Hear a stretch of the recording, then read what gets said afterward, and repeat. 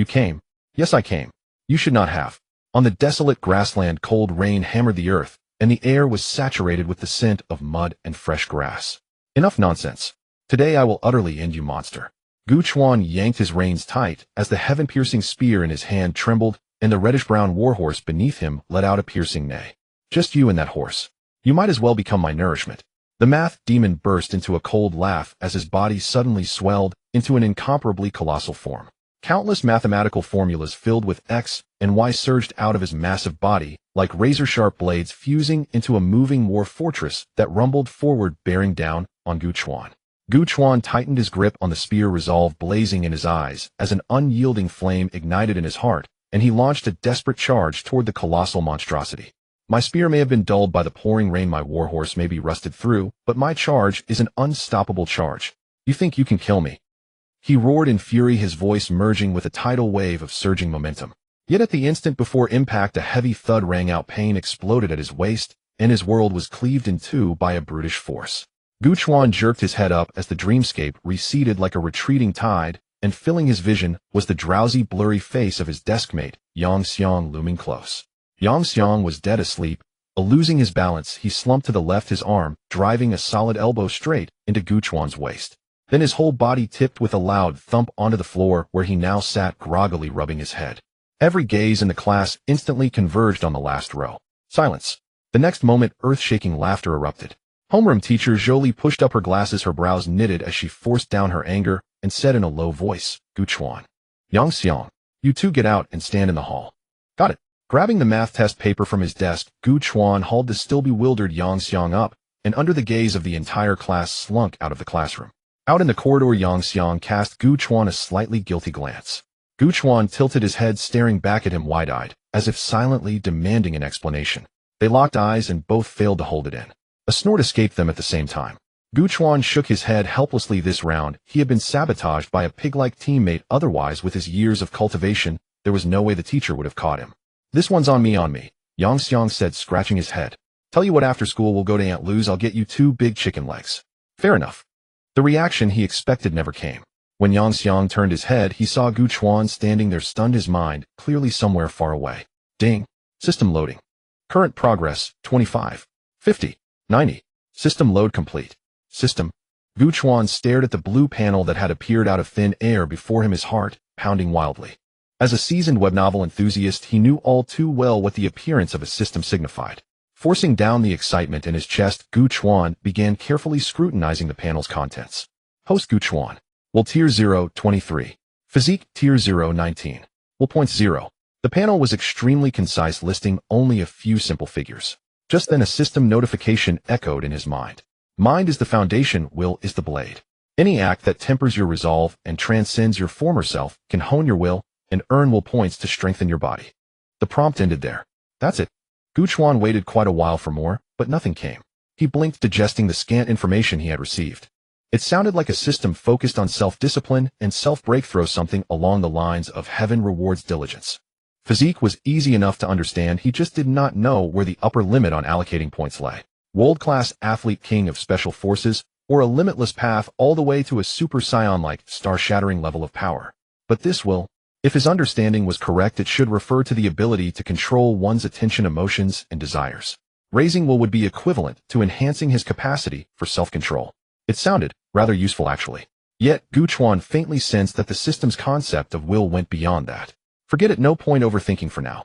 The priority at the moment was to obtain some will points and experience what adding points felt like. He studied the panel carefully, but unfortunately, after explaining the basic functions, the system voice had vanished, issuing no concrete tasks.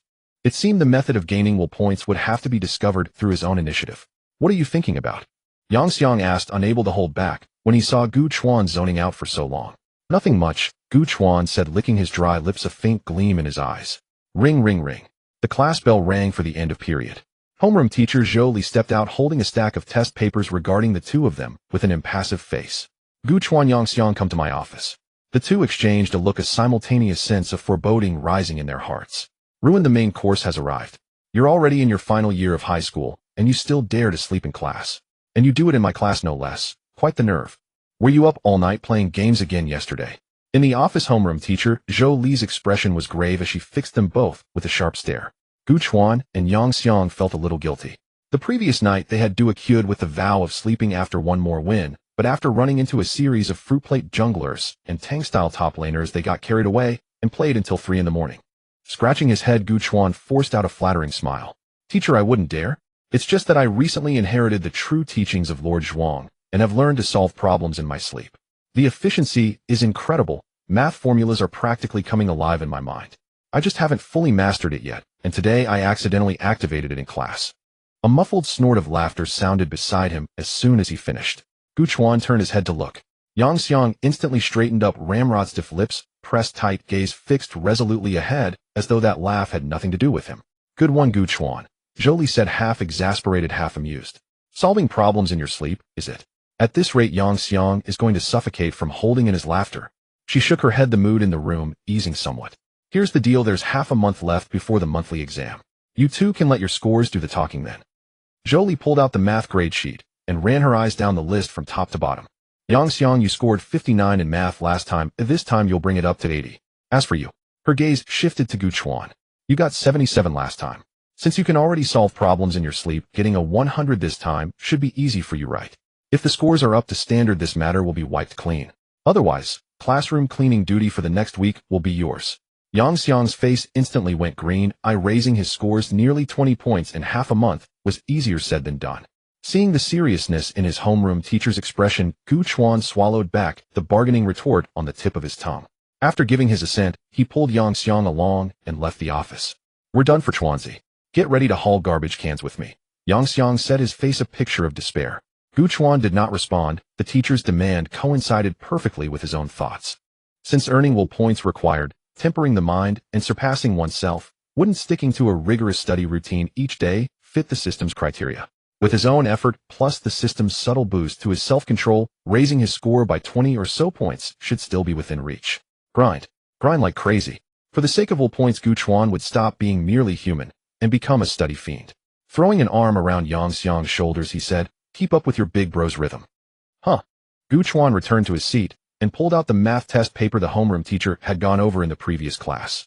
The second period in the morning was Chinese, taught by a rather laid-back middle-aged teacher who always focused on his own lecturing and was quite tolerant of the students' little distractions below the podium. Gu Chuan's Chinese grades were about the same as most people's, steadily hovering around 100 out of 150, not enough to drag the class average down. So he decided to devote this period entirely to attacking math.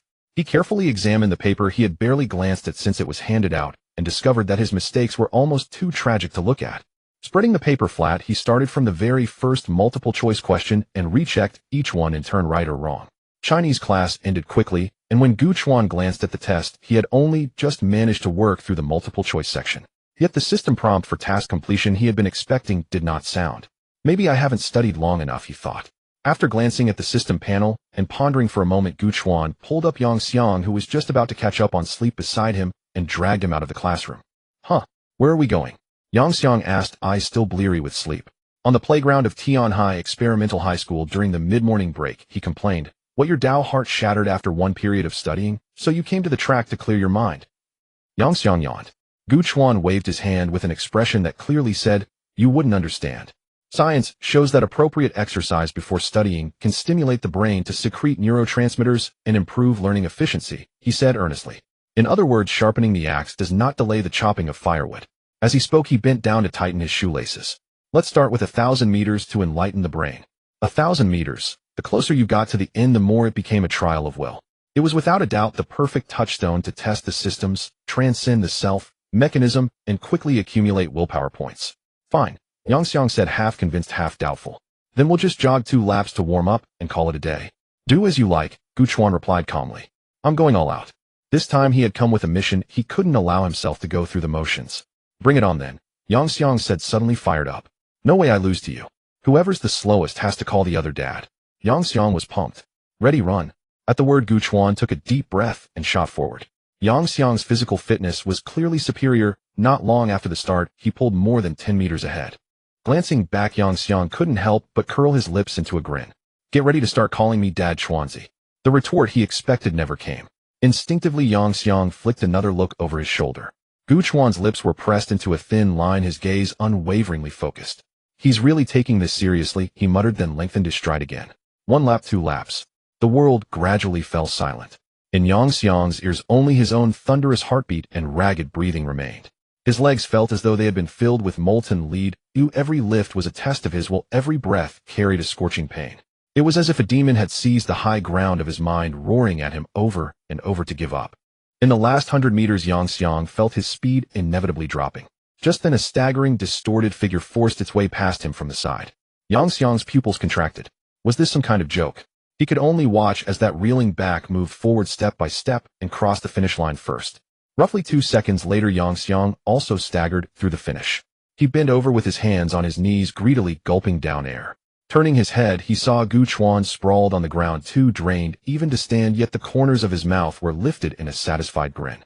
By overcoming bodily resistance and transcending the self, you have completed a 1,000-meter run. Willpower points 2. As the prompt chimed in his mind, the willpower points he had been longing for finally entered his account. Gu Chuan had won, and at the same time had once again confirmed that the system truly existed and was not some baseless illusion conjured in his mind. As long as he kept at it and constantly surpassed himself, he could use it to gain willpower points, strengthen himself, and go see a different kind of scenery. From then on, the sky would be boundless for birds to soar, and the sea vast for fish to leap.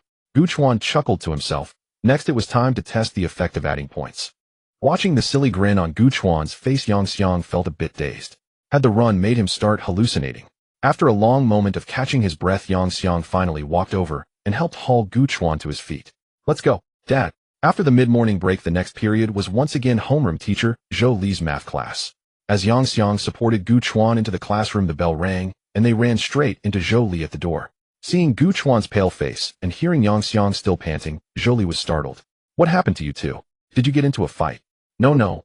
Yang Xiang waved his hands frantically. Teacher, we just went for a run to strengthen our bodies so we can serve our studies better. Run? Zhou Li's gaze swept over Gu Chuan several times, full of doubt. What kind of run could leave someone like this? Other people came back from the track, barely breaking a sweat. He looked as though he had barely made it back alive. Could the pressure from the monthly exam target she had set be too much? But she had only just given them the assignment. There's some glucose in the office. Go make a drink and have some, Zhou Li said. No need, a short rest will be enough. Watching the two of them walk back to their seats, Zhou Li pondered inwardly whether she should lower their exam expectations a little. Back at his seat, Gu Chuan felt a little better. He borrowed some tissues from Lu Yingying at the desk in front to wipe off his sweat, then handed a few to Yang Xiang. His body was abnormally exhausted, but his spirit was unusually high. 2 willpower points, just enough to add 1 point to each attribute. Now it was time to experience the system's divine power. System allocate points. Gu Chuan fixed his gaze on the panel and willed it to move. Willpower points 2-1. Physique tier 0 19, tier 0 20. At the instant the willpower point vanished, a warm current rose from his lower abdomen and quickly coursed through his limbs. The soreness accumulated during the run felt as though warm water were gently flowing over it, easing it away. Gu Chuan subconsciously clenched his fist, and his knuckles gave a crisp crack. He could feel it clearly. His strength had increased. Gu Chuan was astonished. The effect of adding points was quite pronounced. He just didn't know how great the growth would be over time. Would it be linear or exponential? The system provided no concrete data. He would have to explore all of it on his own. Gu Chuan looked at the single remaining willpower point and forced himself to suppress the excitement in his heart. He decided to save the opportunity to add another point for evening self-study to experience how an increase in willpower would change his state while learning. Besides that, he needed to draw up a schedule for obtaining willpower points in a sustainable way. Pulling his thoughts back, Gu Chuan glanced at Zhou Li lecturing passionately on the podium, then glanced sideways at Yang Xiang. The kid's eyes were unfocused. Who knew where his mind had wandered off to this time? Gu Chuan gave his shoulder a firm slap. Do you really want to end up carrying the trash can on your back? Yang Xiang shuddered, the scare sending a jolt through him, and he was just about to talk back. But then he remembered the exam in half a month, his face immediately twisting into an expression of pained resignation. He slapped his own cheeks twice and forcibly dragged his attention back to the blackboard. In the back corner of the classroom, 2 devout gazes quietly lit up. Class 18 of the senior year, evening self-study. The blackboard was densely filled with various assignments, yet the classroom was filled with whispers. Some students were quietly gossiping about their classmates while others were secretly flipping pages of novels, and of course there were those who were diligently writing, creating a soft rustling sound. Gu Chuan stared at the system panel before him, lost in thought. He had searched online today and found that willpower is primarily related to the brain, especially the prefrontal cortex. Would enhancing willpower mean enhancing intelligence as well? Willpower level 0, 23, level 0, 24. At the moment his willpower increased, Gu Chuan felt as if he was soaring completely immersed in a sea of knowledge. All truths were imprinted in his mind, just like a baby's instinctive sucking motion. Gu Chuan glanced at the math problems on his desk. They were too easy. Just kidding, his body hadn't changed in the slightest. Gu Chuan blinked, his dry eyes filled with doubt. Could it be that the system was unresponsive? But glancing at the panel, his willpower had indeed increased. It made no sense. The physical enhancement was so apparent, yet the enhancement of willpower felt non-existent. Gu Chuan attempted a math problem. Given the function f(x), find a comprehensive problem involving functions and derivatives. By taking the derivative, he quickly established the monotonicity and solved the first part of the question. However, this question was not difficult. He could have done it on his own. Then came the second part, where the difficulty suddenly increased. Gu Chuan carefully observed the conditions given in the problem and began to verify them on a scratch paper. 10 minutes later, Gu Chuan put down his pen, feeling no increase in intelligence unless the enhancement was too minimal to trigger a qualitative change. Alright then, let's take it slow. For now, let's see how long it takes to complete the task.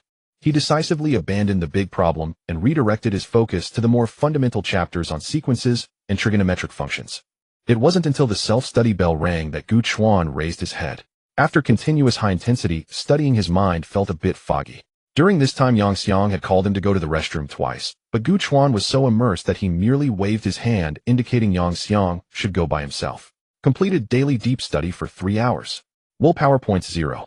5". Hearing the prompt sound, Gu Chuan yawned, finally feeling accomplished.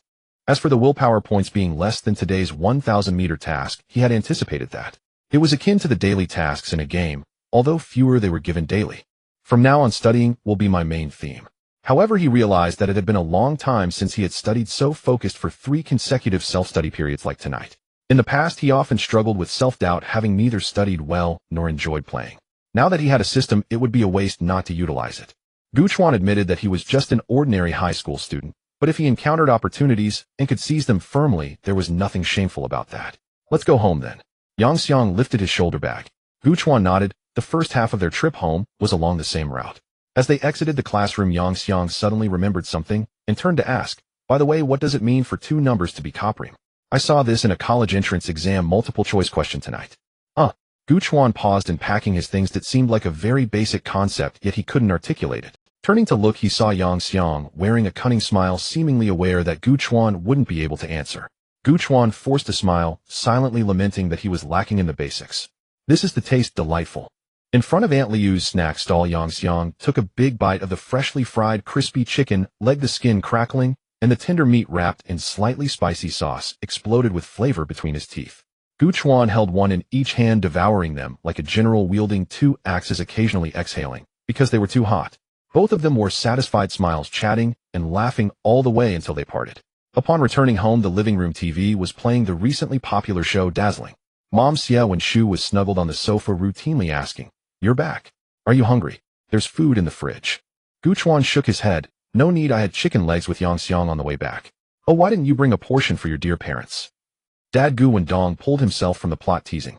Gu Chuan skillfully rubbed his thumb and index finger together. Yang Xiang treated, "As for you too." Gu Wendong jokingly scolded, casually taking out a 50 from his pants pocket and slapping it on the coffee table. "Tomorrow night, 2 portions, add more chili powder." "Got it, I'll make sure to deliver." Gu Chuan happily accepted. In the past, when they picked him up from elementary school, these 2 often ate at street stalls before he came out. However, they always made sure to finish eating before he came out and would tell him that street food was unhygienic, insisting he should eat at home. It wasn't until one time when his mom craved stinky tofu, and the taste lingered so much that Gu Chuan genuinely believed their words. Later on, they simply stopped pretending and asked Gu Chuan to bring some back if he wanted. Not wanting to disturb his parents' world, the 2 washed up and returned to their own rooms. Gu Chuan lay on his bed, contemplating how to earn more willpower points. His phone notification rang. It was a message from Yang Xiang. "Are you playing?" Gu Chuan hovered his finger above the screen. "Not playing anymore." He thought for a moment and decided not to play. Perhaps resisting the temptation of games could also earn him willpower points. Alright. Yang Xiang quickly sent a silly meme, seemingly confused, but not asking further. Resisting the temptation of games, willpower points 0. 5". The prompt sound arrived as expected, and Gu Chuan raised his eyebrows, revealing a smile of realization. It seemed that many choices in life requiring self-discipline could be recognized by the system, thus expanding the methods to earn willpower points. Preparing to put down his phone and sleep, a news alert suddenly popped up. National Space Administration tonight, from 2:30 to 0:40 the next day, there will be high-altitude atmospheric observation experiments in some northwestern regions, which may lead to temporary communication disruptions in certain areas. Citizens need not panic. Another nighttime experiment. This is the third time this month, right? He instinctively clicked on the details page. The announcement was formally worded and almost identical to the previous two.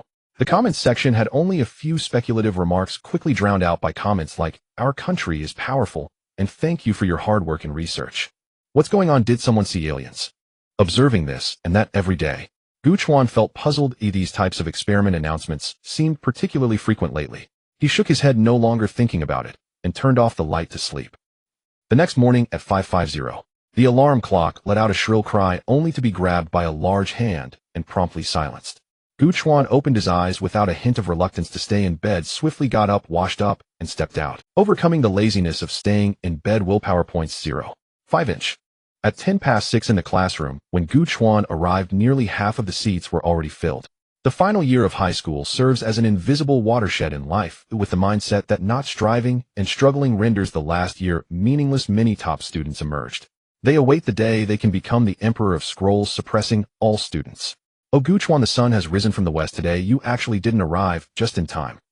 Lu Yingying, sitting in front, turned her head and adjusted her glasses. Her bun hairstyle made her look playful and clever, her fair face tinged with a hint of blush. She felt a bit puzzled. Gu Chuan, who usually arrives right on the dot today, came so early. Could it be he stayed up? Thinking of this, Lu Yingying looked at Gu Chuan with suspicion, as if trying to see the unique excitement of an all-nighter on his face. "Couldn't I have come early for studying?" Littling, it's not good to look at people through colored glasses. Gu Chuan dropped his backpack and leaned back in his chair.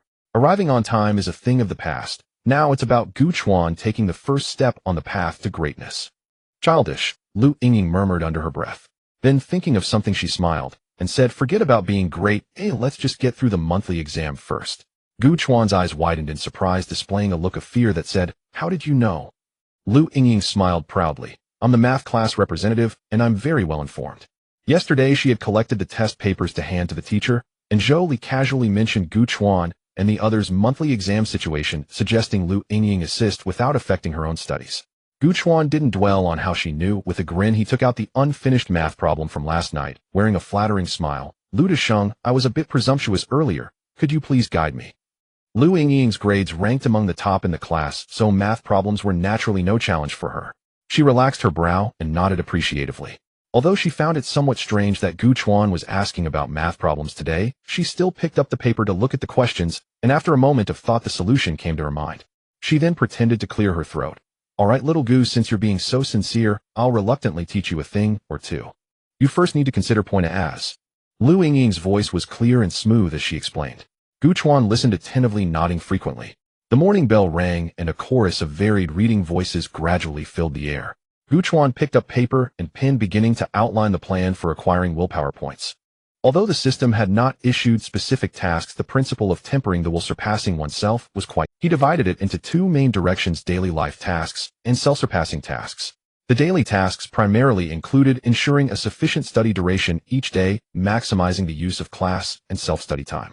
Secondly, it involved maintaining regular exercise. He could refer to the training method of One Punch Man, doing 100 push-ups, sit-ups, and squats each day, along with a 10-kilometer run. Of course, he was nowhere near that intensity yet, and could only start with a third or half of the task volume.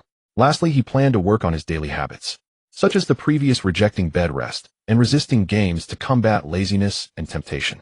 There was still a lot of room for improvement, like controlling oil and sugar intake and giving up certain study materials. As for the self-surpassing tasks, from the willpower points gained during the last 1,000 meters, it seemed that these types of tasks offered higher rewards and a broader range of formats. For instance, continuously challenging longer distances or heavier loads, or forcing oneself to concentrate on studying in a noisy environment, or actively facing certain psychological fears, such as acrophobia. The forms were diverse. The core goal was to break through one's previous limits. Writing this, the goals also became clear. Gu Chuan put away his plan and then picked up a math practice book to start working. Today's tasks had just begun. When does a person suddenly become diligent? Perhaps it's after experiencing significant changes or being pushed forward by life's pressures. Or maybe it's when a grand goal is broken down into smaller steps, allowing one to see their footprints with every step taken along the way. The latter resembles a gaming adventure. Every completed task is experience for leveling up, continuously proving that effort is effective. The next morning the alarm clock rang precisely at 4 o'clock. Gu Chuan glanced out the window. The November sky was still pitch dark. Perhaps it was the energy boost from his physical training or the excitement for the future filling his heart. He didn't feel tired at all. Swiftly putting on his running shoes and shouldering his backpack, he headed towards the park. Following yesterday's plan, he started with a third of the training volume. After a simple warm-up of high knees, he moved on to push-ups, sit-ups, and finally a 3-kilometer slow run. His lungs felt like they were about to burst, his throat tasted sweet and metallic, and his legs felt heavy. He gritted his teeth and forced himself to reach the finish line. Finally, the horizon began to show a hint of dawn. Gu Chuan staggered over to a park bench and collapsed onto it without a care. Daily exercise completed. Willpower points 0. 5-inch achievement unlocked. The park at 4 a.m. Evaluation. Have you ever seen a park at 4 a.m.? I have.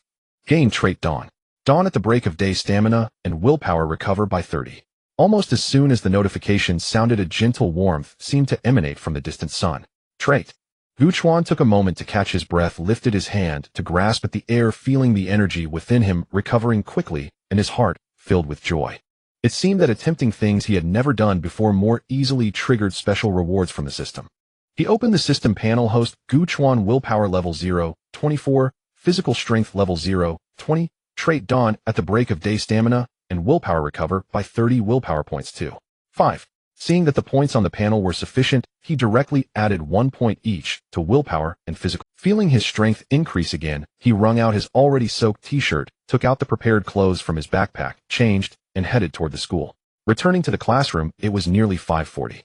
The lights were on, and someone was studying. Gu Chuan walked in to find it was Cheng Nian, who usually ranked first in the class.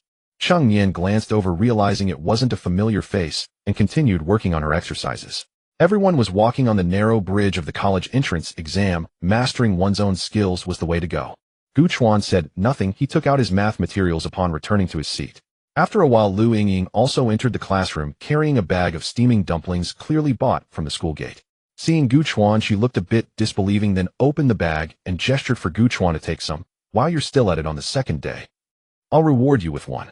Gu Chuan didn't hold back, stuffing one into his mouth, mumbling, delicious.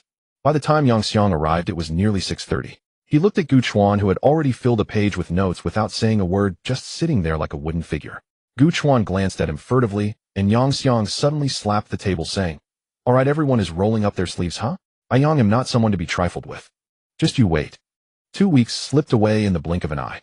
Yang Xiang leaned back in his chair, gazing wistfully at his test paper. Gu Chuan, tomorrow's monthly exam. Is it making you nervous? Nervous? Gu Chuan replied with a grin. I'd face pressure heat in even without a single bean. I'm utterly unburdened. Uffed. Bet you break into a sweat just from one basic attack. Yang Xiang scoffed dismissively. Gu Chuan said nothing more, instead turning his attention inward to his system interface. Host Gu Chuan. Willpower tier 0, 35. Physique tier 0, 32. Traits: resilience increases physical endurance by 20. Dawnlight restores 30 stamina, and willpower at daybreak flow state slightly enhances perception during deep concentration. Willpower points 1. Over the past 2 weeks, Gu Chuan had maintained a disciplined routine of physical training and academic study. Resilience had been earned when he first broke through the 5-kilometer threshold. Flow state emerged from a late-night self-study session where he lost himself entirely, achieving quite serendipitously the contemplative milestone. Thanks to steady investment in physique, the contours of his arms grew gradually defined, no longer the slender, fragile frame he'd once possessed. In willpower too, he began sensing tangible shifts. His logical reasoning sharpened noticeably. When tackling mathematical derivations, he could often intuit the subsequent steps simply by following the logic of the first few. His memory likewise strengthened markedly. Short classical poems required only 3 or 4 readings for flawless recitation. Even longer texts like the Peach Blossom Spring, which he'd never encountered before, could be largely memorized within 15 minutes. Moreover, distractions during study dwindled significantly, allowing him deeper, more sustained focus. Yet even with systemic support, 2 weeks remained too brief, sufficient only to intensively reinforce select weak areas. High school senior exams demanded comprehensive mastery, a tightly woven knowledge network, and several unrevised blind spots still lingered at their pre-study level. At that moment, Lu Yingying turned upon hearing the commotion, her tone earnest and weighty. You too must rise to the occasion on this monthly exam. Don't let your master's tireless guidance over these past 2 weeks go to waste. Yang Xiang, review my highlighted notes one last time. Scoring 80 is well within reach. She then turned to Gu Chuan.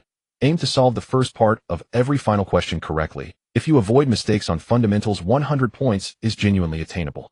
Finally, she folded her arms, feigning sternness. Should you end up carrying trash bins again, don't dare claim you were ever disciples of the Lu sect. Gu Chuan's gaze hardened as he nodded solemnly. Rest assured, if it comes to that, I'll proudly declare myself a disciple of the Ying sect. Lu Yingying. December's monthly exam arrived, some brimming with anticipation, others cloaked in gloom. Inside the examination hall, the bell rang, and Gu Chuan bowed his head to begin. Question 1, Question 2. He dispatched the foundational problems swiftly, not only due to recent intensive practice, but also because enhanced willpower lent his mind exceptional clarity, accelerating mental calculation. By Question 8, the multiple-choice capstone, the difficulty surged sharply.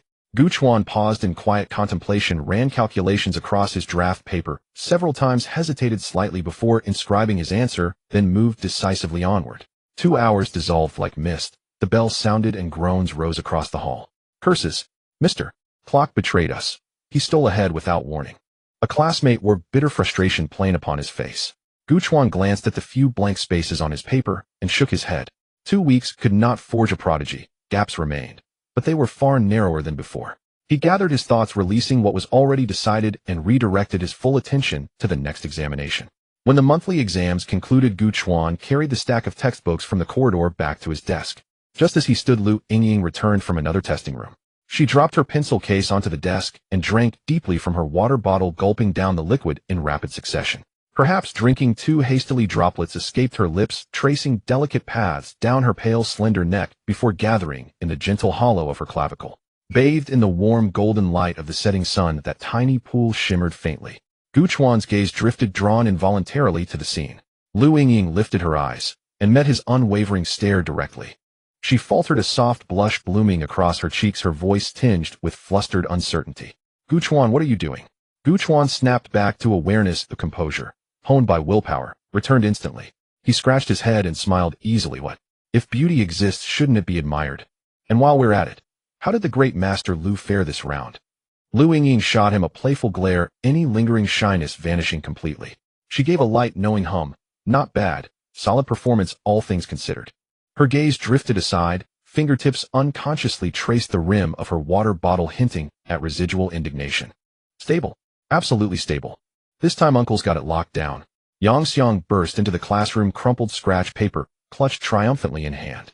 80 on math, guaranteed. He slung an arm around Gu Chuan's shoulders, radiating confidence. So certain. Careful, you might capsize in a puddle, Gu Chuan teased. You're cursing me now, eh? Yang Xiang waved him off like an annoying fly. Then, spotting Lu Yingying nearby, instantly transformed into a tearful, reverent supplicant. Master Lu, your highlighted notes saved me, my eternal gratitude. Tonight, extra chicken legs for you. Lu Yingying glanced briefly at Gu Chuan, then turned to Yang Xiang, a subtle smile, lifting one corner of her mouth. Fine. Remember your teacher's grace. Just sprinkle extra sesame seeds on mine. The rhythm of senior year moved swiftly, and teachers graded even faster. The following afternoon, homeroom teacher Zhou Li entered the classroom, arms laden with stacks of math answer sheets. Her expression remained impassive, revealing nothing of her inner state. Results for this math exam are in, and frankly they surprised me. She set the papers down, her gaze suddenly sharp and piercing.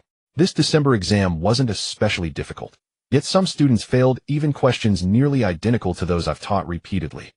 What exactly have you been listening to in class? Is senior year meant for complacency? Zhou Li's incisive gaze swept across the room. Several students instinctively lowered their heads. Silence thickened, holding just long enough to achieve its intended effect, before her tone softened.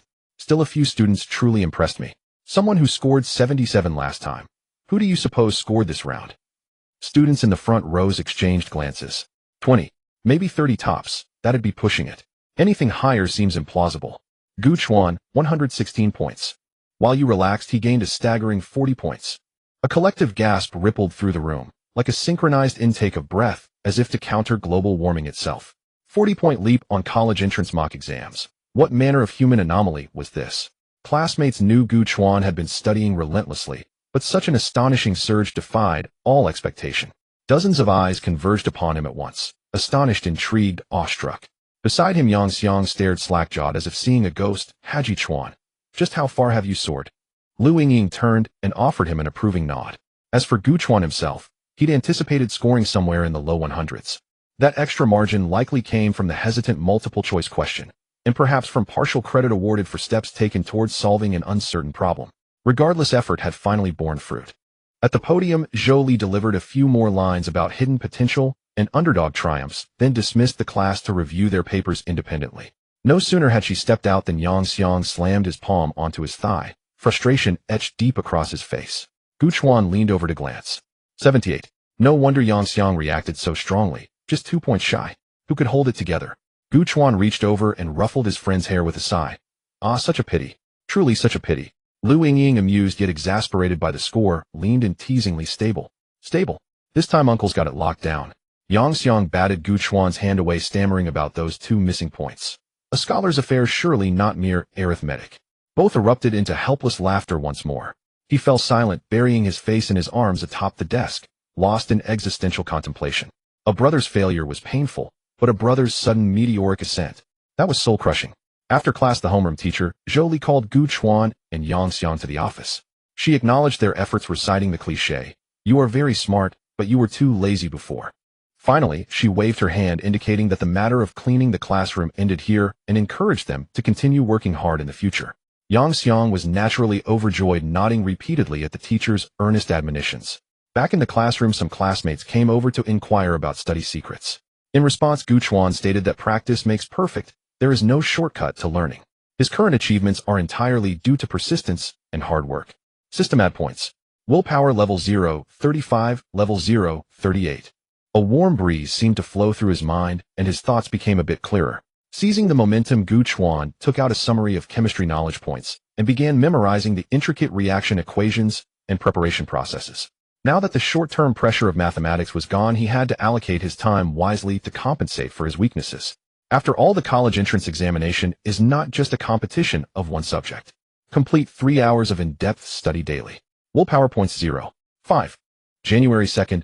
Clear weather. Willpower points gained 3. Today's study and exercise tasks completed. Today's harvest, a continuous study of 6 hours on physics. College entrance exam. Past papers completed. A set of physics mock exams in the KTV room. The system confirmed the task completion. February 7th. Cool weather. Willpower points gained 2. Today's study and exercise tasks completed. Today's harvest, 2nd place in class. I surpassed Lu Yingying's total score. Her face flushed as if she couldn't believe it, muttering softly that he was the talent brother. Actually, it's still the same saying: persistence and hard work. School has started. Winter vacation, the last winter break of high school. Yang Xiang's score has also surpassed 490.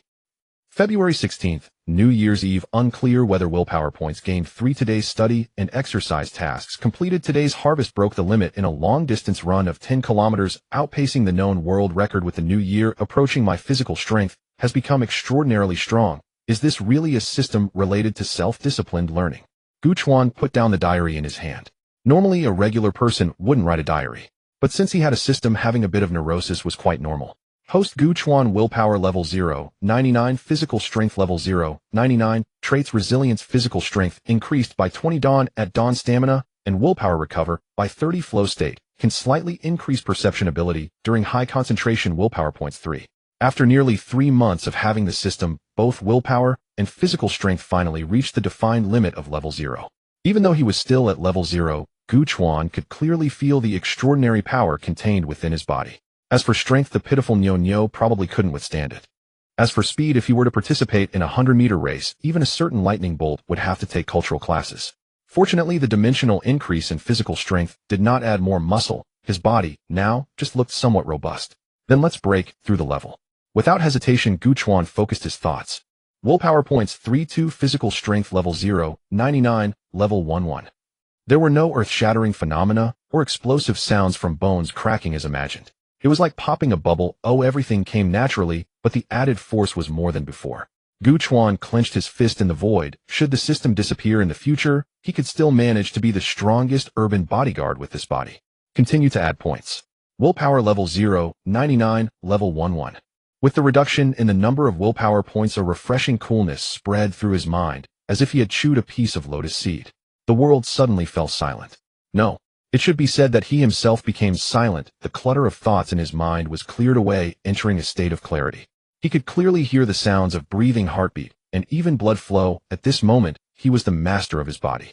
However, in just a few seconds that strange state vanished without a trace. Gu Chuan smacked his lips, reminiscing about the feeling he had just experienced.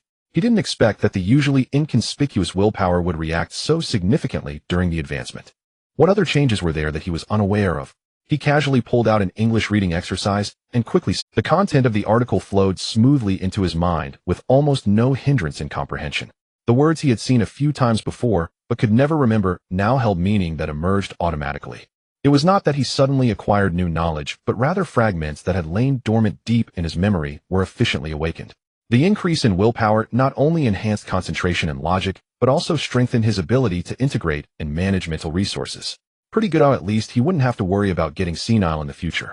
Hey Chuanzi, are you hatching eggs in there? Come out and set off fireworks. Gu Chuan hurried down. A familiar voice called out, and Gu Chuan turned to look out the window. Yang Xiang and Lu Yingying were waiting for him downstairs. With both physical strength and willpower advancing, it was time to relax a bit. Coming, Gu Chuan responded, putting on his coat and heading downstairs. The southern winter night was not too cold. Yang Xiang simply wore a gray turtleneck sweatshirt and black sweatpants, paired with mint green sneakers. Lu Yingying, on the other hand, changed her style. She no longer wore her hair in a bun, and her long hair flowed smoothly over her shoulders. Over it, she wore a well-tailored black blazer paired with a plaid skirt and a beige scarf around her neck, looking fresh and artistic. Yang Xiang greeted Gu Chuan with a punch on the shoulder. You brat, I could smell your scholarly aura before I even got close. You've become obsessed with studying, haven't you? Today I'm going to emulate the ancients by setting off firecrackers to drive away the demons for you. Lu Yingying stifled a smile beside them, saying, Yang Xiang, show some respect. This is the future Gu Wang, currently second in class with an unlimited future ahead of him. Gu Chuan grinned. Enough, let's go set off fireworks. By the way, where are the fireworks? Why haven't I seen the... Yang Xiang and Lu Yingying exchanged smiles and pulled out a few boxes from their pockets. Fairy sticks, spinning fireworks, and black spider firecrackers. Seeing Gu Chuan a bit dazed, Yang Xiang rolled his eyes. You really have floated away, or just watching fireworks is enough? Don't even think about playing with my spinning fireworks otherwise. What you just said? Gu Chuan pretended to grab the black spider firecracker. If it doesn't explode, it just means you're fast enough to run away.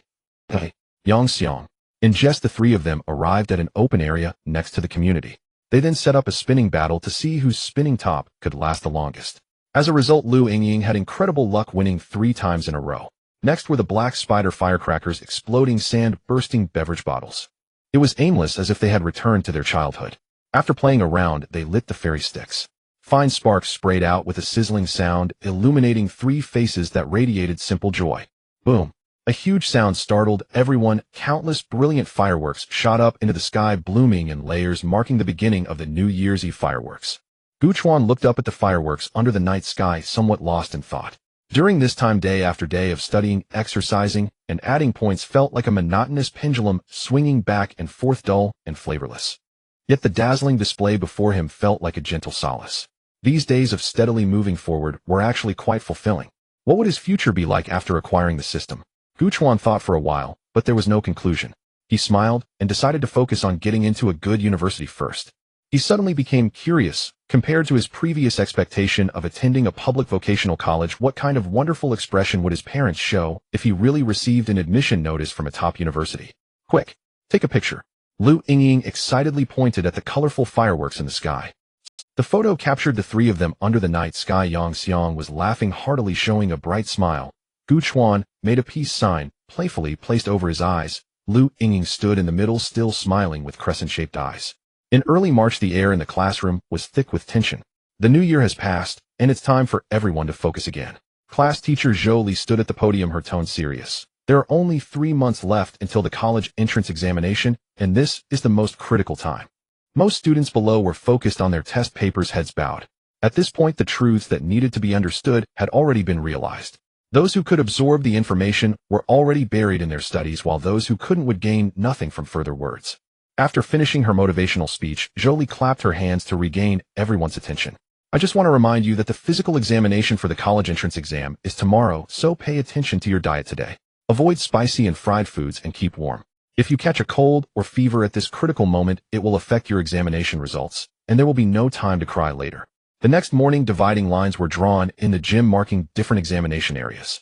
Students held their forms and lined up in long queues before each examination. Which item do we do first? The lines all seem about the same length. Yang Xiang peeked around. Let's start with vision tests. Gu Chuan glanced around. Leave the blood test for last. He wasn't afraid of the blood draw, he just found it inconvenient to continue with other items after having to press a cotton swab.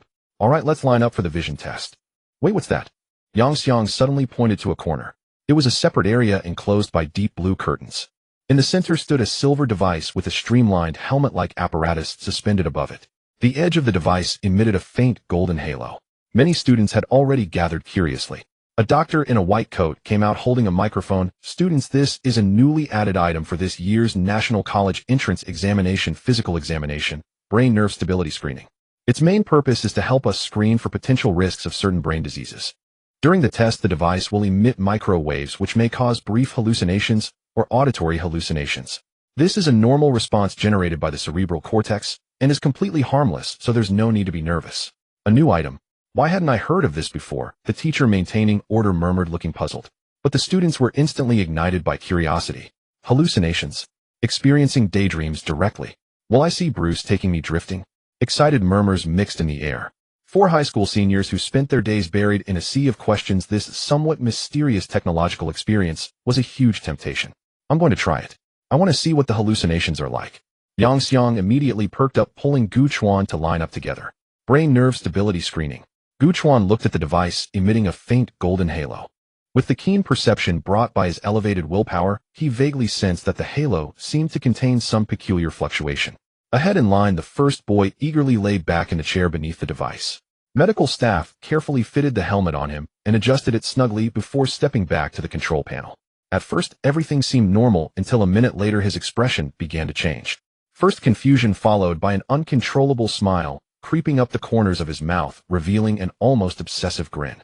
His hands slowly lifted into the air as if to embrace some treasured object. The doctor operated at the control panel and the device's glow gradually dimmed. When the boy was helped up, he still appeared a bit dazed.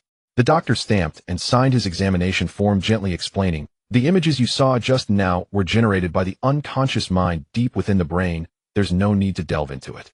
The boy nodded, took his examination form, and walked away, still wearing a look of confusion. This slightly eerie scene only sparked more curiosity among the others.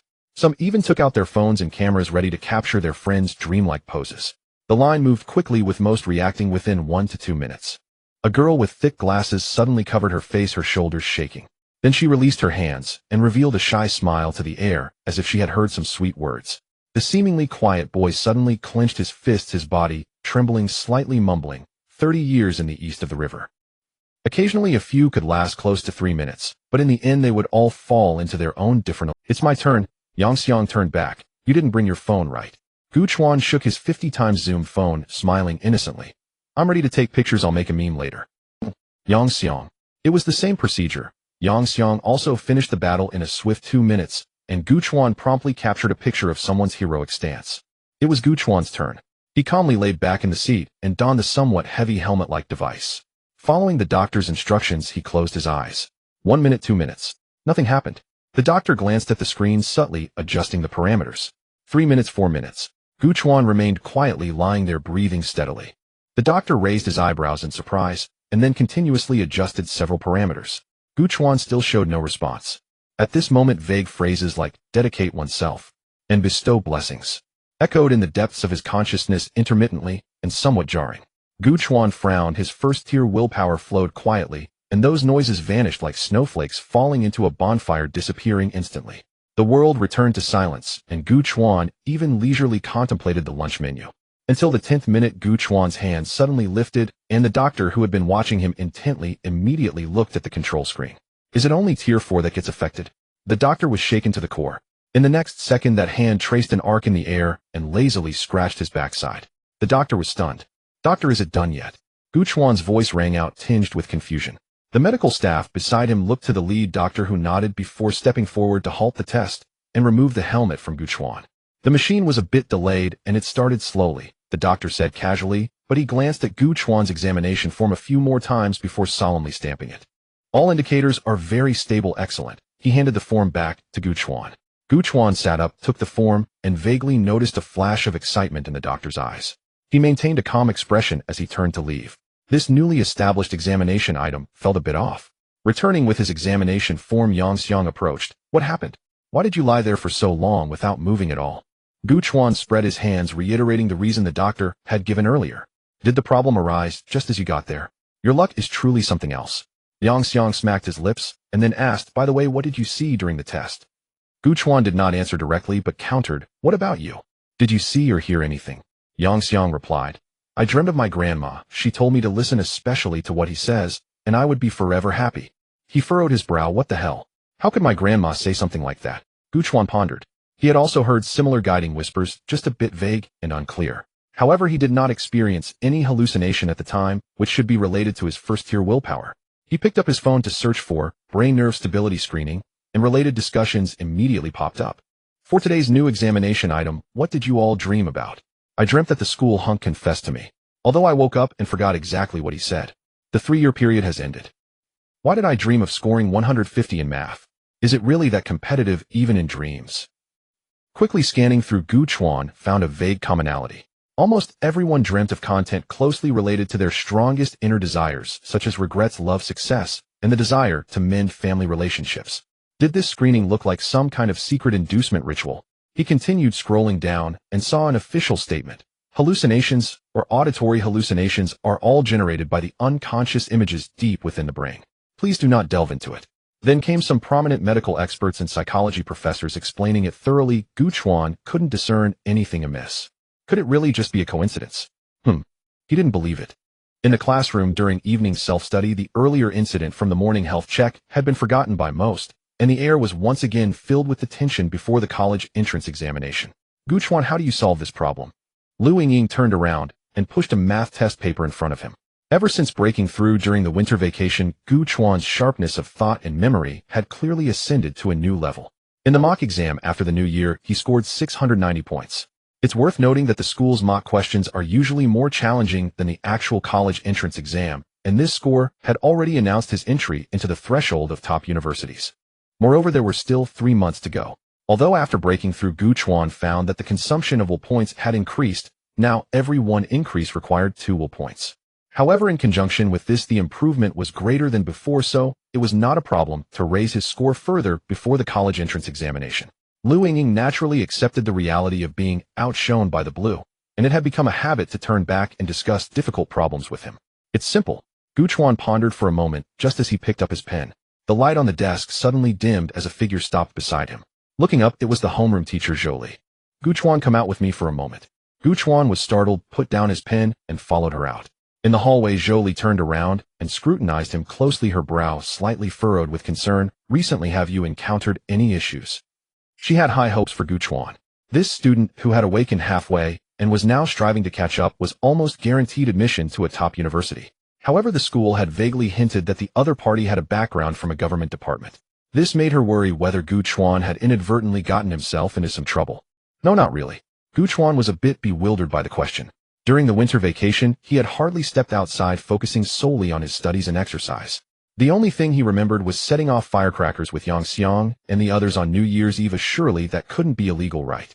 That's good to hear. Zhou sighed in relief and gestured toward the staircase. You need to go to the office on the right side of the 5th floor. Whatever they ask you inside, just answer truthfully. She paused and lowered her voice slightly. Maintain a proper attitude and take it seriously. Gu Chuan walked up to the 5th floor, filled with doubts. The office door was tightly closed, and he raised his hand to knock. Come in. A steady male voice came from inside. Upon entering, the room was spacious, filled with several desks, most stacked with subject materials or miscellaneous items. Only one desk was clean and tidy, clearly just organized. The man sitting behind it appeared to be in his 40s, sitting upright with sharp facial features, but he had pronounced dark circles under his eyes. Upon seeing Gu Chuan, his stern face immediately softened, and he pointed to the chair opposite him. You must be Gu Chuan, please have a seat. Gu Chuan nodded and sat down. The man took out a black identification card from his pocket and gently pushed it in front of him. On the card, a line of silver letters was clear and striking: National Abnormal Affairs Bureau. Let me introduce myself. The man interlaced his hands on the table. I am Zhuo Min, the head of the strategy team at the National Abnormal Affairs Bureau, affiliated with a national secret unit responsible for handling supernatural events. Gu Chuan's heart skipped a beat. The health check indeed had issues, and now they were directly approaching him. Zhuo Miyuan's voice remained steady. The reason for contacting you is precisely due to the neural stability test from this morning. Actually, the machine used for the test contains a fragment of a divine core from a certain deity. Divine core fragment. Gu Chuan was taken aback, or were they no longer even pretending? It sounds unbelievable, but deities do exist. Zhuomiyuan's tone showed no fluctuation, as if he were discussing the most ordinary matter. However, they are not quite like the mythical image you imagine bestowing blessings upon all. He looked at Gu Chuan, squinting slightly. What exactly is different? Is currently bound by confidentiality regulations, and I cannot disclose it to you. You only need to know that ordinary people who come into contact with divine fragments will see twisted projections of their inner desires. Only those who have broken their limits of will can resist this kind of erosion. In the test where the fragment broke through the 4-level seal, you showed no reaction, which proves that your willpower has surpassed the limits of ordinary people. Zhuomiyuan's tone was serious. You broke through naturally without specialized training. Gu Chuan, you are a born extraordinary individual. Extraordinary individual. Another unfamiliar concept was introduced, and the secret of his willpower breaking through a level was unveiled. Had the system been exposed? No, it was that he had gotten himself entangled in another world. Gu Chuan remained silent for a while, then raised his head. So what is the purpose of finding me? The country needs you, Gu Chuan. Zhuomian replied directly. Join us, and become a part of the fight against the deities. But I have a few months until the college entrance exam. Zhuomiyuan seemed to have anticipated this. Any university in the country has a designated admission quota for urgent special talents needed by the state. Tsinghua Peking University or Fudan University, you can choose. Although it is only nominal, all academic records and documentation will be real and valid, and there will be no issues whatsoever. We will also have dedicated personnel communicating with your school and parents to arrange proper explanations. Your classmates and family will only know that you have gone to a top university for further study. Moreover, during the training period, you will receive a monthly basic allowance of 200 yuan along with corresponding welfare guarantees. This is just the beginning. Once you complete the training and officially participate in missions, your treatment and privileges will significantly increase. Gu Chuan's fingers unconsciously drummed on his knee. It sounded appealing, but he understood that there was no such thing as a free lunch in this world. Fighting against deities. Such generous conditions, such an urgent recruitment, even seemed to carry an implication of not being able to refuse. The situation seemed a bit grim. All right, then see you tomorrow. At the crossroads, Yang Xiang waved his hand. As the night deepened, the two gradually walked in different directions. After returning home, Gu Chuan sat in front of his desk, illuminated by a warm-colored desk lamp. A plain white business card lay quietly. It only had a name and a string of numbers, yet it seemed to bear the weight of another world. Zhuomiyuan's words from the evening self-study still echoed clearly in his mind. Fighting against deities, breaking will limits, extraordinary. Each word was like a key attempting to unlock an unknown door. What lay behind the door? He did not know, but one thing was certain: it was a world entirely different from the past.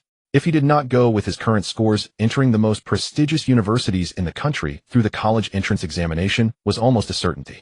With the comprehensive enhancements brought by the system, regardless of whether he chose academia, business, or other fields in the future, he was confident he could achieve accomplishments that ordinary people could hardly reach. The system panel silently unfolded. Host Gu Chuan will level 112, physique level 18. Traits: resilience increases physical strength by 20. Dawn at dawn restores 30 of physical and willpower. Flow state slightly increases perception ability when highly focused. Will points 5. Good system. I see you have thick eyebrows and big eyes. I didn't expect you to drag me into this quietly.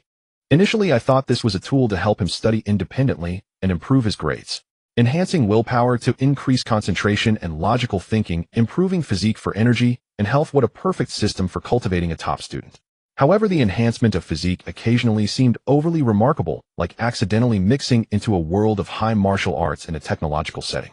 But now it seemed he had underestimated the complexity. But hadn't he already made up his mind? He picked up his phone and dialed the number on the business card. The phone rang only once before being answered. Team leader Zhuo, it's me, Gu Chuan. Have you made your decision? Zhuomiyuan's voice came through the receiver, still steady. Yes, I will join. Very well. Zhuomiyuan replied. 3 days later, someone will come to pick you up. Just be prepared. So is it okay to choose Peking University for school A? Of course. Zhuomiyuan paused, then Comrade Gu Chuan. Welcome aboard. At dawn the next day, the alarm clock rang precisely at 4:30 am. Gu Chuan opened his eyes, washed up, and slipped on his running shoes, just as he had done every morning for the past 3 months. When he returned to the empty classroom, the sky was just beginning to blush with the first pale light of dawn. Gu Chuan stood at the doorway, his gaze slowly sweeping across the familiar room. His homeroom teacher's hypnotic math lectures, Yang Xiang's surreptitious snacks passed across desks during class, and Lu Yingying's sparkling eyes as she explained problems. Yet now he would be leaving early. So early it felt surreal. Upon reflection, however, he had already secured safe harbor ahead of schedule.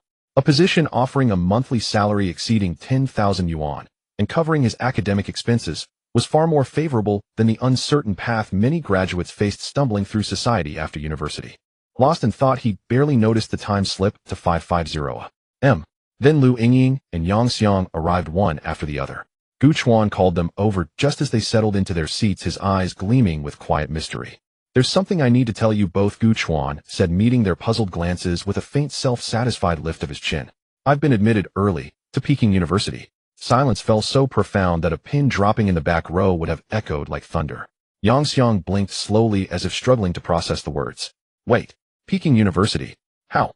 Our school has several special recommendation slots, and mine was one of them." Gu Chuan recited the explanation he'd prepared in advance.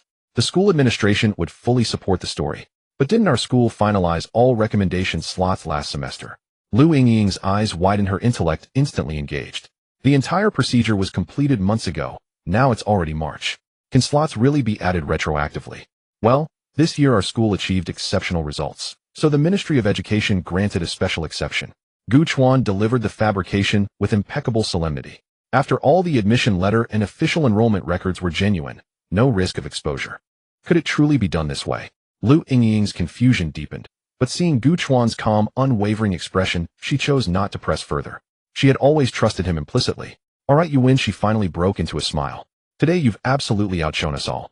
She hadn't imagined it possible. That Gu Chuan who once embodied the philosophy of good enough, who last semester had trailed behind her calling her god of math, with earnest admiration, would now step into China's most elite institution.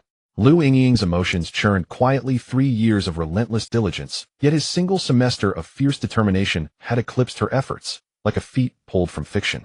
Yang Xiang meanwhile finally grasped the reality, and seized Gu Chuan in a vigorous bear hug. "Chuanzi, you've gone absolutely legendary. Peking University. Peking University." Gu Chuan watched Yang Xiang's excitement eclipse even his own, stirring an unexpected warmth within him. "My major is highly specialized. A joint program between Peking University and a national agency designed to cultivate reserve talent for cutting-edge technological fields. It remains under strict confidentiality for now. In just a few days I'll begin an intensive closed training camp organized by the university, so I won't be staying until the national college entrance examination." At these words, both Lu Yingying's and Yang Xiang's smiles froze mid-expression. Though they'd long known their divergent academic trajectories would likely scatter them across distant skies, the immediacy of parting still struck with quiet sorrow. Youthful emotion, unfiltered and intense, rose like tide. "Oh." Yang Xiang pressed his lips together, paused a moment, then clapped Gu Chuan firmly on the shoulder. "You've really gone full covert ops, haven't you?" His voice softened. "Oh. Still, it's for the nation. That's honorable." Lu Yingying remained silent, simply gazing at Gu Chuan, her eyes shimmering faintly with unshed tears. A pang of bittersweet ache stirred in Gu Chuan's chest, but he suppressed it, swiftly feigning nonchalance. "Come on now, this isn't war at school. No need for farewells worthy of epic tragedy." With a broad sweeping gesture he declared, "What do you want to eat tonight?" "My treat." Lu Yingying sniffled once, then lifted her head, her smile radiant once more. "Hot pot. To celebrate our King Gu's ascension to a new chapter." Yang Xiang reverted to his boisterous self, rubbing his hands together eagerly. "Done. Hot pot it is. We'll feast until you're sore from eating." "Huh. Bring it on." 3 days vanished like breath on glass. Gu Chuan packed his belongings and waited in his room for the person left Mu Yuan had arranged to collect him. A soft smile touched his lips as he recalled the scene just days earlier. His parents' reactions mirroring those of Yang Xiang and Lu Yingying had been equally intense. Though they knew he'd studied diligently since last semester, and his grades had improved dramatically, they'd never asked for specifics, so their expectations lingered somewhere between a provincial key university and the outer rim of top-tier institutions. Peking University. Early admission. His father Gu Wendong sprang upright from the sofa, verifying the news 3 times before accepting its truth. For ordinary families, the names Tsinghua and Peking universities carried almost mythic weight, their students universally regarded as celestial prodigies of academia. Now suddenly told that his own son was a hidden genius, Gu Wendong grew so elated he nearly dragged Gu Chuan back to their rural hometown to host a celebratory banquet on her ancestors, and proclaimed to the entire village the Gu family had produced a Peking University scholar. Watching his usually placid father lose composure utterly moved Gu Chuan, yet also amused him. Repeating the same explanation he'd given Yang Xiang calmed his father down, at least temporarily. The next day, officials from the local education bureau, school administrators, and a Peking University admissions officer, bearing formal credentials, and an embossed gold-leafed acceptance letter arrived at their home. Commendations, congratulations, clarifications. The full ceremonial protocol left his parents' pride overflowing. Yet once the fervor subsided, his mother Xia Wenshu wore a faint lingering concern. What discipline required such extraordinary secrecy? Would he rarely return home now? Ding. His phone vibrated softly. Gu Chuan looked down. Left Mu Yuan's message appeared. They've arrived. License plate ends in 0377. He glanced toward the window, and there it was, a sleek black sedan parked below. With one final lingering look at the room holding over a decade of memories, Gu Chuan closed the door and descended the stairs. A private car for university enrollment. Uncommon indeed. But for personnel entrusted with national-level confidentiality, such privileges were standard. No questions asked, only protocol observed. Outside, his mother Xia Wenshu stood with tear-glistened eyes, repeating gentle admonitions. Take care of yourself. Call often. His father Gu Wendong simply gripped his shoulder hard, his gaze steady, proud, wordless. Then the car glided smoothly down the street, familiar landmarks retreating past the windows, the breakfast stall, where he jogged each morning, the narrow alley he walked home along daily, Aunt Lou's snack cart, fragrant steam curling into the air. All receding, fading into distance. With a quiet exhale, Gu Chuan let go of his last wistful glance, and turned his attention forward toward the man seated in the driver's seat. The man appeared 27 or 28, close-cropped hair, sharp jawline, dressed in a simple striped shirt. Sensing Gu Chuan's gaze, he flashed a relaxed, easy grin. Gu Chuan. I'm Wen Jingran, he said, voice warm and unhurried. From here on we'll most likely stand on the same front, as comrades in arms. High probability. Gu Chuan caught the phrase with keen interest. Yes. Wen Jingran kept both hands on the wheel, his gaze fixed ahead. Every year the trainees who come are those with innate talent. Yet a portion of them stall, just before transcending their limits. If they cannot make that final step, they have no right to stand against the deities. He smiled suddenly, a teasing note in his voice. But team leader was specially sent me to fetch you. That's a first in my experience. His eyes flicked curiosity, edging his tone.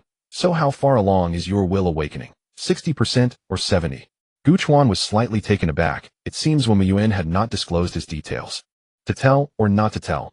Who had ever said one must keep such things secret? Sensing Gu Chuan's hesitation, Wen Jingran nodded. Good, you're cautious. Knowing not to reveal everything is a virtue. Still, once we reach the base, I can just ask team leaders myself. He finished with a whistle, a mischievous smile curling at the corner of his mouth. I transcended the limit. Gu Chuan spoke abruptly. Transcended? Wait, what? When Jingran's easy smile froze, he snapped his head toward Gu Chuan. Seeing his serious face, a tumult rose within him. Transcended naturally.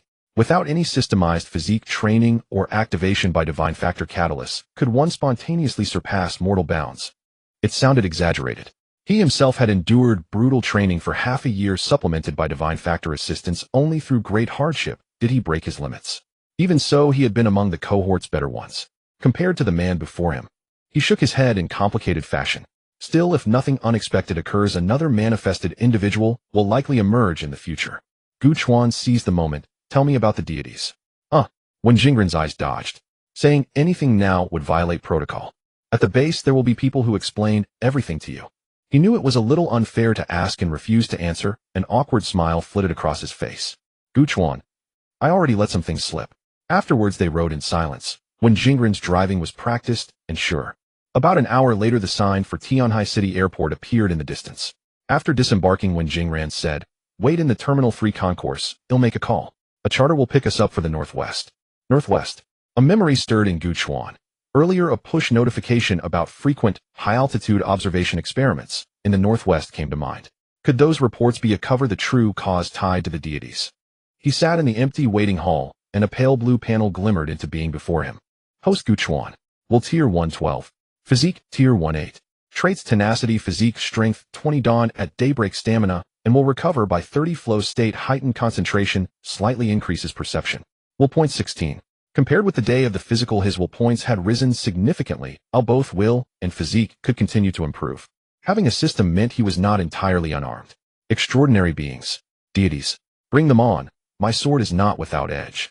Half an hour later, when Jingran waved to him from afar, Gu Chuan followed him through a secluded special passage and boarded the plane. Aside from them, there were 4 or 5 other youths aboard, all seemingly under 20. They regarded Gu Chuan with curious eyes. He took a vacant window seat. These youngsters had likely been selected from across the country for their talent, and how far along their will awakenings were remained unknown.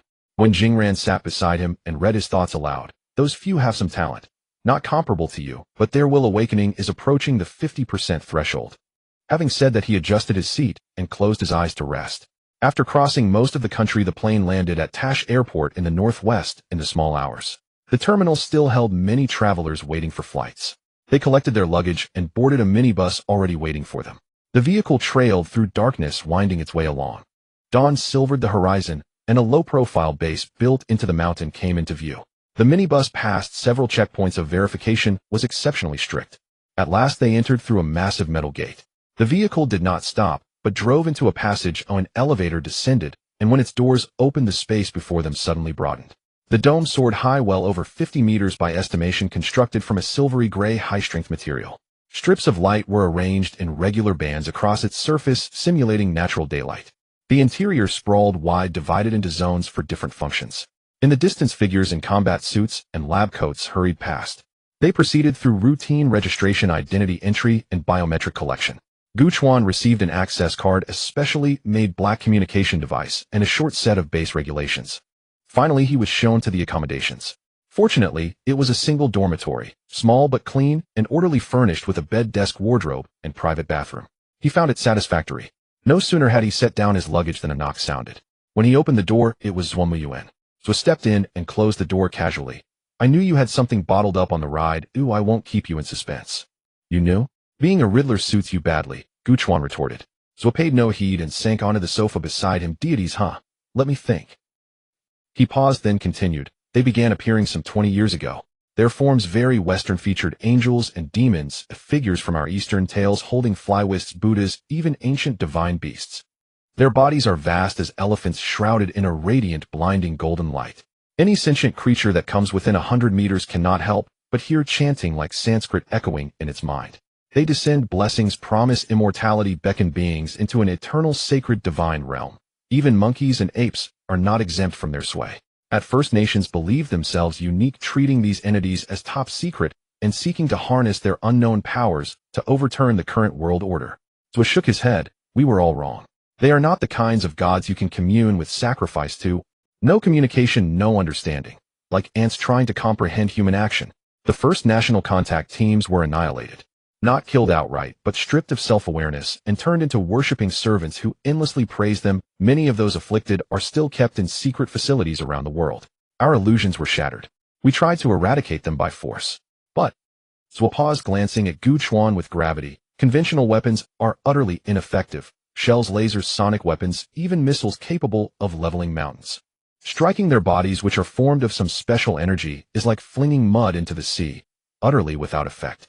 His voice grew hoarse. "We could only fall back and helplessly watch as they drove purple crystals into the earth and performed rituals we could not fathom. Those crystals would transmute into indestructible purple pillars rising from the ground to form forbidden zones. We later named them border pillars. Once a border pillar completes formation, it cannot be destroyed.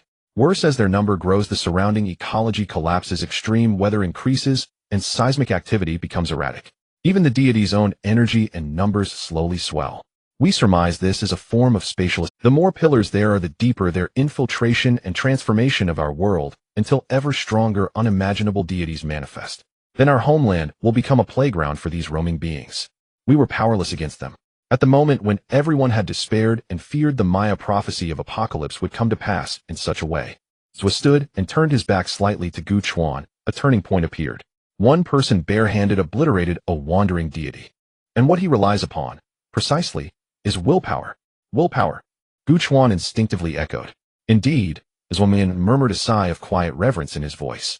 "It turns out that what can wound, or even annihilate, a deity is not any weapon we have engineered, but rather the tempered will of humanity itself. When one channels immense willpower into mortal flesh, even the inviolable divine body may tremble." Subsequent research revealed that while the boundary pillars eroded our world, they simultaneously released a unique factor onto Earth. Under its influence, the willpower of certain individuals began to strengthen gradually, until they grew immune to the deity's sacred chants, and even capable of resisting them. Zhuo turned back to face Gu Chuan squarely. "And so transcendents are those who relentlessly forge both will and physique. Mortals who stand before God's flesh and blood unyielding as a bulwark." Gu Chuan's expression grew complex. Was this the truth of the deities? The world had long since undergone a seismic shift. Most lived atop placid waters, yet beneath the surface currents churned with silent, violent force. Now he too would step into those churning depths. Ha, scared yet? Zhuo Miyuan burst into laughter, his signature under-eye pouches quivering. Too late to back out now. You're aboard the ship, and there's no jumping overboard. Gu Chuan stared momentarily stunned at his narrowed, crinkled eyes. Zhuo Miyuan slumped back onto the sofa, crossed one leg over the other, and spoke with easy nonchalance. You youngsters always bite on that the world crisis demands you alone line. A little dramatic flair, and you come running eager and obedient. Saves me half my breath. A faint twitch flickered at Gu Chuan's temple, his fists clenched almost unconsciously. Swapanda you. He sighed deeply. Still too young, lured halfway across the country by mere word. At least the divine threat was real. No deception, no misplaced brotherhood or misplaced trust. Composing himself, Gu Chuan feigned indifference. Fine then. Seems my intervention isn't needed after all. I'll intervene. Humph. First master your will, then talk. Zhuo Miyuan scoffed without restraint, then rose to his feet. Remember, everything concerning the base and the deities is strictly confidential, non-negotiable law. As for training, someone will fetch you this afternoon. I'm swamped, off I go. At the doorway he paused as if recalling something. Oh, and the special canteen meal on the second floor is worth trying. Just swipe your ID card. A small welcome gift for newcomers. With effortless ease he plucked the ripest apple from the fruit tray, took a loud crisp bite, crunch, and waved farewell as he strode away. Gu Chuan stared at the closed door speechless. Even the welcome fruit got pilfered. Still, he had been traveling all day and hadn't eaten properly. He pulled out the base handbook handed to him upon entry. Zhuo Miyuan had specifically mentioned it. He'd see just how exceptional this meal truly was. Following the map inside, he quickly located the canteen. At the self-service terminal, he swiped his ID card. Moments later, a tray emerged from the dispensing slot, steamed rice, dense and hearty, generous portions of slow-braised beef, and drizzled over all a thick golden sauce glowing with a soft inner luminescence. Gu Chuan chose a corner seat and studied the sauce. Its hue seemed almost unnaturally vivid. Could this possibly be divine blood? Then he recalled Zhuo Miyuan's words, that deities were beings of pure energy, not flesh and blood. Holding his doubt, he scooped a spoonful of rice glistening with sauce and brought it to his lips. The sauce was velvety, redolent of forest herbs and earthy vitality, unfolding in his mouth before dissolving into a gentle, radiant warmth that flowed smoothly into his belly. Gu Chuan nodded. Swapanda's recommendation held weight. Not only delicious, but astonishingly efficient in absorption and conversion. At precisely 2 p.m., a knock sounded at the door. The visitor appeared, early 40s, nearly 6 feet tall, close-cropped hair, clad in sleek black training gear that accentuated every contour of his powerful frame. Gu Chuan. The man spoke, soft-spoken yet resonant and commanding. I'm Qin Wu. I'll oversee your initial training. Today we'll orient you to the base and conduct a baseline physical assessment. He gestured for Gu Chuan to follow, speaking as they walked. The base is divided into 4 primary zones: residential, training, research, and restricted areas. Your current access is limited to the first 2. After traversing several corridors, they halted before a heavy metal door marked Testing Zone. Qin Wu swiped his card and entered. Inside, the space was vast and bathed in cool, even light. Sleek, futuristic devices lined the chamber. Put this on, Qin Wu directed, guiding Gu Chuan toward a helmet-like apparatus. This measures willpower at the transcendent stage, activating latent volition within the body via divine energy resonance. Its principle resembles standard medical diagnostics, but the divine core integration is far more complete. He paused, adding dryly, though accuracy hovers around 95%, 5% margin of error. Gu Chuan donned the helmet. Faint, fragmented whispers soon surfaced in his mind, distant murmuring echoes. Just as the voices sharpened into clarity, the machine powered down. That's enough. Qin Wu removed the helmet and led Gu Chuan aside. Now Qin Wu pointed to a freestanding, impact-testing rig fitted with intricate sensors. Strike the center target with full force. 3 attempts, best result recorded. Gu Chuan stepped forward and threw his punch. Thud. A deep, resonant impact reverberated through the chamber. The display flickered, then stabilized. 5127 kg. Nearly 5 tons of striking force. Your arm's core musculature remained slack. Your scapulae failed to fully engage. Hip and waist rotation reached only half its potential arc. So, Qin Wu turned gaze flat and incredulous. What exactly are you pretending to be? Once willpower transcends mortal limits, it naturally elevates physical capacity and unlocks latent potential for bodily refinement. This is willpower nourishing the flesh, the body strengthening itself to house ever greater volition. Therefore, Qin Wu's voice hardened, no one will dissect you for raw strength. Give me everything. Gu Chuan scratched his head, embarrassed.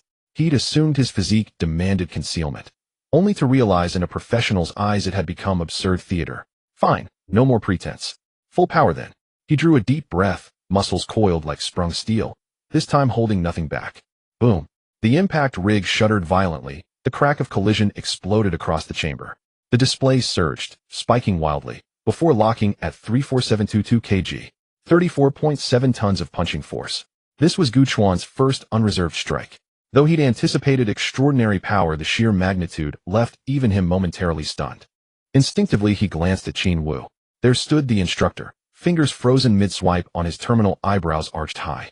Noticing Gu Chuan's gaze, Qin Wu cleared his throat sharply and smoothed his expression. Proceed. Gu Chuan stepped onto a straight, expansive indoor track, its terminus equipped with precision chronometry. 100 meters, full sprint. He crouched at the starting line, toes pressing into the floor. In the next instant he launched, like a panther unleashed.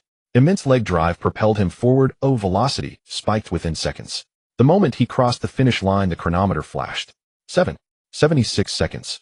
Subsequent tests, baseline endurance and neuromuscular coordination, yielded equally exceptional balanced results across all metrics. When the final assessment concluded, Qin Wu stood silent before the screen, unreadable. Gu Chuan's stomach dropped. His physiology was unmistakably unlike ordinary humans. He offered an innocently disarming smile. Instructor Qin, could the equipment be malfunctioning? You're malfunctioning.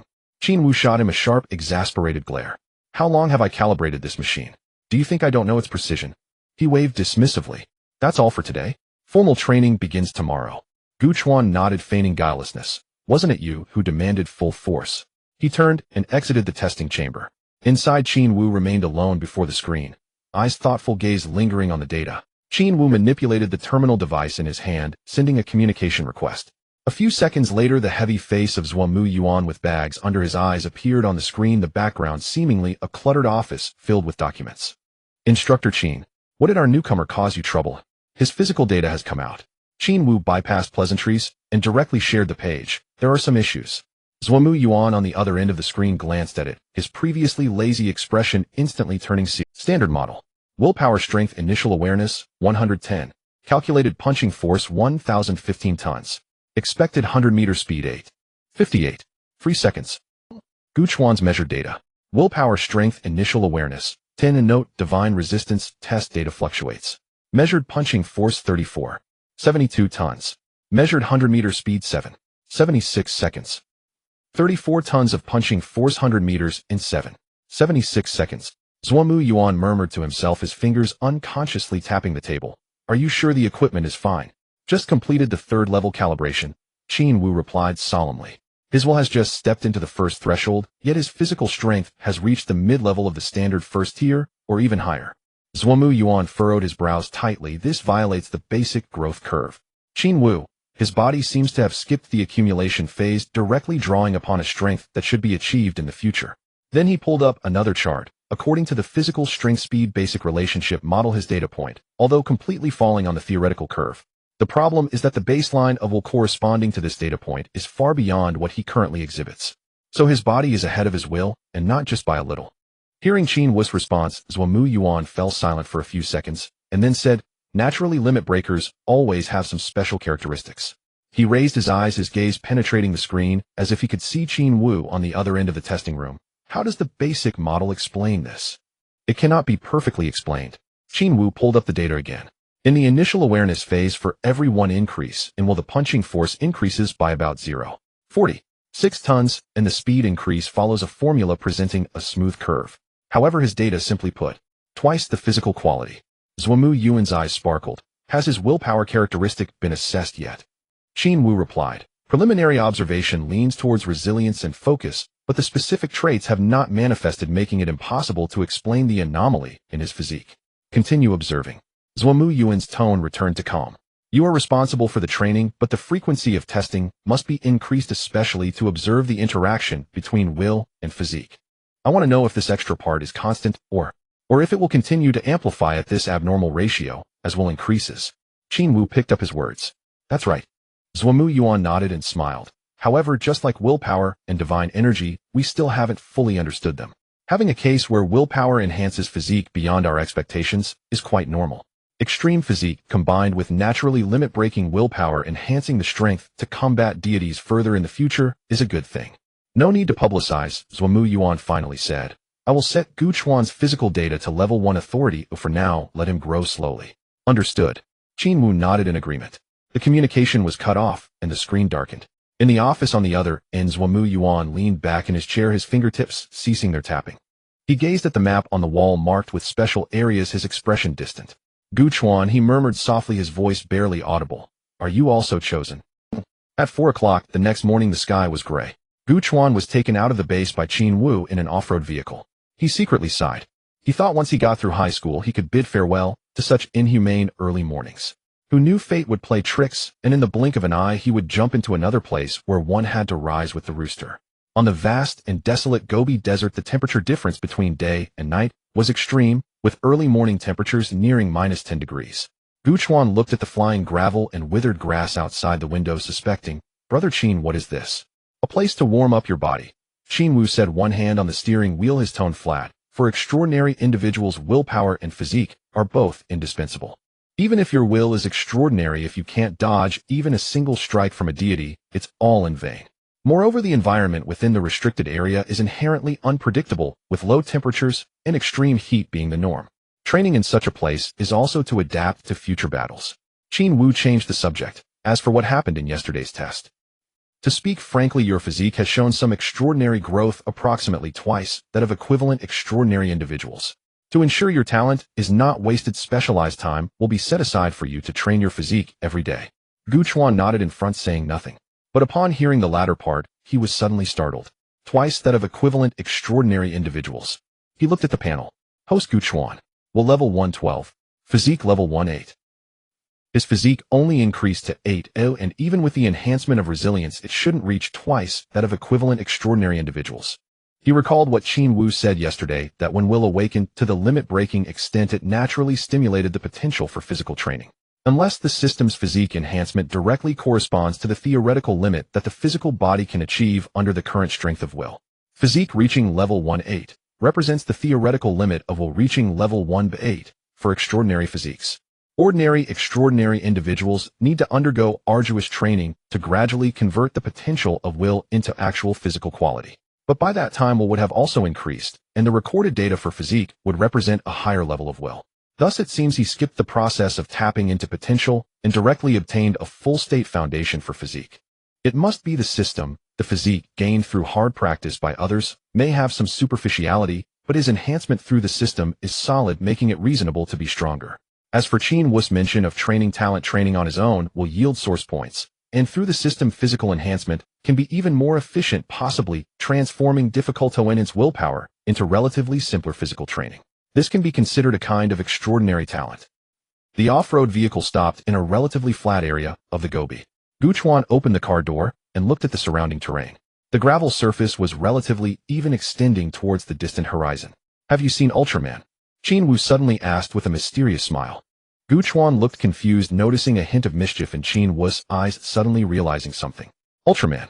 Could it be? Hey, move it, don't you believe in light? Qin Wu joked. Gu Chuan, shirtless, pulled the off-road vehicle with a special towing rope trudging over the gravel. He gritted his teeth and looked back, seeing Qin Wu with a broad smile, looking as if he was saying something while standing. Although Gu Chuan's punching force could reach 34 tons, it primarily manifested in bursts of impact, with static pulling power possibly only around 7 tons. The off-road vehicle Qin Wu drove was clearly specially modified, weighing an estimated 8 tons. Plus the person in the back occasionally stepped on the brake, deliberately causing the body Gu Chuan used to feeling invincible to start straining. Under the dual pressure of extreme weight and sub-zero temperatures, he moved forward step by step, his body feeling as if it were boiling, constantly emitting steam. Slower, too slow. Move it. Qin Wu's voice rang out from the vehicle, particularly clear in this open space. In the boundless Gobi, the childlike instructor mimicked a training scene from some Ultraman training the boy to believe in light. Aiga. And the boy actively responded to the instructor, though the wind was too loud, making it sound like a first completion of sustained weight training under extreme cold. Will points 2. Until the sun finally appeared and the temperature began to warm, the training came to an end. Gu Chuan disregarded the cold ground and laid down on the gravel, breathing heavily. The characteristics of morning twilight quietly operated, restoring his physical strength and will in the faint light of dawn. Qin Wu looked at the young man radiating heat and murmured softly for hours. This kid actually managed to endure for so long, I should increase the intensity next time. He tossed Gu Chuan a tube of energy solution, here breakfast. Gu Chuan took it and found it surprisingly similar to the golden thick liquid from the special supply meal. He gulped it down, and his body quickly absorbed the nutrients' warmth spreading through his limbs, alleviating his fatigue. This is a junior divine potion from the base. Qin Wu opened one for himself and drank. It said that the research department extracted a certain divine factor from the divine core. One dose can meet the energy needs of an ordinary person for a day, and long-term use can slightly enhance willpower. He paused. There are higher-level ones available specifically designed to assist in will training. However, there are some technical difficulties and production is limited, so there are quotas. So this stuff is really related to the deities, no wonder its color is so vibrant. Gu Chuan propped himself up and his eyes sparkled. Qin, go look at me. Good talent compliant with the organization's arrangements, and I have a vendetta against the deities, so, is there a fast track at the base? Even though I don't know if this will work for me, I have to give it a try first. Qin Wu glanced at him. The initial extraordinary have a basic allocation. If the timing is right, I will help you apply. But if you want more, you have to rely on your own abilities. Participating in deity interception or reconnaissance missions generally yields rewards, and other special contributions work too. Qin Wu glanced at the time. It's almost time, let's head back to the base. Gu Chuan sighed. It seemed like trying to take shortcuts was out of the question. He stood up, brushed off the dust from his body and nodded. Let's go. Just as he finished speaking, the roar of an engine suddenly erupted. Qin Wu started the off-road vehicle and drove off, saying, the positioning wristband you're wearing has the base's coordinates. They'll be waiting for you in training room No. 3 in an hour. Gu Chuan stood there watching the taillights of the off-road vehicle quickly disappear into the edge of the desert. Judging by the speed of the vehicle and the time, it was at least over 30 kilometers back. Qin Wu calculated it precisely. At his current speed and stamina, an hour would be about his limit. What run, of course. All the way through the wind and dust, stepping on gravel and morning light. By the time Gu Chuan finally burst into training room No. 3, he was covered in dust, looking as if he had just crawled out of a mine. He opened his mouth and a puff of white smoke escaped. Can we take a break? I truly can't run anymore. Qin Wu stood in the center of the training room, glanced at the time, and said 55 minutes and 48 seconds. Not bad, you're allowed to rest for a while. Hearing this, Gu Chuan finally relaxed, collapsing directly onto the ground. He was being pushed to the limit on the very first day. First time running 40 kilometers at full speed. Willpower points too. However, it was good that under such extreme training the points awarded by the system were quite generous, not letting his efforts go to waste. The lights in the training room suddenly dimmed, and the holographic projection device in the center of the venue automatically activated, starting to play a segment of footage. Qin Wu didn't offer any further explanation, seeming to want Gu Chuan to understand it himself. The image wobbled slightly, the perspective seeming to come from a soldier's helmet-mounted recorder. Is this a combat record related to the deities? Gu Chuan guessed in his heart. The background was a desolate desert with a gloomy sky. In the center of the frame, a being roughly humanoid emitted a brilliant golden light, standing about 7 or 8 meters tall. Even through the screen one could sense a non-human grandeur mixed with a holy pressure that sent shivers down the soul, almost compelling one to kneel. 8 or 9 figures clad in streamlined combat suits circled around it, attacking with astonishing speed. A loud shout erupted. A soldier with a gun seized the opportunity, the tip of his gun gathering a silvery sharp light, stabbing towards the deity's waist like a meteor. The golden light flowing around the deity's body suddenly rippled violently, dimming its entire form.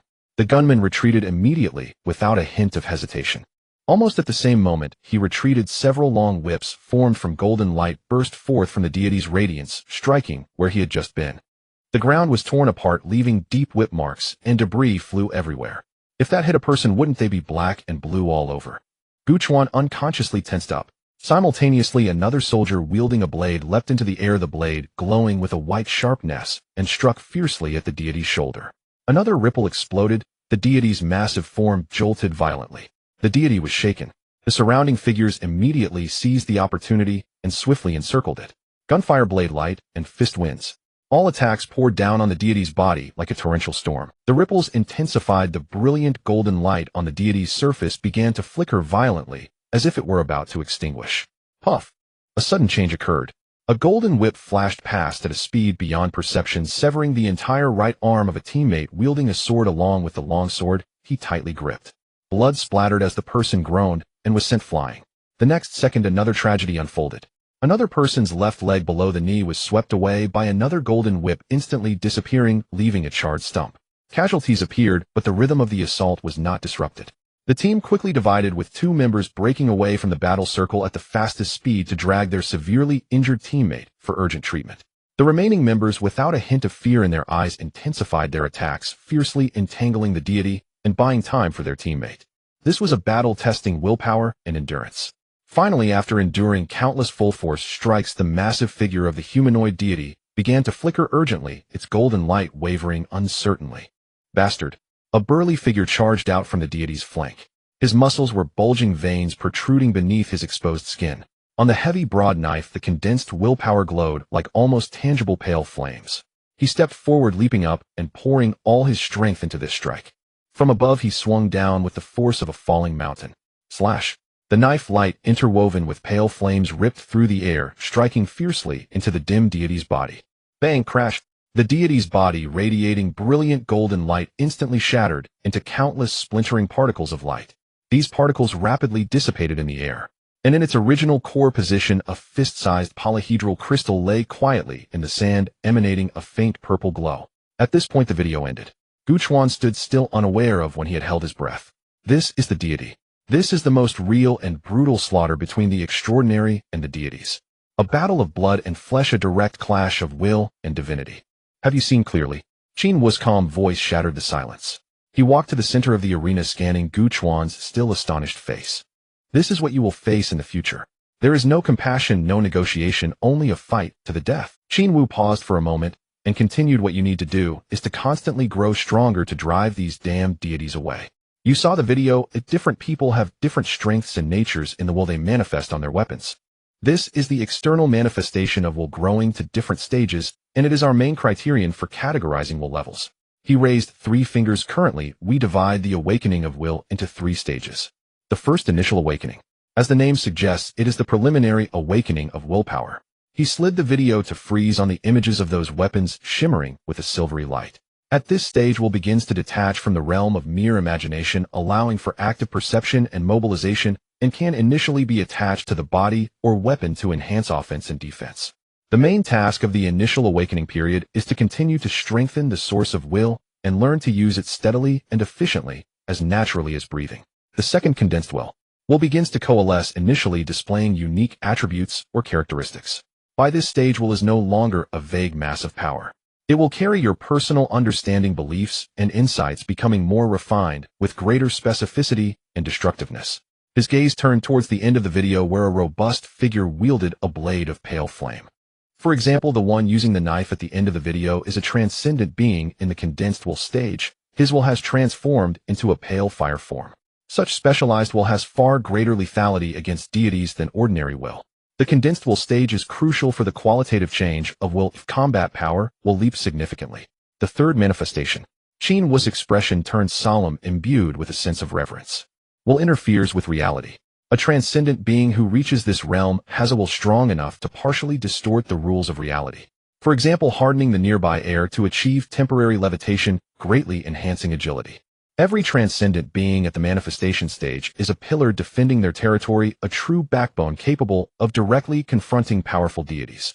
Qin Wu's gaze fell back on Gu Chuan. Now your will and physique have both broken their limits, stepping into the threshold of a first-tier transcendent, but your application of will is virtually zero. He pointed to the heavily padded punching target area set up on one side of the training room. Today, we will start with the most basic practice of will infusion, transferring the willpower within you to your punches and kicks. Qin Wu stood in the center of the spacious training room, facing Gu Chuan. He raised his right hand, his fingers slowly curling into a fist, a glimmer of silver light flowing over the surface of his fist. Gu Chuan keenly sensed that the atmosphere around Qin Wu had thickened, and an invisible pressure began to spread. Willpower is not brute force, nor is it an impulsive emotion, much less empty slogans. Qin Wu's voice was straight, as if stating a physical law. It is the presence and directional aggregation of your spiritual core, the essence distilled from each decision and every moment of perseverance. The will of ordinary people is scattered like mist, only able to passively endure pressure or occasionally burst forth with fleeting sparks. He opened his fist, his fingertips pointing to his forehead. What we need to do is to condense and temper this mist until it is as solid as steel, finally able to move as you wish. Gu Chuan listened attentively, striving to understand these abstract concepts. The will enhancement brought by the system manifested more in clarity of thought, and prolonged focus along with vague sensations. It was the first time he had so clearly dissected its essence. Qin Wu walked beside Gu Chuan and said in a deep voice, "Now cast aside distractions, let your consciousness dive inward following the direction of your heart until you find the source of your will." Gu Chuan closed his eyes upon hearing this.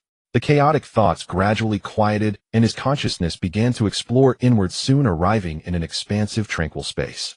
In this place he felt like a directionless fish floating aimlessly in emptiness. As for the inner direction Qin Wu spoke of, he felt not the slightest hint.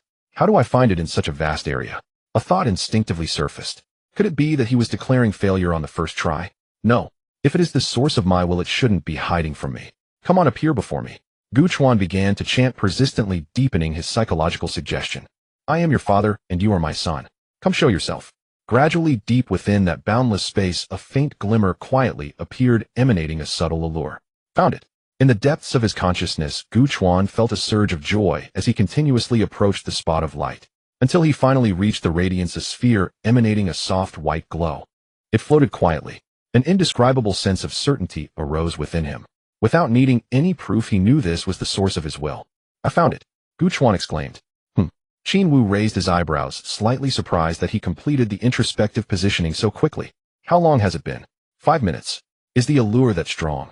Qin Wu suppressed his astonishment and continued to guide. Very well, now imagine it as a heart, the source of your power. Convey your attacking thoughts to it. Communicate with it, allowing your thoughts to resonate with the source of your will. Gu Chuan instantly focused his mind, envisioning the alloy target before him as the humanoid deity from the video. A strong emotion to defeat it surged within him, transmitting the thought deep into his consciousness. The white sphere of light trembled gently, as if awakened from slumber. A stream of willpower surged from the core, rapidly converging along some invisible channel to his right arm. Gu Chuan did not hesitate. He tightened his right fist and unleashed the unique power gathered in his arm along the edge of his punch. Bang! A sound erupted, far more solid than an ordinary strike. Gu Chuan suddenly opened his eyes, seeing a layer of pale white light flash across his right fist that struck the punching target, then quickly fade. The recoil from the punch felt entirely different, carrying a subtle hum of energy after the collision. An attack infused with will. A rush of excitement surged through Gu Chuan's heart. Indeed, this was the power of a transcendent being, complete with special effects. This is the initial communication and mobilization of the source of will, completing a basic outward strike. Qin Wu's expression remained calm, yet this unflappable demeanor revealed his approval. Next, you need to compress this communication process from needing focused preparation down to instantaneous mobilization. In real combat, deities won't give you time to stand and meditate. He stepped aside and pointed at the target. Now successfully infuse your will into your fist 10 times in a row. Qin Wu crossed his arms, stepping back to regain the demeanor of a cold-faced instructor. Gu Chuan nodded and faced the target again. He closed his eyes, delving deep into his consciousness once more, calling forth the core of his will, transmitting intent, feeling the surge of power, and then striking. Bang! Bang! The power broke. The intent was not clear or coherent enough. Communicating too slowly. Are you helping an old lady cross the street? Focus. Try again. Under the incessant corrections from Qin Wu, Gu Chuan adjusted his breathing, repeatedly concentrating his mind as he threw punches. After an unknown number of cycles, the final punch, imbued with a faint white glow, struck solidly against the wooden target. An unprecedented sense of exhaustion swept over Gu Chuan, his vision dimming as he felt a part of his body hollowed out. What the hell? Gu Chuan hardly had time to adjust his stance before his body stumbled uncontrollably, crashing heavily. Not a pleasant experience, is it? Qin Wu looked at the slumped Gu Chuan, his tone serious. Willpower is not endless, it also needs time to recover. In the future, when battling deities, one must always be mindful of the consumption of willpower. Reckless squandering will only turn you into a burden for your team at critical moments, even endangering your teammates. Do you understand? Gu Chuan gasped, nodding heavily. This sense of emptiness was more unsettling than physical exhaustion. First time continuous practice of will infusion technique. Well, point 1. Qin Wu said, "That's enough for this morning. Overtraining will do more harm than good." Gu Chuan lay on the floor, feeling the taut string in his mind gradually relax, his willpower slowly recovering like a gentle stream. His gaze inadvertently swept across the center of the training room, where the holographic projection equipment remained on the image, frozen at the moment the humanoid deity first appeared. Gu Chuan suddenly spoke, his voice still slightly weak. "Qin Gu, have you ever killed a deity?" Qin Wu glanced at him. "What do you think? This instructor is just all talk and no action, unqualified to teach you." "Not at all," Gu Chuan chuckled. "I just want to know what it feels like to battle a deity." Qin Wu fell silent for a few seconds, his gaze shifting to the video. A sense of oppression, his voice was deep, an overwhelming sense of oppression. When you look directly at him, every inch of air tells you to flee or die. He turned to Gu Chuan, his expression serious, but a transcendent being, even if their body instinctively trembles, can still break through with sheer will. What is a transcendent? It means cutting down anything, be it divine or demonic, without hesitation. Under teamwork, I have shattered for deities. His tone was calm, but the corners of his mouth slightly lifted. For deities. Gu Chuan silently pondered. He wondered when he would be qualified to participate in such high-level confrontations. He clenched his fists, a faint silver-white glow once again flickering between his fingers. In another training ground beneath the dome. Instructor, what did you give us to drink? I feel so hot all over, a girl shouted while running, her voice echoing in the vast training ground. The supervising instructor in the distance glanced at her. Qian Lele, you still have energy, huh? Tomorrow morning I'll have you practice outside. Let's see if you're still hot then. No please instructor, I was wrong. Qian Lele cried out quickly, shutting her mouth and continuing her run on the. However, behind the slender girl, she was dragging a heavy tire that was several times her size, adding up to at least 100 kilograms. If such a scene were to be seen by the outside world, it would surely cause a huge uproar online. This completely defied common understanding of human physiology. But here similar sights were commonplace. On the track, about 30 newcomers, both male and female, each dragged tires that were disproportionate to their body sizes. Sweat soaked their training clothes, heavy breathing filled the air, and the sound of their feet striking the ground was dull and powerful. Several instructors gathered together, observing the status of the newcomers on the training ground. Qian Lele seems to absorb the divine medicine quite well. In just a few days her willpower activity has increased by 10, a female instructor said. I know. When Jingran stood with arms crossed, so she still has energy to chatter here. The female instructor added, perhaps she will be the first to break through in this group. I think Ji Tongxin has even more hope. Another burly male instructor spoke up, his gaze directed at the leading figure on the track. That was a well-proportioned young man. Even while dragging the heavy tire, his steps maintained a unique rhythm, as if each step was in time with an invisible beat. A descendant from an ancient martial arts family, the male instructor exclaimed in surprise. Before encountering the extraordinary, I had no idea such families actually existed. Moreover, his will awakening degree is also among the few in this group, exceeding 60, with a solid physical foundation. In the future, practicing combat techniques will likely yield twice the result with half the effort. When Jingran nodded, they're all quite impressive, but... He paused, looking towards the entrance of the training ground. I want to know how he's progressing right now. That naturally gifted prodigy, the burly instructor sighed. It may take years to produce one, yet we have one here, and there's another at the Southwest Plateau base. Both of these individuals are likely to manifest in the future. A slender male instructor stepped forward. As for willpower, who can say for certain? But didn't you oldly act all cocky when you broke through back then? Oh, a golden core swallowed whole, my fate is mine to control, not dictated by heaven. Why are you lamenting about newcomers now? When can you enter the will consolidation stage? The burly instructor referred to as oldly felt his face flush. You're lecturing me, yet you haven't broken through either. All right, next year whoever fails to break through to will consolidation shall wash the other's underwear for a month. Dare to accept? The slender male instructor raised an eyebrow. Who's afraid? Bring it on. The nearby instructors all laughed, the serious atmosphere of the training ground slightly easing. When Jingran chuckled and shook his head. All right, if we keep chatting, those little rascals in the back are going to start slacking off. As his words fell, the instructors tacitly dispersed, returning to their respective areas of supervision. In the blink of an eye, a week had quietly passed. Deep within the underground base in training room No. 3, Gu Chuan closed his eyes and focused, throwing up. At the tip of his fist, a silver-white glow of willpower flickered like breathing, reaching its brightest point at the moment it struck the alloy target, then vanishing into the air. After breaking through the limits of willpower and entering the extraordinary, his physical functions and mental recovery abilities significantly enhanced. Even with reduced sleep, he could maintain abundant energy, not to mention the nourishment from the base's After breaking through the limits of willpower and entering the extraordinary, his physical functions and mental recovery abilities significantly enhanced. Even with reduced sleep, he could maintain abundant energy, not to mention the nourishment from the base's primary divine medicine. Over the past week, Qin Wu had arranged his schedule to be tightly packed. Every day at 4 in the morning, he was relentlessly dragged out of the base by an off-road vehicle to undergo various unbelievable physical training on the Gobi Desert at temperatures below -10 degrees. Each session precisely hit the critical point of his physical capacity, leaving him struggling to even lift a finger by the end. If it weren't for the recovery provided by morning dawn, getting back to the base would have been an issue. Gu Chuan even began to suspect that this old rascal Qin Wu had some kind of system that allowed him to accurately see his physical condition data.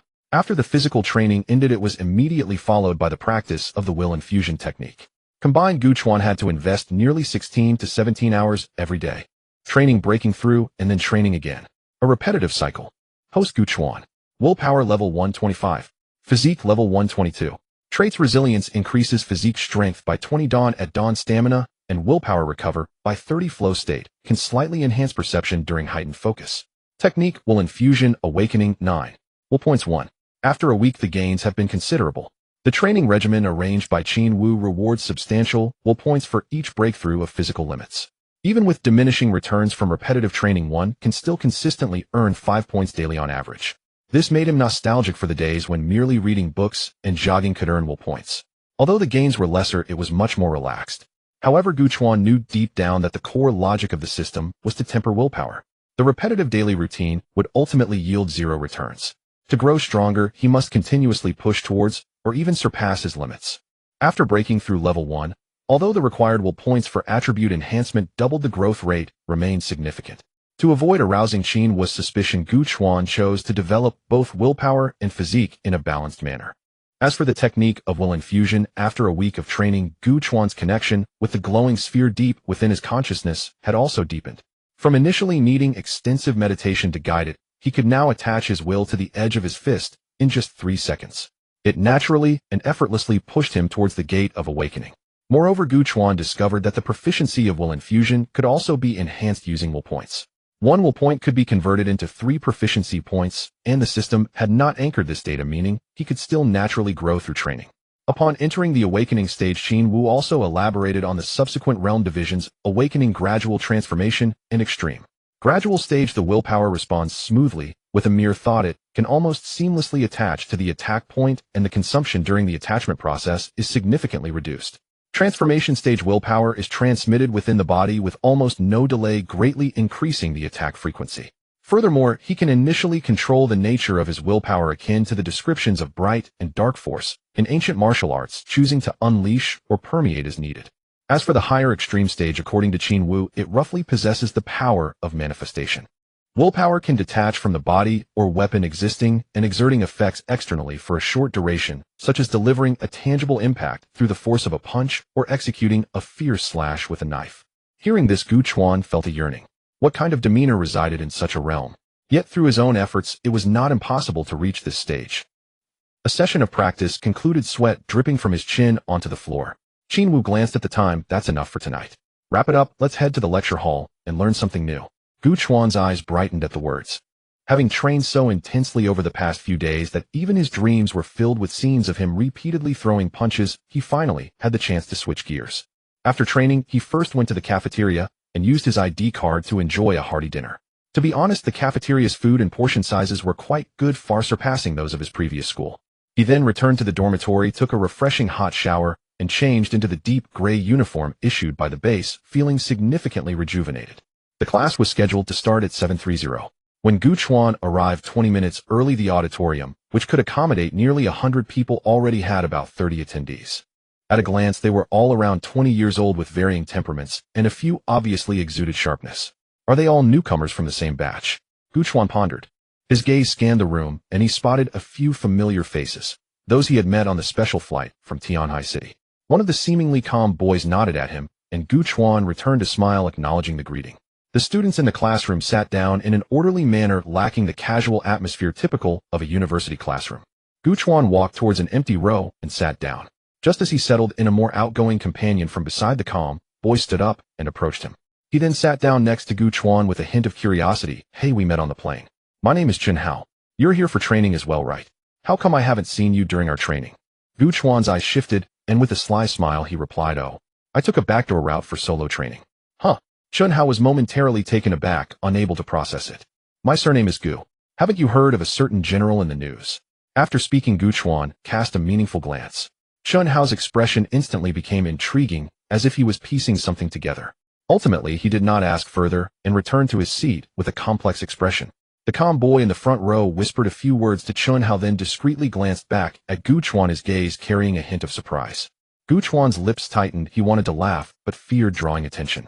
Before coming here, Qin Wu had told him not to disclose anything about natural breakthroughs to those yet to achieve them, which was why he had cleverly concocted this excuse. However, would rumors like the illegitimate son of a certain general truly spread around the base? At exactly 7:30, the lecturer arrived punctually in the classroom. It was a middle-aged man with an elegant demeanor wearing the typical white lab coat of a researcher, holding a lightweight electronic tablet. Good evening, everyone. My name is Zheng Qimin, and I'll be explaining the first part of tonight's content. His voice resonated clearly throughout the classroom. Deities, an unknown presence that began appearing worldwide 23 years ago. As he spoke, processed footage appeared on the electronic blackboard, distorted silhouettes, unnatural purple light, and strange crystals amidst ruins. The classroom was so quiet one could hear a pin drop. Most newcomers were facing this information systemically for the first time, their breaths held in concentration. Although Gu Chuan had already learned some from Zhuangmu Yuan and Xin Wu and even begun specialized extraordinary training, the materials presented by this researcher were evidently more comprehensive and detailed.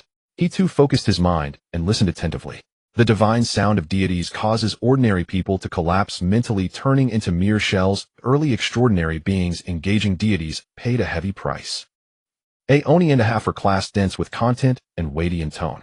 Finally, Zheng Qimin adjusted his glasses, scanning every young and attentive face in the audience, his tone solemn and sincere. All of you present here are young individuals selected from across the nation possessing exceptional talents.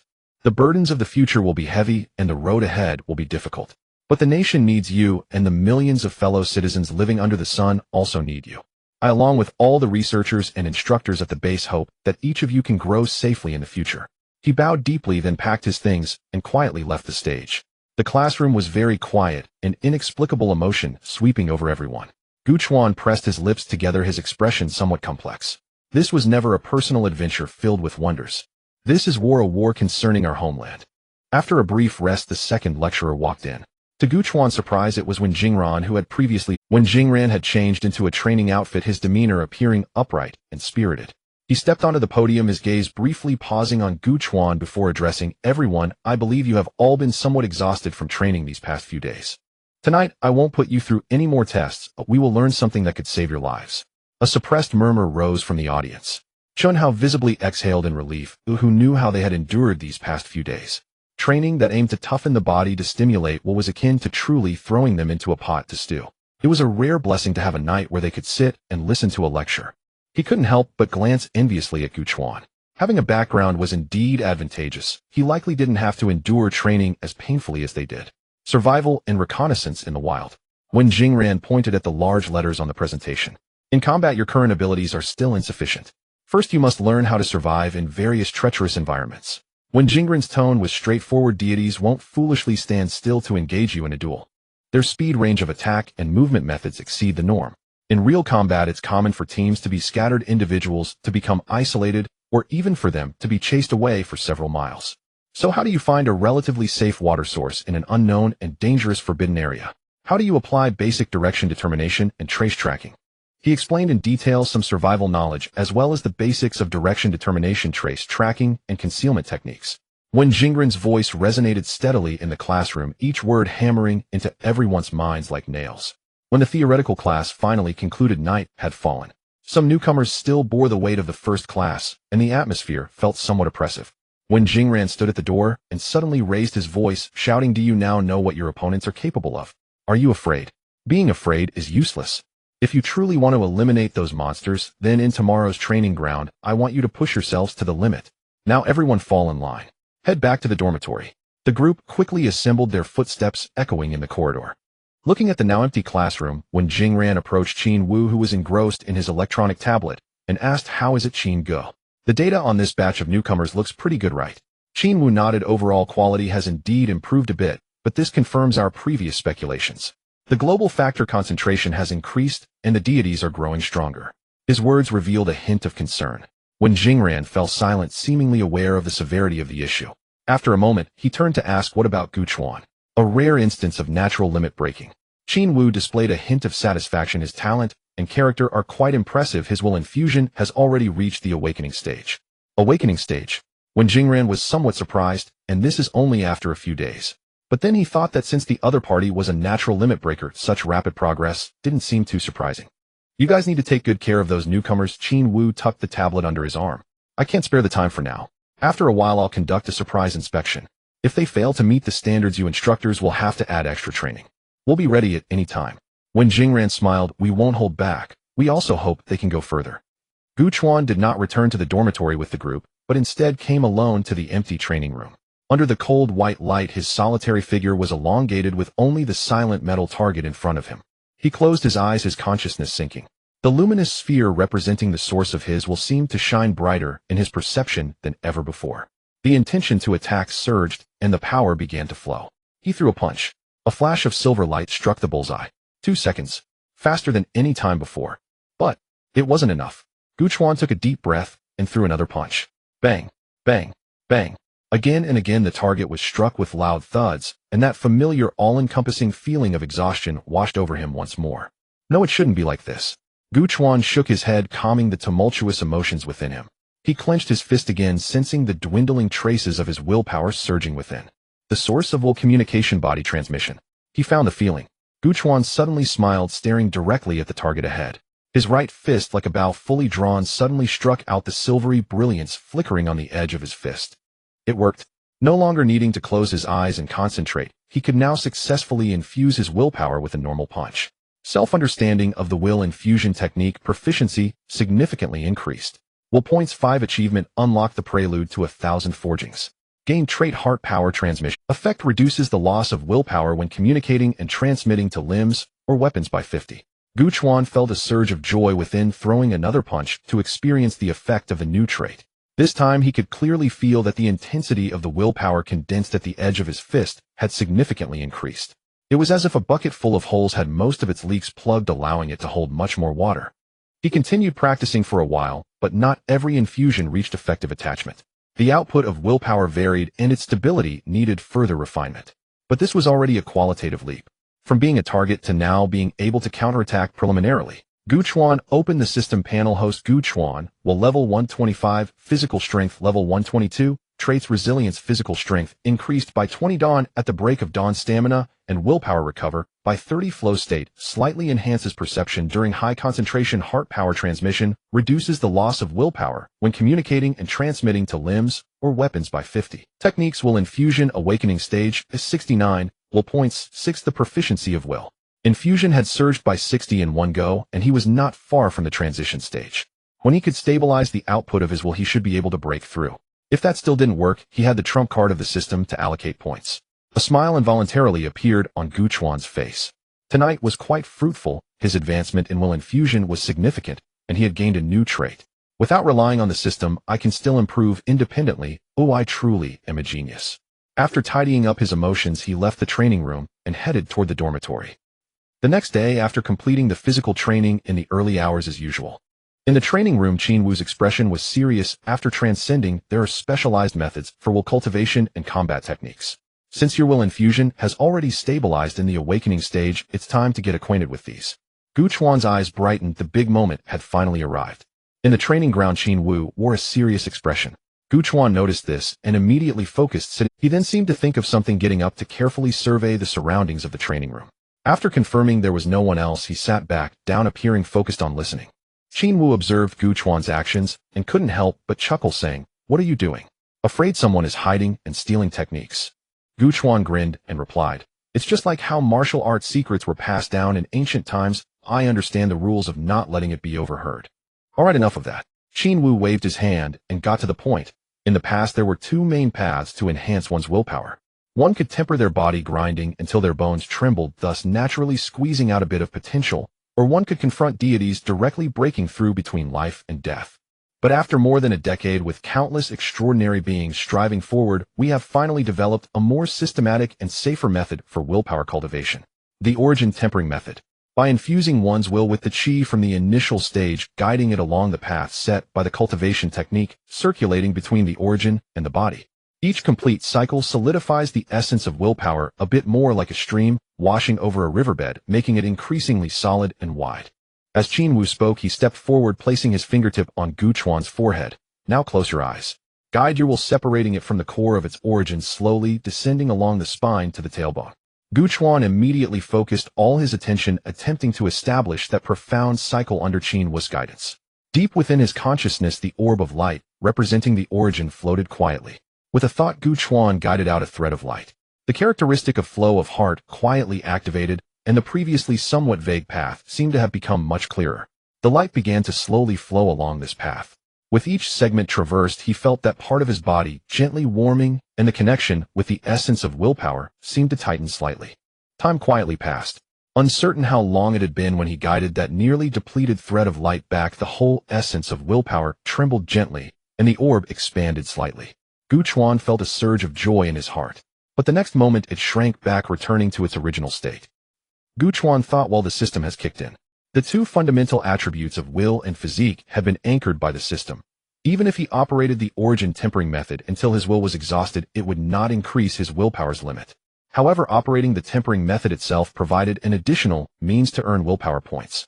The system merely converted his efforts into visible points that he could freely allocate. With this in mind, he no longer hesitated and slowly opened his eyes. Very good, you completed the loop on your first try. Though rough, your control is quite good. Qin Wu's eyes flashed with a hint of approval. Remember this feeling and practice on your own according to this method in the future. Gradually optimize the cycle path, increase the operation speed until it becomes fluid and instinctive, moving with just a thought. However, he suddenly changed the subject. There is a limit to growth. When the essence of willpower reaches a certain level, it will hit a threshold. To cross it and enter the stage of condensing willpower, you will need the most extreme belief in your life, the purest emotions, and the deepest insights as fuel to invoke the strongest resonance of your willpower essence, igniting the unique fire of your heart.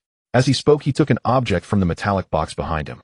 It was a slab with a dark stone-like texture, rough on the surface, as if it had endured the elements for 10,000 years. Qin Wu pressed his palm lightly on it. Buzz! The surface of the stone slab suddenly rippled like water, and amidst the hazy glow, an ancient beast's silhouette slowly emerged. It was neither a lion nor a tiger, sporting a single horn on its head and covered in scales. Though it was merely a phantom, it exuded a heavy aura, as if it were a gaze from the primordial chaos. This visualization slab was manifested by our predecessors in the manifestation stage, referring to descriptions in ancient texts like the classic of mountains and seas fused with their insights and willpower from slaying deities. It retains the will pressure and traces of insights from the predecessors, allowing later generations to observe, comprehend, and seek opportunities to ignite their heart fire. At the same time, resisting this will pressure itself is also the best training for willpower. He withdrew his hand, and the glow of the slab gradually faded, yet a lingering sense of oppression still hung in the air. Qin Wu emphasized, but remember, the path of the predecessors is ultimately theirs. The slab is merely a reference. Your heart fire must stem from yourself. Gu Chuan nodded, understanding in his heart. This was probably similar to the inner demon trial in cultivation, a test of conscience that other systems only encounter in later stages. But for extraordinary beings, one must first comprehend oneself to begin. Qin Wu pushed the metallic box in front of him. Inside are 5 visualization slabs with different tendencies. Use them in rotation to avoid being overly influenced by a single trait. There are also 10 bottles of mid-level divine nutrient liquid. Consuming them while operating the tempering method can greatly enhance your training efficiency. Gu Chuan took them and immediately asked, what about combat? I can't just use my bare fists to strike deities, can I? Since the main significance of the origin tempering method lies in acquiring willpower points, improving practical combat skills becomes particularly important. I was just about to mention that, Qin Wu said. Fist and foot techniques are foundational, so there's no need to elaborate. What weapon do you want to use? Gu Chuan's eyes lit up, and without a second thought he replied, a gun. Qin Wu nodded slightly. A long spear is like a dragon. Thrusting, stabbing, breaking, and lifting bit is indeed a good weapon, and I have considerable experience with it. Well, Gu Chuan rubbed his nose, feeling a bit embarrassed to interrupt. I meant an AK. The air in the training room fell silent for a moment. In the next second, Qin Wu's large hand came down hard on the back of Gu Chuan's head, not holding back at all. You little brat. You think you can infuse your willpower into bullets and fight guerrilla warfare, huh? Dream on. Gu Chuan covered his head, grinning in pain. Unless your willpower is close to manifestation or your infusion reaches its peak. Otherwise, due to insufficient stability of the willpower attachment, it would gradually dissipate during the bullet's flight, causing no effective damage to deities. Qin Wu said impatiently, choose a melee weapon honestly. A knife, sword, spear, staff, or even knuckle dusters will do. Gu Chuan rubbed his head and grinned. Then he'll choose a knife. He'll smash your dreams of deities in 2 strokes. Qin Wu smiled wide, showing his pearly white teeth. You've got quite the spirit. All right, let's go with the knife. The two then moved to the designated cold weapon training area. Qin Wu took a standard long knife from the weapon rack. The blade was straight about 1.2 meters long with a thick back and wide edge. It had no unnecessary decoration, only the end of the handle bore the engraving of a pentagram. He held the knife horizontally, saying, "The knife is the courage of all weapons, its momentum is fierce, its power is heavy, and it moves forward without hesitation. Unlike the lightness and variability of a sword, the knife seeks decisiveness. Once drawn, it must break through, and once cut, it must show results. What I will teach you, breaking the formation knife technique, aims to destroy the target as quickly and effectively as possible." Qin Wu took a stance, and a sudden change enveloped him. He stepped forward, gripping the knife with both hands, executing a simple downward chop. There was no howling wind, no dazzling light. But within Gu Chuan's heightened perception, the trajectory of Qin Wu's knife seemed to carry a mysterious force. With the momentum in that instant, the long knife seemed to split an invisible mountain. As the knife fell, Qin Wu retracted it, his breathing steady as usual. "Cleaving the mountain," he said, looking at Gu Chuan. "Infuse your will into the blade, condensing the knife's force along the trajectory of the slash to enhance its striking power. The more refined your will, the greater the power of this strike." Qin Wu added, "For the remainder of today, practice this move repeatedly until your muscles and will remember this feeling." Gu Chuan took the long knife that Qin Wu handed him. It felt heavy, about 20 kilograms, but to him now it was as light as a feather. He began to recall the scene from earlier, infusing his will, concentrating and initiating the movement. Soon the training room was filled with the sound of the knife slicing through the air. In mid-May, the morning wind of the Gobi Desert carried a hint of dryness. Host Gu Chuan. Willpower level 177. Physique level 175. Traits: tenacity increases physique strength by 20. Dawn restores 30 of stamina, and willpower at dawn flow state slightly enhances perception during intense focus. Willpower conduction reduces the consumption of willpower when communicating with limbs or weapons by 50. Martial soul enhances combat intuition and comprehension of techniques. Techniques: willpower infusion, gradual realm 51. Breaking formation blade technique, gradual realm 24. Thunderstep, gradual realm 16. Ultimate Dao True understanding, gradual realm 17. Willpower points 1. Apart from the initially learned breaking formation blade technique, the subsequent Thunderstep and ultimate Dao True understanding have both broken through to the gradual realm under the support of the new trait Martial Soul. Thunderstep focuses on instantaneous bursts and directional changes. When activated, willpower detonates like thunder at specific points along the legs, providing immense explosive force. It allows for rapid, agile movements in a small area with an astonishing straight-line sprinting speed. Ultimate Dao True understanding is derived from the core principles of Bejiquan, crushing assault, close-quarter strikes, and fierce power, emphasizing close contact and penetrating willpower. At close range, willpower is explosively released through the shoulder, elbow, knee, and hip, combined with unique breathing techniques and force application skills, creating terrifying destructive power in close combat. As for willpower and physique, with the continuous investment of most willpower points, their growth is astonishing. Now his punching force has reached 80 tons, and he can sprint 100 meters in just 3 seconds. He is practically a human weapon. Today, Gu Chuan is set to head to the Northwest Buffer Observation Area No. 4 to carry out a station task. Based on past experience, the cycle for newcomers from training to executing tasks often lasts 1 to 2 years. Breaking limits, refining through alchemy, mastering combat techniques, and gradually forming the ability to confront deities. All these steps require time to hone. Even 2 years is an ideal situation. Some extraordinary seeds may remain stuck at the threshold of breaking limits for a lifetime. Ultimately, due to limited resources, they transition to logistics, waiting for an opportunity that may never come. Extraordinary individuals take a step beyond the mundane, relying mostly on that elusive stroke of luck. Individuals like Gu Chuan, who naturally break limits without systematic training, are truly rare. Though it is aided by a system, it's like a scorpion laying eggs, one of a kind. In fact, those who naturally break limits do possess certain privileges. They need not participate in battles until they achieve a state of solidified will. However, for Gu Chuan, the simple base training has become increasingly slow in yielding results.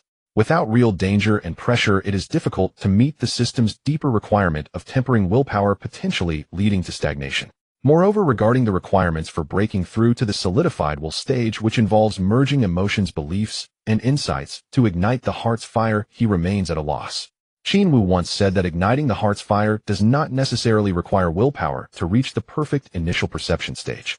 It can be ignited in advance, and then, as the alchemical technique operates, willpower will naturally evolve into the solidified will stage.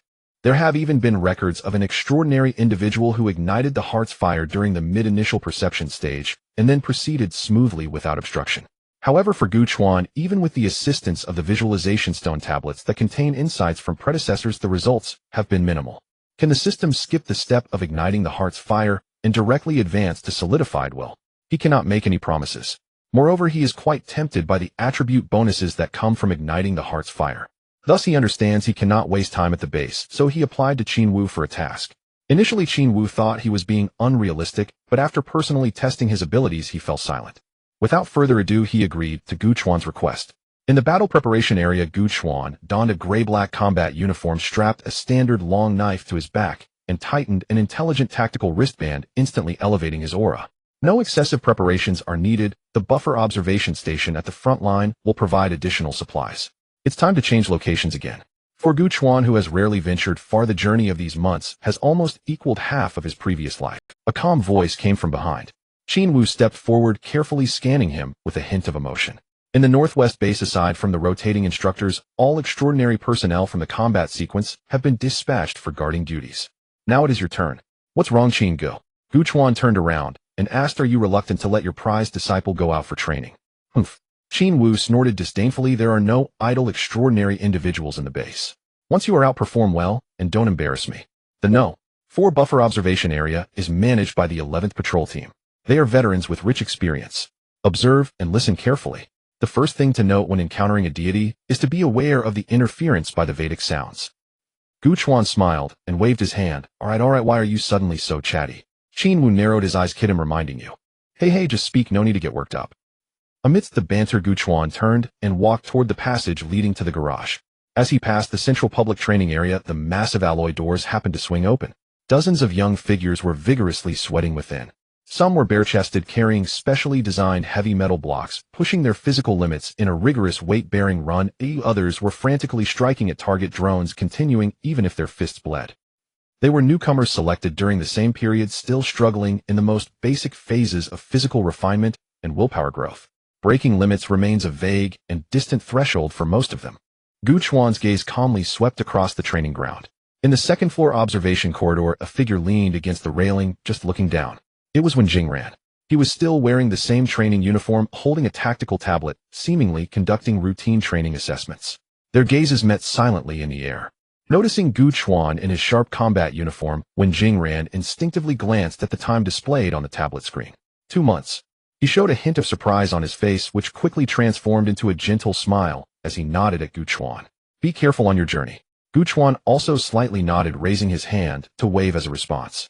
From the initial introduction to the routine theoretical classes, Wen Jingran has been the person Gu Chuan has interacted with the most in the base, aside from Qin Wu.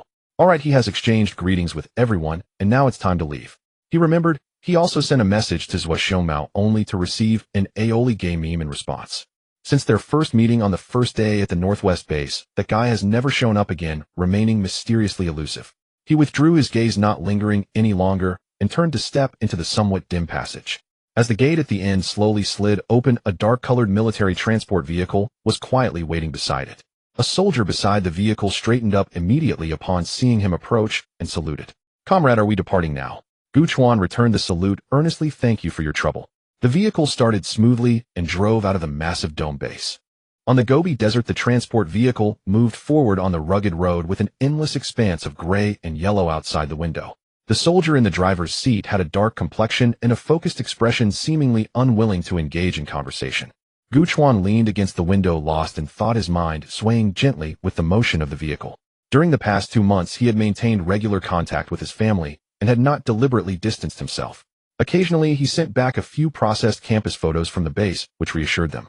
Thanks to the repeated instructions from the previous leaders, they understood that Gu Chuan's studies involved confidential matters and did not ask too many questions. His mother repeatedly reminded him to take care of himself and also urged him to pay attention to the good classmates around him. At this point, his father Gu Weidong often chimed in, reminiscing about the past. He would recount how he pursued his mother during his school days, advising Gu Chuan on some tricks. Gu Chuan helplessly responded, finding it somewhat amusing. They had never mentioned this before. Why the sudden urgency now that he was in college? Lu Yingying occasionally sent a few messages asking how the new environment was and expressing envy. As for Yang Xiang, he suddenly texted, I am in seclusion for cultivation. Oh, wait for me to break through. Gu Chuan was momentarily taken aback and replied with a laughing, crying emoji. In the distance, a low silhouette gradually emerged on the horizon. "Comrade, we have arrived," the soldier in the driver's seat spoke, his voice dry. The car door slid open and a hot wind filled with dust rushed in. Gu Chuan jumped out of the vehicle. Before him lay a semi-underground camp built against the mountainside, its low metal structures almost blending in with the rocks. Not far away, several figures dressed in the same gray-black combat uniforms were walking toward him. They were the 11th Guard team, a total of 6 people. The leading man was sturdy, his gaze steady, extending his hand first. Zhang Mingyuan, captain of the 11th Guard team. Gu Chuan. Li Miaoyu, the deputy team leader. A woman with short hair beside him interjected, her demeanor spirited, and she had a charming, big sisterly smile. "You've had a tough journey," a more mature-looking team member nodded, acknowledging him. At this moment, the youngest-looking team member leaned in closer and asked, "Hey, you're Gu Chuan, right? Can I ask you something? Did you offend someone?" Gu Chuan raised an eyebrow, a bit surprised. When the captain received the notification, we were all quite surprised. "You're a natural seed of limit breaking, and yet you were sent to the buffer zone to eat sand before even reaching the gathering intent phase." The other person spoke earnestly, but with a glint of gossip in their eyes. "And you ended up in our 11th team, the one with the fewest members in the entire Northwest base." Li Miaoyu slapped him on the back. "Lu Wenbin, what nonsense are you talking? Maybe he wanted to come here himself." Gu Chuan chuckled. "It is indeed my own application. Staying back there didn't ignite my passion. Oh, it's better to come to the front lines for a change," Gu Chuan explained. "That's true, it's hard to contain the fire of the heart," said the tall team member, who seemed to be nearly 2 meters tall. "But now our team finally has 7 members, even if we're still the smallest. So what if we're few?" Another calm team member slowly replied, "The captain and deputy captain are both at the gathering intent stage. We're going for an elite route, you know." Gu Chuan, listening to their back-and-forth banter, felt an inexplicable sense of calm. The team atmosphere seemed quite pleasant. At this moment, Zhang Mingyuan stepped forward, redirecting the topic. "All right, let's introduce the newcomer." He pointed to the previously more mature-looking team member, Zhao Jingda, responsible for environmental detection and route planning with keen perception and rich experience. Wang Shiqing, Zhou Qing'an, the tall team member, and the calm team member raised their hands, responsible for support supplies and battlefield sustainability. Lu Wenbin, he looked at the lively and questioning young team member, responsible for mobility support. "Miaoyu and I are in charge of offense and control. As for you," Zhang Mingyuan's gaze returned to Gu Chuan, pausing for a moment. "Can you run fast?" Gu Chuan answered without hesitation, fast as a galloping steed." "Oh, quite confident," Zhang Mingyuan smiled widely, waving his hand. "Then you'll work with Lu Wenbin, responsible for mobility support. While we engage in direct confrontation, you'll maneuver to support, disrupt the secondary parts of the deity, and cover the main attackers when necessary." Gu Chuan nodded, understood. Zhang Mingyuan clapped his hands. "Perfect timing, we have a patrol mission. Pack up quickly, we set off in 10 minutes. "Okay." Everyone responded, dispersing with swift and decisive movements. Northwest Buffer Observation Zone No. For located at the Gray Line area on the edge of the Forbidden Zone. Although it's called a buffer zone, it has long been eroded by the strange energy emitted by the boundary pillars. The earth gradually took on an ominous dark tone, as if stained by dried blood. Scattered, drought-resistant plants twisted at odd angles, their leaves displaying a metallic silver-gray color. While moving, deputy team leader Li Miaoyu suddenly spoke up. "Do you know the purpose of our daily patrols?" "Yes," Gu Chuan nodded. "The boundary pillars are formed from the crystallization of a deity's energy. Once successfully crystallized, they cannot be destroyed, gradually eroding the surrounding space into a domain suitable for their existence. The guard team relies on satellite monitoring data. Once we detect a significant decrease in divine energy in a certain area, it indicates that a deity may be gathering boundary crystals. At that point, we need to infiltrate and scout. Once confirmed, report immediately and wait for support to come and hunt them down." Li Miaoyu nodded. "Not bad, you're quite attentive in theory class." However, Gu Chuan furrowed his brow slightly. "But there's one thing I don't quite understand. Why not surround and hunt in advance? Although crystallizing boundary crystals is the deity's weakest moment, there is still the risk of them escaping and forming a new forbidden zone, right?" Li Miaoyu fell silent for a moment, letting out a soft sigh. "Gu Chuan, do you know that deities actually cannot be killed?" "Cannot be killed?" Gu Chuan's heart jolted. To prevent the mindset of newcomers from being affected, the base usually does not mention it actively.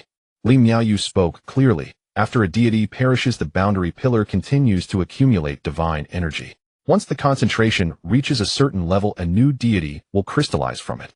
And the boundary pillar cannot be destroyed, so it falls into a vicious cycle. Even if we go to great lengths to kill a deity, what happens afterward? A new deity will still be born from the boundary pillar. But the sacrificed extraordinary individuals will never return. She gazed at the distant land, which had been altered, her expression heavy. There are currently 27 identified and barely maintained balanced forbidden zones nationwide. Among them there are 15 level 3 forbidden zones, 9 level 2, and 3 level 1. And the extraordinary individuals registered and capable of fighting on the front lines at the gathering intent stage and above number less than 300.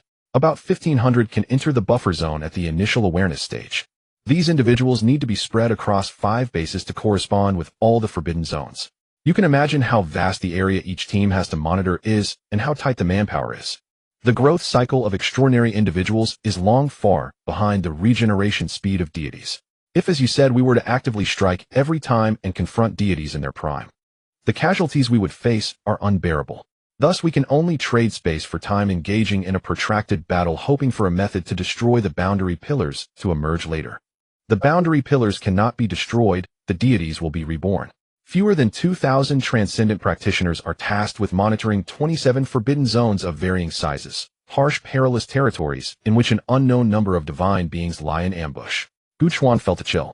It was like trying to ensnare a ravenous beast with a fragile net, an absurd conceit. How long could such an uneasy equilibrium last? 5 years? 10? Perhaps one day a deity will shatter the transcendence blockade, descend upon a bustling metropolis, and unleash casualties beyond imagination. Therefore, Captain Zhang Mingyuan continued in his characteristic calm. Patrolling is our constant. We must know every inch of the buffer zone, log fluctuations in escaping energy, and inspect for any traces that a deity has broken loose from its habitual anchor. Abnormal claw marks, lingering energy residues, sudden environmental anomalies. Familiarity with such petty details is the best defense against abrupt crises. Gu Chuan nodded silently. Soon the vehicle stopped behind a massive wind-sheltered rock. The team disembarked briskly and checked their equipment. Mainly monitor the southern outer edge of Anchor Point 7, Zhang Mingyuan said, spreading the tactical map and tapping a flickering red dot. Pairs advance in standard fan-shaped sweeps, mark any abnormal energy readings and changes in geological structure. Understood. The squad deployed into tactical formation, teams spaced under 100 meters apart, probing from the gray-lined fringe into the forbidden zone. The ground underfoot was stained an ominous dark purple and clung with an uncanny tackiness. Zhao Zhengde walked at the front, probing the route and the surrounding environment. At times he pressed a hand to the earth, sending out ripples of wool-like waves. He was using his keen volition to sense the ambient energy currents. Gu Chuan, walking beside him, learned something new. What could be employed thus? Here residual energy is 0. 3 standard units more active than last week. Zhao Zhengde crouched by an inconspicuous fissure and waved Gu Chuan over. Log the coordinates. There are trace nascent amethyst granules at the fissure's base. Continue observation. Gu Chuan quickly operated his instruments and recorded the data. Such subtle changes might be the harbingers of a deity's energy leakage and accelerating environmental erosion. Elsewhere, Lu Wenbin and Wang Shiqing discovered a patch of withered, anomalous shrubs behind a low rise. Every branch was grotesquely twisted and pointed toward the depths of the forbidden zone. Directional growth, likely influenced by a strong, oriented energy flow, Lu Wenbin's voice reported over the comms. Zhang Mingyuan and Li Miaoyu provided central support, monitoring the team's incoming data alongside the holistic perception overlay shared by Zhao Zhengde. Each unit collected its measurements with disciplined precision. After roughly 5 kilometers, Zhao Zhengde halted abruptly and raised a clenched fist. Instantly, everyone froze, slipping into full alert. Zhengde, Zhang Mingyuan asked in a low voice. Zhao did not answer immediately. He glanced at his energy detector and pressed his hand to the earth again. 2 o'clock. There is movement in the ground. Divine energy readings are climbing and moving toward us. Estimated as periodic deity activity, the active locus is about 2 kilometers away. Understood. Zhang Mingyuan ordered decisively. All teams withdraw, maintain at least 3 kilometers from the target, and simultaneously observe for any signs of boundary crystal coalescence. The squad withdrew swiftly. Gu Chuan's heart beat a little faster. Was he to encounter a deity on his very first patrol? They hid behind rocks, holding their breath as they stared toward the direction Zhao had indicated. In the distance, within a shadowed stone forest, the air began to emit a low, resonant hum, and even the ground beneath them conveyed a faint vibration. The instrument's energy readouts shot upward in a straight line with a continuous faint buzzing. Then searing golden light erupted from the heart of the stone forest. A vast silhouette coalesced at the center of the light. Over 7 meters tall, it was clad in ancient armor that looked as if cast from pure gold, the seams flowing with a molten lava-like brilliance. 2 golden-red eyes gleamed beneath the helm, cold, feral, and imbued with a divine indifference.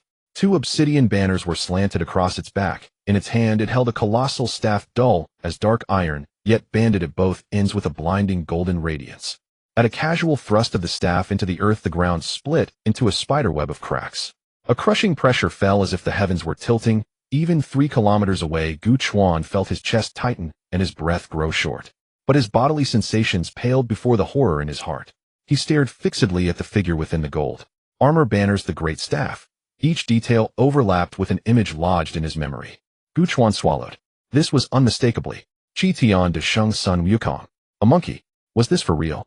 Tier 3 deity, codename Jin Ho, Golden Monkey, Li Miaoya's voice said from beside him. We don't call these things deities without reason. Their forms and characteristics often correspond closely with figures from ancient myth. Gu Chuan asked softly, then why not simply call it De Sheng? You're bold, Li Miaoyu chuckled. There are limits to irreverence. Do you expect the transcendence of the coastal regions to raise blades against Mazu Nyang? Fair enough.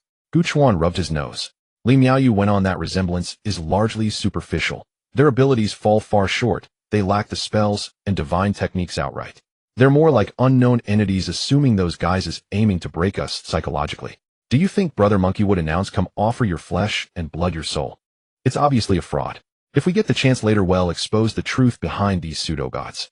They kept watching the golden monkey, which stood still for a moment before slowly turning its head. Its twin golden red eyes swept the surroundings like searchlights, then it strode toward the forbidden zone's interior. Report, no signs of boundary crystal coalescence detected. Report, energy fluctuations have returned to baseline. The team members reported in sequence. After confirming there was no immediate danger, Zhang Mingyuan ordered the continuation of the remaining sector sweeps. After another hour of meticulous scanning confirmed no further anomalies in the buffer zone, the squad began to draw back. On the return vehicle, the atmosphere relaxed a little. Lu Wenbin sidled up to Gu Chuan and nudged him with an elbow. Lucky you. Your first patrol, and you run into Brother Monkey out for a stroll. How about that? Impressive enough?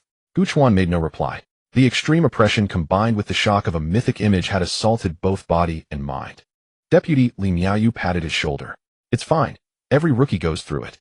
The first time I saw one, my legs wouldn't carry me. See them enough, and it becomes routine. You chop them without hesitation. Just get used to it. The big man Wang Shiqing spoke up. Still, deities usually like to brood deep within forbidden zones near their boundary pillars. Opportunities to run into them are rare. Rare opportunities. Today had been a notable exception. Gu Chuan steadied himself. Oh, he had indeed been shaken by that mythic apparition. He recalled those indifferent eyes and reminded himself it was merely a monster wearing Brother Monkey's semblance. Since it dared impersonate Sun Wukong, if another chance presented itself, they would strike with full force. Watching the Gobi scenery rush past the window, Gu Chuan suddenly asked, by the way, is our squad the only unit assigned to patrol the entirety of Forbidden Zone 4? Not really. Lu Wenbin shook his head and explained, according to the regulations, the restricted area must be patrolled at least twice, once in the morning and once in the evening. Our 4th restricted area covers nearly 1,000 square kilometers, comparable to a small county. Thus, on the other side of the area, there is a buffer observation station manned by another team, which is on the night shift this week. In the absence of significant fluctuations in satellite detection data, we only need to investigate the buffer zone about 5 kilometers around the perimeter of the restricted area. If everything goes smoothly, the patrol can be completed in about 2 hours. The remaining time will be spent on physical training and practicing the refining method, Lu Wenbin said, flexing the muscles on his arm. After all, strengthening oneself is the foundation of extraordinary abilities. Moreover, the benefits for the station teams are quite good. During the initial perception phase, they receive a bottle of intermediate divine essence potion every week and 3 bottles during the intense solidification phase. The team leaders are quite well off. Gu Chuan nodded in agreement, appearing to be a serious newcomer. He was not unfamiliar with the intermediate divine essence potion, as Qin Wu had given him some before. The effects were indeed noticeable. The flow of will would be smoother when practicing the refining method, and recovery would be quicker. However, for someone like him, who possessed a system, the primary value was merely a slight increase in the efficiency of obtaining will points, a benefit that was barely worth mentioning. The vehicle slowed down and stopped in front of a fortified building half buried underground. It was the buffer station outpost of Team 11, appearing plain from the outside, but functioning adequately inside. Everyone unloaded their gear and gathered in the common area after a brief cleaning. It was unclear who started it, but someone shouted, "Captain, a newcomer has reported today, as shouldn't we show off a bit and throw a good welcome party?" Exactly, eating that divine essence supplement every day makes it feel bland. Lu Wenbin immediately echoed loudly. Zhang Mingyuan was unable to deal with the ruckus from the team members, laughed and scolded a few times, then turned to head towards the kitchen area. "Let me see what supplies we have left." The tall Wang Shiqing smiled and patted Gu Chuan on the shoulder. You're in for a treat. Our captain used to be the head chef and his skills are extraordinary. Occasionally treating the brothers to some special dishes is one of the perks of our team. Gu Chuan was somewhat surprised. He hadn't expected this tough-looking captain to have such culinary skills. While Zhang Mingyuan rummaged for ingredients, a few of them began to chat casually, and the topic naturally turned to the newcomer Gu Chuan. Li Miaoyu suddenly leaned in with a smile. By the way, Gu Chuan, I have a question for you. Did you have a girlfriend in high school? What are the trends among young people these days? Share with me, sister. Gu Chuan hadn't answered yet when Lu Wenbin interjected. Hey, sister, you're bordering on workplace harassment here. Don't scare our new team member away, Li Miaoyu replied with a dark expression, pretending to pull her fist. Zhou Qinggan leisurely added, the vice captain is just concerned about the mental well-being of the team members. However, brother Gu Chuan, it's normal for sister Yu to have some small thoughts after being single for so long. Zhou Qinggan, you too. Li Miaoyu stomped her foot in anger. Alright, you two want to practice with me today? Let's get our gear. Lu Wenbin quickly ducked behind Gu Chuan, while repeatedly saying, Sister Yu, why don't you practice with Qinggan? He's known as the undefeated champion in the Northwest. Not like that, bro. Gu Chuan and the others were infected by the lively atmosphere and started laughing. Let's get a few people to help out. Zhang Mingyuan's voice came from the kitchen. Coming. Everyone responded and stood up. Tianhai Experimental High School Senior Year Class 18. The chalk scraped across the blackboard, producing a short and piercing sound. Under the intense gaze of several students in the front row, the duty student forcefully wiped away the numbers at the top of the blackboard and rewrote them. Only 24 days left until the college entrance examination. The air froze for a moment. Could it be that the trial of the end, the dual emperor trial of the infernal realm, is finally approaching? A bespectacled boy with freckles mumbled. Cuckoo. Another boy, half bent over, trembled continuously. I, the night ruler who wields the flame of nihility, am about to ascend to the supreme throne. Seriously, can you guys not talk so cringeworthy? A girl couldn't hold back any longer. No way. 2. Perhaps the tension was reaching its limit. As the college entrance examination approached, the atmosphere in the classroom relaxed even more. Lu Yingying yawned, put down her pen, stretched her shoulders, and unconsciously looked towards the empty seat that had been vacant for a long time. She seemed a bit lost in thought, then shifted her gaze to the other side. Yang Xiang was frowning, tightly hunched over, nearly burying his whole face in the exam paper. Lu Yingying glanced at him. It was a complicated problem on conic sections. She smiled. Ever since Gu Chuan left, Yang Xiang had indeed brought out that competitive spirit. Leaning forward, Lu Yingying's voice was clear. Yang Xiang, have you really not touched your phone for 2 months? Yang Xiang didn't lift his head, continuing to look at the problems. Of course, I can't let my persona collapse. Sigh. Lu Yingying rested her chin on her hand, deliberately prolonging her tone. That's certain. Someone has sent me a lot of photos from his school. The campus environment is nice and the cafeteria is top-notch. I'm quite envious. Hearing Gu Chuan's message, Yang Xiang suddenly raised his head. He fell silent for a few seconds, then muttered, good thing I didn't check my phone. Otherwise, with that guy's nature, wouldn't he be spamming me every day to show off? His words were filled with disdain, yet a bright smile remained on his face. Yang Xiang turned his face and asked, by the way, have you decided where to apply yet? Lu Yingying rolled her eyes, showing a playful expression. It's a secret. Oh, Yang Xiang raised an eyebrow. Looks like you have someone in mind. He then sighed, as for me, I haven't fully decided yet. I can only say I'll give it my all. I can't fall behind that guy Chuan. Deep within the fourth restricted, the sky was shrouded in a murky dark red with several clusters of withered mutated bushes making faint rustling sounds in the night wind. The golden monkey, which had appeared during the day, now stood quietly on a rugged stone platform. In the twilight, the air beside it suddenly began to distort silently, as if the reflection in the water was disturbed by pebbles. A vague phantom slowly emerged. Underneath the helmet of the golden monkey, its 2 golden-red eyes slightly lowered, resting on the abrupt phantom that appeared before it. The phantom raised its hand, and a deep purple light quietly illuminated, transforming into a whirlpool that seemed capable of swallowing light. The armor of the golden monkey, seemingly cast from pure gold, began to slowly dim from within. It was as if some invisible force was quietly extracting something from this towering divine body. After a long while, the purple light in the phantom's hand gradually extinguished, and its form also faded away, eventually vanishing silently. The golden monkey remained standing. The night wind continued to pass through the distorted bushes, producing a soft sound. Everything was normal. The wind of the Gobi Desert swept up fine sand, producing a continuous rustling sound against the combat suits. The squad maintained a tactical formation, slowly advancing within the 4th buffer zone. So what do you think? Isn't Brother Zheng's skill in earth listening impressive? Lu Wenbin walked alongside, Gu Chuan, a hint of pride in his tone. Without mastering the infusion of will into the realm, one simply cannot utilize this technique.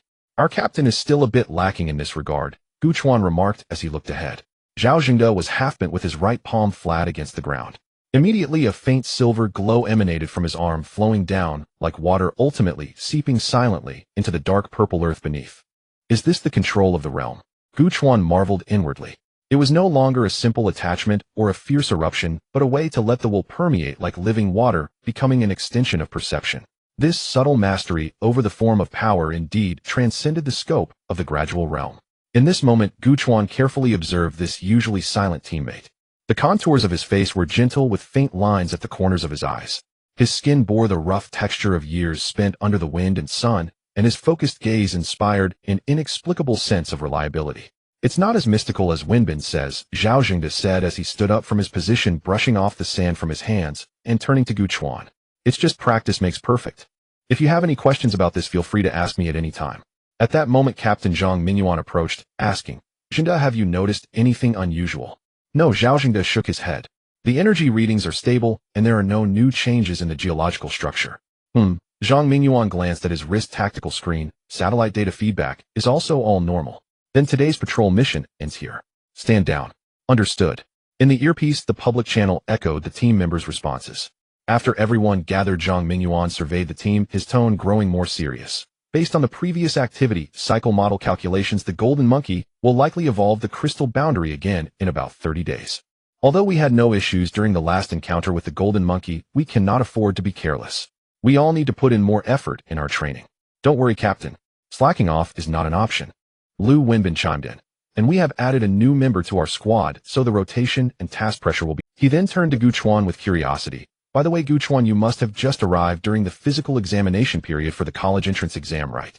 With just 2 months, you probably aren't very familiar with the techniques. If there's anything you don't understand, feel free to ask me at any time, especially regarding will infusion.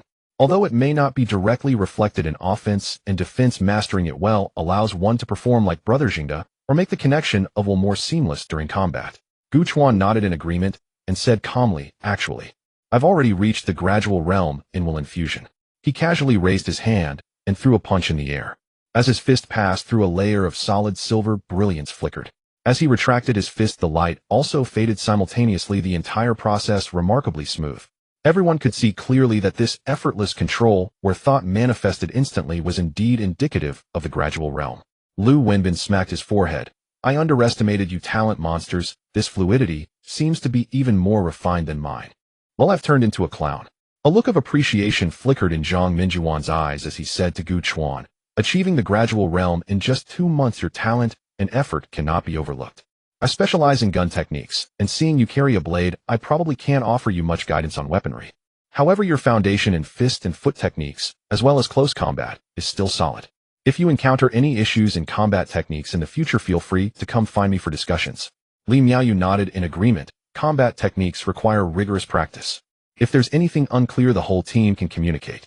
Gu Chuan sensed that everyone thought he had devoted most of his energy to breaking through will infusion, causing a delay in his combat techniques. He pondered for a moment and felt it necessary to clarify. After all, when confronting deities, the squad serves as each other's support, and understanding everyone's true combat power is crucial for making the most reasonable arrangements at critical moments. Thus, under the gaze of everyone, he suddenly stomped his foot. Zazila. A faint ripple of electric light exploded around his feet. In the next moment, Gu Chuan's figure seemed to blur momentarily in vision, and his true self appeared like a ghost 5 meters away. Before anyone could react, he swiftly turned, moving like lightning, clearly drawing a sharp zigzag trajectory in the sand. Thunderstep! Li Miaoyu exclaimed. Gu Chuan did not pause, swiftly drawing his blade, the radiance of will bursting brightly along the blade. Channeling energy, he swung down. The blade came down with a force so condensed that it seemed capable of cleaving mountains. Clang! The ground before everyone was actually cleaved open, forming a deep chasm, half a foot deep. Zhou Qinggan dropped his usual lazy demeanor, his gaze sharpening. Is that the gradual realm's breaking array blade manual?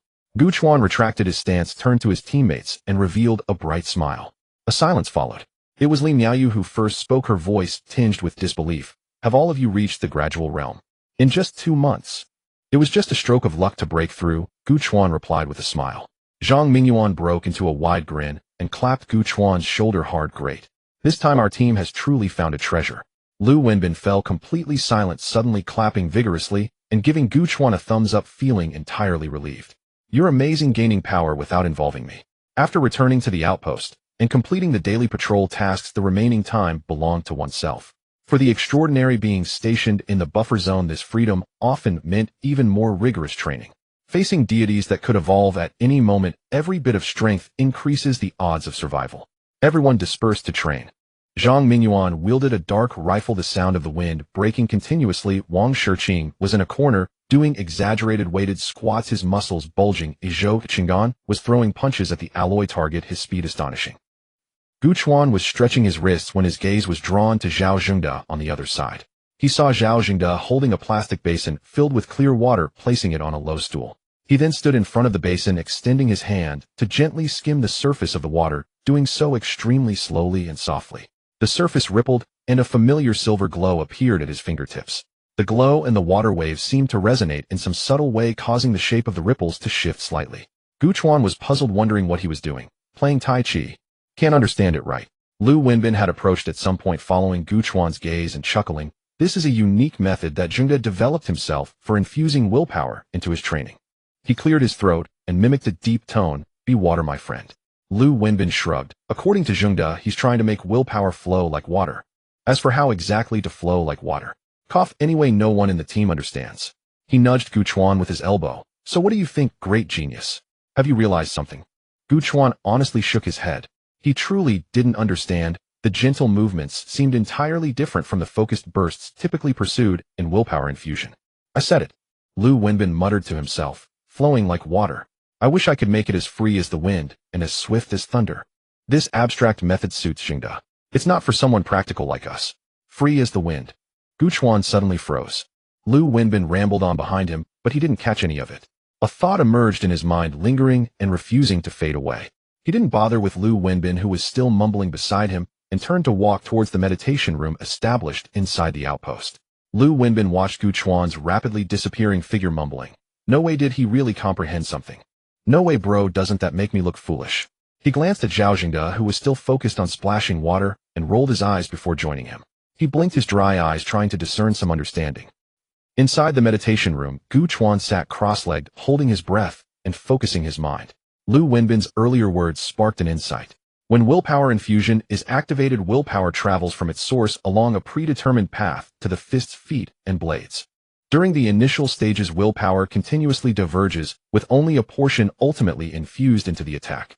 In contrast, the gradual stages of willpower infusion involve constantly enhancing control, ensuring most of the willpower follows this primary transmission route. This process is essentially an active guidance and control. So why not try reducing this control, allowing willpower to more freely seek and choose its paths? He attempted to punch, deliberately relaxing his fine control over the direction of willpower flow, instead focusing most of his attention on inner perception. To his astonishment, a portion of the willpower followed the main route to the point of exertion, another part dispersed, drifting chaotically within his body, and a small portion naturally fell into the cycle constructed by the tempering method used to strengthen and refine willpower. This discovery made his heart leap. If he could draw willpower directly from a cycle node closer to the point of exertion, could it significantly shorten the transmission path and enhance efficiency? He immediately began to experiment, but soon encountered a problem. The tempering method cycle was a self-contained system, extremely stable, like a precise internal circulation. It could be integrated, but trying to directly draw water from external nodes. No way. It was incredibly domineering. Ultimately, willpower still needed to originate from the core and follow the original path of exertion. Gu Chuan shook his head. A system built over more than a decade by extraordinary beings isn't so easy. He began summarizing that under minimal interference, willpower infused has 3 transmission directions. One randomly drifts within the body, naturally dissipating, another lands in the cycle constructed by the tempering method, and the last travels along the exertion route to achieve infusion. Could these 3 be integrated and then connected back to the source of will, constructing a cycle system with lower? If feasible, this would even utilize the entropy of matter, making the transmitted willpower perfectly efficient with almost no loss. Near perfect transmission efficiency. What if the new cycle were to connect with the tempering method cycle at certain nodes, forming an internal-external dual circulation structure? Then when willpower infusion is applied, it wouldn't need to draw from the source, but would instead draw from the nearest cycle node, quickly reaching the points of exertion throughout the body. This would achieve almost perfect transmission efficiency, greatly increasing speed. The key point to realize all this lies in the scattered will resting on the tempering method cycle. They prove that willpower itself tends to converge towards the cyclical structure only lacking organization and continuous support, which led it to lamentingly gaze upon this narrow path. If the new cycle can provide a stable and sufficient flow of will, then perhaps a seamless integration with the original tempering method cycle could succeed naturally. Without hesitation, Gu Chuan began repeatedly punching each time, deliberately relaxing control and fully perceiving the drifting trajectories of those scattered willpowers. Countless subtle paths were linked together, gradually outlining the embryonic form of a complex external circulation network. Next, it was about guiding the willpower to stably operate along this newly outlined path. Once the external circulation was solidified, he would establish connections at the nodes chosen by the scattered willpower, guiding the will flow time and again along the densely packed routes. The workload was undeniably massive. The fatigue brought on by intense mental concentration washed over him in waves. Yet the light in his eyes grew increasingly bright. Buzz. A faint resonance seemed to emanate from within his body. Several key nodes successfully connected with the tempering method cycle, and the two independent circulation paths abruptly meshed together like gears establishing a stable energy channel. Gu Chuan, struck by inspiration, moved his thoughts slightly and punched again. In that instant, willpower surged forth from the cycle node closest to his right hand.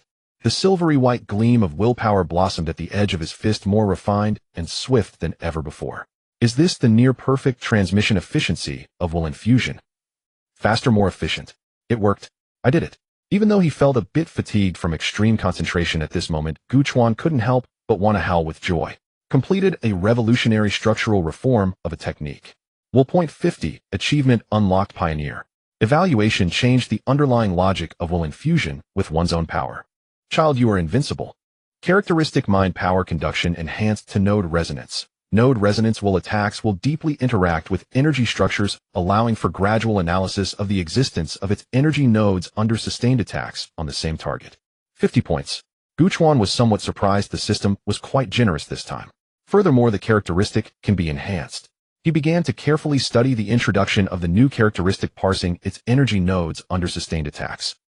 Doesn't this equate to the ability to see through weaknesses? Up until now, he had never heard of a deity having weaknesses. They rely on extraordinary beings to wear them down until their divine bodies fade away. If the characteristics description holds true once analysis is complete, it would be like dealing critical hits to the deities. Critical hits with every strike, equipment instantly recycled. If you're a brother. Sorry, got carried away. But, invincible. It's been a long time since someone called me that. Gu Invincible touched his chin, muttering to himself. Host Gu Chuan. Willpower Tier 1, 77. Physique Tier 1, 75.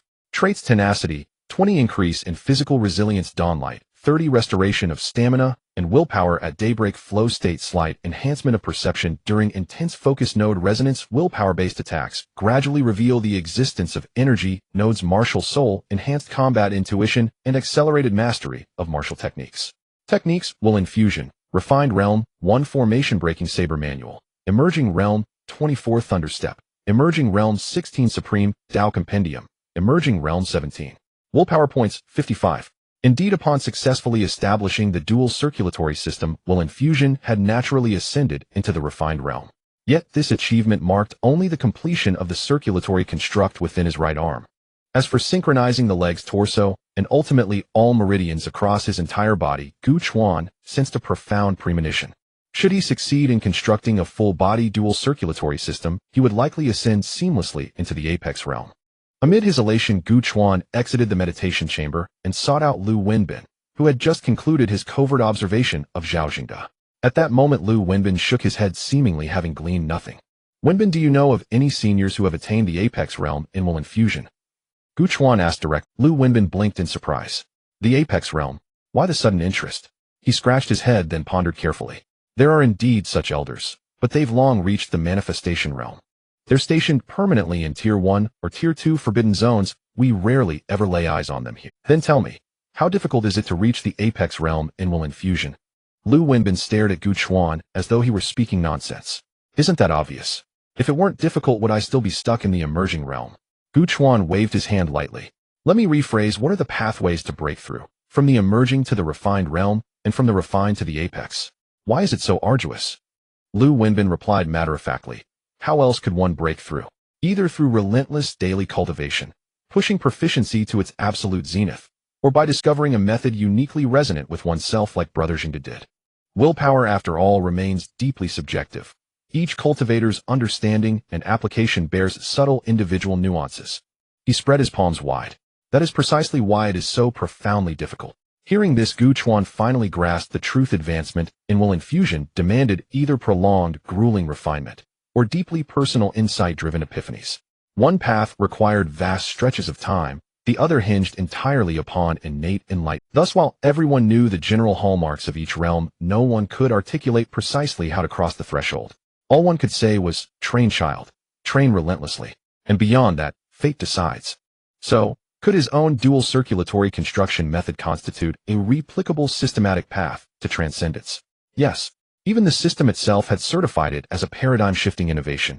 Its value His path forward thus became unmistakably clear: systematically establish secondary circulatory constructs across the rest of his body, until every limb, organ, and meridian coalesced into a unified, perfected dual circulatory architecture. When matured and rigorously validated, this system would become a monumental legacy, a gift to all transcendent cultivators. And he, Gu Chuan, would stand as its architect. What shall we name it? Lu Wenbin, noticing Gu Chuan's deep contemplation, clapped him on the shoulder. Don't force inspiration. It arrives only when it chooses. I'll head off to train now. Gu Chuan snapped back to awareness, steadying his rising excitement. Though the prospect was dazzling, he remained acutely aware forging a full-body circulatory network would be no trivial feat. Even mapping the intricate star-chart-like interplay of biomechanical force and energy pathways was enough to induce vertigo, let alone refining them into standardized, reproducible templates. Thus, attaining the apex realm and completing this final piece in the near term remained unrealistic. His immediate priority must remain strengthening his foundational tiers. Fortunately, the system had recently awarded him a substantial bonus, ideal for attribute allocation. And with Qin Wu absent, there was no risk of his anomalous physiological metrics being discovered. He could therefore allocate all points exclusively to willpower, his physique already far exceeding the standard for ordinary will-convergent cultivators. Returning to the meditation chamber, Gu Chuan focused his intent. Willpower points 5511. Willpower Tier 1 77, Tier 1 99. Deep within his consciousness, his willpower core swelled perceptibly. Gu Chuan distinctly sensed an increase in the total flow capacity of his circulatory system. He clenched his fist. The surge of mobilized willpower felt markedly stronger. Yet simultaneously, an intangible barrier manifested with crystalline clarity. Is this the threshold of the will-convergent realm? Gu Chuan glanced at his remaining willpower points. 11. It should suffice. System, show me your limits. Can you elevate me to the will-convergent realm, even without igniting the heart flame? He concentrated, channeling all points into the bottleneck. He waited. No response. Gu Chuan blinked, then tried again. Yet the system remained inert, as if frozen. Frowning, he refused to yield, pouring repeated bursts of focused intent into the interface. 10 minutes later, Gu Chuan relented, exhausted but unconvinced. No matter how many times he tapped, the system offered no breakthrough prompt, no feedback whatsoever. An ordinary cultivator, after several failed attempts, would likely deduce the missing prerequisite, the heart flame's ignition. But Gu Chuan was no ordinary cultivator. His tenacity bordered on obsession. For 10 relentless minutes, he hammered at that cold, unyielding interface, convinced not of his own limitation, but of the system's malfunction. Now seated beside it, his eyes bulged wide, his nostrils flared with labored breath, his face flushed crimson. Feiyu system, this lag is intolerable. Who built this wretched thing? 2 weeks later, as the team returned from their routine patrol of the Forbidden Zone, Captain Zhang Mingyuan frowned slightly. Xingda, do you sense something amiss? The Golden Monkey's energy accumulation has slowed dramatically. By now it should be nearing peak resonance, exhibiting the precursor fluctuations heralding crystal boundary formation. Yet its energy curve has barely crested halfway. Our original 30-day evolution window may now be significantly extended. Zhao Xingda nodded. Indeed strange. Even energy level 4 in the Forbidden Zone has receded. It shows no signs of imminent evolution. Zhang Mingyuan continued. Team 11 move out immediately to reinforce Area 6. We will join forces with Teams 9 and 13 who were originally stationed there to form a united strike team. We must eliminate the deity before it breaks through. The daily monitoring duties for Area 4 will temporarily be handed over to the 12th Guard team across from us. He scanned the crowd. In 5 minutes, gather all combat gear outside the outpost. The armed transport helicopter from the base is en route. As soon as the words were spoken, everyone sprang into action. 5 minutes later, the roar of the rotor blades approached from afar. A deep, gray-painted armed transport helicopter kicked up a storm of dust as it landed steadily. The cargo door slid open, and the team members filed in. The helicopter immediately took off, speeding towards the southwest. Inside the cabin, Li Miaoyu quickly pulled up an encrypted document and synced it to the tactical terminals of all team members. Gu Chuan looked down at the screen of his watch. A bizarre image appeared on the document, the massive body of a tiger-like creature with a detached human face and 9 golden tails trailing exaggeratedly behind it. Area 6 Level 3 Deity, codename 9 Tails. Li Miaoyu spoke. Its prototype is the Kunlun divine beast recorded in the classic of mountains and seas known as Lu Wu. Its primary attack method involves the 9 tails behind it. They can be wielded at will, and the tips can condense high concentrations of divine energy, producing remote attacks similar to energy beams with tremendous power. Additionally, the human face can emit high-frequency shrieks targeting the level of will. Unlike ordinary divine chants, it can directly impact the source of will, causing chaos and even temporary loss of control. She scanned the crowd. Remember, the core strategy in the early stages of combat is to exhaust and restrain, avoiding direct confrontation. If our stamina and willpower falter, we must rotate immediately to avoid unnecessary casualties. As for Gu Chuan, this is your first time participating in a deity counterattack. Follow orders in all actions. Understood, Gu Chuan replied. The helicopter crossed the vast Gobi Desert. About an hour later, the earth below presented a peculiar dark hue again, with drought-resistant plants twisted into unnatural angles. Northwest Area 6 arrived. The helicopter slowly descended at a temporary landing point at the edge of the buffer zone. The door opened, and a gust of hot wind mixed with a strong alien energy rushed in. Gu Chuan leaped down with the team. On the ground, several technicians in logistics uniforms were gathered around flickering instruments focused on monitoring data. Nearby stood 2 fully armed extraordinary teams, a total of 17 individuals. The armbands on their gear marked them as Northwest 09 and Northwest 13, clearly indicating they were the original teams 9 and 13 stationed here. A burly man with a resolute face strode forward. He was Chun Jinfei, the captain of Team 9. He firmly clasped arms with Zhang Mingyuan, then gestured towards a temporarily set-up tactical screen behind them, displaying real-time energy scans from deep within the restricted area. The condensation speed of 9 Tails has increased. Feedback from the remote sensing nodes we set up indicates that its core energy fluctuations are steadily decreasing, and the energy characteristics of the boundary crystal are becoming more apparent. On the screen, a curve representing the level of divine energy was irreversibly sliding toward the bottom. How long until completion? Zhang Mingyuan asked succinctly. About 2 hours, the captain of Team 13 Wang Peng replied. Zhang Mingyuan nodded, not wasting any time. Understood. Time is tight. Let's go straight to the combat plan. The 3 captains quickly gathered, and the other team members also moved closer. The technicians synchronized a real-time terrain map of the restricted area along with the energy distribution map to everyone's tactical watches. Wang Peng pointed to the center of the restricted area map, a relatively flat Gobi region. The terrain is not in our favor, it's too open and lacks natural barriers. This meant that if 9 Tails charged, there would be almost no terrain to impede its assault. Zhang Mingyuan stared at the map, tracing a line with his finger. Our defensive line can only be set up about 3 kilometers from the current buffer zone boundary. Retreating further would pose uncontrollable risks and might give it greater acceleration.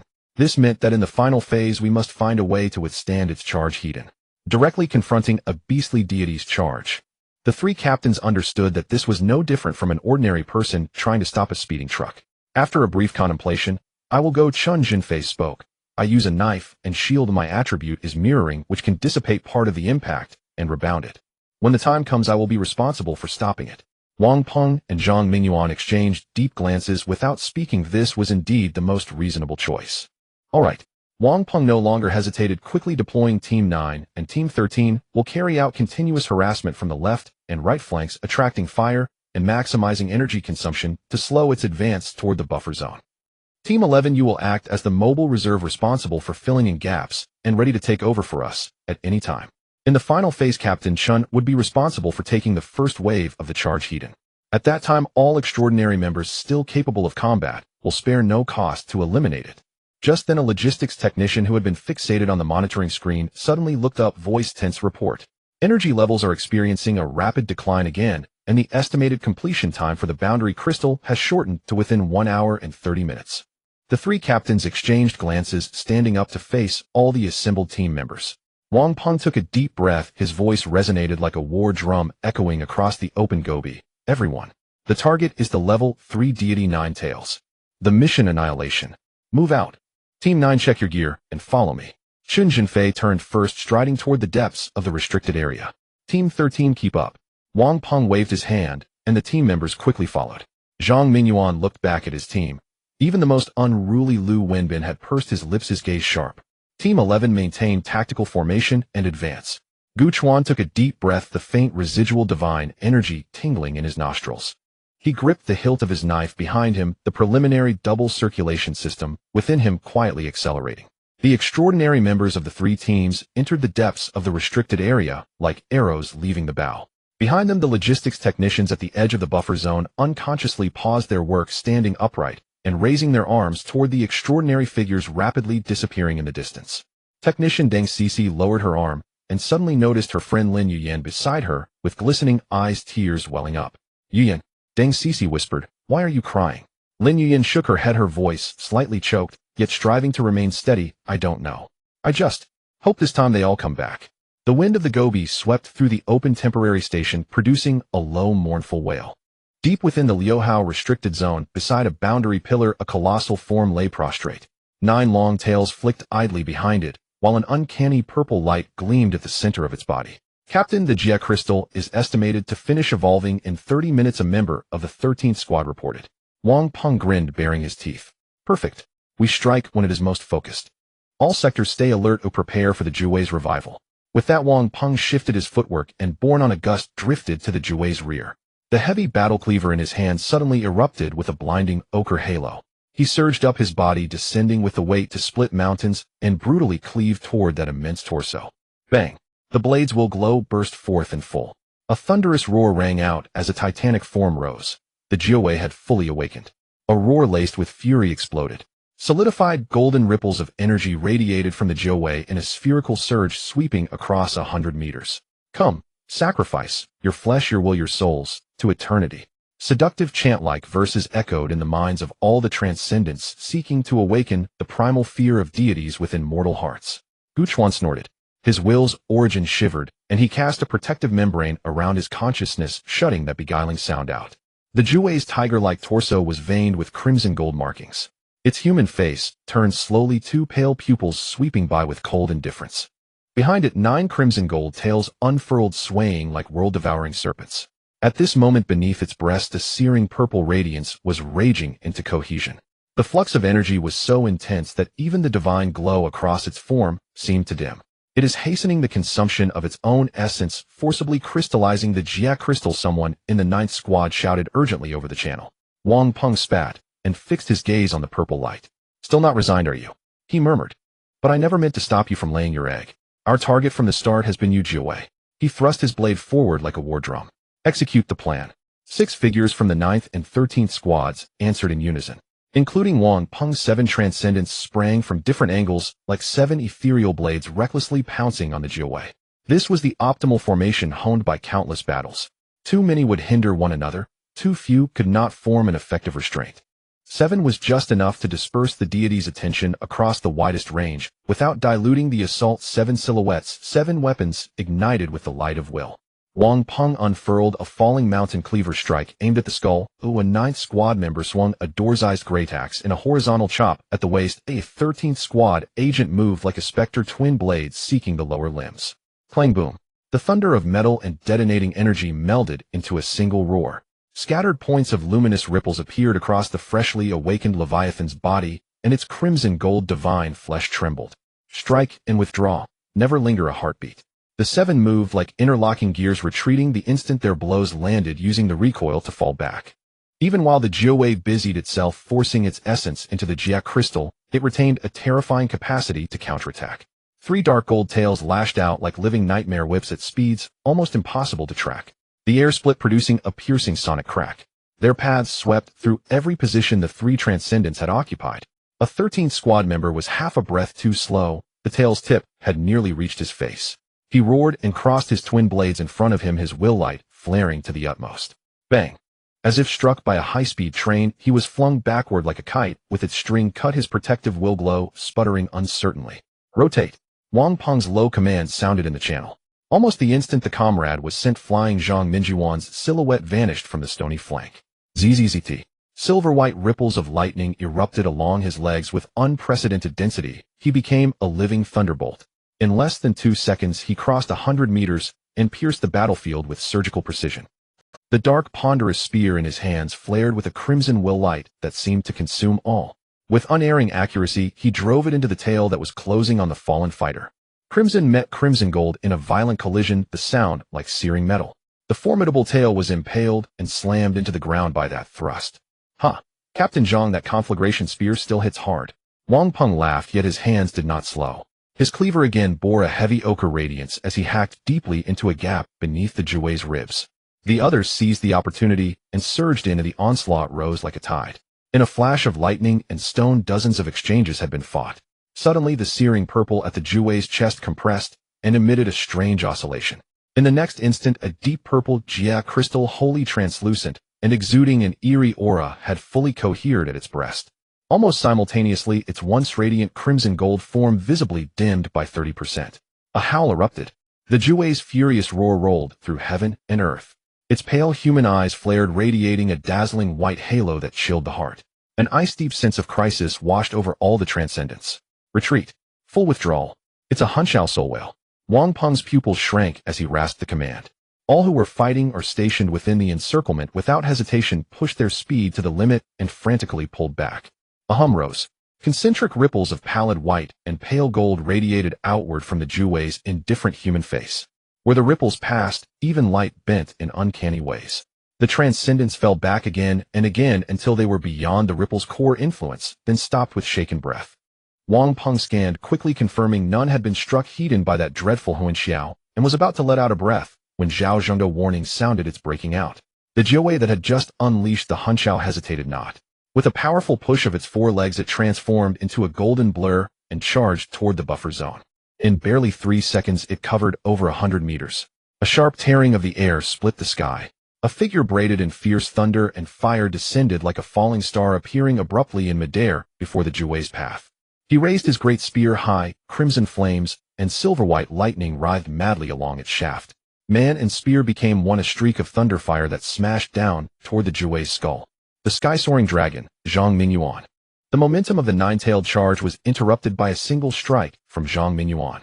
The indifferent face showed no ripples, and the 3 long tails instantly intertwined to counterattack. Zhang Mingyuan did not choose to engage directly. Instead, with thunder flashing, he deftly maneuvered through the encirclement of the 3 long tails, narrowly escaping. He then transformed his spear from a thrust to a sweep, delivering a heavy blow to one of the nine-tailed long tails, using the force to create distance. At this moment, reinforcements from other extraordinary beings were also arriving from all directions. Despite enduring such concentrated attacks, the already dim divine body of the nine-tailed dissipated energy at an astonishingly slow rate. Had it not been for the excessive consumption of the crystallized barrier earlier, their attacks would have been even less effective now. The extraordinary beings strained every nerve to delay the nine-tailed's actions, but the overall situation still dragged towards the buffer zone. Suddenly, a visibly fatigued voice from Zhang Mingyuan echoed through Team 11's channel. I have 1/5 of my willpower left. Prepare to rotate. On standby on the flank, Zhou Qinggan heard this and gripped his alloy gauntlets, ready to step forward. A hand was placed on his shoulder. This time I'll go first, Gu Chuan spoke. The analysis of the node resonance required continuous accumulation of willpower attacks. He needed to engage the nine-tailed earlier to find that fatal weakness. Zhou Qinggan turned to meet Gu Chuan's resolute gaze and nodded. Gu Chuan pressed his finger to the earpiece. Captain, I'm coming in. A brief silence followed in the channel, then Zhang Mingyuan's concise and powerful response came, all right. After another 2 intense rounds of offense and defense, Zhang Mingyuan whispered, now. Gu Chuan moved swiftly, thunder crashing. The infusion of willpower at the transformation level was much faster than ever before, condensing the lightning.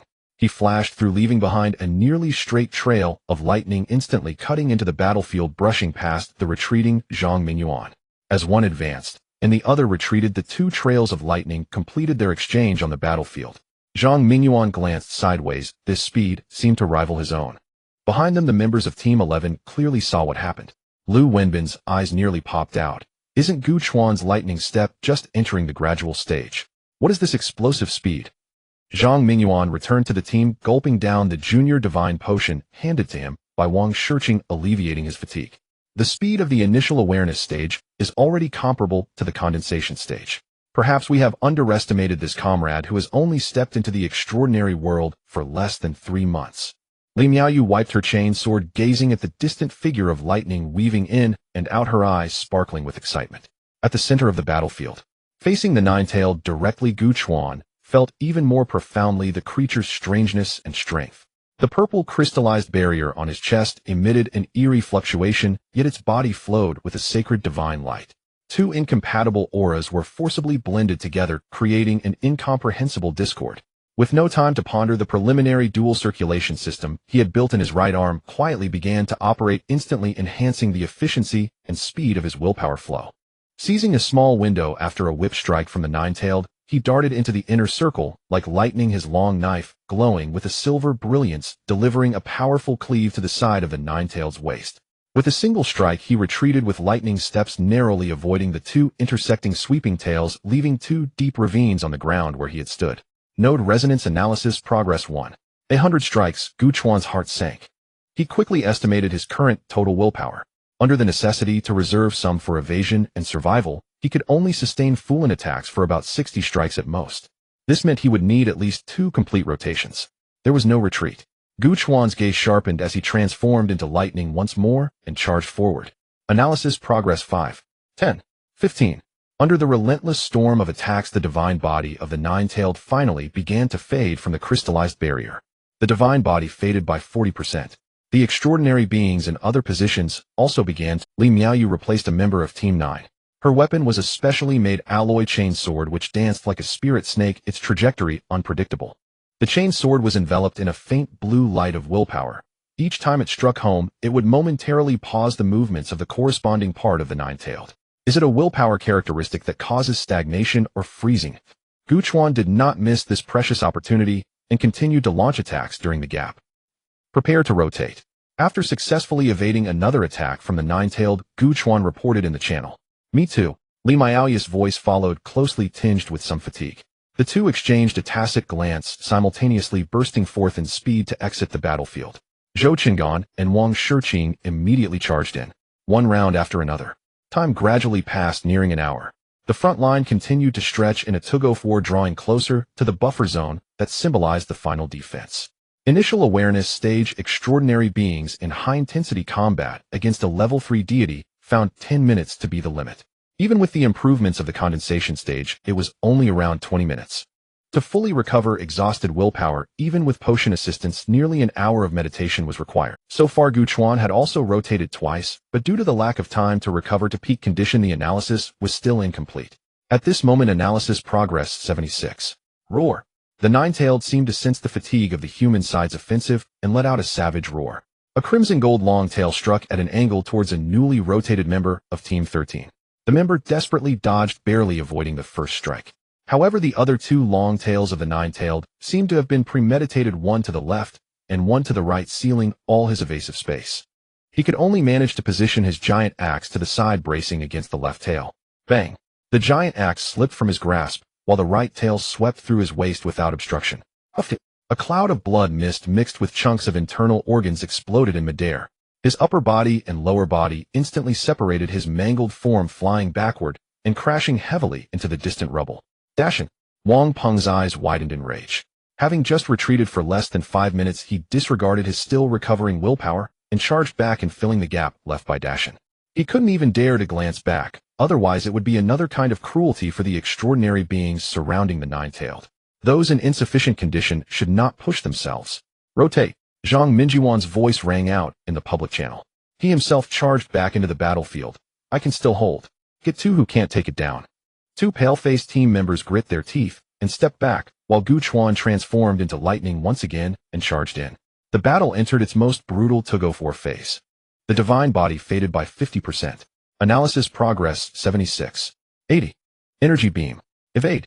Zhao Zhengda roar erupted in the communication channel. Almost simultaneously, 9 long tails ceased their strikes, and all the tips suddenly shone with blinding golden light as an immense surge of divine energy wildly converged. Gu Chuan felt a chill shoot straight to the crown of his head. At the critical moment of life and death, the perception abilities brought by the heart flow trait reached their zenith. At the moment the beam lit up, the thunder step erupted continuously. Using willpower at any cost, he madly leaped backwards. 9 dark golden destruction beams as thick as water barrels centered around the 9 tails instantly executed a 360-degree circular sweep without any blind spots. Sizzle. A scorching beam grazed Gu Chuan's left shoulder. His combat suit instantly carbonized, and a searing pain shot through his shoulder as he narrowly avoided this lethal strike. Where the beam passed, the ground was plowed into bottomless charred ravines, rocks vaporized with a radius exceeding 100 meters. The 3 extraordinary beings who were currently attacking were caught off guard along with the weapons they wielded and instantly dissolved under this devastating circular barrage. Even the 2 team members resting at the edge were grazed by the edges of the beam. One lost his left arm up to the shoulder, while another was pierced through the abdomen, heavily injured, and collapsed. After the 9 tails unleashed this terrifying blow, its divine body dimmed once more. Yet it showed no signs of stopping, turning around to continue charging towards the outskirts of the Forbidden Zone, moving even faster than before. Gu Chuan and Zhang Mingyuan exchanged a glance simultaneously, pushing their speed to the limit, transforming into 2 streaks of light, fiercely giving chase.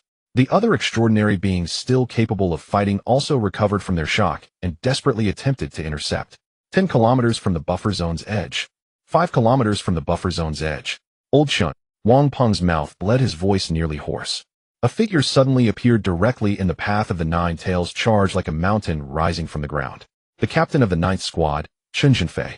He had refrained from participating in high-intensity rotation attacks until now, just to preserve his condition, waiting for this decisive moment. Beast, your grandpa Chun has been waiting for you. Chen Zhenfei's neck muscles bulged, his giant shield slammed into the ground, while his other hand pressed a heavy battle knife against the back of the shield.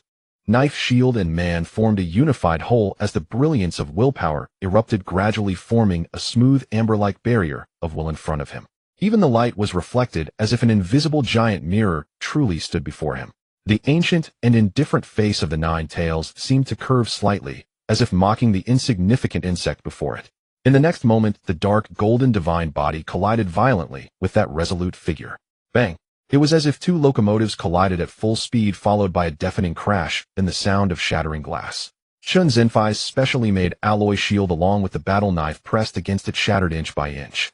His arms twisted, and he flew backward like a marionette with its strings cut, crashing heavily onto the distant scorched earth, his life unknown. Yet the unstoppable charge of the 9 tails was forcefully halted. Its massive body staggered back several steps, the divine light on its surface flickering violently, its divine body dimming yet again. The special mirror effect absorbed part of the impact and rebounded. The divine body faded to 70, as if signaled all the extraordinary beings who could still stand at that moment with their last strength, and will launch a final assault against the 9 tails. Lu Wenbin swung his long knife. Zhou Chenggan's fists flew like shadows. The remaining members of the 9th squad smashed down with heavy axes the 13th squad. All attacks poured down like a torrential rain upon the massive body of the 9 tails. The divine body trembled violently, its brilliance flickering rapidly. The divine body faded to 80%. However, the attacking power of the crowd also rapidly diminished. Their will was nearly exhausted, and their physical strength had been depleted, the brilliance of will attached to their weapons growing weaker. That last 20% of the divine body seemed to turn into an insurmountable chasm, as any attack barely made a dent in its fading speed. Node Resonance Resolution 95, 97, 99. Resolution complete. In an instant, the 9 tails in Gu Chuan's eyes transformed. Within this network view, a crimson node suddenly appeared on the forehead of the 9 tails.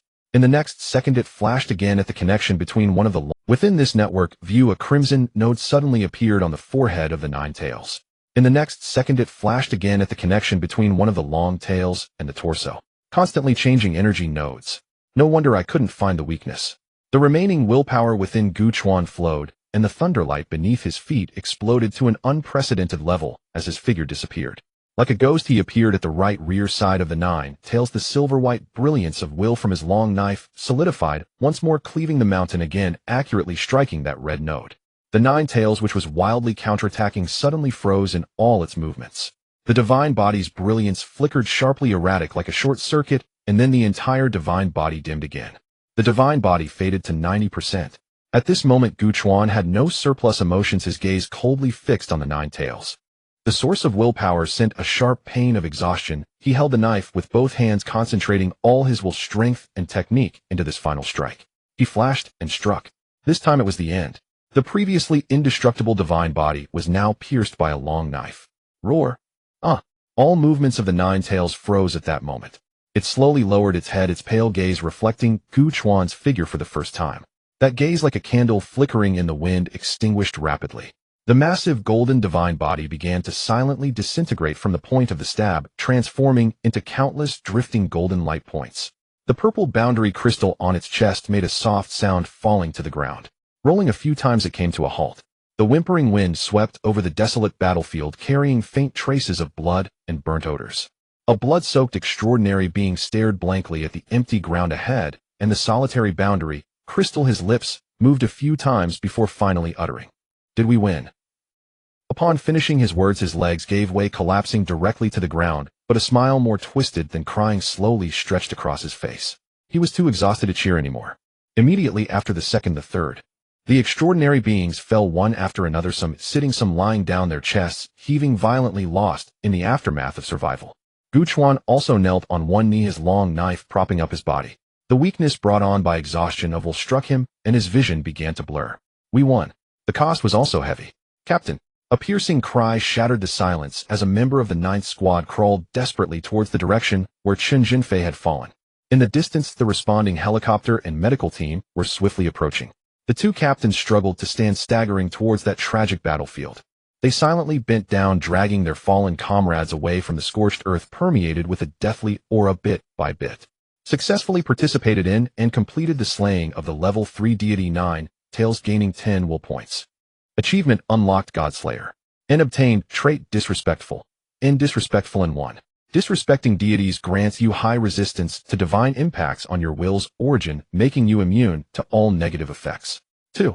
All your will attacks deal double damage to deities and can convert a small amount of divine energy into restoring your own willpower. Gu Chuan could not remember how he returned to the outpost. This battle team 11 was relatively lucky with no casualties. Only Wang Shiqing was slightly slow to evade during the cover rotation and was swept by the residual force of Nine Tails' long tail. And he managed to block most of the impact with his battle axe, though a few ribs were broken. Fortunately, the injuries were not fatal. Inside the outpost, Zhang Mingyuan clapped his hands to draw everyone's attention. And I have an announcement.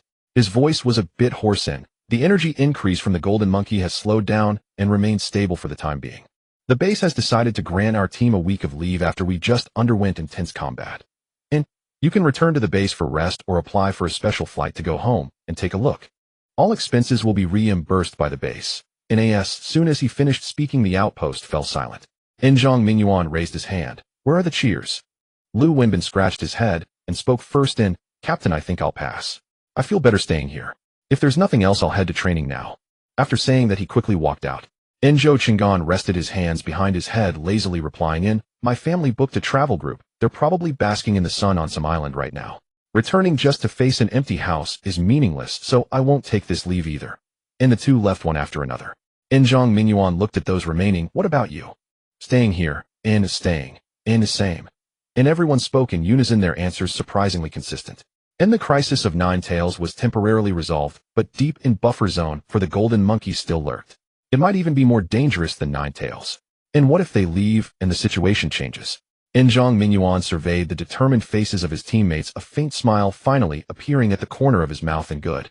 Since no one is leaving, let's all go train and digest the experiences from this battle. And everyone dispersed in response. Gu Chuan headed straight to the meditation room and opened the system panel. Host Gu Chuan will level 199 in physique, level 187 in traits, resilience, physique strength increased by 20, dawn at dawn stamina, and willpower recover by 30, flow state heightened perception during intense focus node resonance. Will attacks can gradually analyze the existence of energy nodes, martial soul, enhanced battle instinct, and technique comprehension, speed disrespectful. Techniques will infusion transformation realm, 4 breaking formation blade technique, gradual realm, 30 thunder step gradual realm, 23 ultimate truth gradual realm, 19 in will points, 29 in disrespectful.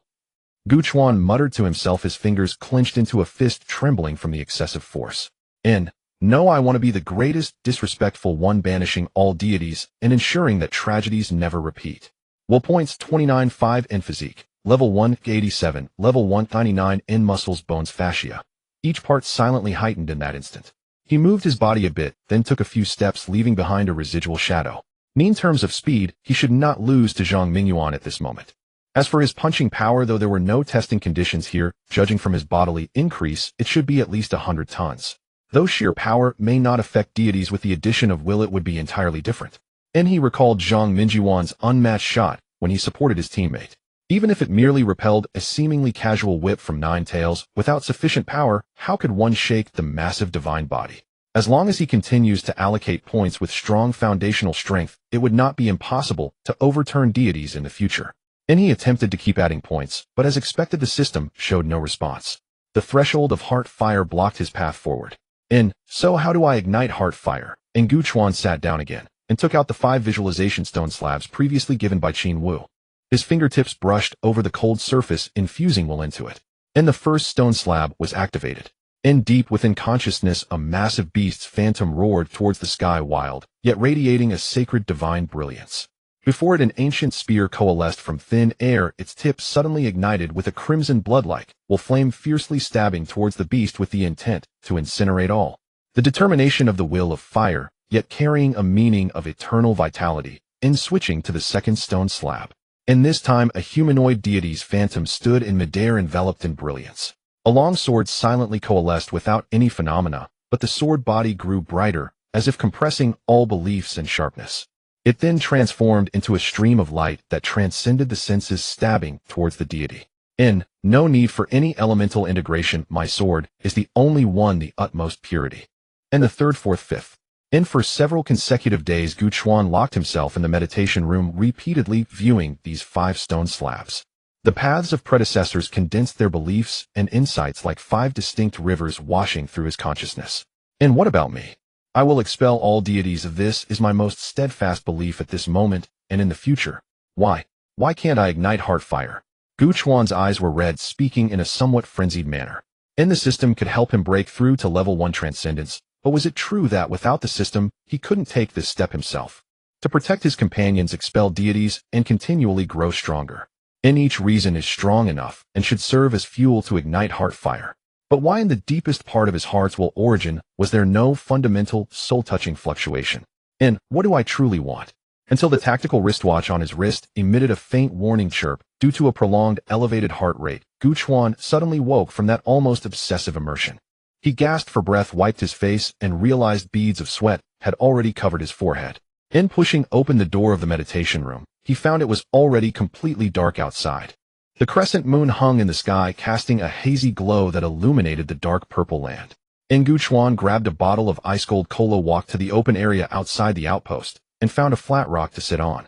Beer was available, but he could never get used to its slightly bitter taste. Instead, the strong stimulation of cola at the moment of entry brought him a simple sense of pleasure. The night breeze blew, carrying a chill that gradually calmed his chaotic mind. And he realized he had been too anxious. Having just witnessed the most real scene of a transcendent being fighting a deity and the sacrifice of his companions, he immediately wanted to change everything. But reality is often like this. It does not change because of your will, and may even rebound with a fiercer force when you attempt to change it. And if he couldn't break through his will, he wouldn't be able to change anything.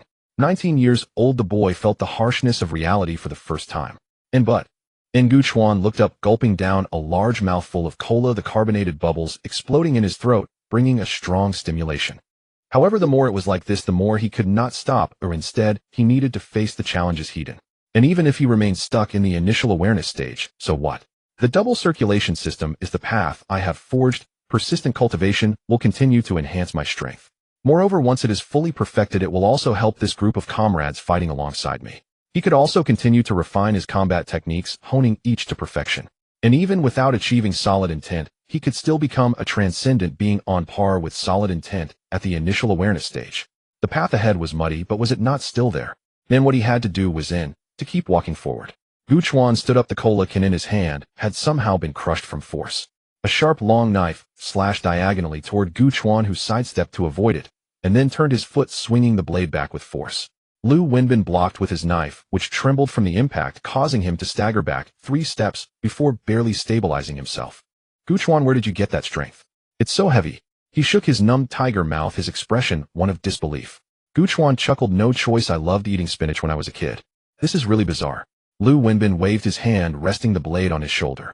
No more fighting. If I keep this up, I won't be able to save face. Gu Chuan also sheathed his long knife. To be honest, even if he held back with his physical strength, it would still be too much for Lu Wenbin. Over here Lu Wenbin staggered to Li Miaoyu's side, leaning in. Hey sister, you still watching the live stream? What's being broadcasted? What does filming the school gate mean? Li Miaoyu looked up and rolled her eyes at him. Are you stupid? Today is the college entrance examination. Lu Wenbin slapped his forehead, stunned for 2 seconds. Oh, I totally forgot about that. Time flies. Just a few years ago, I was also part of the army taking the college entrance exam. He reminisced for a moment, then turned to Gu Chuan with a teasing expression. Great genius, don't you want to go back and participate? At least it wouldn't leave regrets, haha. Gu Chuan waved his hand and sighed. Forget it, even if I take the exam the results won't show, oh, it's pointless. What? Lu Wenbin furrowed his brows. Why won't it show? Did you do too poorly? He muttered to himself. But that can't be right, after all, I'm an extraordinary being, my memory should still be intact. Li Miaoyu shot him a look of pity, as if looking at a fool. You even participated in the college entrance exam a few years ago. If you rank in the top 50 in the province, the results will be automatically hidden, and rankings won't be announced for now. She paused for a moment. What Gu Chuan means is he can get into the provincial top 50. Huh. Lu Wenbin opened his mouth, struggling to spit out a sentence. I don't believe it. He turned his eyes. Let me ask you, what animal resembles a plant that looks like a chicken? The air suddenly fell silent for a moment. Li Miaoyu frowned lightly. What on earth? Lu Wenbin looked at Gu Chuan with confidence. How about it? Can't answer right. Gu Chuan cheerfully made a scissors gesture. Digital camera. Lu Wenbin's proud smile froze in midair. Huh. Sigmund. He thought to himself, this brain teaser was asked of me by Yang Xiang hundreds of years ago. Gu Chuan chuckled, then his gaze fell toward the southeastern skyline. Good luck on the college entrance exam. Tianhai City. June 7th, auspicious for examinations and for refreshing dungeons. Uncle Annie, I forgot my admission ticket at home. Can you take me back to get it? I went to the wrong exam room. What to do? Let me in. I'm only 10 minutes late. He shouted, get out of the way. The National Unified College entrance examination begins now. The slightly buzzing announcement echoed from the damaged wall-mounted speakers filling the entire examination hall. The invigilator stood at the podium, nervousness and excitement weighing on every examinee's heart. Lu Yingying sat in the third row by the window, her hands folded on the desk, her fingertips repeatedly tightening and loosening. Come on, Lu Yingying, you can do it. Come on, Lu Yingying. In another examination room, Yang Xiang sat up straight, staring at the clock above the classroom, watching the second hand tick steadily, like a knight ready to charge at any moment. Ding bell. As the bell rang, the two took a deep breath, casting all their worries aside, and began the examination. Next, there should be a few ellipses to transition directly to the exam's end. But thinking about it, the youth contained within couldn't be excessive, even if it was very plain. So plain that it's like playing video games in the dormitory at 1 in the morning, listening carefully for the footsteps of the dorm supervisor. So plain that it's me wanting sausage, you wanting meat buns, begging the day student big brother to bring food. So plain that it's choosing to let down a good brother in front of the girl I like. Passion, inferiority, or perhaps regret. Once upon a time, there was a girl in youth, bright, lively, vibrant, independent. It seems all beautiful words fit her perfectly, yet she remained unaware as the wind blew past. What else could youth be like? I don't know, that should be written by you. In the end, you ask, will we meet again? Yes, surely we will. The exam is over, please stop writing immediately. The invigilator collected the papers and draft sheets, counted them carefully, and nodded. You may leave the room. As the words fell, Yang Xiang almost sprang up, grabbing his stationery bag and sprinting toward the exit. He even startled the classmates beside him. Out of the corridor, down the stairs, rushing to the main gate. It was apparent he wanted to be the first to burst out of the school gates. But then suddenly he caught a glimpse out of the corner of his eye as someone was chasing him. He smirked. There's only one chance. Only the strongest are worthy of ascending to that supreme throne. Then the unparalleled dragon of the empire is about to take off. He stretched his legs, running swiftly with the stationery bag swinging side to side, making a clattering sound. Not far ahead, the school gate finally appeared. Yang Xiang glanced back, seeing the competitors lagging far behind. This running technique I learned from Gu Chuan hundreds of years ago. Outside the school gate, a swarm of people, parents stretching their necks, uncles maintaining order, and reporters with microphones, all turned their gaze toward him. Someone is coming out. A microphone was thrust in front of him, first followed closely by the photographer's lens. This student, you are the first to leave the exam room. How was the exam difficulty this year? Yang Xiang, breathing heavily, grinned, revealing a set of neat white teeth. It should be quite difficult, right? Then why did you come out so fast? The reporter pressed. I wrote everything I could, both the questions I knew and those I didn't, and I have nothing to regret. He paused. As for being the first to come out, it's definitely because I wanted someone to see me. The reporter showed a smile of someone with experience, nodding. Finally, do you have anything to say to the camera? Of course. Yang Xiang cleared his throat. Potato weakened the reflection of Mei Ming. Gu Chuan looked at the figure on the phone screen and couldn't help but smile. This guy is still the same as before. Lu Yingying should be coming out soon, right? However, with her personality, she definitely wouldn't rush toward the camera like Yang Xiang, so it's very likely she wouldn't be seen. That's fine. Gu Chuan raised his head, looking toward the distant dark purple land. You two go and chase your dreams. I will be here, always protecting you. Zone 3. Zhuomu's right hand gently grasped, and the boundary crystal shattered into fine powder flowing away from his fingers. Behind him, the divine body codenamed Goddess was disintegrating, its human silhouette, with a leopard tail, like sand blown away by the wind, gradually vanishing. Team leader Zhua is truly powerful. If he hadn't come to support us, we wouldn't have been able to deal with the goddess with just a few injuries. Not far away, a transcendent being in the condensing intense stage remarked, he performed even better than Senior Shangguan. Didn't he just recently break through to manifestation? Another person gazed at Zhuomu's back, their gaze falling on the undamaged combat suit. Could it be that it's the time for a middle-aged man to make a comeback? Zhuomu stepped forward, reaching the edge of the buffer zone 3. A feathered sand chicken suddenly emerged from somewhere, flapping its gray-brown short wings and landing on Zhuomu's shoulder. The little creature tilted its head, its black bean-like eyes fixed on his profile. Zhuomu raised his hand, lightly scratching the bird's beak. Did you see that too? A silence fell behind. But team leader Zhua has one flaw. The previously mentioned transcendent nudged his companion with his elbow. He likes to act deep. The companion nodded. Indeed, he's starting to resemble that old fellow. Zhuomu's hand that was petting the sand chicken froze in midair, and he turned his head with a dark expression. "I'm not deaf." The two immediately looked up in confusion, their eyes wandering. Aha, the weather is nice today. Yeah, it's clear and bright, visibility is great. Hey, it seems there's a low hill over there, let's go take a look. Whistling, the two escaped one after another. Buffer Zone 4. Host Gu Chuan. Will level 199. Physique level 199. Traits: resilience, physique strength increased by 20, dawn at dawn stamina, and willpower restored by 30, flow state heightened perception during intense focus, node resonance. Will attacks gradually analyze energy, nodes martial soul combat intuition, and technique comprehension speed increased desecrators. Techniques: will infusion transformation, 9 breaking array knife method gradual stage, 40 thunder step gradual stage, 33 ultimate truth gradual stage, 29. Will points, 37. It has been over 10 days since the last physique point upgrade. Gu Chuan stared at the data on the panel, nodding to himself. Martial soul was surprisingly practical. With this trait, as long as he was willing to work hard, he could increase the proficiency of 3 combat techniques by about 1 each day. In other words, in 3 months, he could elevate the combat techniques from the gradual stage to the transformation stage. Combat techniques are not like will infusion, which is a functional technique. They emphasize being honed repeatedly, just like how martial arts often mention years of cultivation, focusing on daily research. To his knowledge, Captain Zhang Minjuan's marksmanship had only reached the late gradual stage. To catch up in just 3 months, or even surpass him, was already quite an astonishing speed. Moreover, there was the system's point allocation. Since the current base values could not be improved, he would use them to accelerate the enhancement of techniques. He wouldn't hoard will points like a hamster. Transforming them into combat power was the most important. Moreover, compared to base values, enhancing techniques was particularly cost-effective. When activating the mirror, 1 will point could convert to 3 proficiency points. Now that he was at the gradual stage, he could still convert 2 points.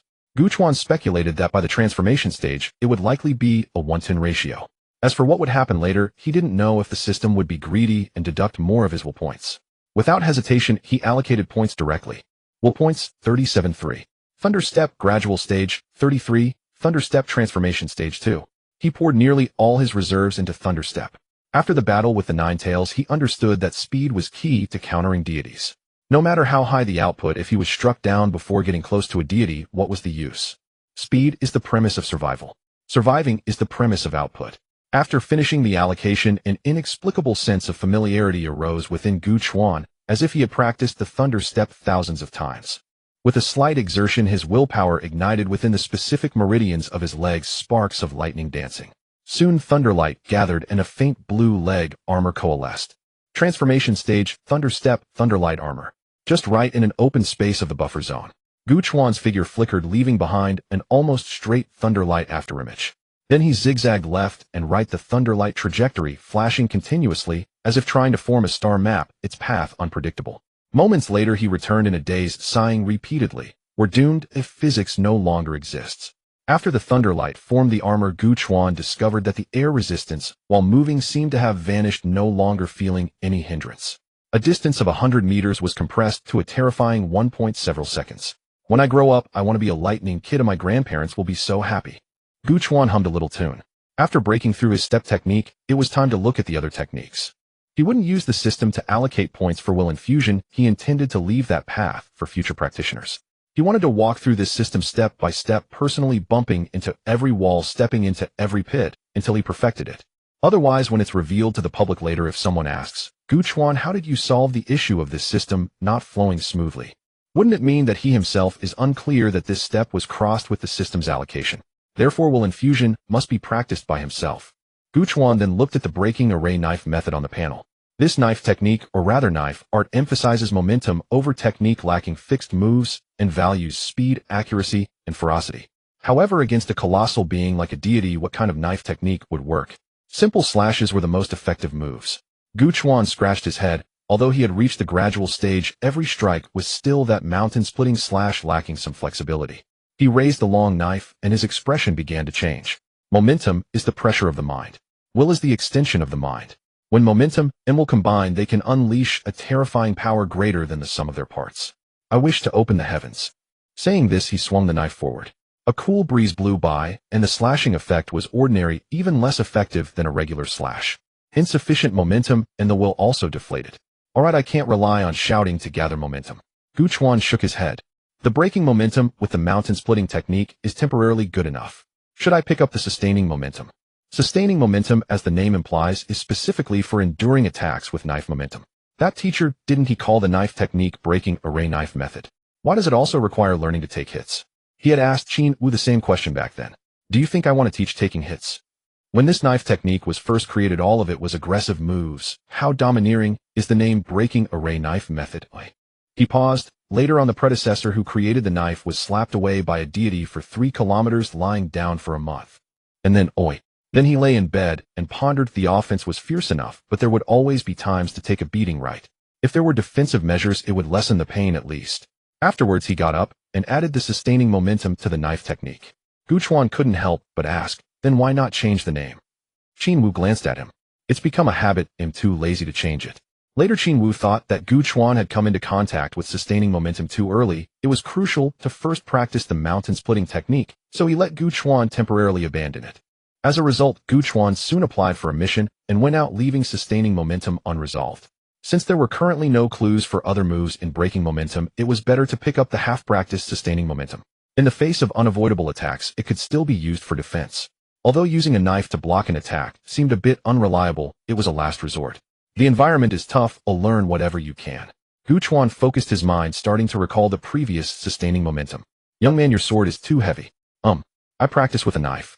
Gu Chuan raised his knife in a horizontal position, the movement pausing in midair. Aha, Lu Wenbin chuckled awkwardly. The atmosphere suddenly shifted, and I couldn't help but express my feelings. No worries, you continue practicing, don't mind me. Gu Chuan withdrew his gaze and gripped the knife handle tightly again. The blade was held level with his brow. A heavy sense of oppression emanated from the knife blade, like an invisible mountain slowly pressing down around him. Immediately, the sound of waves surged in, one after another, as if they were endless. Gu Chuan's momentum continued to rise. A flicker of willpower shone from his brow, merging with his force. The brilliance spread outward, revealing the shadows of mountains and traces of the sea. The force of the mountains and seas. Lu Wenbin instinctively took a half-step back. This force is extraordinary. Wang Shiking's voice came from the gate of the outpost.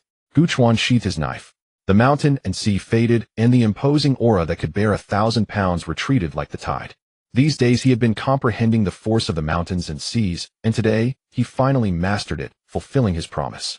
He wondered if this aura, capable of containing both mountains and seas, could protect him against the attacks of the gods in critical moments. Are you healed? Gu Chuan turned and asked. Long been healed. Wang Shiqing patted his chest. I was just temporarily acting as an instructor at the base, that's why I'm only back now. Just as he finished speaking, Li Miaoyu walked out from the outpost. Her footsteps were as swift as the wind, weaving through the team and deliberately patting each person's chest. Press yours, press yours, press yours. Gu Chuan looked down and saw a metallic badge pressed onto the buckle of his combat suit. It was shaped like a xuan wu and the size of a walnut. The armor plate was finely crafted with a small blue gem embedded at the position of the eye. He turned to look at Lu Wenbin, who already had a similar badge on his chest. He was rubbing it vigorously with his sleeve, checking it against the light with satisfaction after finishing. This is... Zhang Mingyuan also approached at this time, holding a document. He cleared his throat. Approved by the National Committee and the National Bureau of Anomalous Affairs in recognition of the 11th Guard Team's heroic performance and outstanding contributions in the blockade operation in Zone 6, it has been decided to award all members of the 11th Guard Team with the Xuanwu Iron Medal as encouragement. Applause. Li Miaoyu led the clapping. So it's a merit. Gu Chuan looked down at the badge on his chest and suddenly smiled. Now he was also a person of merit. He flicked it with his finger, causing the badge to sway, slightly glimmering. Then he flicked it again and again. All right. Lu Wenbin leaned over. It'll get polished soon. Gu Chuan couldn't suppress the smile on his face, then suddenly thought of something and curiously asked, are there silver and gold ones above this? Of course there are Zhuke copper medals, Baihu silver medals, and Qinglong gold medals. They can only be obtained by participating in multiple god-blocking battles or making special contributions. Lu Wenbin's gaze drifted off into the distance, his tone somewhat hopeful. I already have 2 Xuanwu iron medals. I wonder when I'll be able to touch the edge of the Zhuke. Gu Chuan was stunned too. Lu Wenbin patted the one on his chest. This is the 3rd. Gu Chuan immediately felt that the badge on his chest was not as appealing. Lu Wenbin continued, although they are somewhat common, the benefits are still substantial. For example, family placement, tax exemption on income, and arrangement of positions. As extraordinary beings stationed in this corner, isn't it just that we can't put our families down? The Bureau directly arranges everything for you. Most importantly, our salaries can also be raised a notch. Salary. He recalled that Zhuo Miyuan had mentioned a subsidy of about 20,000 during the training period, but what about now that he officially participated in tasks? Lu Wenbin blinked, seemingly a bit incredulous. You don't know how much our salary is. Gu Chuan shook his head. We're purely working for love. Lu Wenbin clicked his tongue. Impressive. Our base salary is around 20,000 plus some miscellaneous bits. It's around 100 to 200,000. 100 to 200,000. In a month. Lu Wenbin looked at Gu Chuan's stunned expression, clearly satisfied. Just get used to it. The welfare treatment for extraordinary beings is almost the best. I'll have the opportunity to show you my 911 ha. Gu Chuan fell silent. Converted, that's several million a year. He truly didn't expect it, previously estimating at most a doubled salary, 3 or 4,000 at best. But upon further thought, it seemed reasonable. The crisis of the gods relies on the extraordinary being's strength. If they were still allowed to suffer losses, it would be akin to lifting a stone to smash one's own root. Extraordinary beings possess a remarkable will and can control their desires. Quitting smoking and drinking, whether to do or not, is only a thought away. As long as they are determined to do something, they will overcome all obstacles to accomplish it. Such people can shine and thrive in any industry. Those willing to resist the gods, apart from official invitations, mostly come from the heart, feeling that this is what they should do. The official side does not let extraordinary beings feel cold, taking care of their families and providing generous material support. This is also the fundamental reason why generations of extraordinary beings have continued to persevere. You protect my family, and I protect everyone. Speaking of which, it's been a month since I officially participated in tasks. I wonder if the payment has been made on time. Gu Chuan opened his smart wristwatch and checked the balance in his bank account. Units, tens, hundreds, thousands, 10,000. They really did pay. In the account lay a glaring 210000. Gu Chuan stared at that string of numbers for 3 seconds, his heart skipping a beat. This sensation was even more intense than when Zhuo Miyuan had revealed the truth about the gods to him. Since ancient times, money has moved hearts. Cold hard cash is the ultimate truth. 19 years old in 1 month. I'm starting to become a reserve wealthy generation. He closed the wristwatch and gripped the long knife tightly again. Now that the spiritual nitrogen pump was in place, it was time to train harder. Currently, the greatest threat was the golden monkey that could evolve the boundary crystal at any moment. The figure, clad in molten gold chainmail and wielding a gigantic staff, reappeared in his mind. However, this time, after experiencing the Nine Tails battle, he felt no more grudges. Monkey brother, don't blame me for hitting you when the time comes. After all, I'm just trying to make a living. I can only let my friends die, but not myself. The force of splitting the mountain reappeared. Thanks to the recently practiced mountain sea force, the mountain splitting force had also become more solid. With the mountain splitting force, another strike came down, sending up a cloud of dust, and the ground cracked open, forming a chasm a foot deep. The power was greater than ever before. Gu Chuan did not stop. One mountain-splitting strike after another, relentless. The force aimed to plow the land ahead into arable fields. Before facing the golden monkey, he had to continually practice the mountain-splitting and mountain-sea techniques until he could break through the knife technique. Only in this way could his small heart find a sense of security. In early July, deep within the 4th restricted zone, Gu Chuan silently landed behind a rock. Not far away, the golden monkey sat majestically on a naturally formed stone platform with a purple boundary pillar beside it. The molten gold chainmail appeared slightly dimmer than usual, resembling a faded old painting. At the center of its chest, a strange purple light was slowly condensing. Gu Chuan glanced down at the detector in his hand. The values of spiritual energy were decreasing. He stowed the device away and pressed his finger on the earpiece. Captain, it's confirmed. The energy has dropped below the baseline and signs of the golden monkey beginning to condense the boundary crystal are appearing. Good, come back. Don't disturb it. Zhang Mingyuan's voice came through the earpiece. Understood. Gu Chuan took one last look at the seated figure before retreating. On the way back, Zhang Mingyuan flipped through the previous monitoring data and spoke up. Previously reported was the inexplicable slowdown in the energy growth of the golden monkey. The base has not found anything either. Therefore, this time, to prevent any unforeseen issues, there will be 2 small teams coming to assist. Along with our original team in the 4th restricted zone, that makes a total of 4. 4 teams. The members of the small team exchanged glances, somewhat surprised. Generally, hunting a third-tier deity would involve at most 3 small teams. Even in times of insufficient manpower, they could only rely on the local team stationed in the restricted zone. After all, above the 3rd-tier restricted zones, there are 1st and 2nd-tier zones where the extraordinary pressure is even greater. Now, being able to dispatch 2 small teams for support indicates not only concerns about the golden monkey undergoing changes, but also suggests that a deity in some other restricted zone has been successfully dealt with, freeing up personnel. Wow, are we celebrating the golden monkey's early new year? Eating so lavishly, haha. Lu Wenbin laughed. Zhang Mingyuan cleared his throat, adopting a serious expression. We still cannot let our guard down. Lu Wenbin nodded, saying, understood.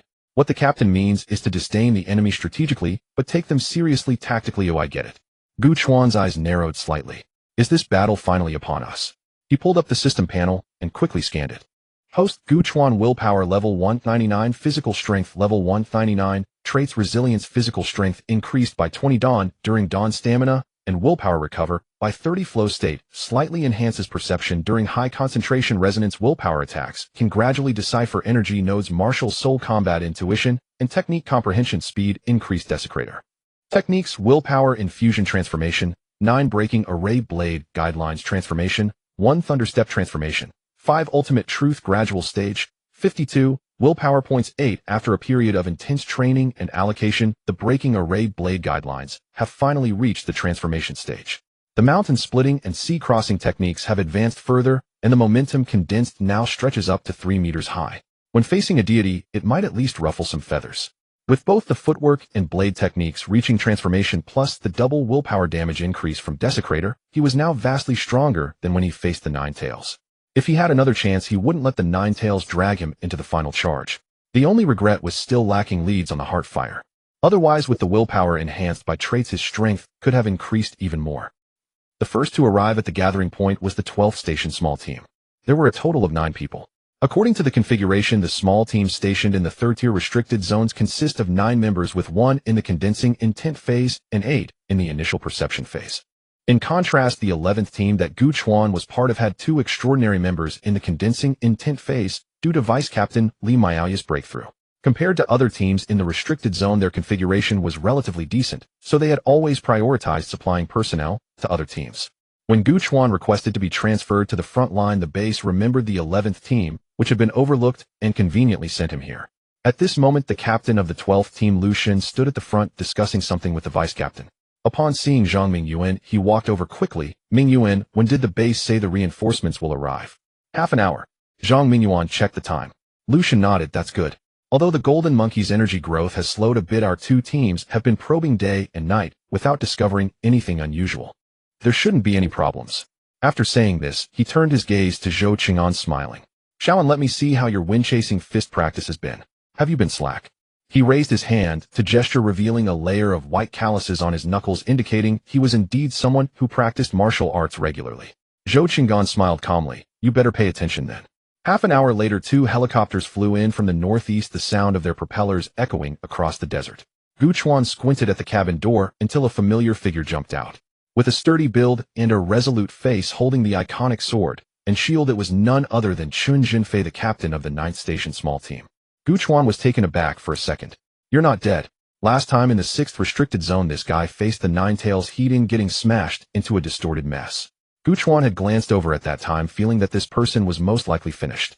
Yet now, less than a month later, he stood here, full of vitality, ready for the next fight.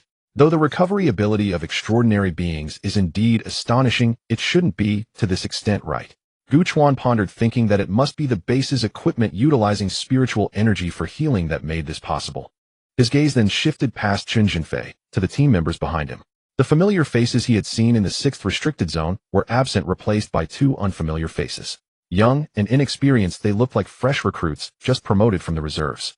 Gu Chuan's heart sank. No matter how advanced the healing equipment is, it can only save those who are still alive. And many people simply can't hold on until that time.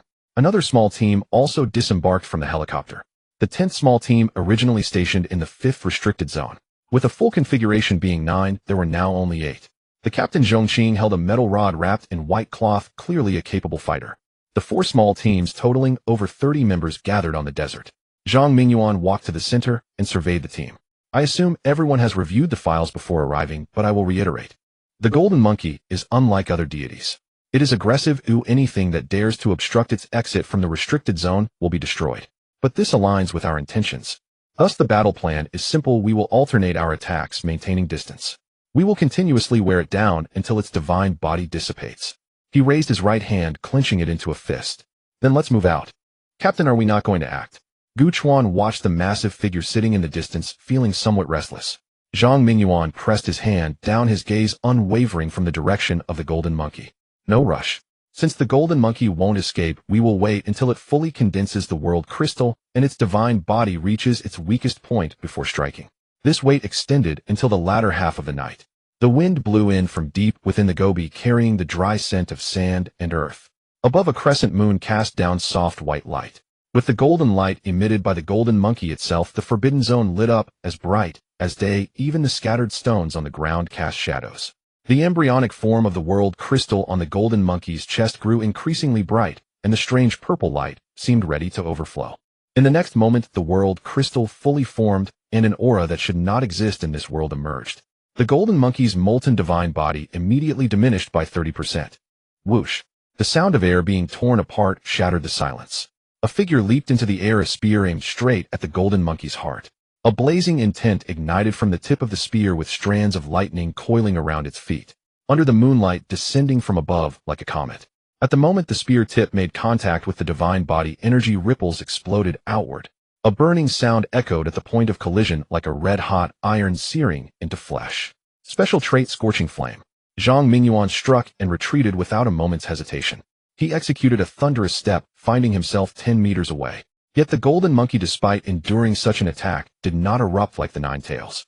It slowly stood up, its entire being appearing as if forged from pure gold, instantly erupting with a molten blazing light that illuminated the area for several kilometers.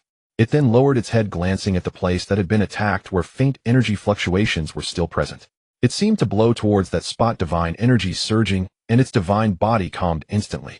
It reached out, and the massive staff that had been obliquely embedded at its side flew automatically into its palm.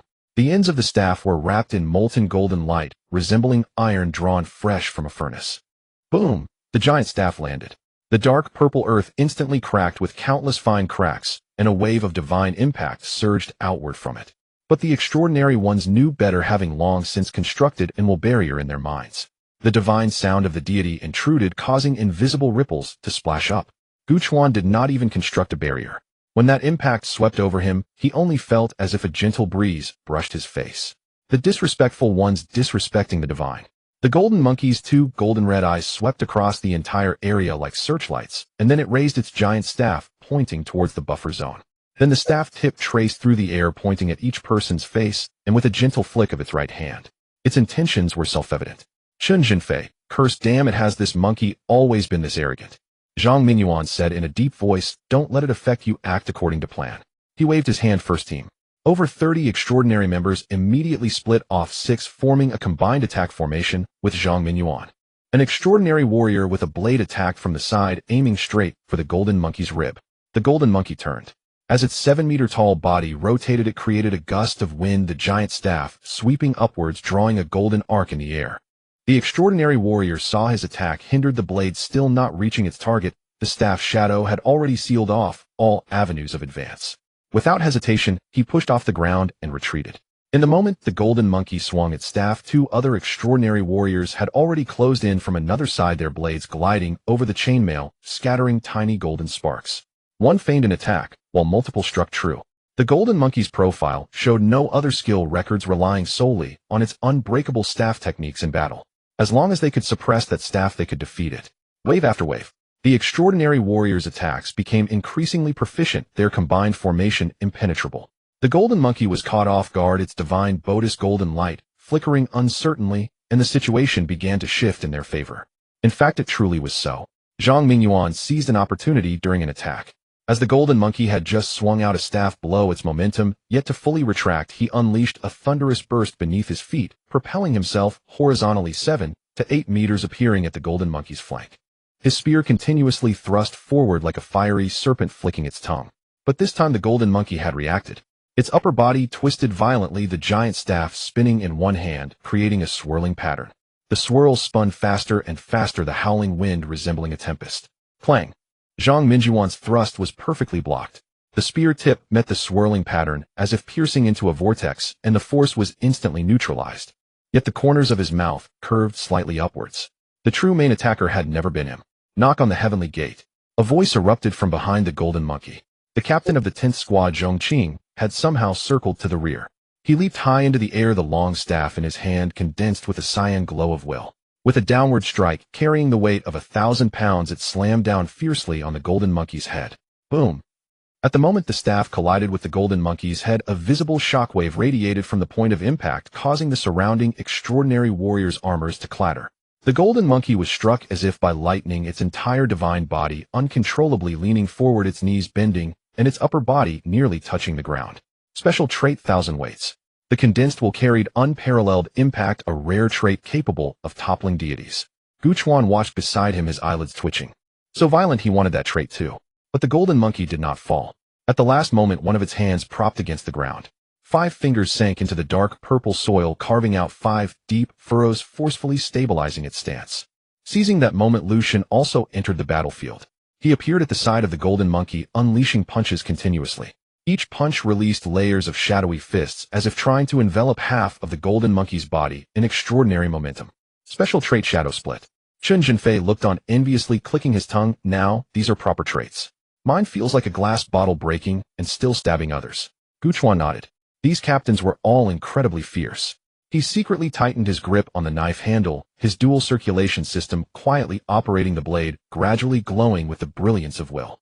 But he wasn't lacking either. The battle progressed to the 10th minute. An initial awakening extraordinary warrior withdrew from the battlefield. Taking his place was a bolt of lightning racing through.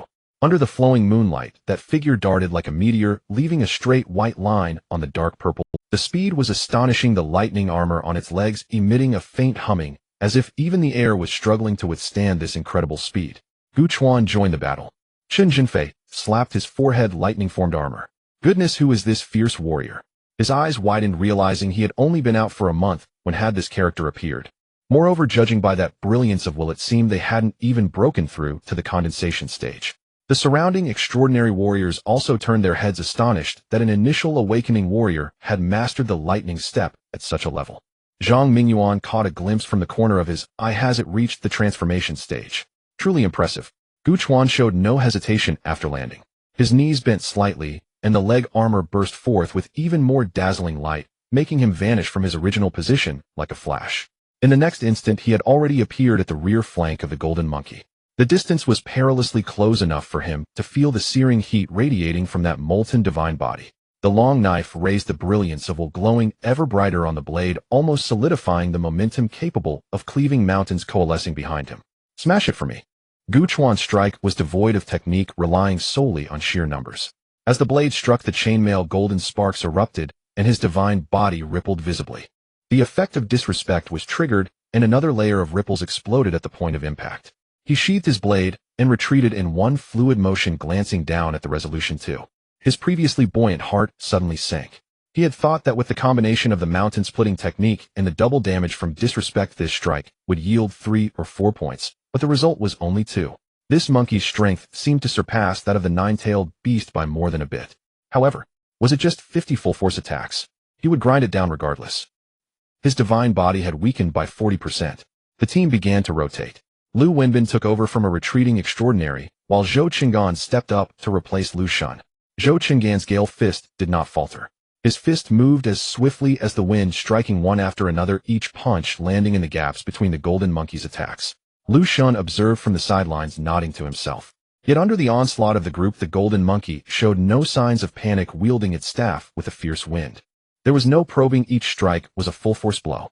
What made it more troublesome was the rhythm. You thought you could dodge, but the staff would suddenly accelerate mid-air, brushing past your nose. A combination of speed and slowness doubled the intimidation factor. Lu Wenbin darted in from the side, his thunderous steps leaving afterimages as he attempted to break through. The golden monkey did not even glance at him, suddenly swinging its staff with a burst of speed, as if swatting away a fly. Lu Wenbin forcefully twisted his body in midair, narrowly avoiding the strike. As he landed, sweat already beaded on his forehead. It was beginning to adapt. Gu Chuan, we have enough manpower, don't push yourself too hard. Li Miaoyu's voice came through the channel. Gu Chuan had been on the field for 15 minutes. Sister Miaoyu, I know what I'm doing. His voice was steady. Thanks to the perfect transmission efficiency of the dual circulation system combined with the minor lifesteal effect of disrespect, his endurance had improved significantly. He estimated the amount of willpower within him. Holding on for another 10 minutes was not a problem. Resolution 42. His gaze once again locked onto the golden monkey. The situation was becoming increasingly dire. The golden monkey was adapting to their attack rhythm at an alarming speed.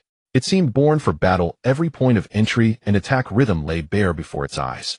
In the past, they could take advantage of the gaps in its strikes, but now the staff often appeared before the next extraordinary's attack path, leaving them with no choice but to retreat and seek another opportunity. The golden monkey's staff technique created a vacuum around it. Anyone who stepped in would be locked onto by the shadow of the staff the next moment. We can't continue like this. Zhang Minjuan's voice rang out in the channel. We must disrupt its rhythm. Gu Chuan immediately responded, on the fastest, it can't hit me. While I draw its attention, the team captains should launch an all-out attack and look for opportunities to suppress it. Zhang Mingyuan nodded. All right. With that, Gu Chuan vanished. His thunder armor erupted with blinding white light, and he tore through the night sky like a bolt of lightning. The golden monkey's massive staff came crashing down, but merely brushed past the edge of his clothing. With another flash, he executed the mountain-splitting strike. Gu Chuan buzzed around the golden monkey like an irritating fly. The massive staff swung, yet it could not touch a single hair on him. Roar! The golden monkey, which had maintained a detached demeanor, suddenly pounded its chest, letting out a roar that signified rage. Chen Jinfei seized the opportunity, entering from the side with his sword and shield. Just then the golden monkey made an unexpected move. It abandoned Gu Chuan as if having eyes on its back, turning directly towards Chen Jinfei, the massive staff pointing at him. Not within attack range, huh? Intimidation. Chen Jinfei thought, puzzled, but since its intention had been discovered, he ceased his aggressive attack and prepared to retreat and find another opportunity. Then, without warning, the massive staff elongated. In an instant, its length surged from 8 meters to 10 meters, then 15. Like a battering ram, it thrust directly towards Chen Jinfei's chest. His pupils constricted as the massive staff reflected in them. There was no time to dodge. Chen Jinfei could only brace his broken sword and shield in front of him, crouching down to withstand the blow. Bang! He was sent flying. At the moment the golden monkey struck, Zhongqing reappeared behind it. The long staff rose, intending to replicate the success of the first strike. Then he saw the golden monkey's upper body suddenly twist around 180 degrees. Its lower body remained in place, the knees still slightly bent, yet the upper body was now facing him directly. That expressionless face simply stared at the staff he raised. What a joke! Zhongqing's eyelids twitched wildly, and at the moment the massive staff stretched, he rolled to the right in a desperate attempt to evade the staff brushing past his scalp. The intelligence was incorrect. Chen Jinfei struggled to get up after rolling several times on the ground, blood spilling from the corner of his mouth. The staff lengthening, the body twisting. None of this was in the dossier. Zhang Minjuan's voice turned grave. It has grown. Bang! The massive staff slammed down, and the golden monkey's right hand hooked once more. The second phase begins. Gu Chuan gasped for breath, his thunder armor flickering. Just now he had relied entirely on himself to harass, expending tremendous will and stamina. But now the biggest problem was not endurance. The golden monkey's staff technique was infinitely variable, and its combat awareness was astonishing, making it impossible to break through. Unless he went all out. Blood for blood. He glanced at the golden monkey's divine body, which had weakened by 50%, then at the resolution, which had reached 70. Just 15 more full-force attacks, and he could successfully analyze it, and then obliterate it. Chen Jinfei raised his broken sword and shielded the light of will shining brightly on the shield's surface once more. There's no other choice. His voice was hoarse. I will do my best to block the attacks. You all go all out. He took a deep breath and charged forward. The captains did not hesitate and followed suit. Zhang Minjuan's gun, Zhongqing's staff, Lucian's fist. Three cultivators at the conception stage launched their attacks simultaneously, their willpower illuminating half of the golden monkey's body. Gu Chuan on the side continued to harass. The golden monkey had completely given up attacking him, focusing all its attention on the other extraordinary beings. Yet an all-out attack ultimately came with a price. An initial extraordinary was accidentally struck by the massive staff, their weapon shattering instantly, and they were slammed into the ground like a nail. Chun Zenfai's shield was completely destroyed. He stood there swaying unsteadily, blood dripping from the corner of his mouth onto his chest. At this moment his divine body had weakened by 60%. Resolution 82. Soon, just hold on a little longer. Gu Chuan took a deep breath, bending his knees as the thunder armor erupted once more. He leaped high, reaching a height level with the gaze of the golden monkey. At that moment the indomitable human will clashed against the indifferent golden-red divine gaze in the air. "You six-eared creature," Gu Chuan shouted, raising his long knife above his head, pouring all his willpower into the blade. "I will never let you have your way." The blade swung down. In an instant the space rippled, as if a stone had been thrown into a calm lake, causing distortion. A fierce figure resembling the golden monkey suddenly materialized. Immediately after, a giant staff stretched out from the side. Gu Chuan felt a tingle at the back of his head, abruptly shifting his attack. A knife and his staff collided in midair. Boom!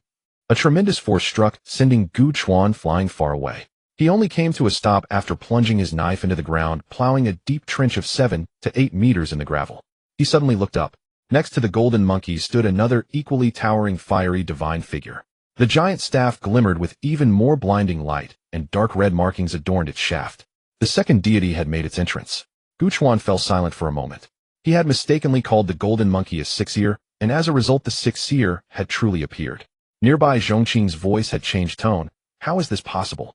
Unless a new forbidden zone is established, the original forbidden zone cannot possibly manifest a second deity. A special case has emerged. This is likely the reason why the golden monkey's energy growth is slow, as there is a new deity dividing its energy." Zhang Mingyuan gritted his teeth. Lu Xin's face turned pale, his fists trembling slightly from exhaustion.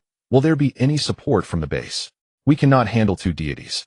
"I suspected something might happen, so I had already arranged for more personnel." Zhang Mingyuan's voice deepened. "But there is a level 2 forbidden zone about to evolve, and everyone has been dispatched there. Other bases won't be able to arrive in time." Chun Jinfei spat out a mouthful of blood, grinning. "Damn it, it seems I will have to meet my end here today." He tightened his grip on the long knife, determination etched across his face. The 30-member team swiftly split into two groups. Yet everyone knew that they had just faced a wave of the golden monkey, exhausting their will and energy. To face another one in full condition. It was daunting. The golden monkey and the six-ears stood side by side. Two deities like two mountains loomed over the battlefield. Suddenly the golden monkey's giant staff stretched out, violently spinning in a wide arc. Wherever it passed, the air was pulled away with a sharp sonic boom, forcing the superhumans back. In the next moment, the two deities simultaneously charged from the same direction. That direction was Gu Chuan. Gu Chuan stood up with his knife, momentarily stunned. The two deities raced towards him, targeting the same individual. What merit or capability did he possess to attract the assault of two deities? It seemed he had truly angered the golden monkey earlier. The golden monkey's giant staff struck. Gu Chuan dodged the thunder armor, flashing his body, shifting sideways 5 meters. In the next instant, the six-ears-long staff swept through the spot where he had just landed. The attacks from the two deities seemed to have been prearranged, sealing off all his escape routes. Gu Chuan could only leap into the air, and the golden monkey was waiting for this moment. In the air, he could not change direction or gain leverage.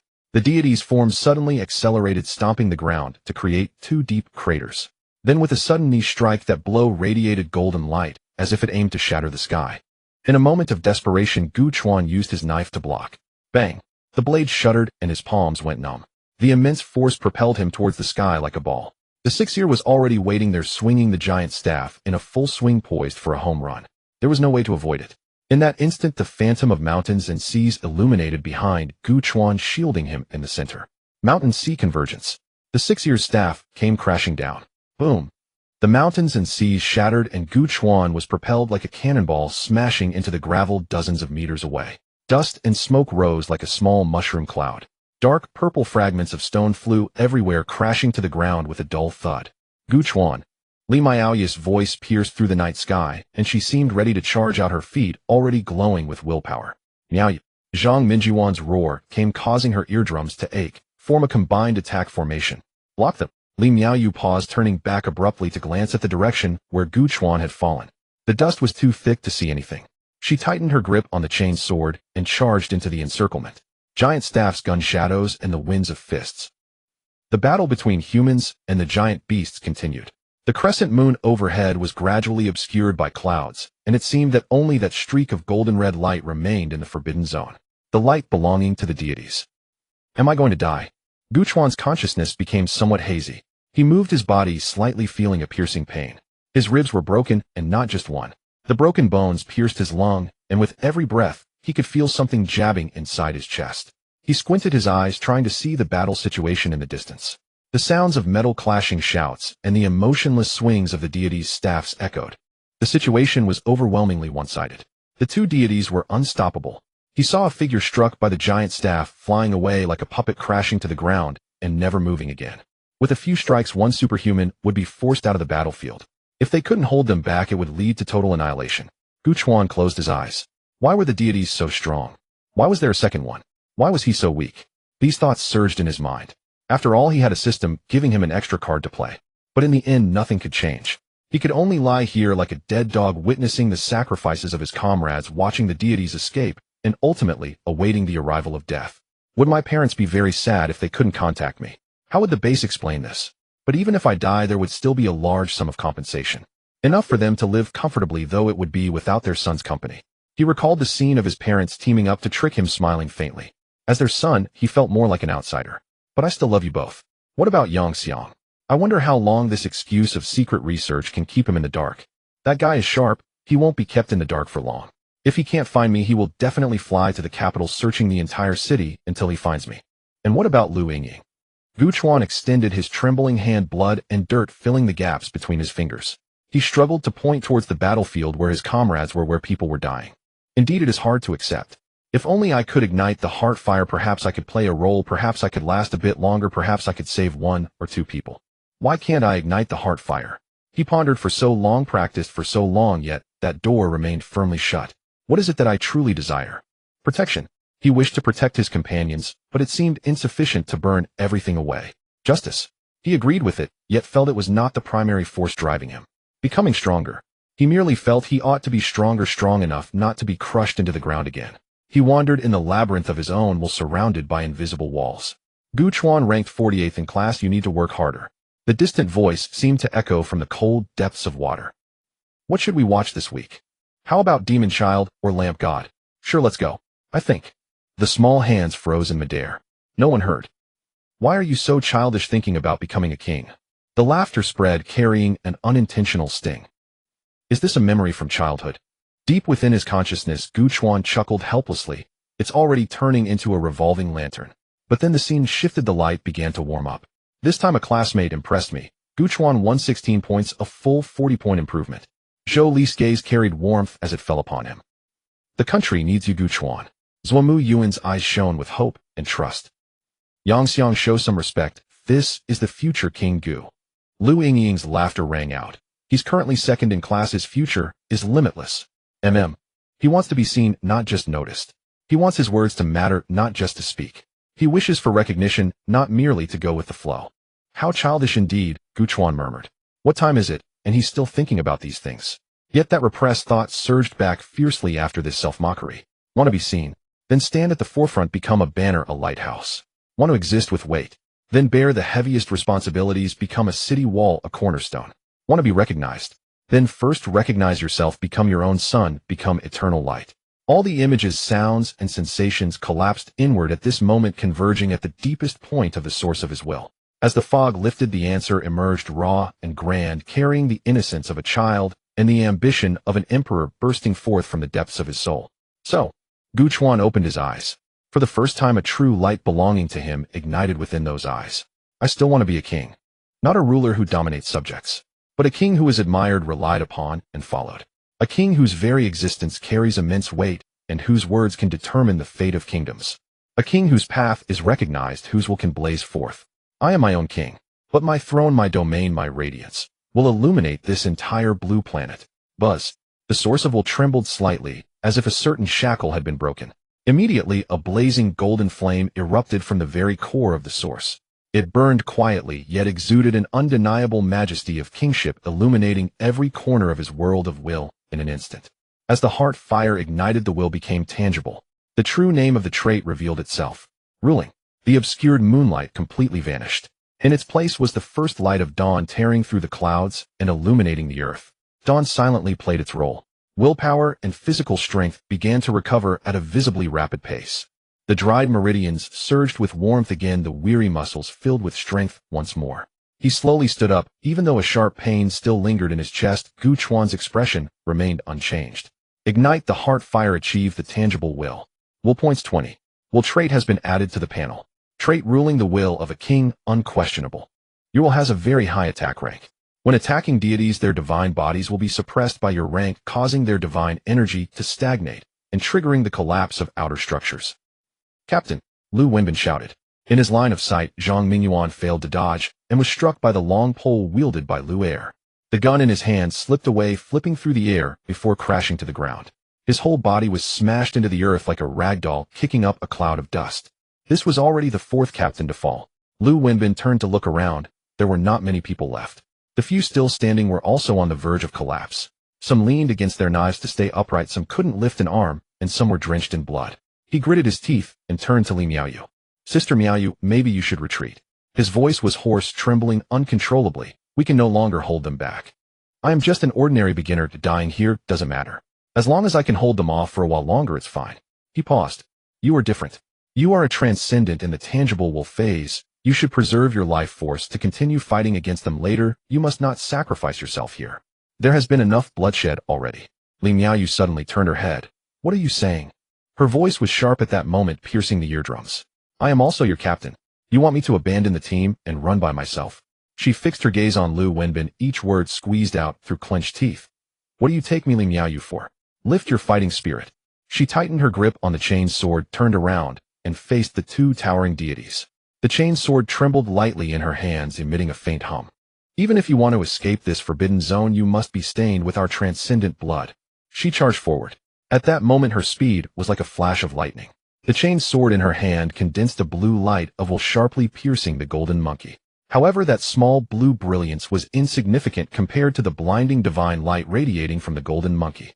The golden monkey didn't even resist, allowing the chain sword to stab into its body, and then it kneeled. That strike was too fast, so fast that Li Miaoyu couldn't react in time. Before that blue brilliance extinguished, she was already sent soaring into the air. Lu Er, understanding the situation, swung the massive staff in a wide arc. Li Miaoyu rolled through the air, her vision flipping. She saw the massive staff approaching, the blinding golden light coming at her in the clearest manner. Is it about to end? Time slowed down, so slow that she could feel the wind from the staff inching closer. I haven't even fallen in love. That's a bit of a regret. In the next instant, a golden lightning bolt suddenly appeared behind her. Like the dawn sun tearing through the night, it was so fast that before the staff could descend, that figure had already blocked in front of her. The long knife was raised and a dazzling golden light erupted from its blade, shining 10 times brighter than the blue light Li Miaoyu had just produced.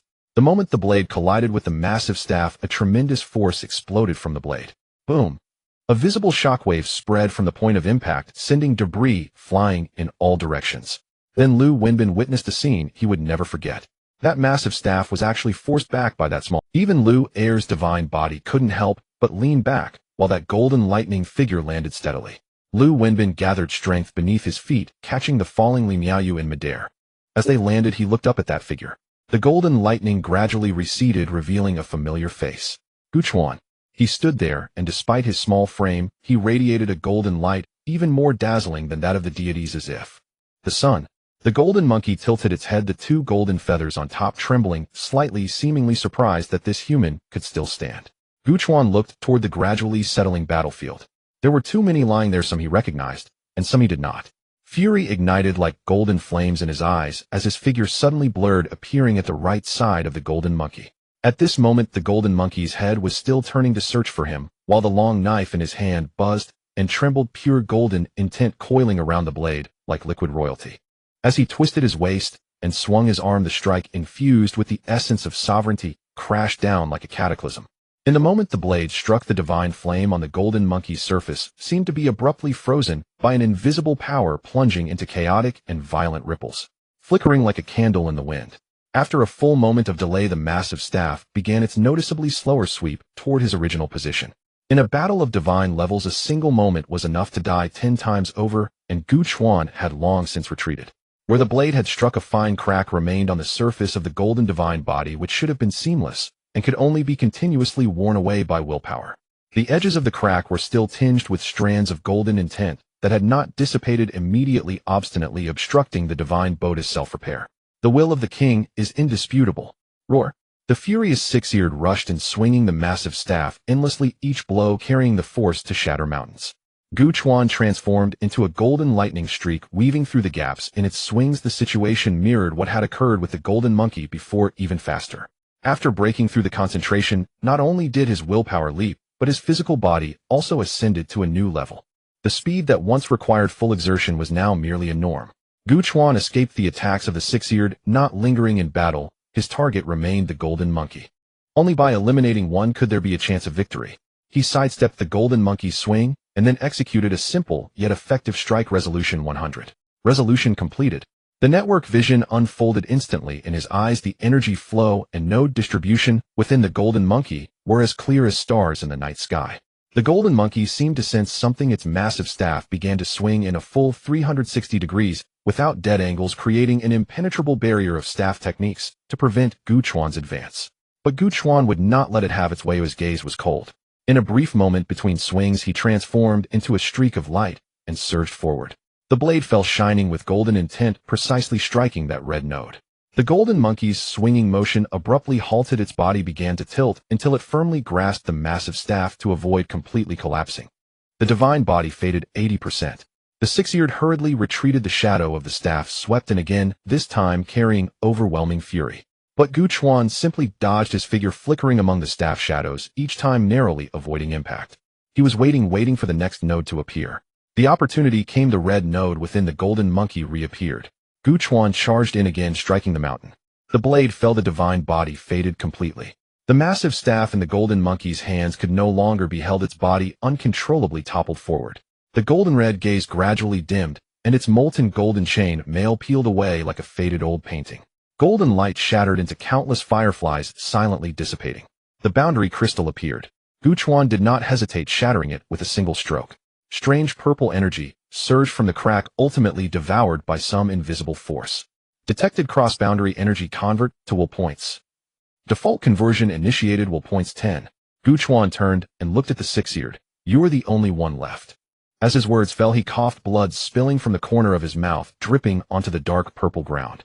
The veins on his forehead throbbed slightly, the injury in his chest growing heavier, each movement sending piercing pain through him. He glanced down at his hands, which were trembling slightly. Time is running out. Opposite him, within the six-eared's chest, there was also a completed boundary crystal. Gu Chuan tightened his grip on the long knife. The golden light of intent ignited once more. He would not allow the six-eared to step forward into the forbidden zone. The six-eared likewise raised the massive staff. The golden red gaze locked onto him tightly. The dark red patterns on the staff began to pulse, seemingly coming to life. The two golden figures charged forward simultaneously. Southwest Base Squad 9 coming to the rescue. Southwest Base Squad 10 coming to the rescue. The shouts echoed across the dimly lit land as the two extraordinary squads rushed into this blood-soaked battlefield. Their footsteps were quick, but in the instant they entered the battlefield, everyone slowed down. It was too quiet. Captain Wei Sinan stood at the front, his gaze sweeping around. The fallen extraordinary beings, the silent battlefield, the empty divine positions. His heart sank to the depths. Damn it, are we too late again? Two divine beings, one of which suddenly appeared without any defense. With 4 extraordinary squads and over 30 people, the chance to stop them was slim. Moreover, the escape of 2 divine beings meant 2 new forbidden zones were about to be born. How many regions would be included in the evacuation zone then? How many extraordinary beings would die at their hands on some future day? Wei Sinan painfully closed his eyes. Then a dusty hand grasped his ankle as if clutching at the last. He suddenly looked down. Lu Wenbin lay on the ground covered in blood, so weak that even his eyelids both. His voice was intermittent, each word requiring a long breath. Have been dealt with. Wei Sinan was stunned. Quick. Lu Wenbin's fingers tightened a little more fiercely, gripping Wei Sinan's combat uniform. Quick, save him. He struggled to turn his eyes toward a certain direction. Wei Sinan followed his gaze. There was a person. His hands were twisted beyond recognition, fingers bent backward, wrist bones dislocated, and his entire arm dangled at a bizarre angle. The knife was embedded in the ground, and he was pressing his entire bodice weight on the handle, barely managing not to fall. In front of him lay 2 fragments of a shattered boundary crystal. The purple light was fading like the last breath before extinguishing. The dawn rose from the horizon, casting a golden edge on his silhouette. Wei Sinan was stunned for a second. Then he suddenly waved his hand, his voice nearly a roar. Medical team. Hurry, save him. Amidst the rhythmic ticking, Gu Chuan slowly opened his eyes. What greeted his vision was an entire arc of a transparent canopy. A faint golden mist slowly swirled within the chamber, carrying a certain warm texture that gently enveloped his body, as if he were immersed in warm water. Where is this? His mind was still a bit muddled. He has awakened. A voice filled with joy came from outside the chamber. Really? Let me see. Several figures dressed in white coats gathered near the canopy, their faces distorted by the curved glass, but the surprise in their eyes was unmistakable. To wake up after such severe injuries is truly a miracle. Gu Chuan's consciousness gradually returned. Hearing their words, he immediately understood that this must be the device at the base that utilized divine energy for healing. Having sustained such grave injuries, and still making it this far, was indeed a sign of his resilience.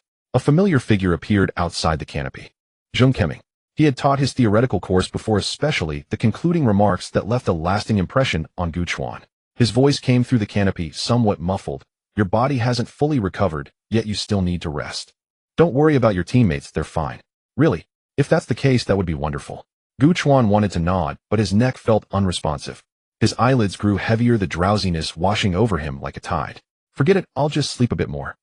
In the conference room, Zuan sat at one side of the long table, facing a screen that occupied an entire wall, several figures appearing on it.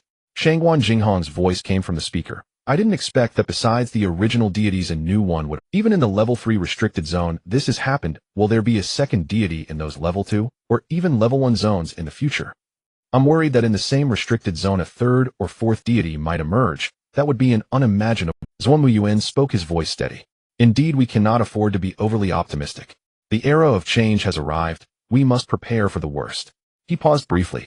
Fortunately, the instruments can still detect the rate of change in divine energy, so at least we are not completely in the dark. This time we were misled by empiricism, but we will be more vigilant next time. Shangguan Jinghong nodded. If we had known in advance, we would have had to transfer personnel from other bases no matter how far. The fact that the 4 teams ended up like this ultimately reflects our underestimation. On the screen, Chu Lingyun's gaze fell upon Zuan Muyuan. Muyuan, do you have any other thoughts? Zuan Muyuan remained silent for 2 seconds. We could manage 1 or 2 restricted zones. But if there are more in the future, it will break our current structure. The existing number of extraordinary beings is simply insufficient. This year's college entrance examination physical tests have already been secretly selected, but it is still too few. The awakening of extraordinary beings does not solely depend on age. Should we consider expanding the scope a bit? Or even indicate to the public the existence of deities, thus selecting more extraordinary beings? Chu Lingyun did not respond immediately, pondering for a moment. Muyuan, theoretically you are the team leader of the strategy group, and we should fully support your proposal. There is no problem with expanding the selection range, but directly stating the existence of deities is still too early for this plan. You know that before a disaster strikes, the greatest danger may actually come from humanity itself. Currently, our secret selection can at least keep the situation within manageable limits.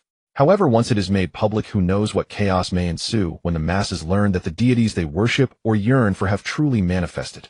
And even if the extraordinary beings agree, it doesn't mean that the National Committee will always approve it. Zuan Muyuan did not refute.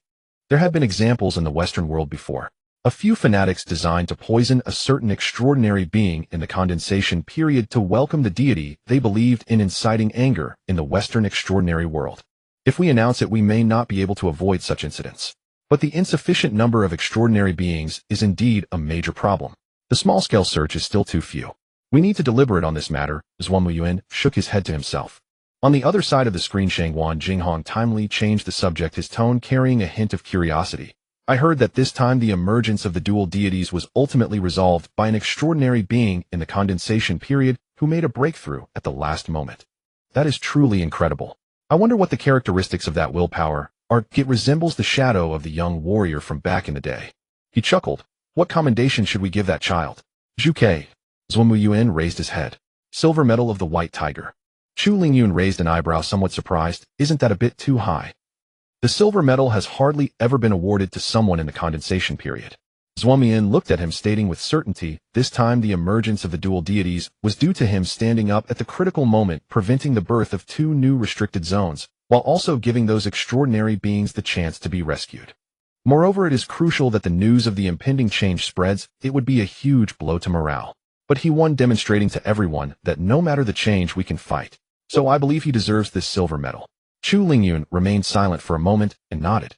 I agree. Shangwan Jinghong's laughter was hearty. Then I definitely agree as well. Haha, that kid, I have high hopes for him. At the Northwest Base, in the training ground, many newcomers who had yet to break their limits were training. The number had increased significantly, with almost every newcomer having a new instructor providing unknown guidance. Zhou Qinggan stood beside Ji Tongchen, observing his movements. Your waist and hips need to open up a bit. This way your turns will be more agile. He reached out to gesture at Ji Tongchen's waist. You can't just use force blindly. You need to be alive in your movements. When you exert force, add a bit of shaking like this. As he spoke, he personally demonstrated. The movements were small, but the force generated a sound of wind that caught Ji Tongchen's attention. Not far away, Lu Wenbin was teaching Chuan how to practice with the sword. He was relentless with his words, yet meticulous in his demonstration. Wang Wenqing was training a newcomer in physical conditioning, correcting their movements while explaining the key points of exertion. The base hasn't been this lively in a long time, Qin Wu remarked from the sidelines. Indeed, if it weren't for everyone being injured this time, we wouldn't have gathered like this. Zhang Mingyuan, standing beside him, laughed. It is rather amusing that a group of people gathers for such a reason. He paused, glancing deep into the base. But Gu Chuan still hasn't woken up, is it, because his injuries were too severe? According to the Research Institute, his recovery is quite good. He woke up once last week, but quickly fell back asleep. That's good, Zhang Mingyuan said. He has endured for so long, a bit more rest is for the best. Qin Wu didn't respond, his gaze somewhat complex.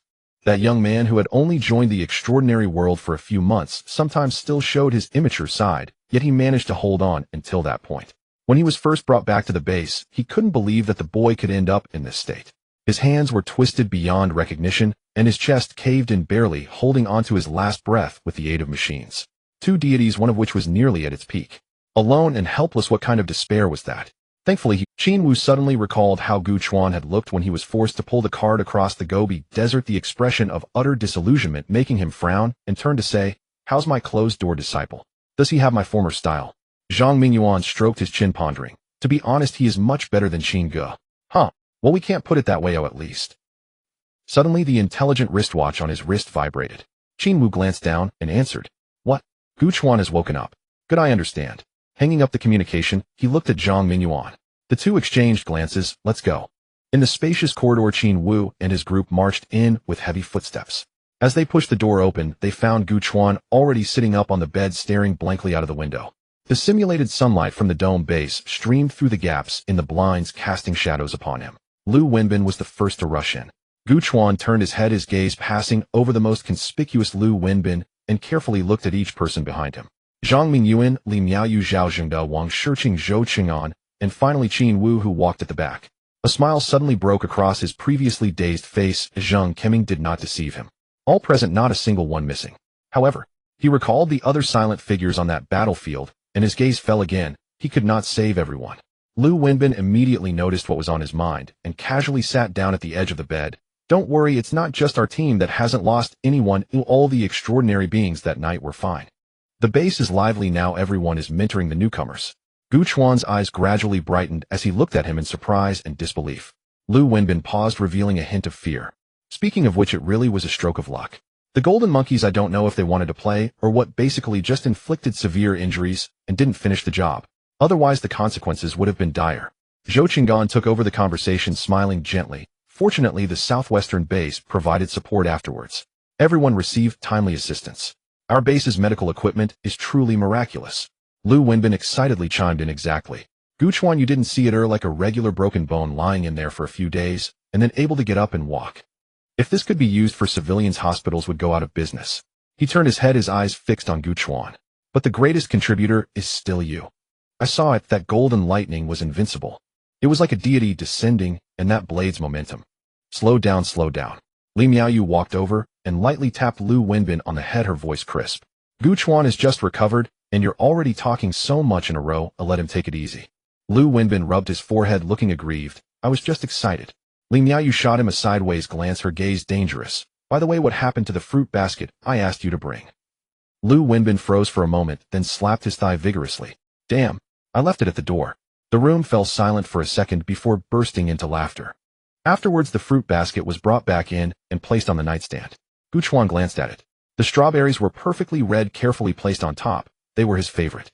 Afterwards, the fruit basket was brought back in and placed on the nightstand. Gu Chuan glanced at it. The strawberries were perfectly red, carefully. Not bad. Gu Chuan moved his fingers, joints nimble. His body had at least recovered 70 to 80%. Now, he could face a deity again, without any issue. Qin Wu nodded, a satisfied smile appearing on his face. You brat really made me proud. 2 deities taken down by you alone. Zhang Mingyuan walked to the bedside, as well, looking at him with approval. Well done. Gu Chuan felt a bit embarrassed, scratching the back of his head. Actually, it was just what I should do. Besides, if it weren't for you and the captain using up most of their energy beforehand, I wouldn't have been able to take them down alone. Everyone contributed. Zhang Mingyuan said nothing, only reached out to pat his shoulder.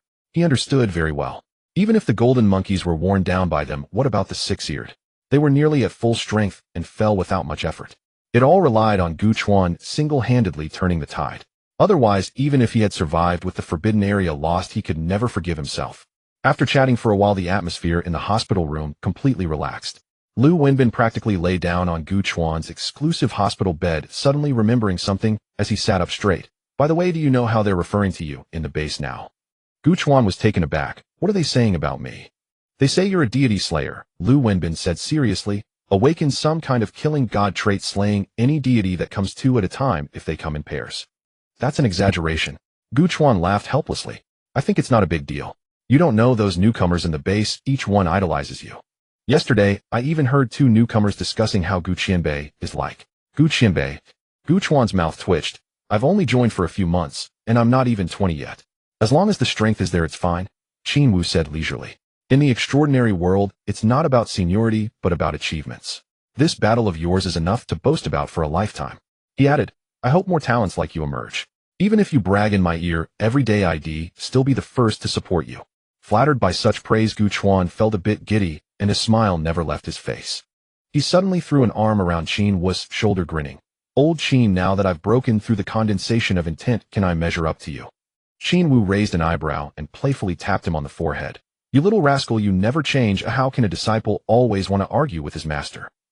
However, he retracted his hand, looking at Gu Chuan with a half smile. Let's not talk about measuring for now. You explain why you told the newcomers that you got in through connections. Gu Chuan's smile froze. Did you even say you were the illegitimate son of some General Gu? Qin Wu said slowly, how come I didn't know about this character? Some newcomers even came to question our instructors, asking if we extraordinary beings were pocketing private gains and what family forces were operating behind the scenes. Oh, rumors really spread. Gu Chuan was momentarily taken aback.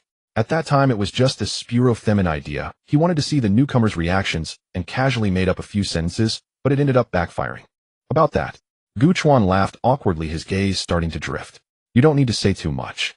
Qin Wu waved his hand. Later, when I send you to train the newcomers, you'll have to find a way to deal with this yourself. Me? Train newcomers? Seriously? Gu Chuan looked at Qin Wu, who didn't seem to be joking, and his expression gradually froze. He hesitated for a moment, then held his waist, slowly leaning against the head of the bed. Oh, why does my waist hurt a bit? Has it worsened? Qin Wu looked at him expressionless as he performed. I will ask the Research Institute to clarify your recovery. Gu Chuan sighed, deeply realizing he had truly brought this trouble upon himself. 3 weeks after the Battle of the Twin Gods at the public training ground of the Northwest Base, Gu Chuan stood at the edge, watching the group of newcomers training in the distance. He sighed, realizing there was no way to refuse Qin Wu, so he reluctantly decided to act as a temporary instructor. He quietly blended into the crowd, finding an inconspicuous corner to begin his own training. At the same time, he glanced around, observing this group of newcomers who had joined at the same time as him. After all, to integrate into the crowd was to accurately identify their issues and tailor his guidance accordingly. However, he clearly underestimated their perceptiveness. After training for so long, how could they not notice a new person mixing in? They were simply immersed in their own rhythm. Who cared if someone new joined? It wasn't as if a deity had mixed in. Gu Chuan felt a bit awkward as the gazes from those around him swept over him almost imperceptibly. Not far away, Chun Hao was practicing with a sword, while also keeping an eye on Gu Chuan. His eyes narrowed slightly. Wasn't this the son of General Gu? Hadn't he always trained alone? Why was he in the public training area now? Despite the host of questions in his mind, he sheathed his sword and walked over, saying, Hey man, what brings you over here? Gu Chuan opened his mouth, but then closed it again. How should he respond? Should he say he was here to see how they trained, and would give them a practical demonstration later? Chun Hao slapped his forehead. Training alone is just too boring, right? I agree, we humans need to integrate, and from now on let's use our privileges less, and spend more time with the group. Gu Chuan could only nod. Suddenly Chun Hao looked around, and lowered his voice, a hint of guilt on his face. I don't know if you've heard the rumors about the general's son at the base. Let me tell you, it wasn't intentional. He hurriedly explained, I only mentioned it to my buddy, and specifically told him not to spread it around. But then he got interested in a girl, and turned it into gossip, and then it spiraled out of control. He looked genuinely I'm really sorry, brother, for disturbing your peace. But I couldn't find you until today, so I must apologize. My buddy really is something. He just can't keep his mouth shut when he likes a girl. How can he become an extraordinary person with a mouth like a sieve? Gu Chuan suddenly realized how the rumors started. He patted Chun Hao on the shoulder, smiling, it's a minor issue, we're buddies. Chun Hao felt a weight lift off his. He leaned in closer, his eyes brightening. So, brother, is that legendary figure who single-handedly challenged the gods, is he from your family? What does he look like? Does he have that kind of ethereal, heroic demeanor? It was clear that the predecessor filter was in effect, as Gu Chuan silently lamented the exaggeration. Gu Chuan nodded seriously. Indeed, there is some connection. As for his appearance, I can only say he's extraordinarily, and I have insider information that he will come to train us today. Really? Chun Hao's voice suddenly rose, catching the attention of several people around. He quickly waved his hands, a sheepish smile plastered on his face. Gu Chuan gave him a look of assurance, confidently stating, absolutely. Wow. Chun Hao excitedly paced back and forth, the one who challenged the gods, and I can see him today. Gu Chuan watched his animated expression, biting his lip as his facial muscles twitched slightly. At exactly 2 o'clock in the afternoon, the newcomers gathered in the center of the training ground, lining up in rows waiting for the instructor. 1 minute, 2 minutes, 5 minutes. Strange, it's already 2 o'clock. Where are the instructors? Someone began to murmur. Yeah, there were so many yesterday, but today not a single one. Did they forget about us? That can't be, can it? Are extraordinary beings really this unreliable? A murmur of fragmented discussions arose in the crowd. Gu Chuan glanced at the time. It was about time. He stepped out from the crowd, and amidst the puzzled gazes he stepped onto the platform designated for demonstrations. Let me introduce myself, I am Gu Chuan. Silence, still silence. The crowd examined Gu Chuan, looking at someone who appeared to be around their age, even slightly younger.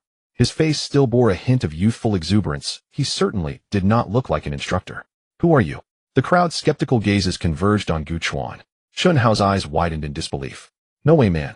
You're saying the instructor is that Gu Senior you mentioned? Having connections doesn't work like this. He immediately squeezed through the crowd, rushing to Gu Chuan's front, lowering his voice. Dude, get down. If you want to mess around, that's fine, but don't mess with this group. Some of them have fierce tempers. It won't matter what your background is, they will really take action. He tugged at Gu Chuan's sleeve, trying to pull him down. As he pulled, he turned back to the people in front and forced a smile. Sorry, everyone, this is my buddy. He accidentally drank too much. I'm taking him away. No, I didn't drink too much. I'm here to teach you all how to do things. Chun Hao slapped his forehead, wearing a pained expression, as if saying, how can I have a teammate like this? Fine, he had done his best. If Gu Chuan wanted to court disaster, he couldn't stop him. Chun Hao completely surrendered, returning to the line on his own. Gu Chuan. A voice rang out from the front of him. A burly young man stepped forward, his gaze unfriendly, as he stared at Gu Chuan. He stood at the front of the line, his presence far stronger than the other newcomers. So you're the so-called son of General Gu. His voice dripped with obvious mockery. I don't care what background you have, or what relationship you have with Gu Senior, that doesn't give you the right to stand up there and mock us. He stepped forward. Extraordinary beings have no privileges. You don't deserve to stand in front of me. Get down. As he spoke, he strode forward, his right hand gripping Gu Chuan's shoulder with force. Not moving. Ji Tongshun was momentarily stunned. Then frowning, he increased his strength, even using a unique technique passed down from his family. But Gu Chuan stood there like an unyielding stone, completely unmoved. Something was off. Even a true stone would have been overturned by this immense force. The two were locked in a stalemate. The crowd behind them gradually fell quiet. They saw Ji Tongchen's face turn red, veins bulging on his forehead, clearly exerting all his strength. And what about the son of the general? He stood there unmoving, even wearing a hint of a smile that seemed neither here nor there. What was going on? Ji Tongchun was a person capable of delivering several tons of force with a single punch. How could he not move someone with such strength? All right. Gu Chuan finally spoke, his tone languid. Step back, I pardon you. Ji Tongchun froze for half a second. Then his entire face flushed crimson. You damn. His fist shot forward in a furious arc, left and right in rapid succession, hips and waist coiling with disciplined power. A clear sign of solid martial foundation. Gu Chuan sidestepped effortlessly. This fighting style bore faint resemblance to the ultimate Tao martial scripture, yet it was little more than superficial mimicry. Transcendent martial arts refined over decades, and refined specifically through the lens of beings who far surpass ordinary humanity, attain unparalleled perfection in force-generation energy channeling and footwork coordination. He did not even engage the physical prowess of his mind condensation realm body. Instead, he relied solely on profound martial insight to anticipate every strike. Before Ji Tongshan threw a single punch, Gu Chuan had already read the subtle tilt of his shoulder and shift of his center of gravity. A surreal spectacle unfolded no matter how fiercely Ji Tongshan's fists cleaved the air, how thunderously they roared. None so much as grazed a single hair on Gu Chuan's body. He drifted like a weightless leaf amid gale-force blows, each evasion executed with uncanny, flawless precision. The crowd fell utterly silent. They realized this young man truly was here to instruct, not merely observe, but guide. Ji Tongshan grew increasingly frantic, his technique unraveled, his breath grew ragged and uncontrolled. His final punch missed entirely, his body lurched forward off balance. Gu Chuan stepped aside and delivered a light, precise tap to his abdomen. Ji Tongshan instantly curled into a shrimp-like hunch, clutching his stomach as bitter bile rose in his throat. This is your lesson. A transcendent cultivator must never act upon raw fury alone. Gu Chuan pointed toward two figures in the formation. Take him back. They exchanged a glance, daunted by Gu Chuan's overwhelming presence, and obediently stepped forward to support Ji Tongshan back into line. Gu Chuan brushed imaginary dust from his palms and swept his gaze across the assembly. An incident earlier gave rise to rumors, whispers of a general's son. Let me clarify once more, there is no General Gu. I entered solely by merit and strength. He glanced briefly at Ji Tongshan, still retching. You spoke truly just now. Transcendent cultivators hold no privilege, neither now nor ever. My name is Gu Chuan, or if you prefer, you may address me as Senior Gu. As those words settled, golden radiance of indomitable will blazed forth from his form. A sudden gale surged and immense invisible pressure erupted from him, like a mountain made of pure authority, crushing down upon every soul present. Having faced nine-tailed fox, golden monkey, and six-eared macaque in combat, his aura had been forged to an inconceivable zenith. Compounded by his innate trait, imperial sovereignty, this aura was utterly beyond what these novices, who had never even glimpsed a deity, could withstand. Their faces paled, the shoulders buckled under unseen weight, breaths grew shallow, labored, choked, as though the very heavens conspired to crush them. Ji Tongshan lifted his head, met Gu Chuan's gaze, and his pupils dilated, vision unfocusing. His body trembled uncontrollably. Impossible. His pride, the ironclad will he'd cultivated, shattered beneath a mere wave of aura. In the observation room on the second floor of the training ground, instructors gathered before the glass window. Even they flinched inwardly as Gu Chuan unleashed his aura. Golden will radiance, murmured Qin Wu. What trait is that? Seeing the effect had reached its peak, Gu Chuan withdrew his aura with a mere thought. The crushing mountain vanished as if it had never existed. Several trainees collapsed onto the ground, gasping desperately. I trust no one questions my credentials any longer, Gu Chuan asked. Chen Hao forced his eyes open, staring at Gu Chuan. So this was the legendary Senior Gu, the one who slew a deity alone, and also his fellow novice from the northwest based the same flight he'd taken. That so-called backdoor individual training, merely proof they couldn't keep pace with him. Others slowly regained composure, watching Gu Chuan with complex, reverent eyes. He was Senior Gu, unbelievably youthful. Yet while they were still honing fundamentals, he had already accomplished the unthinkable, slaying a god single-handedly. Seeing no further doubt, Gu Chuan's lips curved faintly. He'd originally planned to infiltrate discreetly in the morning, observe their weaknesses, then tailor afternoon drills accordingly. But now he'd changed his mind. Gu Chuan regarded them all, then smiled softly. Tell me, why do you think I released my aura? He paused, then answered himself. Because I wanted to make a grand impression. A soft snort escaped the girl standing near the front. Gu Chuan met her gaze, his expression warm and gentle. Why did you laugh? Because it's funny, she replied without hesitation, eyes still crinkled with mirth. Good. What is your name? Qian Lele, she declared, bold and unreserved. Gu Chuan nodded, then let his gaze sweep once more across the assembly. Today I won't teach combat techniques or strategies against deities. Your instructors will cover those. What I wish to discuss today is something far more personal, something intrinsic to every transcendent cultivator. He tapped his chest. I am not yet 20. This is an equal exchange. No hierarchy, no pretense. Laugh freely as Qian Lele just did. The scene held a strange, quiet poetry. A youth stood before a cohort of equally young aspirants, speaking not of swordsmanship or divine warfare, but of philosophy. Yet no one dared underestimate him. Let me begin with a question, Gu Chuan said. What is your dream? Dream. Some fell into deep contemplation, others stood resolute, jaw set. Gu Chuan gestured toward the determined young man.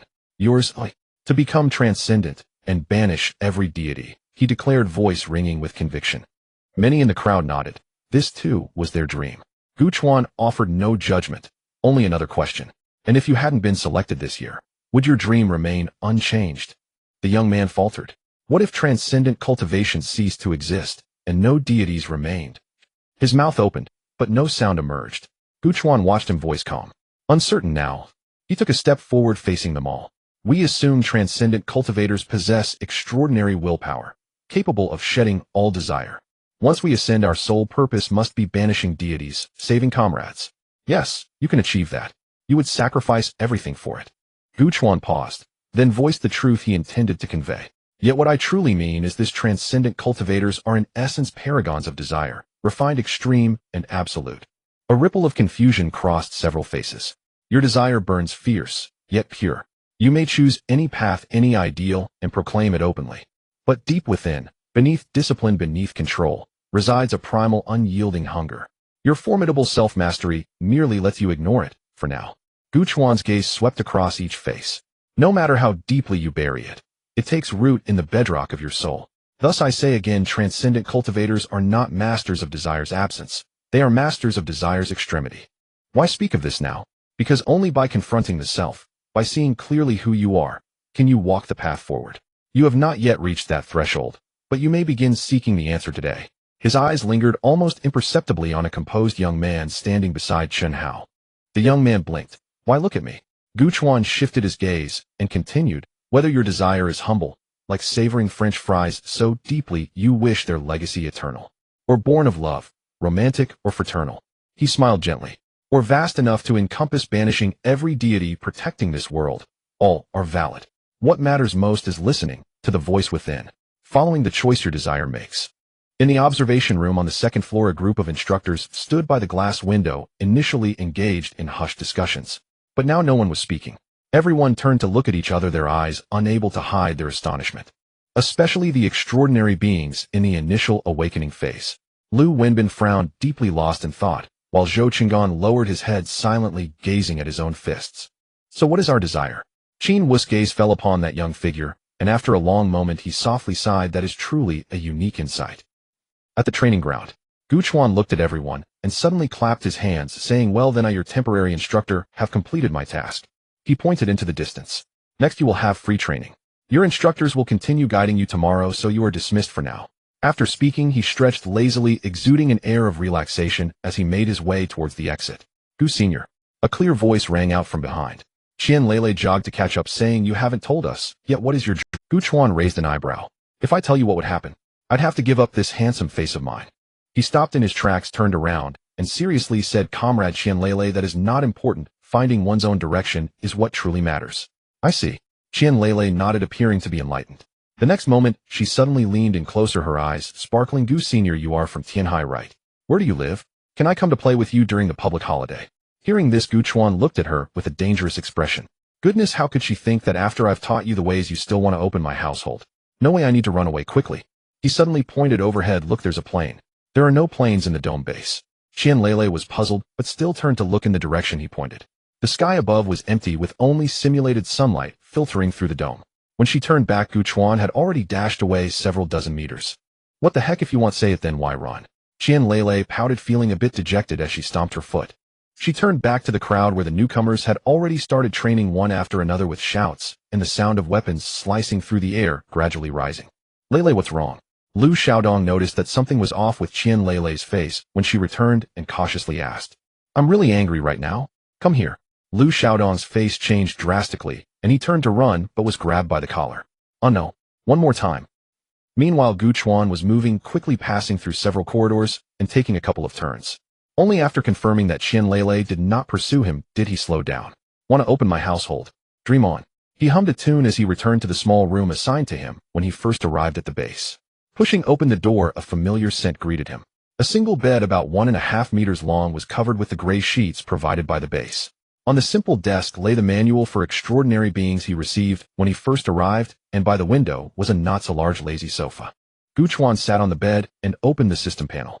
Host Gu Chuan will Tier 2, 1 Physique, Tier 2, 1, Trait Sovereign. The will of a king, unquestionable. Your will attack rank is extremely high. When attacking deities, their divine body will be suppressed by your rank, causing their divine energy to operate sluggishly and leading to the collapse of their outer structure. Traits: Resilience, Physique, Strength increased by 20, Dawn at Dawn, Stamina and Willpower recover by 30, Flow State, Concentration can slightly enhance Perception Node, Resonance. Will attacks can gradually analyze energy nodes, Martial Soul, Combat, Intuition and Technique, Comprehension, Speed, increased Desecrator. Techniques: will Infusion, Transformation, 14 Break Formation, Blade, Manual Transformation, 5 Thunderstep Transformation, 9 Ultimate Truth, Gradual Stage, 57 will points. 52 Since breaking through to the will establishment stage, the long-sealed basic values can finally be raised again. He had also accumulated over 50 will points, most of which were earned during that battle with the two deities. If he hadn't spent the last 3 weeks lying around, he could have earned at least several dozen more. Thinking of this, he felt a bit pained. However, regarding will points, he suddenly recalled something. When he shattered the Golden Monkey Realm crystal, the system panel displayed cross-realm energy detected, which then directly transformed it into will points. Cross-realm. Gu Chuan's eyes narrowed slightly. These deities are indeed products of another world, although he didn't know why they had to transform into figures from human myths. But none of that mattered anymore, whether it was an invasion from external civilizations or a scenario of polluted worlds, they were all enemies. However, if the realm crystal could be absorbed by the system, what about the realm pillar? That pillar that all records state is indestructible. If the realm pillar could also be absorbed, Gu Chuan's breath hitched slightly. That could completely change the battlefield. The deities would no longer be resurrected, and eliminating one deity would be equivalent to removing a forbidden zone. The threat of the deity's descent would cease to exist. It seems that in the future he would need to find an opportunity to interact with the realm pillar. He looked at his will points balance. It was time to allocate them. Will points: 52-0 will Tier 2, 1 Tier 2, 13 allocation complete, but Gu Chuan couldn't feel any joy. Indeed, after reaching the will establishment stage, the points required to allocate basic values doubled, needing 4 will points to increase a single attribute. Then when reaching the manifestation stage, would it require 8 points? Thinking of this expense made his head ache. The road to manifestation is still very long. He shook his head, deciding to focus on completing the will establishment stage first. In the will establishment phase, besides a significant increase in total will and physique, willpower is also influenced by the extraordinary being's own beliefs and desires evolving into different traits. With the support of traits, the willpower dealing damage to deities is often several times that of the initial awakening phase.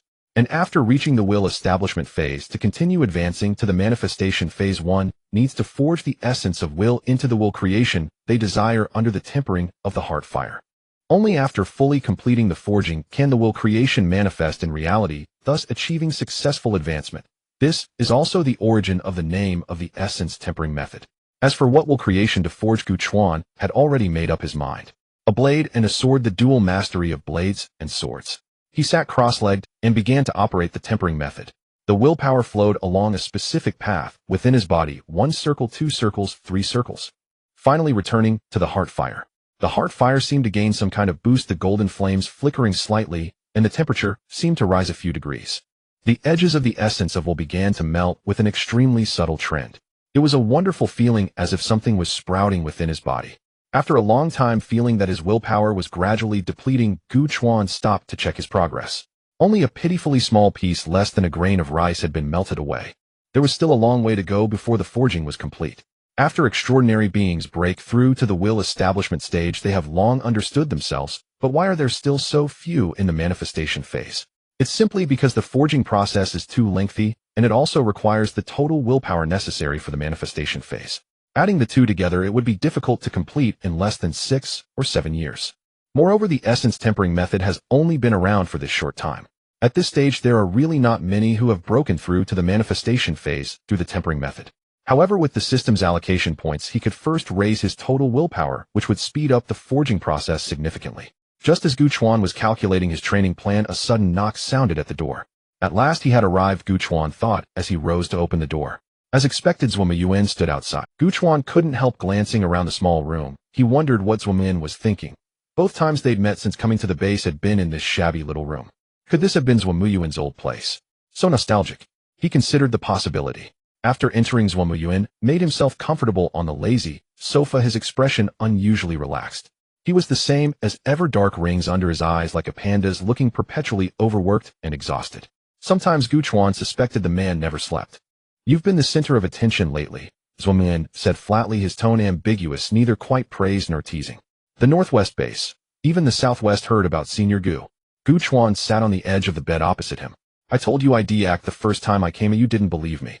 Zhuo said nothing, only fixed him with a steady stare. What is your will trait? A half-dead deity could be dealt with by someone at the Ningyi stage with difficulty, but Lure was nearly at full strength. For a newly advanced ninja-stage transcendent, to slay one alone was absurd in any context. He knew Gu Chuan's physical constitution exceeded that of ordinary transcendent by a good margin, but that alone could not explain such a feat. It had to be the trait. What trait could enable a ninja-stage cultivator to commit a solitary god-slaying? Anyone would be curious.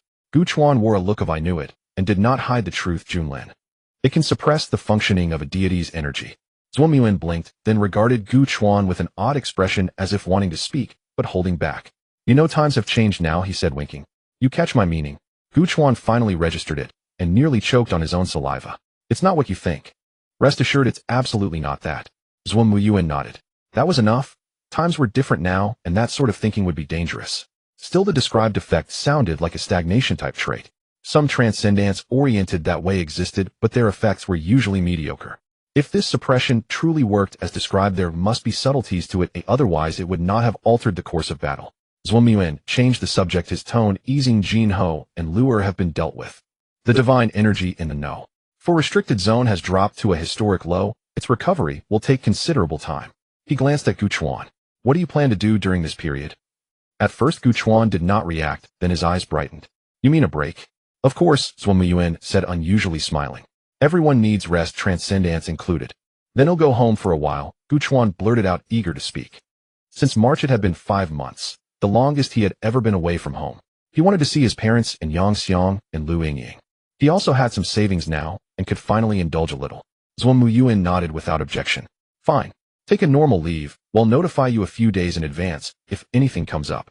Also prepare yourself. There's a merit commendation ceremony tomorrow. A ceremony? Gu Chuan was startled. The Xuanwu iron medal in the past had never merited such treatment. It had only been awarded by the team leader.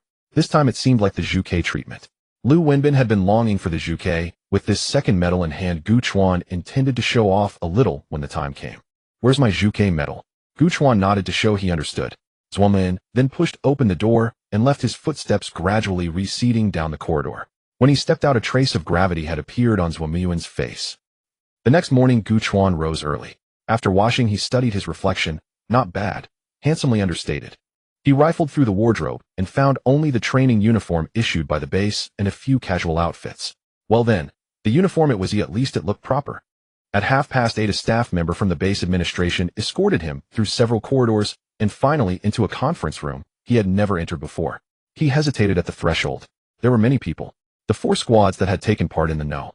4 restricted zone battle were present, and unfamiliar faces in the front rows suggested base management. Gu Chuan walked straight to his squad's place and sat down. Lu Wenbin was beside him, sitting upright and solemn. Why are you earlier than me? Gu Chuan whispered. Lu Wenbin did not look away, his lips moved. Although today is your stage, my left eyelid has been twitching all morning. Likely an omen of good fortune. Perhaps I will be honored too. At 9 o'clock the room fell silent. On the podium, a host in formal uniform approached the microphone, his expression grave. Today we hold a special commendation ceremony. His voice carried through the speakers with solemn resonance. Special because the battle being honored was itself extraordinary. In the No. 4 restricted zone, 2 divine entities manifested simultaneously, an event unseen in 20 years. Silence blanketed the audience. Special also because on that night a group of people showed through their actions that no matter how the enemy changed, we remain the ones who stand until the end. The host opened his prepared remarks. Decision to award the 9th, 10th, 11th, and 12th Garrison Squads the collective Zhuke Bronze Medal. His voice grew formal, each word enunciated clearly, approved, and reviewed by the Central Committee and the National Bureau of Abnormal Affairs. During the defensive operations against the dual divine entities in the Northwest No. 4 restricted zone, all personnel from the 9th, 10th, 11th, and 12th Garrison Squads faced enemy conditions beyond expectations. None retreated, none faltered. They used their flesh and blood to form a defense. With iron wills they held back the deities. In recognition of their bravery and outstanding contributions, the aforementioned 4 squads are awarded the collective Zhuke Bronze Medal. May you remember that night, and may future generations remember it as well. Applause thundered through the hall. Lu Wenbin sat below winking at Gu Chuan, as if to say my hunch was right. He was elated. The Zhuke bronze medal he had dreamed of was finally within reach. Gu Chuan looked at the others. Faces were alight with smiles, backs straight with pride. The 4 squads took turns on stage to receive their medals. When the 11th squad went up, Li Miaoyu and Zhang Mingyuan flanked him and refused to let him walk alone. The moment froze like a photograph. When all the squads had returned to their seats, the host stepped forward once more. Next we will present an individual commendation. Lu Wenbin patted Gu Chuan, signaling that it was his turn. Team 11 had all received the collective Vermilion Bird Bronze Medal, so Gu Chuan must have received his individual one. Although they were of the same rank, its significance was self-evident. The host's gaze swept over the audience, finally landing in the direction where Gu Chuan was seated. Approved and reviewed by the Central Committee and the National Bureau of Abnormal Affairs, he intentionally paused, elongating his voice. It is decided to award Comrade Gu Chuan the White Tiger Silver Medal. Suddenly the audience fell silent. The White Tiger Silver Medal, not the Vermilion Bird. Lu Wenbin's eyes widened, and he turned to look at Gu Chuan, opening his mouth, but failing to say anything. Li Miaoyu, who was about to applaud, froze with her hands suspended in the air. She seemed to be confirming whether she had misheard. Qin Wu and Zhang Mingyuan exchanged glances, both seeing shock on each other's faces. In more distant seats, other teams reacted similarly. Anyone who had participated in the battles in the restricted area for a while knew the significance of the various medals. The White Tiger Silver Medal was almost a mark that could only be attained during the manifestation phase. Yet now it was being awarded to a young man who had just broken through to the solidifying intent stage. The host continued, Comrade Gu Chuan, during the battle against the dual deities in the know. For restricted area, despite being severely injured, and with all teammates down, ignited his heart fire, and broke through to solidifying intent. With the strength of one person, he faced 2 deities hidden. First he slain the golden monkey, then he thwarted the 6-eared, preventing the emergence of 2 new restricted areas, and simultaneously ensured the critical guarantee for the subsequent rescue of all participating personnel. The difficulty of this battle cannot be understood by those who did not experience it. The weight of this merit cannot be fully expressed in words. The host raised his head, his gaze sweeping across the entire venue. The emergence of dual deities may have thrown some of us into panic. Has the era of transformation arrived? Can we withstand it? Does 20 years of experience still matter? Yet Comrade Gu Chuan has provided us with an answer through his actions. He tells us the transformation has come, but we are still the victors. No matter how the enemy transforms, as long as there are people who can stand up, there is still hope. The host announced loudly, now let us invite Comrade Gu Chuan to the stage. Gu Chuan stood up and Lu Wenbin grabbed his arm, giving it a firm shake before releasing it, his excitement surpassing Gu Chuan's own. He then walked onto the stage and received the silver medal from the tray. The silver light shimmered under the lights, the white tiger coiling unexpectedly heavy. He turned around to face the audience. The applause surged like a tide.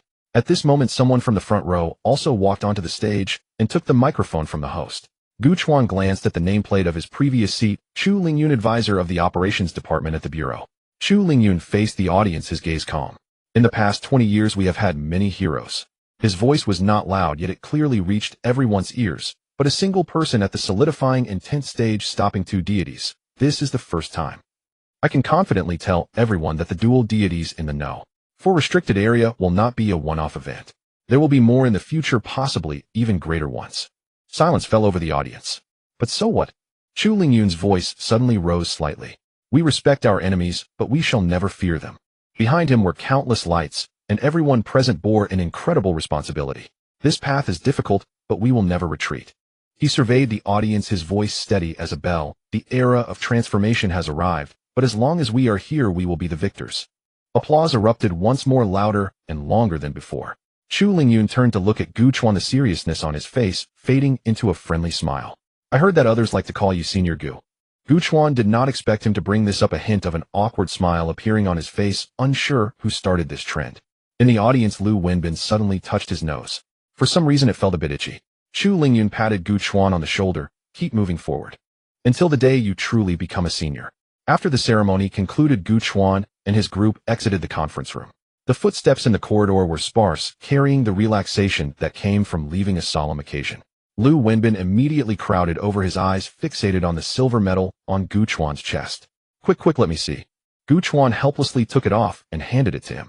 Lu Wenbin caught it with both hands, treating it as if he were receiving an imperial edict, turning it over in his palms to examine it. He held the silver medal up to the light, squinting to scrutinize the pattern of the white tiger, running his fingertip over it while muttering to himself. Wow. The craftsmanship, the texture. Truly a testament to the craftsmanship of a great nation. He flipped it over to check the back, shining it against the light once more, and finally sighed deeply, reluctantly returning it to Gu Chuan. Forget it, I can't compare with you. He waved his hand, appearing to have come to terms. Just winning the collective vermilion bird is already quite good. One must be content to find happiness. This vacation, I'll keep it as a family heirloom. And my beloved car, it's been parked for so long that if I don't take it for a spin, I'm afraid it might start leaking oil. You still keep that car? Li Miaoyu walked over from behind, shooting him a sideways glance. Of course. Lu Wenbin insisted, that's my lifeline. When I get back this time, I have to find a secluded place to step on the gas a few times. Zhang Mingyuan, walking alongside, rarely chimed in, watch your safety. Don't worry, Captain, I've got it under control. Gu Chuan asked, and what about you guys? What are your plans? Zhao Jingde replied, I'm going back to my hometown. Wang Shiqing nodded, me too, there's a lot to take care of at home. I haven't been back in 6 months.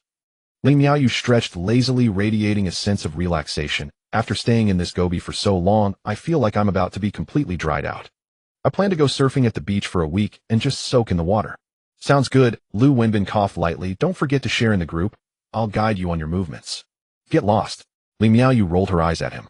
Zhou Qing'an, standing nearby, suddenly spoke up. Sister Miaoyu, I haven't thought about where to go either. How about I go with you?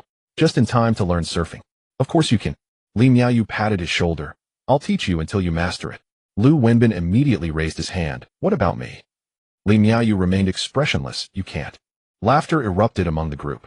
Lu Wenbin was not annoyed. He turned to Zhang Mingyuan and Gu Chuan. Are you two going home? Gu Chuan nodded. I'm going back to Tianhai to see my parents and some friends. Zhang Mingyuan replied. I'll go back as well. The elders at home have been thinking of me. That's great. Lu Wenbin patted Gu Chuan on the shoulder. Take some time to relax. Don't always think about cultivation. After all, the golden monkey has been dealt with, and there's nothing to do for a while. As soon as he finished speaking, a leisurely voice floated over from behind. Nothing to do. Qin Wu, with his arms crossed, walked over. If you're bored, you can stay. I'm training newcomers, and could use some extra hands. Lu Wenbin's expression changed, and he shook his head vigorously. No, Instructor Qin, I have things at home. Really? My mom misses me so much that I can't take it anymore. I must go back. He added, my dad misses me, my grandparents miss me, my whole family misses me. In the end, even the family pet was brought into the conversation. Qin Wu chuckled and waved his hand. All right, you're free to go. He looked at everyone. What are you all waiting for? Do I need to see you off? Hurry up and enjoy your vacation. We're leaving. Lu Wenbin, not daring to delay even a moment, waved his hand and ran off. See you later. See you later. Everyone bid farewell in succession. After bidding farewell to everyone, Gu Chuan returned to his room to pack his things. Upon rummaging through his belongings, he realized there wasn't much to pack. Just a few casual outfits, a charger, and those 2 medals. He found a box to pack them in and stuffed it into the bottom of his suitcase. This would stay at home for now. Later, the logistics staff took him to the nearest civil airport for his flight. About 6 hours later, the plane landed in Tianhai City. At the moment of landing, the warm and humid air hit him, contrasting sharply with the dryness of the Gobi Desert. Gu Chuan took a deep breath, finally back. By the time he took a taxi home, night had nearly fallen. He dragged his suitcase upstairs, standing at the door of his home. Before he could enter, he caught a whiff of the delicious aroma of food wafting through the doorway.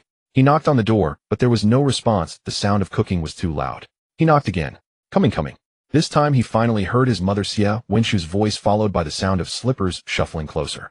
The door opened, and his mother, wearing an apron and holding a spatula, beamed at Gu Chuan like a blooming flower. Oh my, you're finally back. She hugged Gu Chuan tightly, and the spatula tapped his back.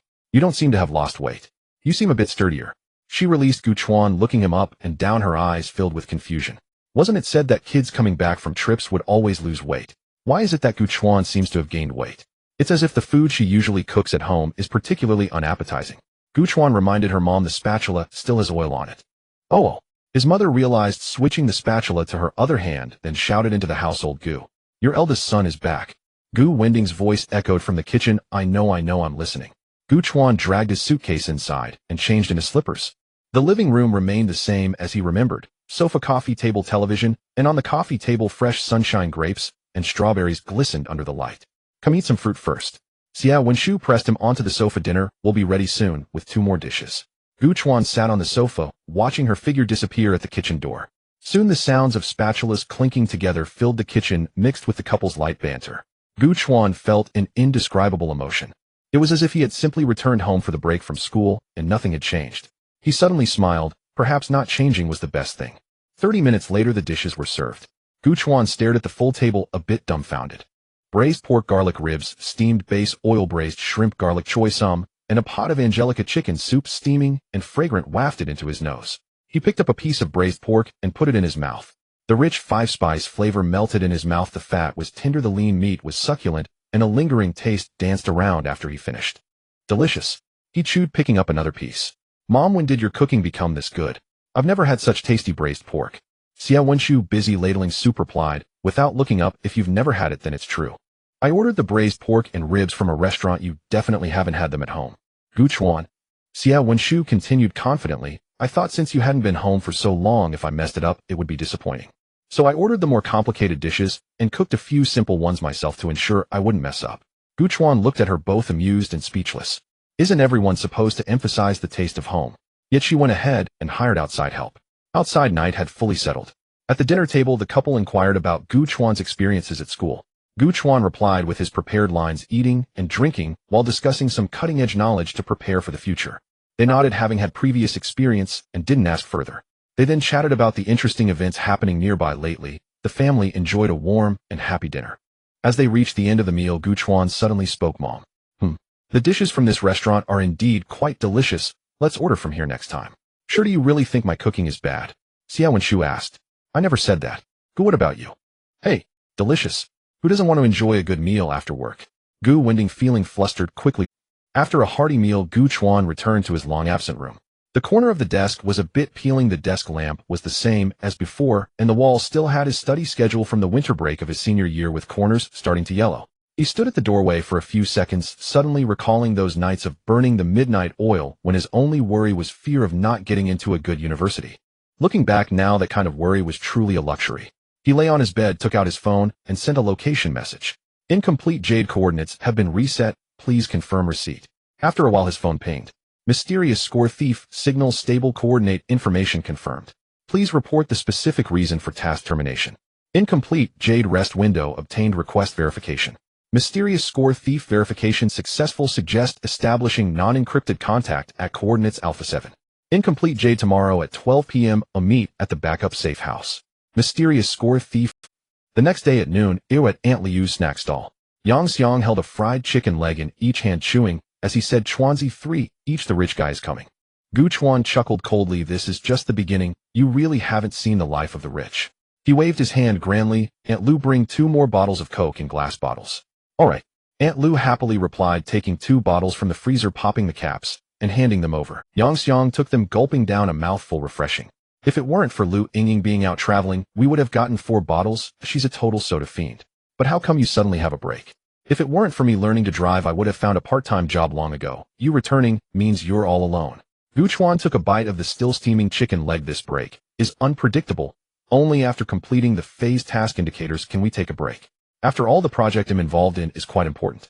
Yang Xiang waved his hand dismissively. All right, I know you're a genius. The things you study are beyond. But I did well on my college entrance exam. I got into a prestigious university in neighboring Jiangling City, majoring in mechanical and electrical engineering. No regrets there. He looked at Gu Chuan. It's quite miraculous. Initially, everyone was doing well, but if you hadn't suddenly risen to the top, I wouldn't have worked so hard. Gu Chuan smiled, a sudden realization. By the way, how did Lu Yingying do on her exam? Yang Xiang blinked, a bit confused. She didn't tell you. No. Yang Xiang wore a disdainful expression. You wouldn't have asked her either. After all, it's a major life event. If you didn't ask, it seems like you don't care about her, right? He shook his head and sighed. She probably didn't tell you because she's upset. Gu Chuan was momentarily at a loss. When the results were released, he was busy intercepting the golden monkey, and then he laid in bed for 3 weeks. Thinking back, it's been so long he might as well ask her when they meet, but she had gone traveling. Yang Xiang continued. She got into the best 985 university in Jiangling City, majoring in chemistry, since she was best at chemistry in high school. Jiangling City. Gu Chuan nodded quietly, making a mental note. Yang Xiang suddenly remembered something and leaned in closer. I almost forgot to tell you, luckily I signed up early. I heard that the recent driving test health check has included some kind of brain nerve screening we had in the college entrance examination. They say it's to prevent drivers from experiencing sudden illnesses that could affect driving safety. Gu Chuan felt a shock in his heart. Even the driving test health checks were starting to incorporate screenings. It seems that after the Golden Monkey incident, the general administration has realized that a transformation is imminent and the number of extraordinary individuals is severely insufficient. They have begun to take some risks of exposure to select individuals with willpower talents on a larger scale. Yang Xiang continued, in my view this matter is not that simple. Perhaps the country has found some remnants of cultivators. He lowered his voice looking quite serious. They might currently be secretly searching for those with spiritual roots who can cultivate. Then they will practice together to eventually realize an era where everyone can cultivate. After Yang Xiang finished speaking, he looked invigorated. Gu Chuan felt a bit embarrassed. This guess was somewhat eerily accurate. There were no cultivators, but there were deities. Yang Xiang asked, aren't you involved in some secret research project on your side? Do you have any inside information? Gu Chuan pondered for 2 seconds, yes. What's the truth? Gu Chuan spoke slowly. It's that our country has made significant breakthroughs in the field of brain, nerves which will benefit the public. It's really just a health check, there are no other uses. Yang Xiang stared at him for 3 seconds suspiciously saying, why does it sound just like an official news report? Gu Chuan waved his hand. That's how it is, hurry up and eat. After a while Yang Xiang was about to leave. I still have to practice for the 3rd exam this afternoon. The instructor is very strict. He finished the last sip of cola, stood up. Once I get my license I'll take you for a ride. Gu Chuan nodded. He then sat in front of the food stall and finished the last half chicken leg. Speaking of which, he still didn't have a driver's license. Previously, when stationed in the No. 4 restricted zone, he had already driven the transport vehicle under his teammates' guidance. He had driven smoothly across the Gobi Desert, but ultimately did not have a proper license. I wonder if the base can issue one. Otherwise, he won't be able to hit the road after buying a car. He wiped his hands and stood up. Where to go? After thinking for a moment, his feet were already heading in that direction. Hi Park. Gu Chuan sat on a bench looking at the familiar scenery ahead. A few months ago he came here every morning to train following the methods of a certain bald guy, gradually breaking through his physical limits and gaining willpower points. There was not much change now. The same sun, the same trees, and the same elderly people leisurely walking by with their grandchildren. He took out his phone and clicked on the familiar avatar. After hesitating for 2 seconds he still pressed send. What are you doing? I'm heading back to Tianhai. He stared at the screen, and the page quickly showed that the other party was typing. After a long time, Gu Chuan felt inexplicably nervous. After a while, a message popped up. 2 large colas. Oh. Gu Chuan stared at this. Oh, stunned for a second, almost unable to hold back a laugh. Sure enough, she was angry. He thought for a moment and typed, I was too busy with the project before in a closed management situation, couldn't even use my phone. Oh, I just got released a few days ago. This time the other side was not typing anymore and directly replied. 2 large colas. Oh. I was wrong, Comrade Xiaoying, for not checking in on you in time. I let down our revolutionary friendship. Gu Chuan directly sent an apologetic message. Regardless of whether he was genuinely delayed by events, wrong is wrong, and he had to stand tall when being punished. 2 large colas. Image JPG, you're not behaving well. Incomplete Jade, image JPG, apologetic smile. The two exchanged a barrage of stickers, and in the end Gu Chuan still lost the battle. He couldn't understand where a girl got so many thunder emoji stickers. What aliens, mischievous children sticking out their tongues, and the dumbfounded ahe, yet he was about to die from laughter. Unlike him, whose stickers were primarily cute. Perhaps having won the sticker battle, Lu Ying temporarily forgot about being angry. 2 large colas. Let me show you what I took. Photos popped up one by one. The first, on a green river, a bamboo raft was slowly drifting with a person on the raft holding an umbrella. The green mountains on both sides rose like screens, layers upon layers, faintly visible in the mist. 2 large colas. I floated on the bamboo raft for almost an hour. The sun was scorching, but the breeze was very pleasant. The second, an ancient street cobblestone path, with wooden houses on both sides. An old lady sat at the door weaving a bamboo basket with an orange cat lying beside her, its eyes squinted into a slit. 2 large colas. It was really lively at night with all kinds of snacks. I almost bought this bamboo basket, but I couldn't bring it back. The last picture was her own selfie. Standing on a viewing platform, behind her were layers of mountains and a sea of clouds, the wind blowing her hair up, looking very happy. Gu Chuan stared at this picture for a few seconds. Incomplete Jade, the scenery is nice. The person on the other side seemed at a loss for words and paused for a while. 2 large colas. How long are you back this time? About a week. A week was the time he anticipated. He couldn't extend it. In cultivation and combat skills require space. He couldn't practice at home, and he also couldn't afford to stand still. 2 large colas. Oh, that's good. 2 large colas. By the way, do you want to know where I was accepted? After she spoke, there was a proud emoji following behind. A little cat looking up with a disdainful expression. Gu Chuan almost instinctively typed, I know Jinling University, Yang Xiang told me about it. The other side fell silent for 3 seconds before slowly typing out a question mark. 2 large colas. Gu Chuan slapped his forehead. People have a desire to express themselves. If he proactively mentioned it, wouldn't that directly extinguish the surprise? He quickly clicked to retract, and then retyped, "Where is it, Comrade Xiaoying? I've been so busy lately that I didn't get a chance to ask." He added another sentence, "My account was hacked just now, and I only just got back on." In a certain guest house in Guizhou province, Lu Yingying lay on the bed staring at her phone screen, gritting her teeth in anger. "Damn Gu Chuan." She pulled the pillow over and thumped it twice. "This is so infuriating." After hitting it, she sat up, rummaged through the bedside cabinet for a bottle of chilled cola, twisted off the cap, and took a big gulp.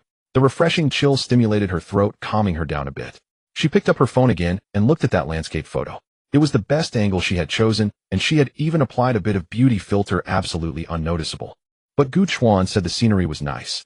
Nice scenery. She took a deep breath, silently reciting, "Lu Ying, don't get angry, or you'll get sick and no one will replace you." After reciting it 3 times, her mood calmed down a bit. A week. That seems like enough time. She turned to look at her mother on the adjacent bed. "Mom, let's go back a few days early, or we won't go to that cave in Xian province anymore." Lu's mother was currently drawing her eyebrows in front of the mirror and was taken aback when she heard this. "What's wrong? Weren't you looking forward to that cave at first?" Saying it was an underground art palace. Lu Yingying hesitated a bit, her fingers unconsciously twirling her hair. "Maybe. I might have had a psychological filter back then, but now it's gone." Lu's mother glanced at her, her eyes rolling, but she didn't say much. On the 3rd day after returning home, it just happened to be the weekend. The biological clock is a marvelous thing. Even knowing that there was no training today, Gu Chuan still opened his eyes right on time at 5 o'clock. In the early August of Tianhai, the sky was still dim. Only a few distant streetlights remained lit, casting warm yellow halos through the morning mist. He got up and dug out a set of sportswear that he used to wear a few months ago from the wardrobe. It felt a bit tight. He looked at himself in the mirror, and the tension in his shoulders was quite noticeable. "Looks like I need to find time to buy some clothes," he thought as he pushed open the door and went downstairs. The morning breeze carried a hint of coolness which felt quite refreshing against his face. Gu Chuan took a deep breath and began to run. The route was the same as before. He passed through the back gate of the community, followed the green belt along the river, passed by Xinhai Park, and finally circled back from there. 5 kilometers, 10 kilometers. His legs weren't sore, he wasn't out of breath, and he barely broke a sweat. It wasn't for training, he simply wanted to run. In this city where he grew up, he retraced the familiar streets, running along the old paths once more. The wind rushed past his ears, and the street scenes rapidly receded behind him. He felt like an adventurer eagerly exploring the scenery he had previously overlooked. Afterward, Gu Chuan stopped at an intersection, estimating that he had probably run for over 10 kilometers. Feeling comfortable and refreshed, he took out his phone and glanced at the time, 5:53. The system was quiet with no notifications. That makes sense.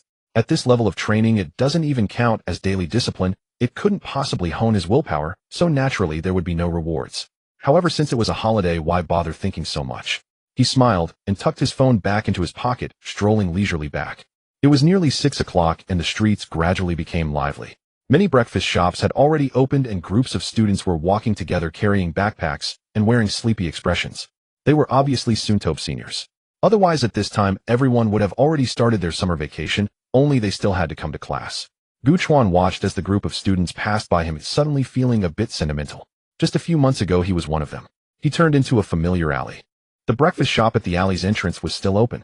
Steam rose from the stacked steamer baskets, and beside it was a large pot of hot oil where the owner was flipping fried dough sticks with long chopsticks, frying them to a golden crisp. "Hey, it's you." The owner looked up at him, momentarily stunned, then smiled. "Long time no see." Gu Chuan smiled back. "Yeah, I've already graduated high school." "That's great. Once you get into college, you'll be something else." "Still the same?" 2 meat buns and a cup of soy milk," the owner asked. Gu Chuan glanced at the steamer, then at the pot of oil. "They'll take more today. 10 fresh meat buns, 10 char siu buns, and 5 mixed vegetable buns. And 5 fried dough sticks, please, and 4 cups of soy milk." The owner nearly dropped the chopsticks into the oil. "How much?" Gu Chuan felt a bit embarrassed. "It's for someone else." "Oh, I see," the owner said, relieved, and quickly began to pack the bags. Carrying 2 large bags of breakfast back, he ate as he walked. Biting into a fresh meat bun, the juice burst in his mouth. The char siu bun had a hint of sweetness with a thin skin and plenty of filling. The fried dough stick was crispy, making a crunch when bitten. In the past, at the base, to save time, he would directly consume the basic divine essence potion. While convenient, it didn't provide any sense of enjoyment. Now he could finally enjoy a proper meal again. By the time he returned home, the 2 large bags of breakfast had turned into a normal portion for 2 people. At 6:20, Gu Chuan knocked on his parents' bedroom door, his voice booming. "Mom and Dad, come out for breakfast." There was no response inside. He knocked again twice. After a few seconds, a gap in the door opened, and Gu Wending's head poked out. His eyes were squinting, and his hair was a mess, clearly just woken up.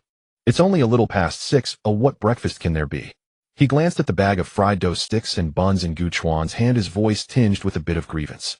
Gu Chuan placed the bag on the table. I bought it. If we don't eat now, it'll get cold. Wake Mom up too. Gu Winding stood still, closed his eyes for a moment, then turned back into the room. 5 minutes later, the couple sat at the dining table.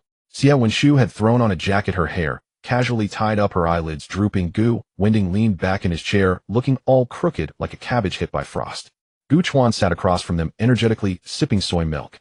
You two definitely stayed up late playing on your phones again last night. It's already past 6, and you still can't get up. Better eat while it's hot. At worst, you can go back to sleep after finishing. Xia Wenshu picked up a bun and absent-mindedly took a bite. Beside him, Gu Winding straightened up, picked up a fried dough stick, and hesitantly said, I just feel something's not quite right. At noon, Gu Chuan went out again.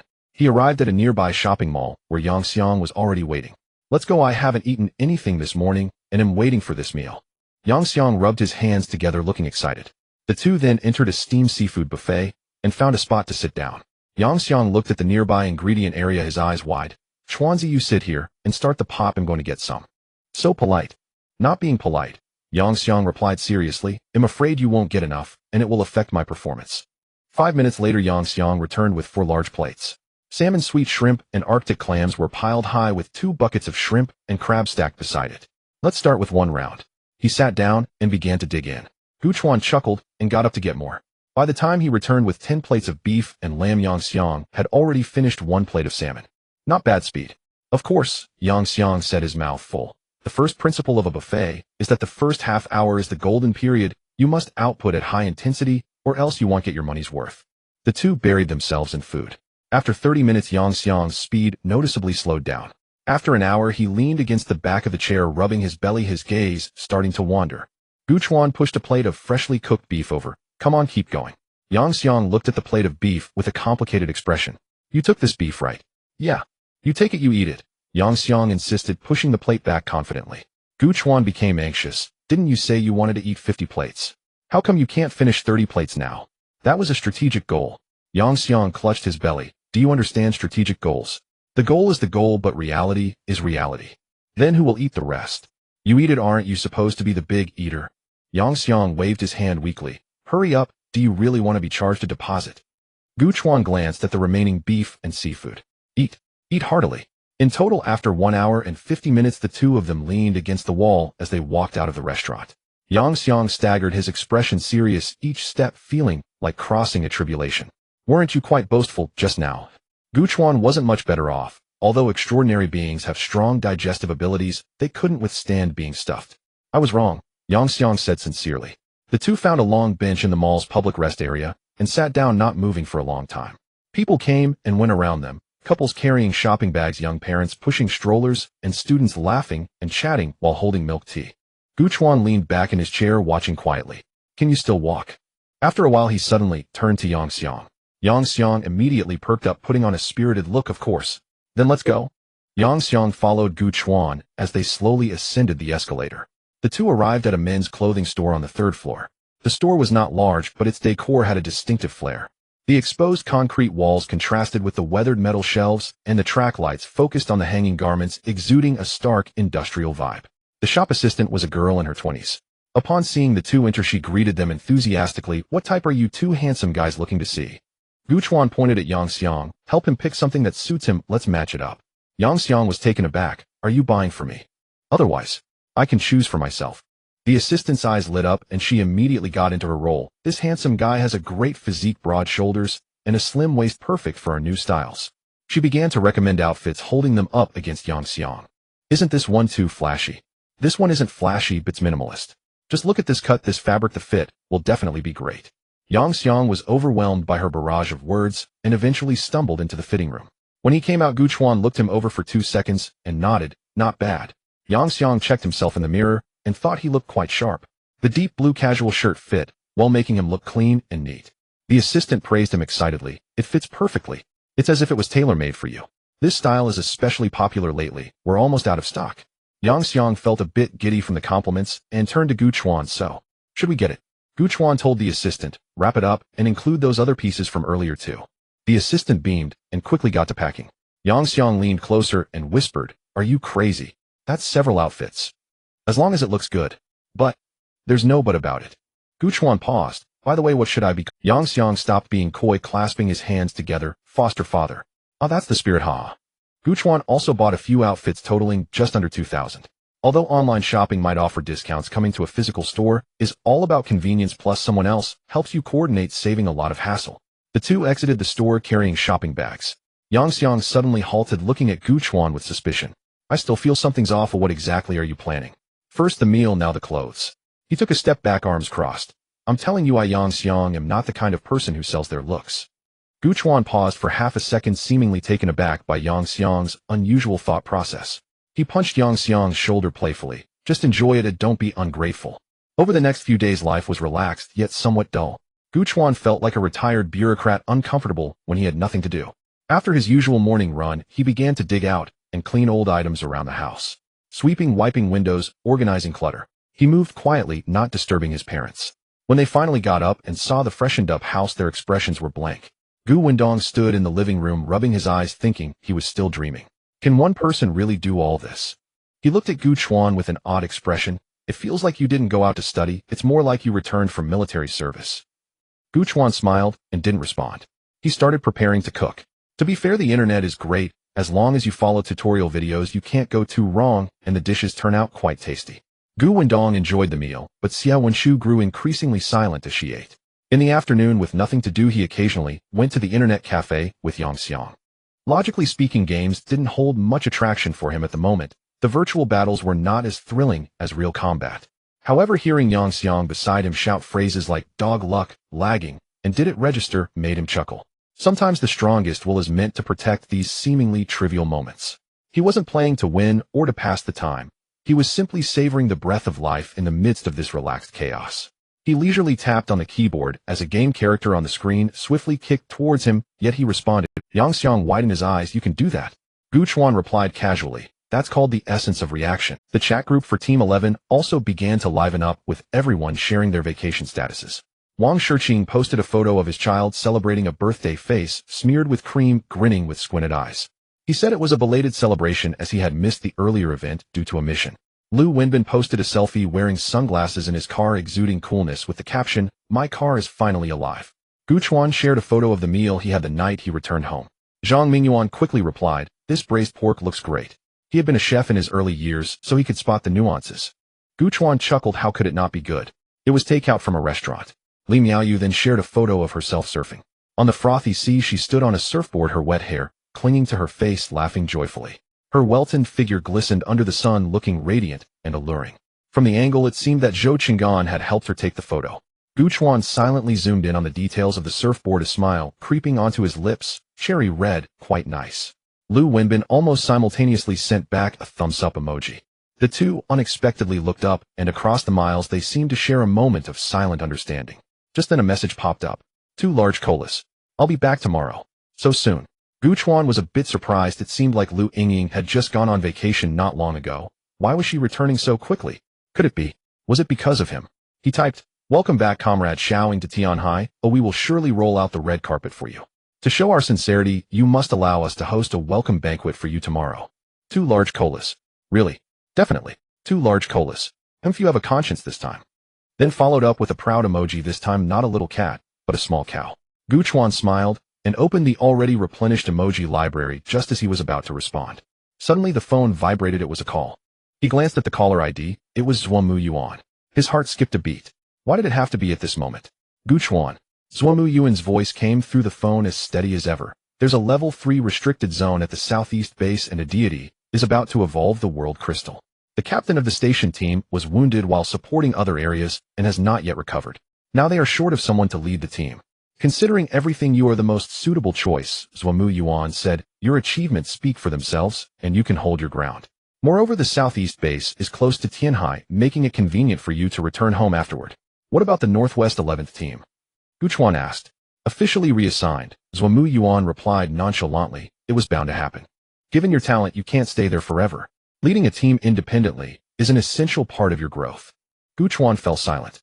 Indeed, a transcendent is like a brick. Wherever needed, they must be moved. He understood that much.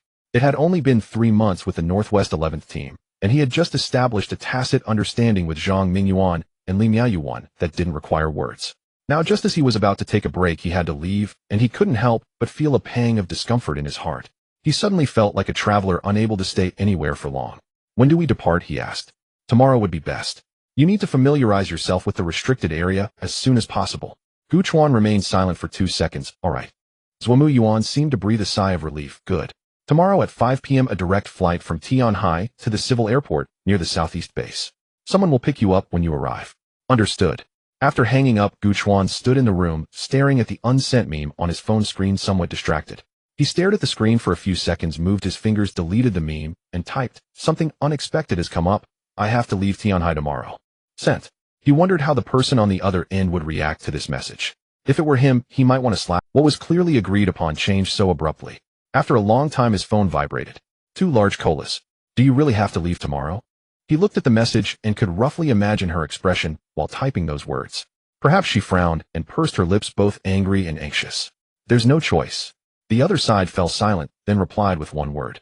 2 large colas. Oh. Gu Chuan stared at the message, feeling a bit stifled in his chest. He typed sorry. There was no response from the other end. He stared at the chat box, unsure of what else to say. During dinner he told his parents about his departure tomorrow. At the dinner table, Xia Wenshu's chopsticks paused in midair, stunned, before she finally set them down. Gu Wendong said nothing, only nodded. All right, go ahead. You've been back for 5 days, and that's about enough. Xia Wenshu wanted to say something, but sighed instead. Then I'll make you a good meal tomorrow. All right. After dinner he began packing his things. He opened an old dusty box and found several small toys inside. Gu Chuan picked them up and examined them for a moment before placing a few medals inside as well. This is just the beginning. At 10 in the evening, he sent a message to Yang Xiang. Let's go out for a late-night snack. I'm leaving tomorrow. Replying immediately, same place, I'll be there in 10 minutes. At the barbecue stand, Yang Xiang raised a beer bottle, rambling on about many things. Do well over there, don't embarrass us Tianhai people. Who knows when we can gather again next time. Gu Chuan listened, responding occasionally. When it came time to settle the bill, Yang Xiang insisted on paying, saying it was his treat. The next day at noon, Gu Chuan finished the big meal prepared by Xia Wenshu, dragging his suitcase out the door. As he stepped out of the community entrance, the sunlight was a bit blinding, and a white sedan was already waiting there. He raised his hand to place the suitcase in the taxi's trunk, opened the back door, and glanced around one last time, preparing to get in. But from the corner of his eye he caught sight of a figure rushing towards him. She was running hurriedly, even a bit flustered. Gu Chuan stood there in a daze. It wasn't until her fists landed on him that he finally reacted. Lu Ying had beads of sweat on her neck, her bangs sticking together from the perspiration, her chest rising and falling slightly. Those eyes were fixed on him, their rims slightly red, yet filled with a stubborn defiance. Why did you come? He asked. If I hadn't come, would you have just left by yourself? You wouldn't have come looking for me, right? She gasped, her voice trembling. Why didn't you ask me how I did on the exam in time? Why did you say you'd wait for me, but left first? She was all puffed up, her eyes even redder, her gaze fierce. But it felt as if it would be normal for her to cry. Gu Chuan opened his mouth, but couldn't say anything. Are we leaving or not? The driver leaned out impatiently, urging. If not, I'll take another fare. Gu Chuan turned to glance at him. Add 200 and wait. Sure thing, sir. The driver beamed, withdrawing his head, and even proactively turning the air conditioning down by 2 degrees. Gu Chuan turned back to look at Lu Ying. She stared at him, as if demanding an explanation or a justification. The wind blew, tousling her bangs. She raised her hand and casually brushed them aside, her movements a bit irritable, yet there was an inexplicable beauty to it. Ying, he spoke up. It was my fault. Lu Ying slowed her movements, no longer hitting him. Not caring for you in time was my fault. Oh, leaving alone when I promised to wait for you was also my fault. He looked into her eyes, speaking earnestly, word by word. He paused. I won't make excuses. Oh, I just hope that the next time we meet you can give me a chance to make amends. So you're just leaving like this? Her voice was a bit anxious. When will we meet again? I don't know, Gu Chuan replied honestly. Then you.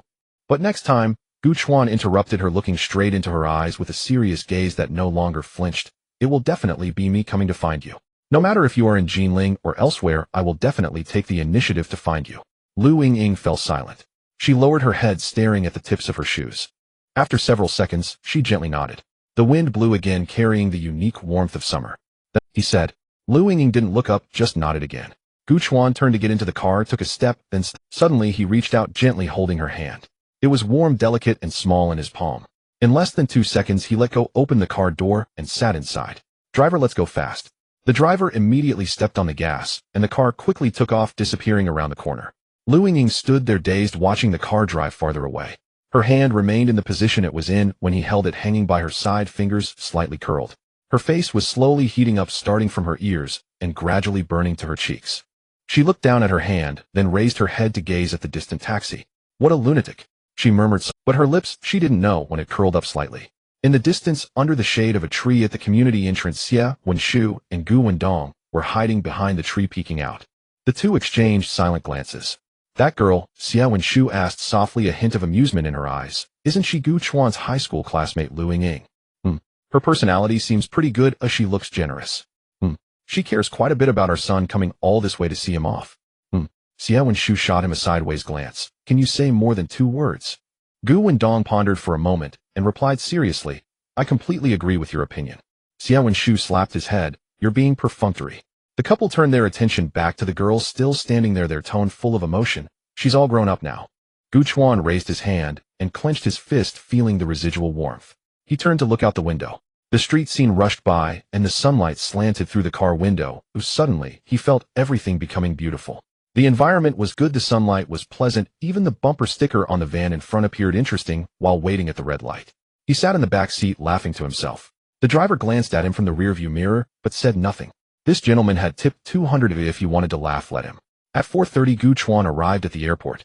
As he entered the waiting hall, a middle-aged man dressed in casual clothes approached him. Gu team. The other party extended his hand. I am Xiao Zheng from the logistics department of the Southeast base, Zhengxiujie. Gu Chuan was somewhat surprised. He had initially thought it would take some effort to find the person, only to be recognized immediately upon entering. The two shook hands, and Zhengxiujie smiled, saying, the battle of the twin deities has made the name of the deity slayer quite renowned. Can we take a photo together? Gu Chuan was taken aback for a moment, but then nodded, of course. The two stood together. Zhengxiujie raised his phone and snapped a picture. After taking the photo, he looked at it, nodded in satisfaction, and his gaze held a hint of sentimentality. You are all truly remarkable people.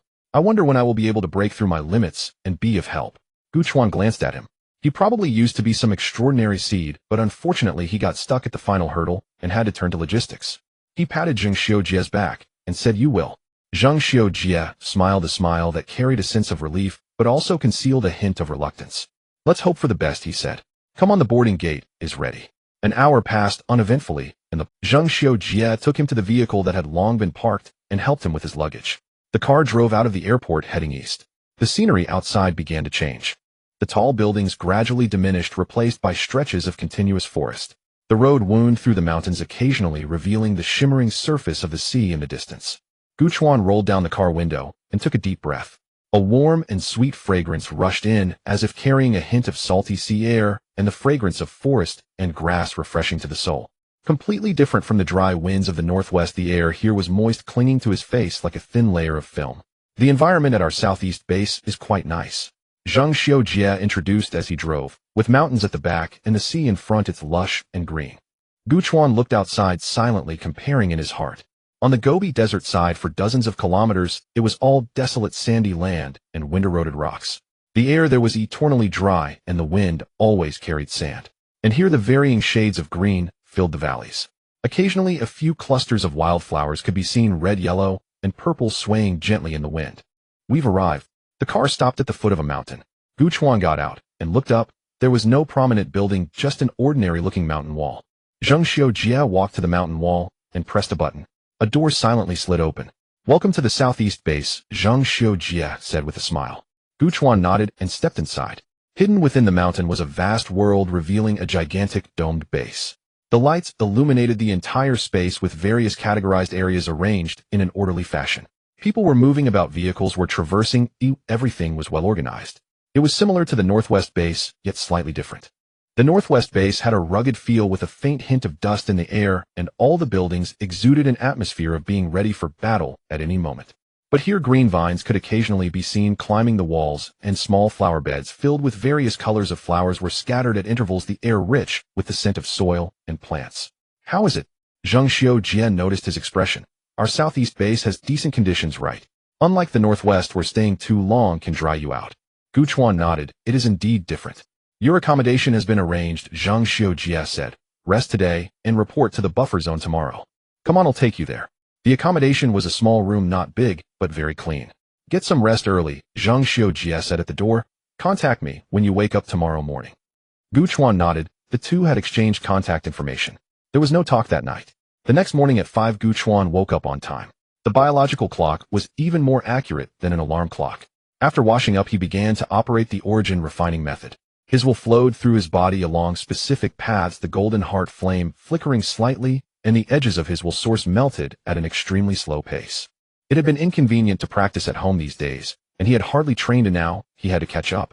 At 6 o'clock, Gu Chuan finished his training and got in touch with Zheng Xiujia. Afterward, Gu Chuan was taken to the armory, where he received a new combat uniform and a standard-issue long knife. He swung the long knife a few times. It felt good. His previous gear had been left at the Northwest base, and he couldn't possibly bring those items home. With everything ready, Zheng Xiujia brought him to a transport vehicle. Gu Team, a young soldier, was already waiting at the door of the vehicle, saluting him. I will take you to the buffer zone after this. Gu Chuan returned the salute. Thank you for your trouble. Zheng Xiujia smiled from the side. I wish you all the best. The vehicle drove out of the base heading east. By noon, they finally arrived at Southeast Buffer Zone No. 5. Gu Chuan got out of the car and looked around. This was a typical southeast hilly terrain. The undulating hills were covered with low shrubs and weeds, and occasionally a few nameless trees could be seen. The ground was a bit muddy, soft underfoot, like stepping on a thick carpet. Not far away there was a guard post. A few figures stood in the open space in front of the post.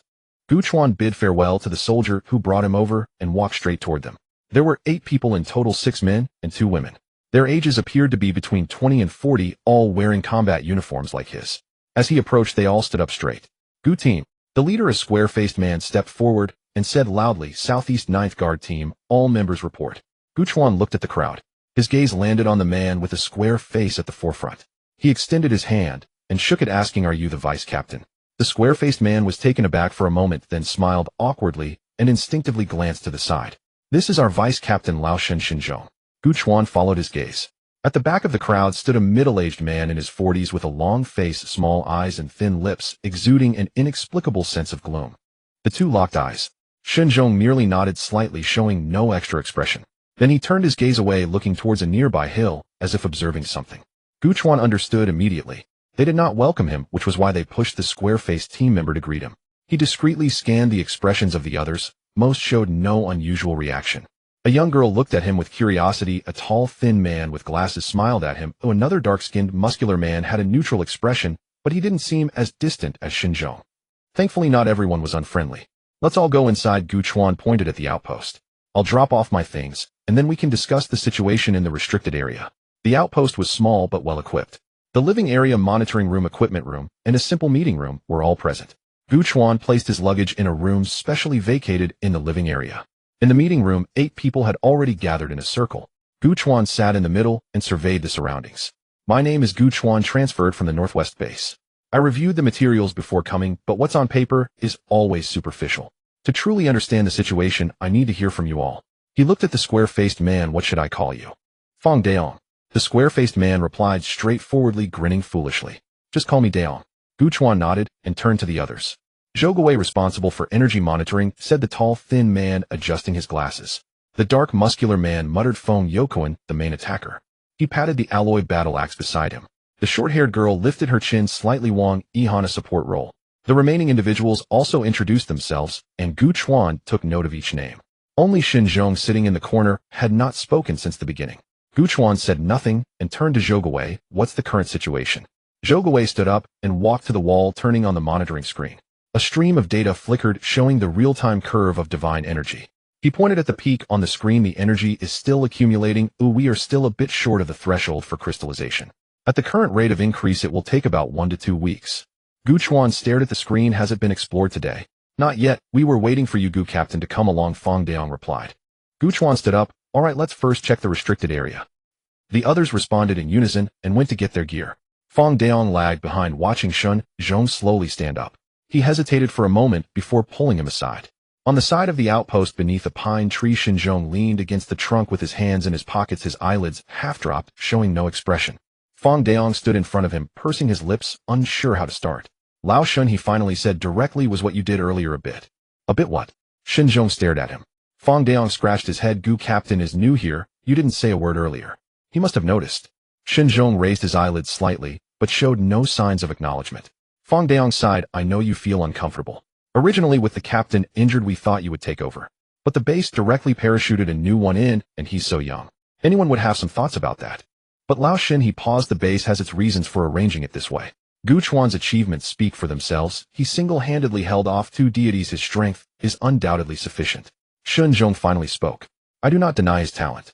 Naturally breaking limits plus a breakthrough in intention within 5 months, his future manifestation is definitely a certainty. But Fang Dayong, tell me, how much experience does he have in the restricted area? Does he understand the conditions of the Southeast's restricted area? Does he know the temperament of the angels? Shun Zhong continued, I have been here for almost 6 years, progressing step by step from initial awareness to intent. Now that the captain is injured, I thought even if I wouldn't be made the official captain, at least it should be me temporarily taking charge. But what happened? He pointed towards the outpost. In the end, a greenhorn shows up. 19 years old, less than half a year in the extraordinary world. His achievements are real. Fang Dayong weakly countered. Real? Shun Zhong's lips twitched, slightly, a cold smile forming.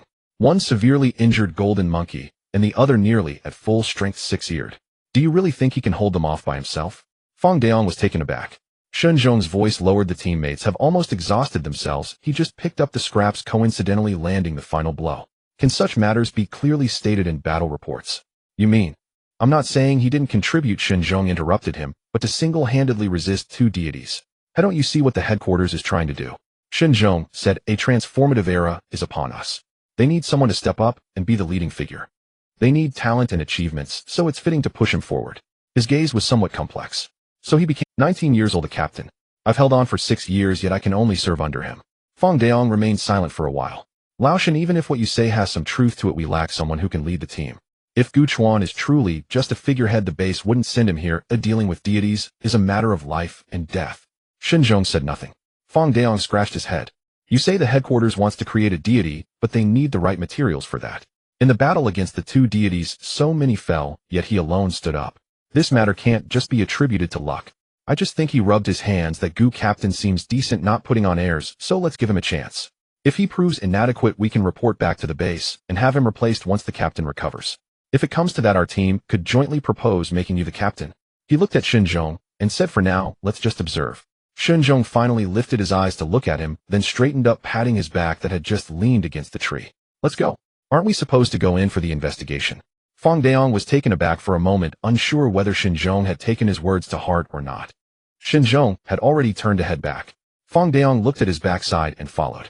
The group departed the outpost and advanced deeper into the hills. The farther they ventured, the sparser the vegetation grew. The earth beneath their feet gradually turned ashen gray, and a faint oppressive aura began to permeate the air. Gu Chuan walked near the center of the formation, his gaze sweeping across the terrain. Rolling slopes, desiccated gullies, and occasional patches of charred earth. Ahead lies the boundary of the buffer zone. Wang Yihan pointed toward a pale gray warning steel in the distance. Beyond it lies Southeast Zone 5, the restricted area. Fang Dayong stepped closer and murmured, we know the topography of the restricted area well. The gully on the left leads straight to the core zone, but its openness makes concealment nearly impossible. The rubble field to the right offers cover, yet adds 20 minutes to our route. Gu Chuan followed Fang's gesture, his eyes shifting between the 2 paths, silently committing every detail to memory. Has its patrol pattern been confirmed? He asked. Zhou Gui nodded. Yes, approximately every 5 days it traverses a fixed route from the core zone outward, taking roughly 2 hours per circuit. He gestured towards several scorched marks on the ground. These are its most recent traces. Judging by timing, another patrol may occur today. Gu Chuan crouched and brushed his fingers along the edge of one burn mark, black ash still faintly warm. Half an hour later, the team reached the observation point. It was a massive boulder, concealing enough to hide them, yet elevated enough to command a full view of the core zone. Team leader Gu, look over there, Fang Dayong said, pointing into the distance. Gu Chuan narrowed his eyes, following the direction of the gesture. Deep within the ashen hills stood an unmistakable figure, 6 meters tall, radiating golden light from head to toe. 6 luminous wings unfurled from its back, each feather blazing with divine authority. Its head hung low, hands gripping a colossal sword planted deep into the earth, its blade burning with eternal golden flame. Even at this distance, the searing presence pressed upon them like a physical weight. The deity of Southeast Zone 5, codenamed Angel. Fang Dayong leaned in to describe Angel's combat methods. That sword cleaves craters into the ground with a single strike. And those 6 wings fire beams, like focused lasers, blindingly swift. Gu Chuan nodded, his gaze never leaving the golden silhouette. This was his first encounter with so vivid and lifelike an embodiment of a foreign deity. So it needn't originate from native mythos. Perhaps appearances are entirely random. A thought flickered through his mind. Previous manifestations, Lugo the Great Sage, had seeded a subconscious assumption. Now it seemed clear deities emerged without regard for geography, or rather they simply ignored humanity's arbitrary territorial divisions. Zhou raised his detector, aiming it at Angel. The readings flickered briefly. Divine energy fluctuations remain within nominal parameters. Gu Chuan scanned the surrounding terrain, assessing cover, identifying potential retreat routes, all vital intelligence for future engagements. Within moments he'd mapped the essentials. All right, we withdraw. Before the words fully faded, Zhou's detector emitted a soft, urgent chime. In the distance the golden figure stirred. Its bowed head lifted slowly, revealing a face devoid of expression, eyes cold, distant, utterly indifferent. All 6 wings snapped open with thunderous resonance, a deep resonant hum, like sacred bells tolling beside the ear. Gu Chuan remained calm, voice low. Is this its scheduled periodic activity? Zhou stared intently at the instrument's display and nodded. The detector predicted activity today, and the timing aligns perfectly. Angel grasped the hilt and withdrew the sword from the earth. Golden flames danced along the blade, casting a warm amber glow upon the ashen ground. Then, sword in hand, it began walking steadily along its preordained path. Each step sent subtle tremors through the earth. Like a sovereign inspecting its domain, the deity circled the restricted area at regular intervals. So long as no one obstructed its passage, aggression rarely occurred. An understanding Gu Chuan held firmly. These deities moved as if bound by immutable programmed logic. He watched the golden back recede into the distance, and then abruptly a new idea crystallized. Turning to the others, he said, "Wait here for now. Stay vigilant. If anything seems amiss, withdraw immediately." Feng Daong blinked in surprise. "Team Leader Gu, where are you going?" "I need to verify a hypothesis," Gu Chuan replied. His gaze shifted toward another direction, where a violet pillar stood alone. The boundary pillar. Gu Chuan activated Thunder Step, using the hill's contours to approach the pillar unseen. He intended to test, personally, whether the system could absorb the boundary pillar, thereby shattering the long-held belief that such pillars were indestructible.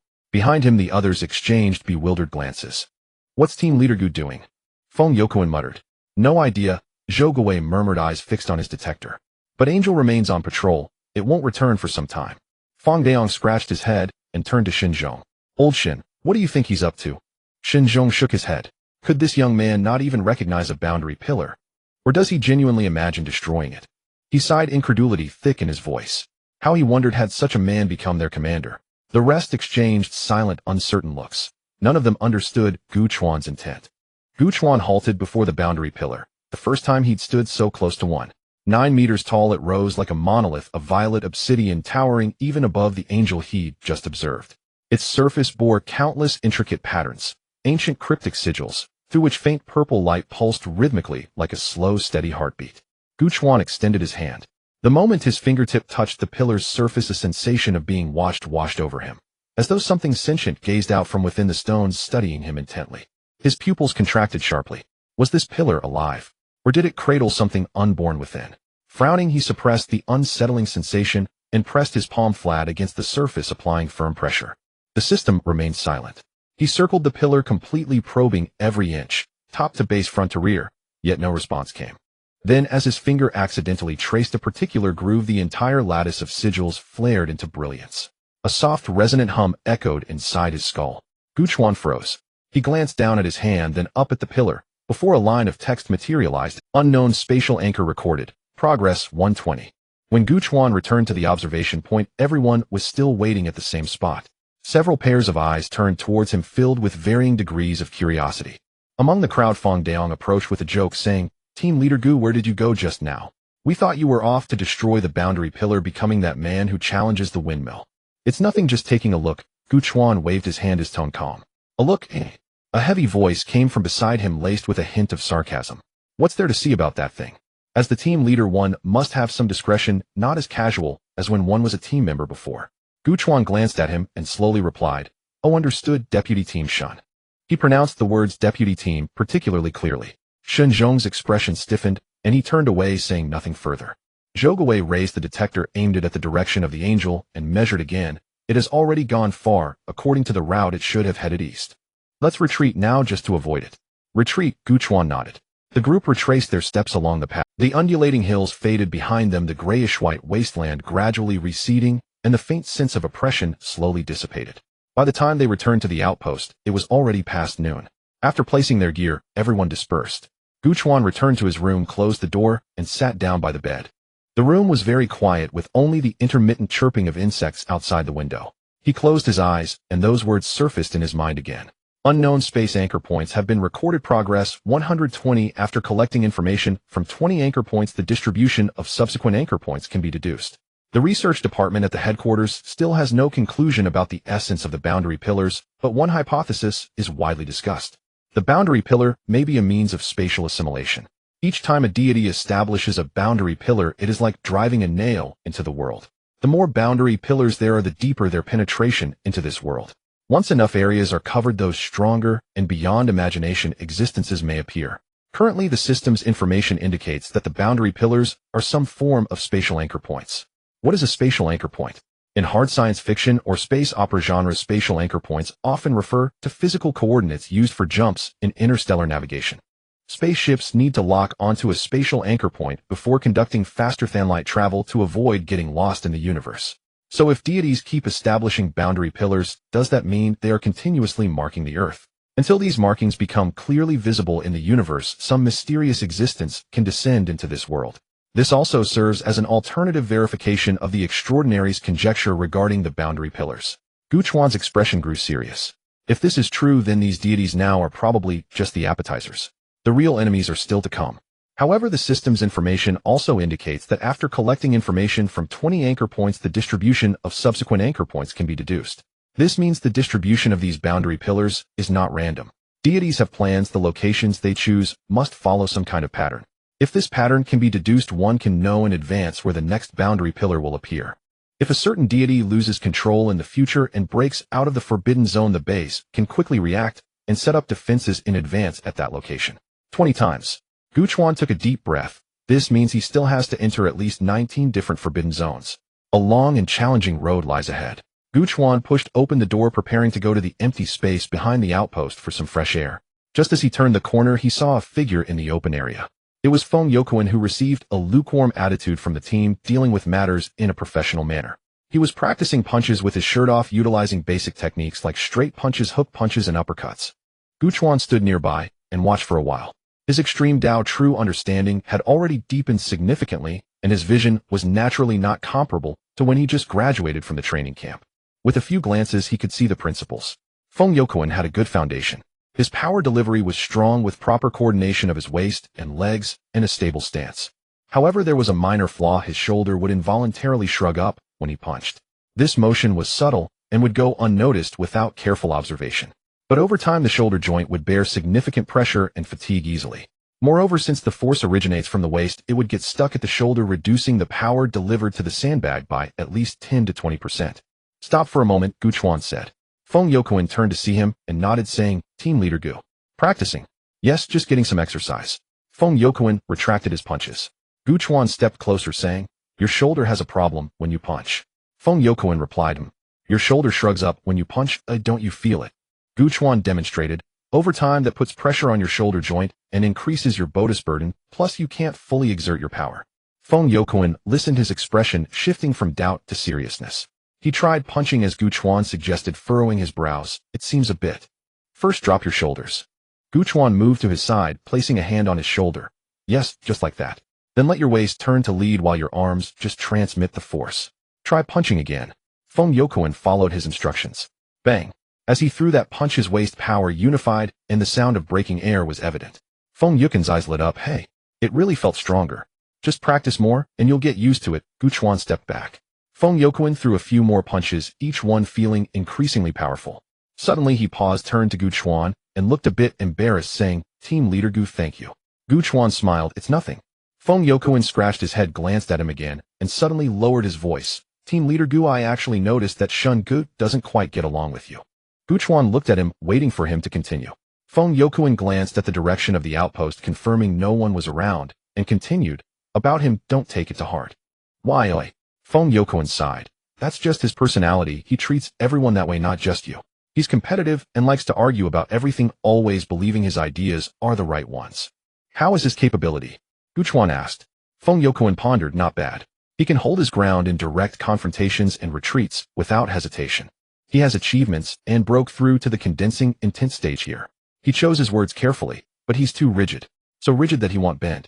Sometimes when he thinks he's right, not even 9 oxen can pull him back. When he thinks he's wrong, no matter what anyone says, he just ignores it. He added, sometimes it can be quite frustrating. Gu Chuan was a bit surprised. Not only was he an outsider being distanced, but even the original members of the team had some opinions about him. This indicated that Shun Zhong's personality issues had already been sensed by the other team members. But due to his position as deputy team leader and years of camaraderie, no one was willing to bring it up directly. A capable troublemaker is the hardest to manage. I understand, Gu Chuan replied. Feng Youquan seemed to want to say something else, but in the end he just nodded. Then I'll continue practicing. Go ahead. Gu Chuan turned and walked back. Such a strong-willed person being overshadowed by a newcomer who had just graduated from the training camp for less than half a year would surely feel discontent. However, if it was just discontent, that could be managed. Over time, Gu Chuan believed he could use strength to win. But now with the deities evolving the boundary crystal and time running short, he feared that Gu Chuan might not be able to suppress this discontent, leading to rifts within the team and affecting their cooperation. He needed to find a time to talk with him. Gu Chuan was pondering how to approach Shun Zhong when he realized his phone had been on silent, though a series of messages popped up on the screen. It was the group chat of the Northwest Team 11. Lu Wenbin. Gu Chuan, when did you sneak off to become the captain of a team? Don't you need us anymore? Accompanied by a heartbroken emoji, as if feeling betrayed. Zhou Qinggan silently sent an observing emoji, adopting an onlooker's stance. Gu Chuan smiled helplessly. This guy is still so dramatic. Zhang Mingyuan stepped in to explain. The base contacted me earlier and asked if I'd be willing to let Gu Chuan go. Our team currently has 3 members in the Qi condensation stage, and it's truly excessive for a Tier 3 restricted zone. Moreover, Gu Chuan's performance is outstanding. Keeping him in the team would be a waste, so it's better to let him stand on his own. So I agreed. Wang Shiqing gave a thumbs up. Someone as excellent as Gu Chuan shouldn't be tied to Team Wenbin. Don't treat a thoroughbred like a donkey. Lu Wenbin replied instantly. I know, just joke. He then tagged Gu Chuan. Let those over there see what kind of talent comes from Northwest Team 11. Gu Chuan twitched the corner of his mouth as he read the message. Talent. That term feels a bit distorted now. He then replied to the group one by one, specifically mentioning Lu Wenbin. I see you are also quite a rare talent. After sending the message, he put down his phone and leaned back in his chair. He's right. I can't let them look down on me. He had previously worried that starting off with a conflict with the vice captain might lead to the team's collapse. But looking at it from another angle, always conceding might make others think this captain truly lacks ability, which is why he has to follow the vice captain's lead. Gu Chuan no longer hesitated. He stood up and pushed the door open. Behind the outpost, Shun Zhong was leaning against the railing, staring blankly at the distant hills. Vice Captain Shun, Gu Chuan walked over and stood beside him. Shun Zhong turned his head and glanced at him. Shall we chat? Gu Chuan simply sat down on the steps beside him and patted the empty space next to him. Have a seat. Shun Zhong was silent for 2 seconds, but still walked over to sit down. The two sat side by side, a foot apart. I have to ask, Vice Captain Shun, Gu Chuan began casually. Do you have some misunderstanding about me? Shun Zhong raised an eyebrow, somewhat surprised, then looked confused. Misunderstanding? What misunderstanding could there be? Gu Chuan felt at a loss for words. Come on, are you still pretending at this moment? Your thoughts are practically written on your face. I know, he said directly. You think my strength is inadequate, that I don't deserve the position of captain. And am still a newcomer, not as good as you in all aspects. Shun Zhong didn't respond, nor did he deny it. Gu Chuan continued. But I want to say, if I truly were that incapable, how could the base choose me? Do you think the people at the base are a bunch of fools who only promote their friends? Shun Zhong looked directly into his eyes as he himself had doubts. Those people at the base are as sharp as demons. How could they casually appoint someone as captain? Gu Chuan continued. Vice Captain Shun, the prejudice in people's hearts is a mountain. To let go of that prejudice, newcomers aren't necessarily all rookies. In this operation to counter the deity, you can see for yourself if I can handle this position. If after this battle you still think him unqualified, then you can take the captaincy, and he'll be your deputy. Shun Zhong's gaze shifted slightly. But before that, Gu Chuan's tone became serious. The command of the team must be in my hands. You need to cooperate with my arrangements. During combat, there can't be 2 commands. The distant hills gradually blurred in the twilight, and the last rays of sunshine were quickly sinking down. Shun Zhong stood up. A hint of coldness flickered in his long, narrow eyes as he reassessed the young man before him. I naturally will see what abilities you have as captain, he said coldly. As for the rest, I will do what I need to do. You don't need to say more. After that, he turned, and Gu Chuan sat in place, watching his figure disappear. Not being directly rejected is a good sign. In the following days, Shun Zhong indeed became much more normal. Although he still had that tepid demeanor, at least he no longer deliberately distanced himself. Reports were made as needed and cooperation was given, which was quite reassuring. Gu Chuan began to carefully organize the information of the team members. 8 people each with their physical data, combat styles, and areas of expertise. He memorized them one by one. Fang Daong is suitable for frontal containment. Feng Youquan can take hits and fight. Zhou Guwei has strong detection capabilities, and Wang Yihan has good mobility. The team operates in a collective combat mode, aiming for a synergy effect greater than the sum of its parts. This is one of the qualities a captain should possess. One cannot only focus on individual combat power. He calculated each person's stamina limits, willpower consumption, and rotation cycles, sketching a rough tactical coordination chart in his notebook. Additionally, he hadn't missed a day of training since he arrived here. Host Gu Chuan. Willpower tier 217. Physique tier 21. Traits: sovereign, the will of a king, unquestionable. Your willpower attack rank is extremely high. When attacking deities, their divine bodies will be subjected to rank suppression, causing divine energy operation delays and resulting in structural collapse.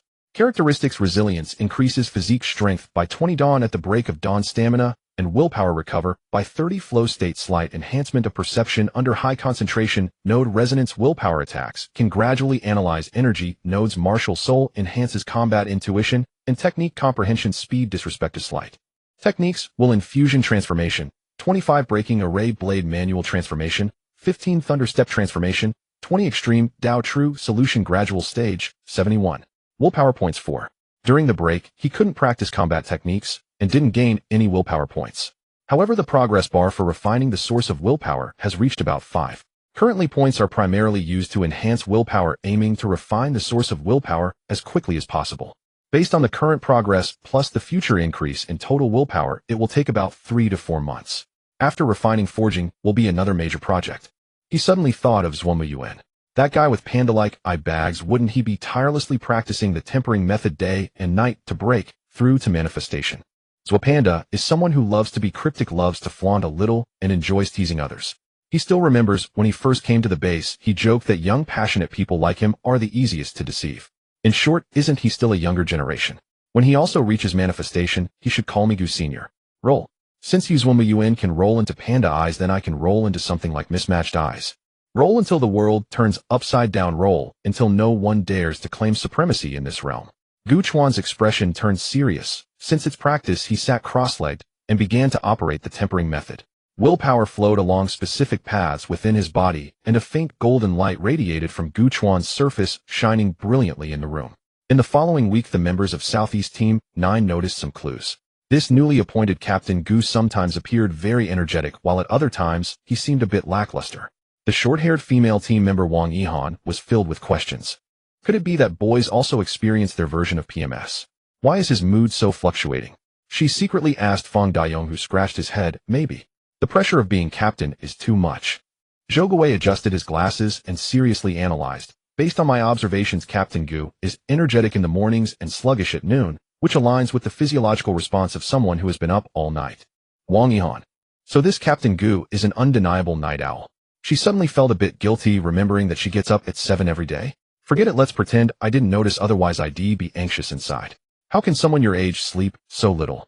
Wang Yihan shook her head, trying to drive away the terrifying thought. The pressure of competition is too frightening. She just wants to be a little girl who loves to sleep. At 5 in the morning, a piercing alarm rang out in the outpost. The golden light surrounding Gu Chuan suddenly vanished, interrupting the operation of the tempering technique. He opened his eyes, showing no hesitation as he quickly donned his jacket and rushed out the door. In the corridor, other team members also ran out, their expressions tense. What's going on? Gu Chuan asked. Zhou Guwei had already rushed into the monitoring room, staring at the data on the screen, his voice tense. The energy curve is surging sharply, and it's already reached a critical point. Captain Gu the Angel is about to evolve the boundary crystal. Gu Chuan quickly walked to the screen. The curve representing divine energy was rising at a visible speed, nearly breaking the boundary of the screen. He stared at the screen for a few seconds, then turned around and walked away. Everyone, equipment check. We depart in 3 minutes. Zhou Guwei stays here to continue monitoring and report at any moment. 20 minutes later, Gu Chuan and his team arrived at the observation point. The dawn was just breaking.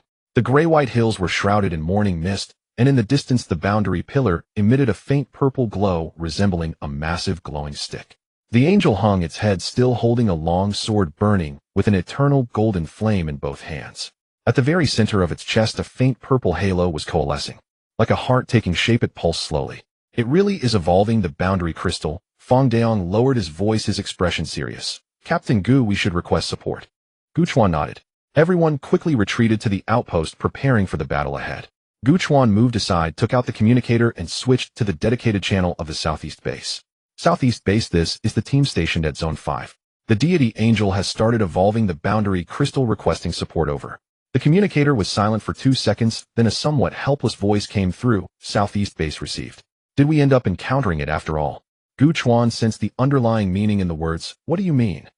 There was a brief silence on the other end before responding. The Southeast Zone 3 has also begun evolving this morning, and it is also a level 3 deity. Gu Chuan's heart sank. There are currently 2 idle teams available for support from this base. Originally, the plan was that if the evolution times of your 2 zones could stagger, we could support one side first, allowing for extraordinary teams to simultaneously strike against the level 3 deity, which would be much safer. But now they have collided. Both sides are evolving at the same time, and the support forces can only be split. Gu Chuan fell silent for a few seconds. What's the situation over there? He asked. Zone 3, the deity codename, is Dust Python. The 2 station teams are not at full capacity with combinations of 7 and 8-0, and only the captains are at the condensation stage. Gu Chuan's mind raced. 2 support teams plus 2 station teams against 1 level 3 deity, a 90% chance of victory with minimal casualties. It was the standard safe strategy. If they were to split up, he recalled the first encirclement of the 9 Tails, which also involved 3 teams, and in the end no one could rotate. Everyone was holding on, and those who fell never got back up. But resources were limited. If one more team was sent here, one less would be available there. Gu Chuan took a deep breath, and suddenly a faint golden light flickered in the depths of his pupils. His inner will trembled slightly, as if sensing something. He suddenly smiled, thinking that wanting to be seen, wanting to exist with weight, was precisely this moment. Full support for Zone 3, he declared. The person on the other end of the communicator was clearly taken aback. What did you say? I said full support for Zone 3. Gu Chuan repeated, his voice calm. Both teams go to support Zone 3. Here we rely on our 2 stations. Captain Gu Chuan. The voice on the other end changed, directly calling him by name. Do you understand what that means? 2 teams against a level 3 deity. It's either victory or death. I've done it before. The other side fell silent. Gu Chuan didn't elaborate. He certainly knew what it meant. But he knew even more that the people on the other side needed those 2 teams more than he did. He didn't want any more extraordinary sacrifices. They were all wonderful individuals with flesh and blood. He could withstand it here, and this time no one would sacrifice. I will submit this matter for approval. The person on the other end spoke with a complex tone containing both concern for the situation and a certain indescribable admiration. I don't know what the outcome will be, but be mentally prepared. Understood. They'll be waiting. The communication was cut off. Gu Chuan stood in place, gazing into the depths of the fog-laden zone. The purple light of the boundary pillar flickered in and out of the mist like a silent watch. A sense of impending doom swept over him, weighing heavily on his chest. He suddenly recalled the system prompt. 20 spatial anchor points. This was only the first. If they couldn't even handle the first one, what would they do later?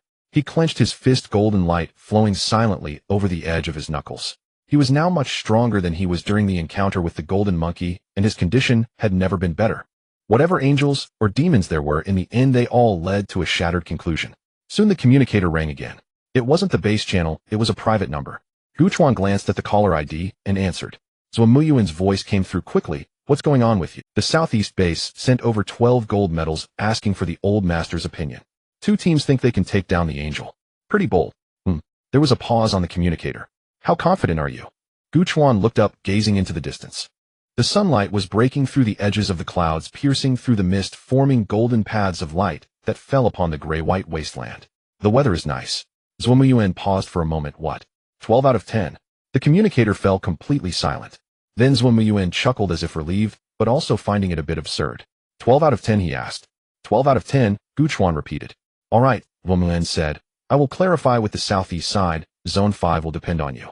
He paused and added, be careful with everything. Understood.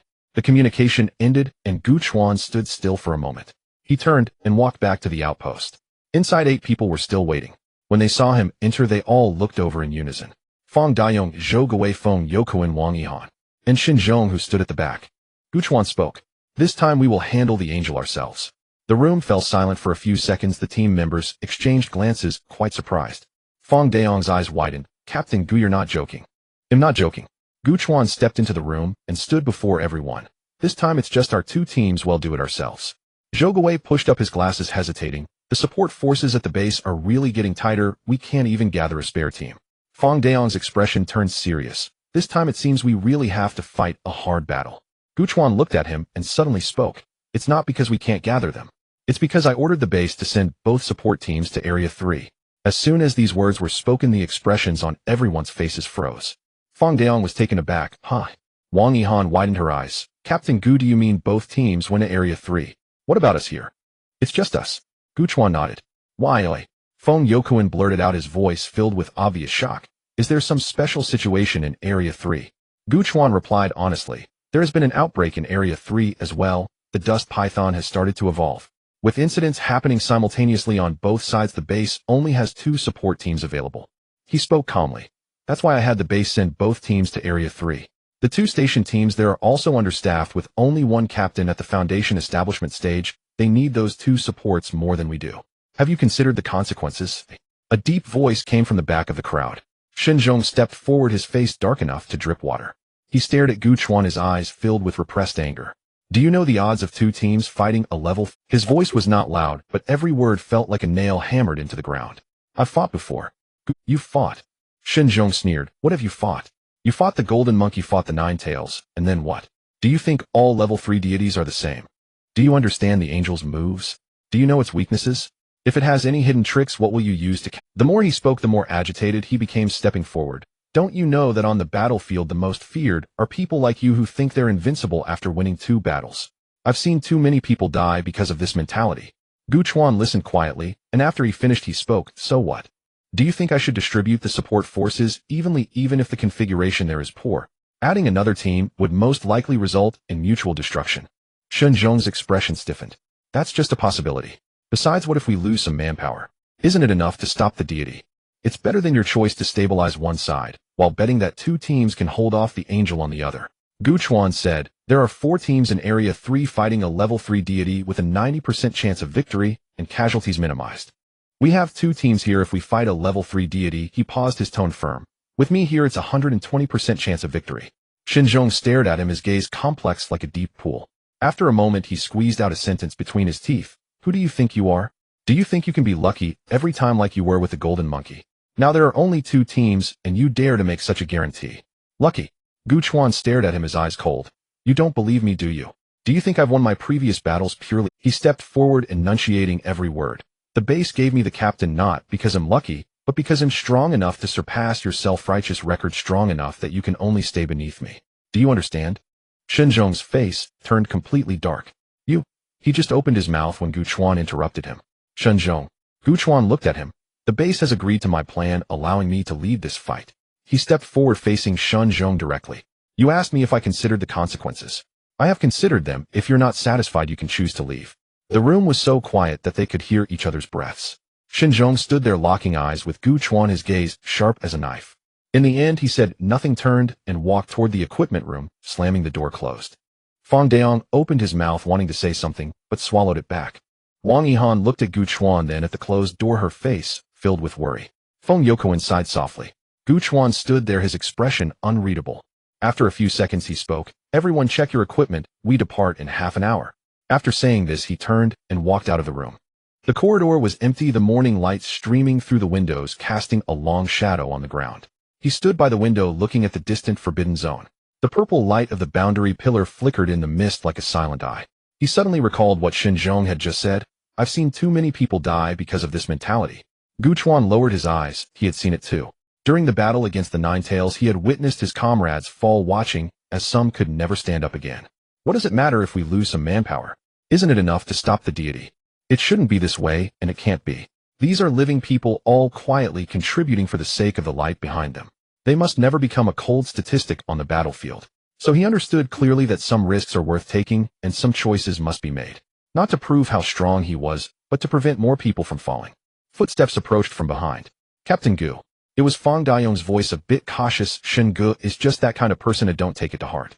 Actually, he's worried about us, too afraid we won't be able to stop the angel in the end. I know, Gu Chuan replied. He turned to Fang Daong. Brother Daong, do you also think I'm arrogant? Fang Daong was taken aback, then smiled. How could that be? Captain Gu, at this time, we definitely believe in you without reservation. And 2 teams against a deity, didn't the earlier extraordinary predecessors do just that?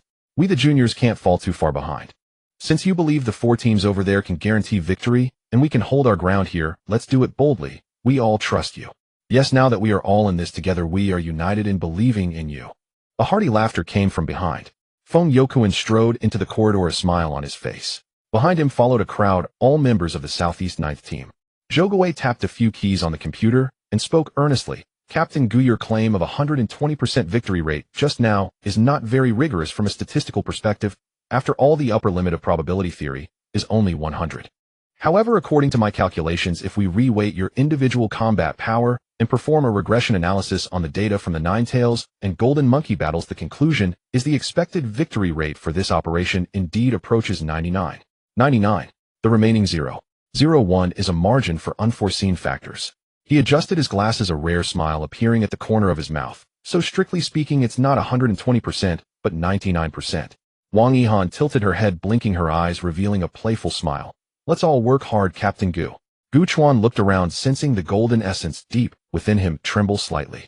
Half an hour later, at the edge of the buffer zone in the Forbidden Area No. 5 Southeast, Gu Chuan stood at the agreed meeting point with 7 others.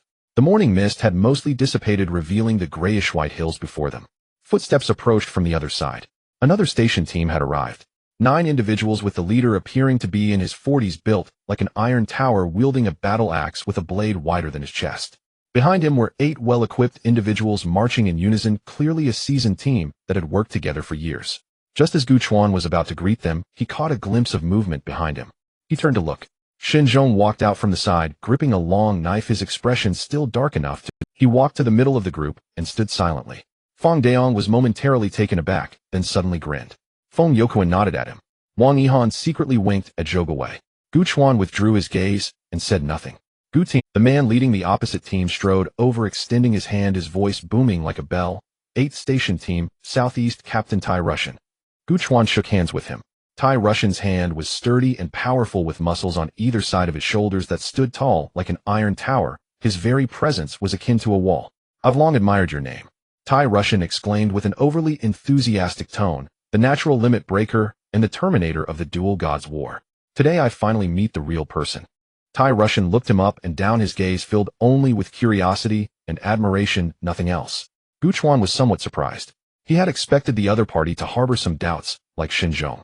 After all, he was still quite young, and being parachuted in as captain was already uncomfortable enough, not to mention he had actively refused support. Captain Tai, you're too polite, Gu Chuan replied. Tai Russian waved his hand. The base briefed me on the situation before I came. Yugu team sent 2 support teams away for the situation at Zone No. 3. He shook his head, his expression becoming serious. To be honest, I might not have done the same. There are dangers over there and here as well. Just being able to protect one side is already a success. But you chose the most difficult option, safeguarding one side, while bearing the burden of the other. He looked at Gu Chuan, his gaze carrying a hint of respect. Since the base agreed to your plan, they must have great confidence in you. In this battle, our 8th team will fully follow your arrangements. The 8 individuals behind him nodded in agreement, their expressions calm, showing no signs of hesitation. Gu Chuan was taken aback. Were they so easy to talk to? He had thought he would experience another standoff like. Tai Russian seemed to see his confusion, grinning widely as he patted his solid chest. We don't have any roundabout ways here. Age is not an issue. Since the base chose you, we will trust you. Gu Chuan looked at him. Then I won't be. The group traversed through the hills, reaching the observation point half an hour later. You are more familiar with the Angels' attack methods than I am, but I will repeat them once more. Feel free to point out any errors. Gu Chuan looked towards Tai Russian. The 6-winged light can fire beams at high speed, but there is a half-second charging time before each shot. That sword, even when not struck, can cause burns simply by being too close. In close combat, it will sweep with the sword and also use its wings for melee strikes. Tai Russian nodded. That's exactly how it operates. Gu Chuan stood up, looking towards the distant golden sunlight bathed it, and the 6 wings hung slightly down, resembling a giant bird in slumber. Then it settled. He'll take the front, and you all will be responsible for the flanks and follow-up attacks. Tai Russian paused for a moment. You will take the front by yourself? Yes. Tai Russian scratched his head, showcasing his tower-like physique, and awkwardly chuckled. Gu team, do I look like someone who would take the flanks? He patted his battle axe, stating seriously, let's face the front together and draw fire. The information on our 8th team has already been sent to you. Just distribute it according to your plan when the time comes. I entrust my life and this axe to you today. Gu Chuan was stunned. This big guy was taking on all the dirty work and even handing over command of the team to him. This was over trust. He looked at Tai Russian's honest face, suddenly feeling a bit moved. This was truly a kindred spirit he had never met before. He nodded earnestly, all right. 3 hours later, the sun gradually hung overhead and the heat began to rise. The group crouched low, hiding behind the hills 200 meters away from the Angel. In this season, the hilly areas were rampant with mosquitoes, and to them this group was a sizable feast of blood. Unfortunately, these were not ordinary individuals. As soon as the mosquitoes approached, they were repelled by an invisible force of will collapsing onto the ground. Wang Yihan moved her foot, crushing all the fallen mosquitoes around her, creating the impression that she was enclosed in a circle. She glanced at Zhou Guowei, who was focused, beads of sweat forming on his forehead, his eyes glued to the detector. The energy peak has reached the designated position. Zhou Guowei suddenly called out in a low voice, Gu team.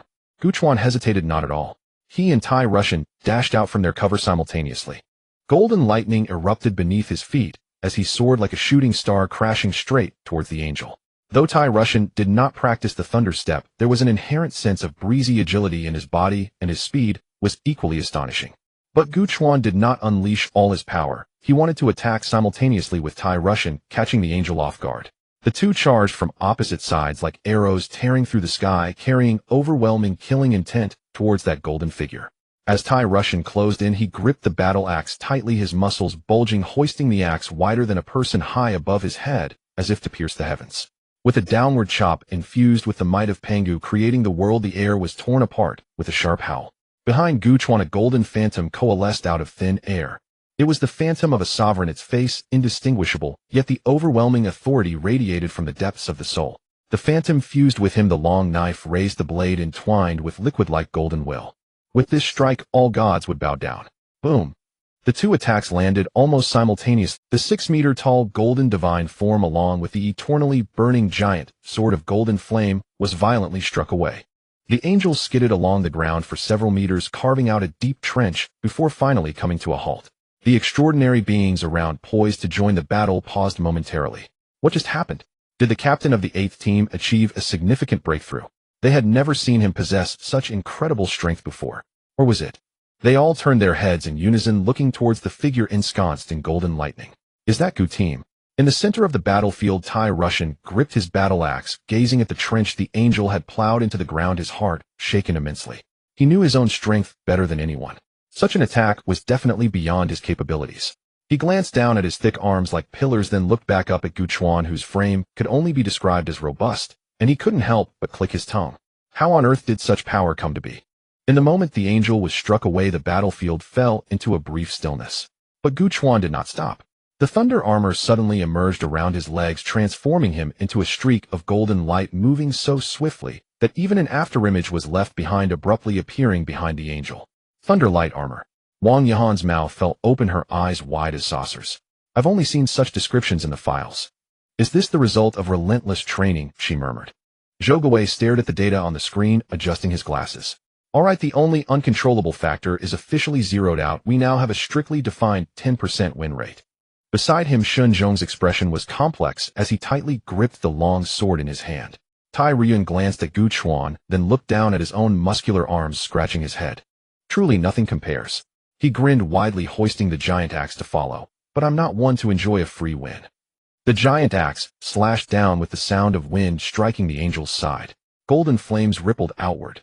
Meanwhile, two nearby squads of extraordinary beings simultaneously surged forward from all directions, forming a dense assault formation. Finally, the Angel began to counterattack. The 6 wings flared open, each feather ablaze with dazzling golden light. It lifted its head, turning its expressionless face toward the crowd, its eyes reflecting pure indifference. The long sword in its hand was raised high, and the golden flames on the blade surged violently. With a downward slash, the flaming sword struck toward the nearest extraordinary being, the very air igniting. That person rolled to the side, just in time, narrowly avoiding it, as the searing shockwave exploded behind him. Fang Dayong's eyes lit up as he hoisted the heavy hammer, eager to charge in during this moment. Fang Dayong 30 degrees to the left and 5 meters back. The voice in his earpiece was unnaturally calm for a battlefield. Fang Dayong stared at the gap before him. Shouldn't he attack now instead of retreating? Though his mind was still sorting through the situation, his body instinctively moved. He suddenly dashed to the left and back, just as he steadied himself. A golden beam grazed his combat suit, creating a charred pit in the ground. Damn! Fong Daong's cold sweat instantly broke out. Can it seamlessly connect right after attacking? The sword and the six wings can coordinate to produce a seamless effect, came the response. Gu Chuan's voice rang out in the channel. Everyone be cautious and don't rush to attack. The sword and wings should be a paired assault combination, and only after that will there be an opening. He paused for a moment. Zhou Guwei report on the angel's energy fluctuations. Zhou Guai's fingers danced rapidly over the detector right side. Energy is gathering. Wang Yihan retreat 10 meters to the right rear. Feng Youquan prepare to take her position. The two executed the orders without hesitation. In the next second, 3 golden beams shot out from the angel's right wing, sweeping across the spot where Wang Yihan had just stood, incinerating a cluster of wildflowers in the earth beneath. Wang Yihan glanced back, gasping in fright. Tai Ryuan charged from the right flank, but was halted by Gu Chuan's shout.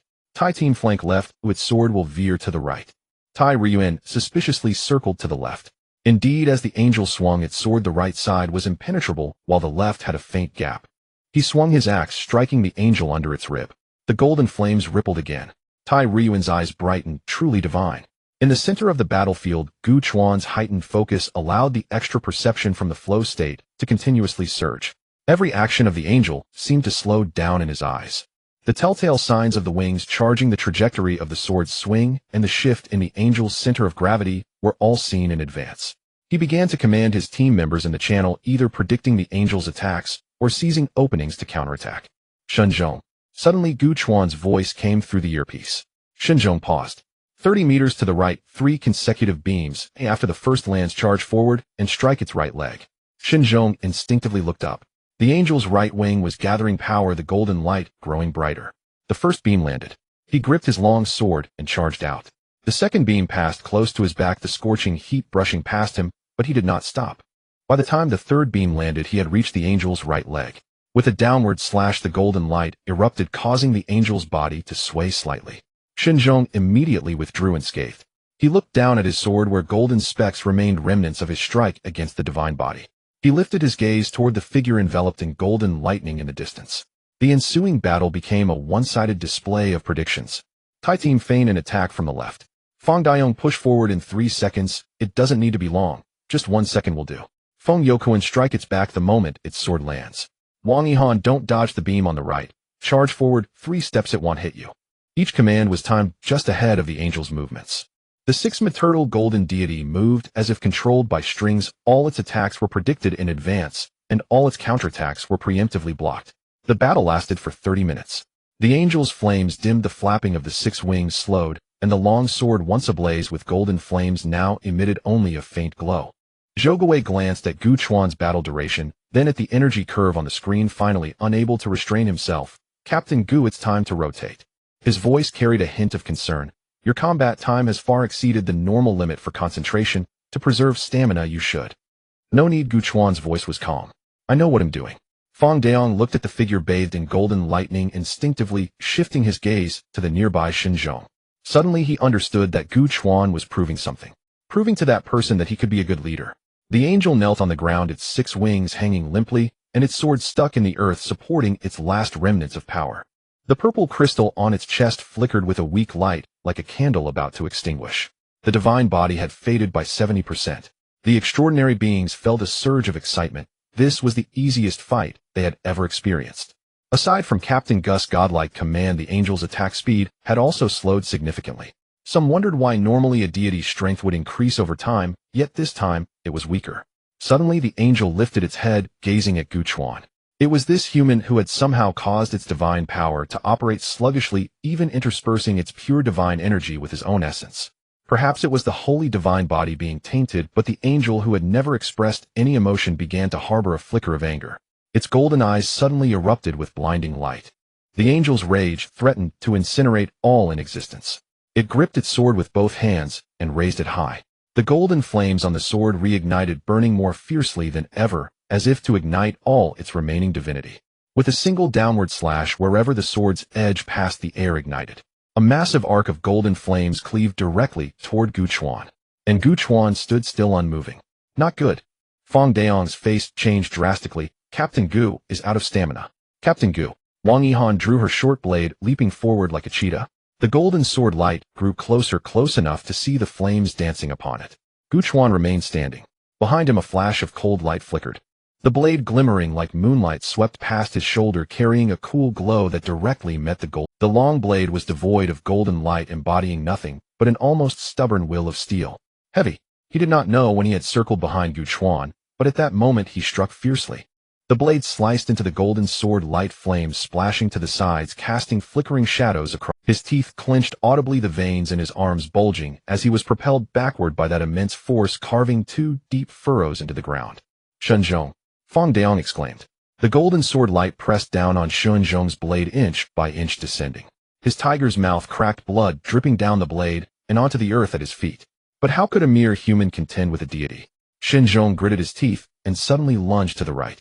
He used his body to push Gu Chuan aside, rolling with him to barely escape the angel's attack range. A crisp sound echoed from behind. The long blade that had accompanied him for 5 years was severed by the angel's sword. Quick! Feng Youquan shouted. Wang Yihan had already rushed forward. The extraordinary beings struck simultaneously, converging from all directions to impede the angel's approach towards Gu Chuan. Gu Chuan, held by Shenzhong, rolled once and lay on the ground somewhat dazed. He blinked, glancing at the distant battle, and then at Shenzhong, who was covered in mud. The angel's state had already approached its nadir. He wanted to test the strength of his defense after advancing in his comprehension. After all, his momentum had significantly increased compared to before, and he wanted to see if he could fully withstand the attack of a level 3 deity. It seemed his teammates had mistaken him for exhausted. He clenched his fist, the dual circulation system quietly operating, sensing that he still had at least half of his willpower reserves. Then he turned his head to look at Shenzhong's back. That man was half kneeling, getting up, while gasping for breath, blood still dripping from his tiger's mouth. Gu Chuan was somewhat surprised. Before setting off, he had argued fiercely with this person, the words still faintly echoing in his ears. It's because I am strong enough to surpass your self-righteous history, strong enough that you can only remain beneath me. Do you understand? If you are unconvinced, you can choose to leave. At the time it hadn't felt significant, but now it seemed somewhat radical. Yet this very person who had once treated him coldly and appeared unpleasant in every way had just used his own blade to block the sword for him, using his body to push him away. Shenzhong then turned his head. His face was smeared with mud and sweat, yet his eyes were filled with a fierce anger, as if he were chiding him. If your willpower isn't enough, then go rest. Why are you forcing yourself? Gu Chuan looked at him, remaining silent. Shenzhong took a breath, his voice lowering. What happened before was You don't need to prove anything to me. You indeed measure up. Measure up. Gu Chuan was taken aback for a moment. Ha ha. He lay on the ground, laughing somewhat recklessly, leaving Shenzhong looking perplexed. Shenzhong frowned. Gu Chuan did not answer. He stood up, brushed off the dirt from his body, turned around, and walked towards the angel. Behind him, Shenzhong's voice sounded somewhat urgent. Gu team, don't overdo it. Take a break. Gu Chuan did not stop. Shinge, he turned his head, trust me. You stay here and take a... The moment his words fell, the golden lightning burst forth again. The angel's 6 wings completely dimmed, and the flames on the long sword had weakened to the point of being like a flickering candle in the wind, ready to extinguish at any moment. The divine body had faded by 8/10. He raised his head, gazing at the golden figure rushing toward. In those golden eyes there had been a moment of anger ignited, aimed at this human who had delayed his divine power, at this ant that dared to touch his sacred form. But at that moment his eyes held nothing but an almost eternal indifference, as if he had long accepted everything. Yet Gu Chuan did not care about his reaction. His blade was already raised. In the void a massive silhouette faintly emerged. That figure sat high upon a throne, overlooking all beings, with his gaze encompassing the entire realm. Breaking form, mountain and river stabilized. The instant the blade fell, the angel's divine body shattered like a broken mirror, exploding into countless golden specks of light. The 6 wings scattered in the air, slowly descending to the ground like a shower of golden snow. The purple crystal in his chest flickered its last light, then extinguished, completely falling to the ground. Gu Chuan did not hesitate, striking down with a single blow. Cross-dimensional energy detected. Would you like to convert it into will points? Default conversion initiated. Will points 10. Just as he was about to sheath his sword, a prompt echoed in his mind again. Cumulative kills of 4 deities. The advancement condition for disrespectful has been unlocked. As a major disrespectful, how could one only witness a handful of divine essences? Having encountered 100 different deities or slain 20 different deities will complete the advancement. Current progress 4,100 or 420. The battlefield fell silent. Everyone stared in astonishment at the figure standing amidst the golden rain, his body entwined with the lingering lightning, breathing steadily. Golden specks of light settled on his shoulders, slowly dissipating. He stood there as if he had emerged from a myth. Fang Daong gaped, struggling to utter this. Was it finished with one strike? Zhou Guwei stared at the detector, which showed the energy curve representing the angel had already returned to zero. The angel has fallen silent. Wang Yihan stood in place, her short blades still poised in a drawn position. She gazed at the golden snow, staring at the figure within it. The young man who had just been lying on the ground protected by others now stood at the center of all light. She suddenly recalled a term. Throne. That figure stood there as if seated upon a throne, making one irresistibly want to follow. Xinzhong was still half kneeling, gasping heavily. His tiger's mouth was still bleeding, and his arm trembled uncontrollably. That last strike had nearly drained all of his strength. Gu Chuan walked over, crouching in front of him. Deputy Team Shun. Xinzhong raised his head to look at him. The two exchanged glances for a few seconds. That last strike you made, Gu Chuan said, was quite beautiful. Xinzhong was taken aback. Then he lowered his head, a twisted curve forming at the corner of his mouth as if he wanted to smile, but forcefully held it back. In the end, he only managed to squeeze out a line. Nonsense. Gu Chuan stood up, extending his hand. Xinzhong looked at that hand, silent for 2 seconds, then took hold. Gu Chuan pulled him up. Xinzhong steadied himself, releasing his hand, his expression somewhat awkward. He looked at Gu Chuan, paused for a moment, then suddenly spoke. Actually, that strike of yours was even more beautiful. Gu Chuan smiled and said, do you want to learn? I can teach you. Tai Russian walked over carrying a massive axe and slapped Gu Chuan on the shoulder. Captain Gu, you are truly remarkable. Tai Russian grinned widely, his voice booming like a bell, causing people's ears to ring. I could tell at first glance you are an extraordinary talent. Gu Chuan rubbed his shoulder, forcing a smile, realizing he had a complicated relationship with the term talent. Wang Yihan leaned closer, her eyes sparkling, hands pressed together in front of her chest. Captain Gu, how did you practice that thunder step? Can you teach me? I want to soar through the air like you. As she spoke, she demonstrated a flying pose, her short hair creating an arc in the air. Gu Chuan looked at her and smiled. You should start by waking up at 5 every day. Wang Yihan's smile froze on her face. She blinked, a hint of flattery in her eyes. Can't we practice a little later? I haven't finished my dream yet. Feng Youquan walked over, looking at Gu Chuan seriously. Captain Gu, thank you for your hard work. Gu Chuan nodded, his smile fading. Everyone has worked hard. The cleanup of the battlefield continued for an hour. Zhou Guwei led a few team members to collect samples where the angel had vanished. Those golden specks fell to the ground, seeping into the soil, giving the originally gray-white land a faint golden hue. This soil contained weak divine remnants which could be used to study the energy composition of deities.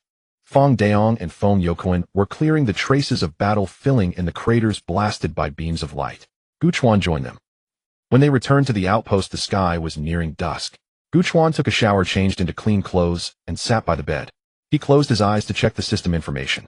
Host Gu Chuan, will level 225, physique level 2-1, trait sovereign, the will of a king, undeniable. Your will attack rank is extremely high.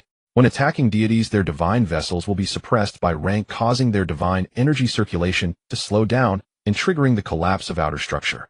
Traits resilience increases physique strength by 20, dawn at dawn restores 30 of stamina, and willpower flow slight enhancement of perception during high concentration node resonance. Will attacks can gradually analyze energy nodes. Battle soul enhances combat intuition and technique comprehension speed. Disrespecter. Techniques will infusion transformation, 32 breaking array blade method transformation, 25 thunder step transformation, 28 ultimate truth gradual, 86 will points 12. Basic will has increased a bit and combat techniques have seen some improvement. Most importantly, the ultimate truth is close to transformation. Gu Chuan sighed, it wasn't easy. Normally he used a blade to combat deities, unlike Zhou Qinggan or Lu Xun, who used alloy gauntlets. For him, it was crucial to reach the peak of will infusion before this boxing technique could truly showcase its might. But the most important thing was that system prompt. As a disrespecter, how can you only witness a handful of divine essences? To advance, you must have encountered 100 different deities or slay 20 different deities. Current progress, 4100 or 420. How many deities are there in total? 3 at level 1, 9 at level 2, and 15 at level 3, making 27 at most. 100 deities. He frowned. He recalled the intel previously mentioned by Zhuo Yuan about the number of deities worldwide, which was roughly around 100. If the system's requirement for encounters refers to deities across the globe, then this number makes sense. But the problem arises, how will he meet those foreign deities? Small countries are fine, their extraordinary systems are incomplete, mostly relying on support from a few permanent nations for restricted areas. But large countries operate their extraordinary systems independently, prohibiting entry without permission. After all, if extraordinary beings from enemy nations cause trouble and incite divine riots, the local populace will ultimately suffer. Disrespecter 1. By disrespecting deities, your will's essence has a high resistance to divine impacts, immune to all negative effects. 2. All your will attacks double the damage dealt to deities and can convert a small amount of divine energy to restore your own willpower. Even now his attributes were already quite formidable. Gu Chuan couldn't help but imagine how extraordinary he would be after advancing. By then he should be a true deity slayer. Given that witnessing 100 deities seems unrealistic, it appears he can only shift his focus to hunting them down. He rubbed his temples, feeling a bit overwhelmed. Suddenly a commotion arose outside the door. Captain Gu. It was Fong Daong's voice, filled with uncontainable excitement. Gu Chuan opened the door. The outpost was brightly lit, resembling a festive celebration. 2 long tables were pushed together, filled with an array of dishes. Braised pork, roasted chicken, sauced beef, and cold cucumbers, along with a few bottles of alcohol and drinks glistening with condensation, clearly just taken from the fridge. Gu Chuan's eyes lit up. Where did all this come from? Fong Daong chuckled, pointing beside him. I brought it back with Brother Shun. We drove over 100 kilometers just to buy these from a nearby town. It took quite some time. Gu Chuan followed his finger to see Shenzhong standing in the corner, holding 2 bottles of orange juice that Wang Yihan loved. Come sit here. Fong Daong insisted, pushing Gu Chuan down beside him. After a few rounds of drinks, the dishes were enjoyed. The atmosphere grew increasingly lively. Fong Daong and Feng Youquan were playing rock, paper, scissors, while Zhou Guwei earnestly calculated sugar intake, and Wang Yihan laughed uncontrollably. Suddenly someone prompted, Captain Gu, say a few words. Yes, say a few words. Gu Chuan was pushed to stand, looking at the crowd around the table. He scanned the room and slowly began. I am young and inexperienced. I was worried about whether I could get along with all of you when I first came here. What happened next? He glanced at Shenzhong and smiled. You all did not disdain me, nor did you ostracize me. We fought this battle with all our might. I am grateful for everyone's support. Thank you. He raised his glass and downed it in one go. The crowd cheered, and the atmosphere became even more spirited. As the noise gradually subsided, Shenzhong suddenly stood up. Everyone, I have a few words to say. The crowd quieted, all eyes focused on him. Shenzhong stood there holding the wine glass, silent for a few seconds. Today's battle was spectacular, but I did not come here to talk about that. He paused. I am here to apologize. The crowd exchanged glances, somewhat surprised. Since the first day Captain Gu joined our small team, I have never treated him well. I thought he was young, inexperienced, and unworthy of this position. I challenged him openly and ignored him behind his back, never considering him as a captain. Now that I think about it, it's truly laughable. He chuckled self-deprecatingly, turning to Gu Chuan, his gaze sincere. Captain Gu, I am sorry. Gu Chuan looked at him, silent for 2 seconds. Then he also stood up, facing Shenzhong, and turned to the crowd. Vice Captain Shun, I also have my shortcomings. The day before we faced the angel, I was young and impulsive, speaking without consideration. I said things in front of everyone that made you feel like you could only stand beneath me, and even suggested you leave. In hindsight, I failed to communicate with you proactively and unilaterally decided the combat plan. I, as the captain, did not do well enough and did not afford you, Brother Shin, sufficient respect. He looked at Shenzhong and the crowd earnestly. I am sorry. The two exchanged glances, reading each other's expressions. Suddenly they both raised their glasses and clinked them together. Shenzhong smiled. We're even now. The crisp sound resonated clearly in the quiet cafeteria. Shenzhong turned to the others. And you all. Over the years I always felt that I was senior, experienced, and that everything should be done my way. Sometimes I acted unilaterally and did not heed others' opinions. He bent deeply. I am sorry to everyone. Fong Daong was the first to stand. Brother Shun. What are you saying? We are all on the same team. Feng Youquan also stood up. Brother Shin, those things are in the past. Wang Yihan smiled and raised her teacup. Vice Captain Shin, just smile more in the future. You look scary when you are serious. At this moment Zhou Guwei adjusted his glasses and said seriously, based on my observations, the number of times Vice Captain Shin smiled today has already exceeded the total for the past 3 months. The crowd was taken aback, then burst into laughter. Shenzhong stood there slightly embarrassed by the laughter, but couldn't help but smile. Gu Chuan stood up, walked to him, and extended his hand. Vice Captain Shun. Shenzhong also reached out and shook his hand firmly. Captain Gu. At 5 in the morning the sky remained dim.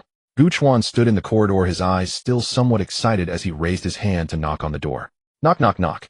The sound echoed in the silent corridor, reminiscent of an old-fashioned morning bell. Soon the door opened. Wang Yihan poked her head out, her eyes still hazy with sleep. She squinted at Gu Chuan for 2 seconds, then her whole being wilted like a frostbitten cabbage. Captain Gu, are you really going to drill me? Gu Chuan nodded, a smile on his lips. What else is there? Everyone is waiting for you. Wang Yihan glanced behind her. The others from the team were standing behind Gu Chuan in the corridor. Fong Daong shouted, Yihan, hurry up. It's a great opportunity to train with Captain Gu himself. Don't you want to improve your thunder steps? Zhong's arms crossed, wore an unusual smile. This time it's not just me, the deputy captain, calling you out. You can't say I'm using my authority to bully you. Wang Yihan looked at everyone and sighed helplessly. All right. She retracted her head, her voice drifting from behind the door. Give me a few minutes. 3 minutes later, Wang Yihan appeared in the corridor. Her hair was tied up, her face was washed, but there remained a corner of white toothpaste on her lips. I'm going back to the training days at the base again, she murmured softly. Gu Chuan chuckled and waved his hand. Let's set off. The group passed through the outpost, exited the buffer zone, and finally stopped at the edge of the forbidden area. The grayish-white hills loomed in the morning mist, the distant boundary pillar emitting a faint purple glow, blinking like some ancient beast breathing. Is the training ground here today? Wang Yihan asked in confusion. Next to the forbidden area. Gu Chuan nodded. The hilly terrain, with its great undulations and many ravines, is most suitable for practicing thunder steps. Fang Daong puffed out his chest. What's there to be afraid of? With Captain Gu here, even if the angels are wiped out, why fear running a couple of steps next to the forbidden area? The morning mist gradually dispersed, revealing the undulating slopes, dry ravines, and occasional charred marks, remnants left by the angels. Fang Daong and Wang Yihan sprinted back and forth at either end of a ravine. Uphill, downhill, landing with force, then sprinting again.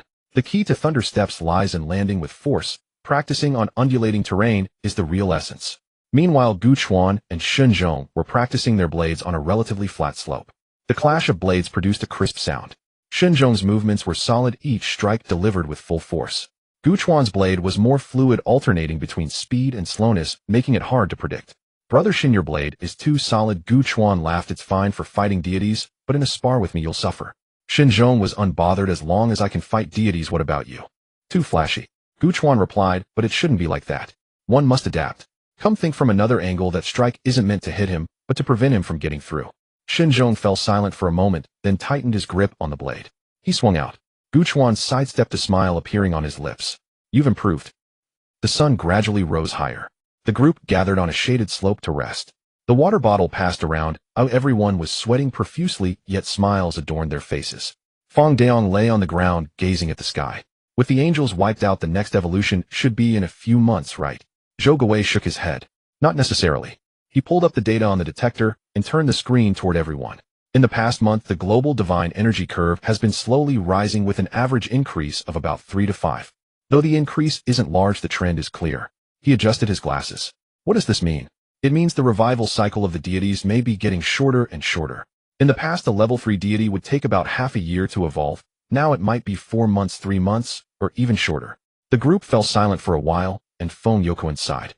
I really hope one day we can completely eliminate these things. He looked at the distant purple boundary pillar, his expression complex. I'm starting to hesitate to worship deities. I can't shake the feeling that the next one to appear is one I've worshipped before. Fang Daong was taken aback. You still worship deities? Feng Youquan rolled his eyes at him. We're in the southeastern region. Who hasn't worshipped? Guanyin Guan, Iri the earth god, the god of wealth. During the new year and festivals, we have to pay our respects, right? Now every time I worship, I can't help but wonder, what if that deity actually shows up one day? Should I worship or not?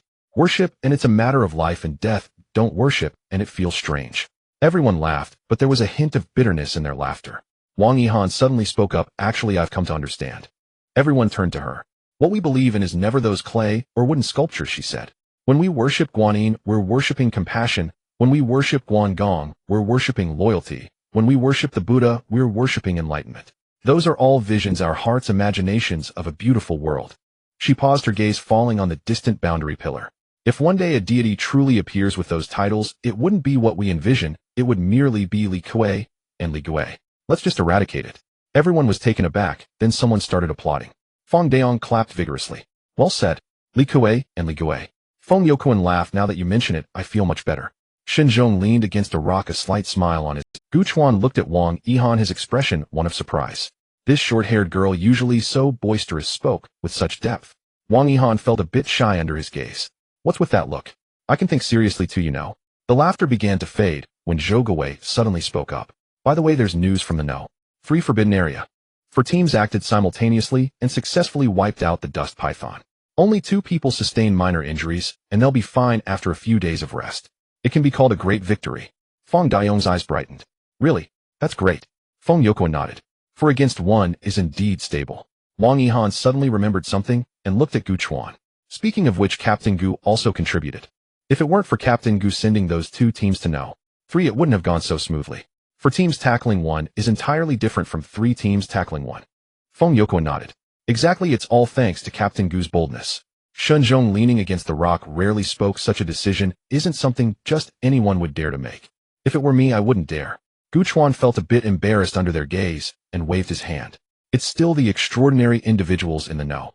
3 forbidden area who did well. It has nothing to do with me. As for you all, have you rested enough? Get up and continue practicing. The group groaned, but still stood up, dispersing in their own directions. The sunlight spilled over the grayish-white hills, casting long shadows. In the distance, the purple boundary pillar stood silently blinking, as if it were some silent witness. In the evening after the training ended, the group dragged their weary bodies back to the outpost. Fang Daong slumped into a chair as soon as he entered, while Wang Yihan rubbed her sore calves, and Feng Youquan and Zhou Guwei huddled together to analyze the training data from today. Gu Chuan stood by the window watching the sky gradually darkening in the distance. Shenzhong walked over and stood beside him. Today's training was quite effective, Shenzhong said. Gu Chuan nodded, replying, not bad. The two fell into silence for a moment. Suddenly Shenzhong spoke up. Do you think we can really win? Gu Chuan glanced at him and smiled. What's wrong? Feeling lost? Shenzhong shook his head. Not exactly. He paused, his gaze drifting away. You might not understand since you just entered the extraordinary world. I was chosen 8 years ago, took 2 years to break through to initial awareness, and then I was stationed in the Southeast No. 5 restricted area for 6 years. I watched the angels fall silent time and again, only to revive again from the initial 6 months to now, about every 3 months or so. Although no matter when, as long as I am here, those angels won't get out unless I fall. He turned his head to look at Gu Chuan. But after holding on for so long, seeing the changes in the situation, I can't help but wonder how long can this situation last. Gu Chuan fell silent for a moment, then wrapped an arm around his shoulder and gave him a firm pat. Who cares about that? They are growing stronger and our extraordinary numbers are increasing, so it's somewhat balanced. He gazed into the distance as the night swallowed the last rays of light. I don't know if we can win, but what I do know is that only by persisting, and only by persisting, can we see a glimmer of hope on the horizon. He turned his head to look at Shenzhong. I will continue to guard until the very last moment. Shenzhong looked at, so will I. In the night, the two figures stood side by side, gazing at the eternal purple light. The next morning, Gu Chuan arrived alone at the mountain hollow behind the outpost. This place was far from the camp, surrounded by rolling hills covered with low shrubs and wild grass. A few large grayish-white rocks were scattered around, and in the distance, one could see the eternal purple light towards the restricted area, faintly visible in the morning mist. He stood on a flat rock, holding a long knife across his body, and closed his eyes. When he opened them again, a golden light flashed in his gaze. Breaking force, mountain and river stabilization. At the moment the blade was raised, the air in the entire mountain hollow seemed to solidify. A golden phantom emerged behind Gu Chuan. The phantom's face was indistinguishable, yet one could feel the overwhelming pressure of a king crushing from the depths of the soul, as if this strike could compel even heaven and earth to bow down. The blade fell. Centered around Gu Chuan, the dust within 100 meters suddenly expanded outward, forming a perfect circular shockwave. The air was torn apart, creating visible ripples that crashed against the mountain wall, producing a dull echo. Gu Chuan sheathed his knife and gazed at the long cut on the ground, extending dozens of meters, nodding to himself. The breaking array blade technique emphasizes the combination of momentum and will. The deeper the understanding, the more exquisite the control over momentum becomes. Among them, the two main techniques are the breaking force, which focuses on offense, and the sustaining force, which focuses on defense. Once at the northwest base, he used this momentum to suffocate a group of reservist extraordinary beings whose will far exceeded that of ordinary people. If applied to ordinary people, it could probably cause them to faint immediately. Now the mountain and river stabilization was no longer comparable to the initial mountain splitting force taught by Qin Wu. It was a strike he had integrated with his understanding of kingly pressure, perfectly aligned with the qualities of dominance. During the battle with the angel, he shattered an angel whose divine body had weakened by 80% with this single strike, without even using the weakness analysis ability of node resonance. Now the mountain and river stabilization was no longer comparable to the initial mountain splitting force taught by Qin Wu. It was a strike he had integrated with his As for sustaining force, he recalled his previous encounter with Lu Er. When that staff came crashing down, his mountain and sea shattered like glass, and he was severely injured in the process. Now, having advanced the condensed will with a soaring momentum and having gained his own insights, he naturally wanted to try again. That day on the battlefield, when the angel was in a precarious position, he wanted to experiment. As a result, he was unexpectedly pushed aside by Shenzhong, who took the blow for him. Fortunately, Shenzhong was also not stubborn, and upon realizing he couldn't hold back, immediately dodged and took Gu Chuan to escape.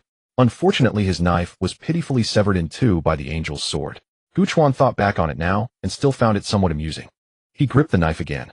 A golden will surged from within him, coalescing into a barrier in front of him.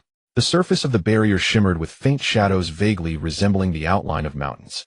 He stared at the barrier for a moment, then shook his head. It was still not enough. Compared to the mountain and sea of the past, it had indeed improved significantly, but it was far from the absolute defense he desired. He sheathed his knife and dissipated his will. Immediately, the lightning armor on his legs suddenly manifested, and in the next moment, his figure vanished from the spot. In the mountain hollow, only a faint golden trace remained, like the tail flame of a meteor streaking across the sky. Lightning step. This was his most commonly used technique. Transforming the lightning step, his will condensed into leg armor, even able to counteract some of the air friction, significantly enhancing his speed. He looked down at his body. In order to complete the refinement of the source of will as soon as possible, he had been focusing his will points on the will attribute during this time, while his physique remained at the level of initial condensed will. Nevertheless, even so, his raw physical power could reach a terrifying 150 tons of punch strength with a speed of 2.3 seconds per 100 meters. If combined with the transformed lightning step, with a thought, the golden leg armor instantly solidified. In the next moment, his figure disappeared from the spot. When he reappeared, he was already 100 meters away. 0.48 seconds. Gu Chuan's lips curled slightly. He was already touching the threshold of subsonic speed. As for the extreme true solution, this was the only technique that still remained at the gradual stage. He admitted that compared to the breaking array blade technique and lightning step, he indeed used this technique less often. A slow advancement was to be expected, but once the infusion of will reached the extreme and the control over will reached the transformative stage, he would be able to touch the power of manifestation. At that time, the will could exist outside the body for a short period, allowing for long-range attacks like fist winds and sword chi rather than being limited to attaching to weapons for close combat with deities. Only then would the extreme true solution truly showcase its might. He thought to himself. Several forms of techniques had already flashed through his mind. Finally, there was the will infusion. Currently, he had reached the transformative stage, able to produce both light and dark effects with his will. More importantly, his self-created dual circulation system could enhance the proficiency of will infusion while practicing the tempering method. Now the circulation of his hands and parts of his torso had been completed, and the next step was to establish a full body circulation. With this thought, he sat cross-legged. The will flowed through his body along a specific path. A faint golden light emerged from his surface, shining brilliantly in the morning light. In the southeast base, in the operations department advisor's office, a thermos sits on the table, steam still rising from its lid. Beside it, a pot of succulents with plump leaves pressed together. A middle-aged man leaned back in his chair, holding a phone, a relaxed smile on his face. "Uncle Zhang, how have you been lately?" A young voice came from the other end of the line, deliberately warm and enthusiastic. Zhang Qiuan chuckled, shifting to a more comfortable position. "Little Gu, what made you think of calling me today?" "I missed you." Gu Chuan's voice came through the receiver, exaggerated in tone. "Uncle Zhang, you've been at the base for so many years, you're a role model for my studies." "Cut the niceties, let's get to the point." "Really nothing. Just checking in on you." Gu Chuan paused. "Uncle Zhang, how's the weather at the southeast base lately?" "The fog is quite thick on my side of the mountain in the mornings, how about you?" Zhang Qiuan picked up the thermos and took a sip, speaking slowly. "The air in the mountains is humid, and there's fog in the early morning and evening. But the base isn't affected. You stayed here before, you should know." Right. Gu Chuan quickly responded. "I remember that when I opened the window back then, the smell of grass and trees filled my nose, completely different from the northwest." "Uncle Zhang, after so many years you must have gotten used to it, right?" "I have gotten used to it," Zhang Qiuan said with a smile, "but when I first transferred here, I really couldn't adapt. It was too humid, clothes wouldn't dry, and I felt uncomfortable all over. It took me 2 years to adjust. So now you're a true southeast person." Gu Chuan's tone carried a hint of admiration. "Uncle Zhang, how's your child? Is he at the base too?" Zhang Qiuan squinted. "This kid is going around in circles, definitely up to no good." All right. He interrupted directly. "What exactly is your business? Just say it." The line fell silent for a second. Then Gu Chuan's tone became serious. "Uncle Zhang, I want to ask if there are any deities about to evolve into the realm crystal lately. Do you need me to come over to assist?" Zhang Qiuan was taken aback. He straightened up, switching the phone to his other ear. "Assist? The angel battle just finished a month ago. Aren't you taking a break?" "I've rested enough," Gu Chuan replied. "Since I'm idle, I might as well find something to do." Zhang Qiuan chuckled, shaking his head. "No need. Recently, the evolutions are all in the forbidden zones of other bases, and they have enough manpower. There's been no call for assistance, just stay put." "Even without a request for assistance, I can still go," Gu Chuan probed. "Having one more person is safer. If I go over to help, it should be." "Wait a minute." Zhang Qiuan instinctively raised his hand and asked, "What exactly do you want to do? After the angel battle, you should rest or train properly. Why worry about so much? There are other extraordinary beings, not just you." At the southeast No. 5 Forbidden Zone outpost, Gu Chuan stood by the window looking at the distant gray-white hills. After the angel battle, the system's prompt for the condition to advance the disrespectful title weighed heavily on his mind: slay 20 deities or have seen 120. He calculated that if he only relied on the garrison duty, it would take at least 3 months for the angels in the No. 5 Forbidden Zone to revive next time. 3 months for 120 would be 5 years. 5 years is too long, not to mention the anchor point information of the realm pillars. He needed to enter more forbidden zones, touch more realm pillars, and deduce the subsequent distribution of spatial anchor points. The system wouldn't assign this task without reason. There must be something more important hidden behind those anchor points. He couldn't wait 5 years. Gu Chuan took a deep breath. "Uncle Zheng, I know there are other extraordinary beings besides me. But I have my reasons. Do I need to enter more forbidden zones? It's not because I'm warlike, but because some things I must do." His voice grew serious. "Uncle Zheng, that night, I talked with Xinzhong. He said he had guarded for 6 years, watching the frequency of angels' revival increase. He said he didn't know how long this situation could last." "I don't know either," Gu Chuan said, "but I think if I have this ability, I should do more. Every extra deity killed means one less for others to face." Zhang Qiuan raised an eyebrow. "What kind of team?" "Just my own team. No matter where deities are evolving, no matter which base needs support, I will go." Zhang Qiuan raised an eyebrow. "What kind of team?" "Just my own team. No matter where deities are evolving, no matter which base needs support, I will go." Zhang Qiuan frowned, staring at the rising steam in the thermos, remaining silent for a few seconds. Then he spoke, his tone turning serious. "Gu Chuan, this isn't just your matter." He paused, a hint of complex emotion in his tone. "You don't need to do this." "I know," Gu Chuan said, "but how old are you?" Zhang Qiuan asked. 19. "If it weren't for entering the extraordinary world, you should be in school, attending classes, or dating now. Instead of scrambling here to face things you shouldn't be facing. That's what we should be doing." His voice grew a bit louder. The line was silent for a second before Gu Chuan's voice came again. "So what? I have seen people lying in their 20s. The future doesn't exist, now is the only moment. If I can do it, I must do it." Zhang Qiuan. The office was quiet enough to hear the ticking of the wall clock, and the steam in the thermos gradually dissipated. After a while, Gu Chuan suddenly changed his tone, sounding a bit playful. "Uncle Zheng, just agree. After all, it's just me, and I'm not taking up base resources." Gu Chuan continued, "If there's a mission, I'll go. If not, I'll just stay. Having one more person helping out isn't a bad thing, right?" Zhang Qiuan opened his mouth, but then closed it. Gu Chuan pressed on, "Uncle Zheng, how did I perform in the angel battle?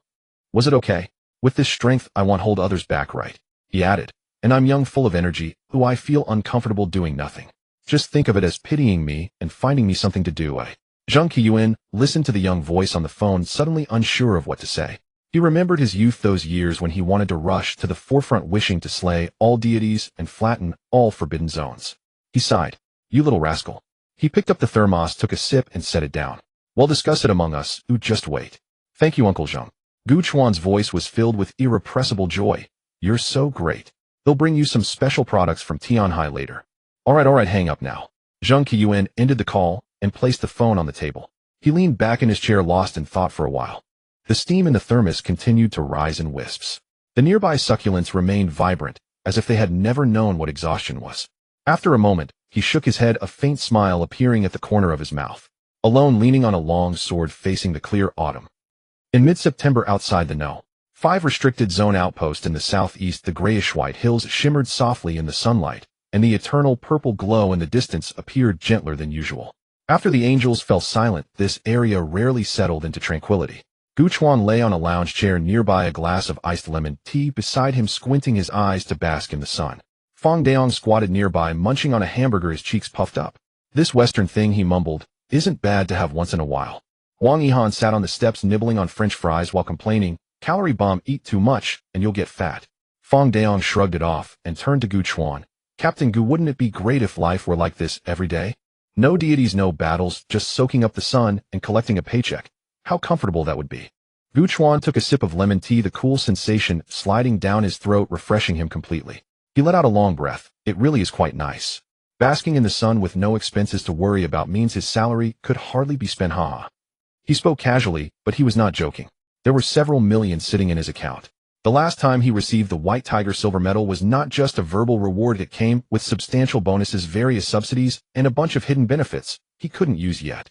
One day he would surprise his parents with a big house. Just as he was lost and thought his phone suddenly vibrated, he glanced down and saw a WeChat message. Lu Yingying's avatar lit up with a red dot. Gu Chuan, Jinling University is really huge. I almost got lost just going to the library. Guess what book I borrowed? Principles of Chemistry. Isn't that serious? How about you? Still alive? The last message was accompanied by a cautious emoji, a little cat peeking out from behind a door, both timid and curious. Gu Chuan found the earlier messages quite normal, but the last one made him both amused and exasperated. This girl has a unique way of thinking. Who chats like this? I'm alive, thanks for your concern, Lord Lu. He added, how are you adapting? Not long after he sent the message, she replied, it's fine, just that there are a lot of classes. By the way, we have military training next month, so I bought sunscreen in advance, 2 whole bottles. But if you suddenly have a holiday next month and come to find me, I won't meet you, boo-hoo. Gu Chuan looked at the message and couldn't help but chuckle. Oh, she was quite concerned about her image. Before he could reply, another message came in. By the way, our school has a lake that lights up at night. It's particularly next time you come to Jinling, I'll take you to visit. The accompanying image was of a nighttime lake, lights reflecting on the surface shimmering. The willow trees by the lake drooped, their branches dyed a warm yellow by the lights. Looking at the photo, Gu Chuan suddenly recalled his senior year. Back then, before the system arrived, Lu Yingying sat in front of him. He would occasionally borrow her homework to copy, often leading to a barrage of complaints. Can't you write it yourself? With that attitude, how will you get into university? Copying homework is wrong. He would just smile and not retort. After all, if he could copy it, that was enough. At that time, he thought those days were very ordinary. Now that he thought about it, those days were truly wonderful. He typed, sure, when I come to Jinling, you lead the way. After sending it, he remembered Yang Xiang. That guy had been bragging to him every day lately, claiming to be the future of the electromechanical major. He didn't know if he had found a new life goal. Gu Chuan put away his phone and stood up. Fong Daong was still munching on his burger. When he saw Gu Chuan stand up, he paused for a moment. Captain Gu, not sunbathing anymore. Practicing a bit. At the training ground, Gu Chuan stood alone. Fong Daong came over to see the excitement, but found Gu Chuan empty-handed and looked a bit puzzled. Are you practicing thunderstep today? Gu Chuan moved his wrists. The dual circulation system within him quietly activated his willpower, flowing like mercury along specific paths through his arms, every inch of muscle and every tendon gathering strength. The true explanation of the extreme way allows the willpower to explode through the shoulder, elbow, knee, and hip at extremely close distances. Combined with a unique breathing method and force application technique, it can produce terrifying close-range destructive power. However, Gu Chuan suddenly smiled. Who would want to engage in close combat if they could attack from a distance? He settled his waist and threw a punch. In the moment his fist descended, a golden wave of energy erupted. The physical shockwave created by the highly concentrated willpower surged forward, tearing through the air and creating a visible ripple, producing a sharp sound of tearing space. The shockwave collided with a massive grayish-white rock 50 meters away. Boom! The rock shattered on the spot. Debris flew, dust filled the air, and the stone, nearly as tall as a person, was blasted into a pile of fragments. Fong Daong stood nearby, his mouth agape enough to fit an egg. What the hell? He rubbed his eyes, glanced at the pile of rubble, then looked at Gu Chuan's fist, confirming several times. Captain Gu, what was that just now? Gu Chuan turned back to him, smiling. Xixiang, ever heard of it? Fong Daong shook his head in disbelief. He hadn't heard of it, but he understood the power of this move. Causing such destruction from dozens of meters away meant that fighting against deities would no longer necessitate close combat. He saw Gu Chuan's state and knew he hadn't used his full strength yet. What kind of secret move is this Captain Gu hiding? Gu Chuan turned and threw another punch. This time the golden wave of energy was even more solid, moving faster. On another rock 50 meters away, the same shattering sound erupted again. Wang Yihan and Feng Youquan heard the commotion and ran over from the outpost. What happened? Wang Yihan's short hair was blown into a mess by the wind. I think I heard an explosion. Then she saw the scene. Gu Chuan had smashed the distant boulder into pieces from dozens of meters away. This left a deep impression on her young mind, and her mouth dropped open. Feng Youquan stood beside her, his dark face filled with disbelief. He stood silent for a few seconds, then quickly ran over to pick up a piece of rubble, examining it closely. Wang Yihan gasped, looking at Gu Chuan with a changed expression. Captain Gu, are you even human? Gu Chuan was both amused and exasperated. What kind of talk is that? Wang Yihan replied earnestly. Is this something a human can do? Is this something someone in the will condensing period can accomplish? Feng Youquan stood up, brushed off the dust on his hands, and pondered. If I remember correctly, this should only be possible after reaching the extreme of will infusion. Willpower can exist outside the body for a short time, forming a long-range attack. This touches upon the power of manifestation. He looked at Gu Chuan, his eyes filled with admiration.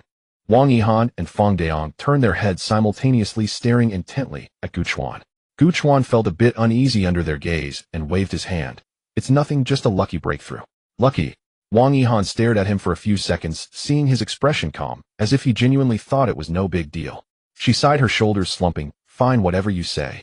Already competitive, and now he was ridiculously. She had never even heard of the ultimate techniques for breaking through the will condensing period. Moreover, he seemed to enjoy boasting about it. Lucky. Why couldn't she have a lucky breakthrough too? In the evening, Gu Chuan took a shower, changed into clean clothes, and sat on the edge of his bed. His phone rang again. He looked and smiled.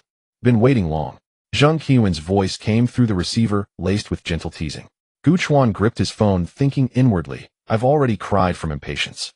Yet outwardly he remained composed. Not too bad. Good. Zhang Qiyuan's tone turned serious. We've discussed your matter. Gu Chuan straightened in his seat. Approved in principle. Those 4 words settled into his ears, and with them the heavy stone in his chest finally sank to rest. However, Zhang Qiyuan drew out the word. What about your current position as team captain? You can't hold dual appointments, surely not both here and there. Gu Chuan had anticipated this. Shenzhong.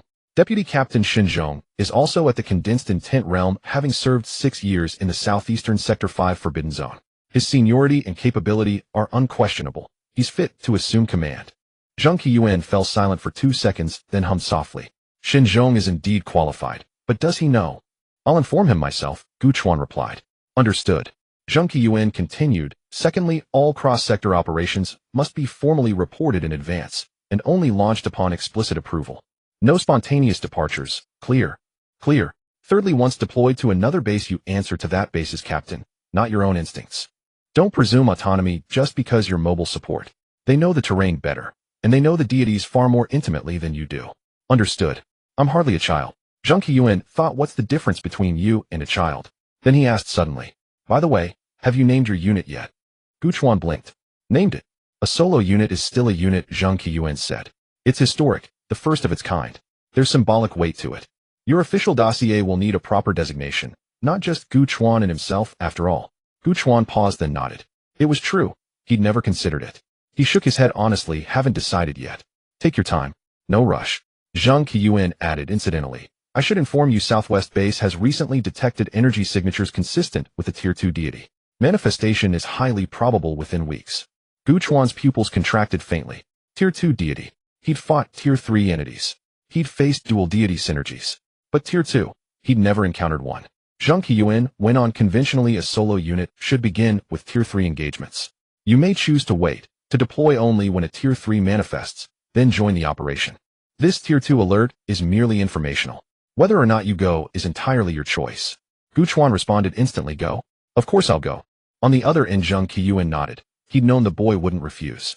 His voice softened into quiet counsel. You may go, but remember, once there you follow orders without deviation. A Tier 2 deity dwarfs even an archangel in scale and lethality. No matter how formidable you are alone, you obey command. Understood. Then that's settled.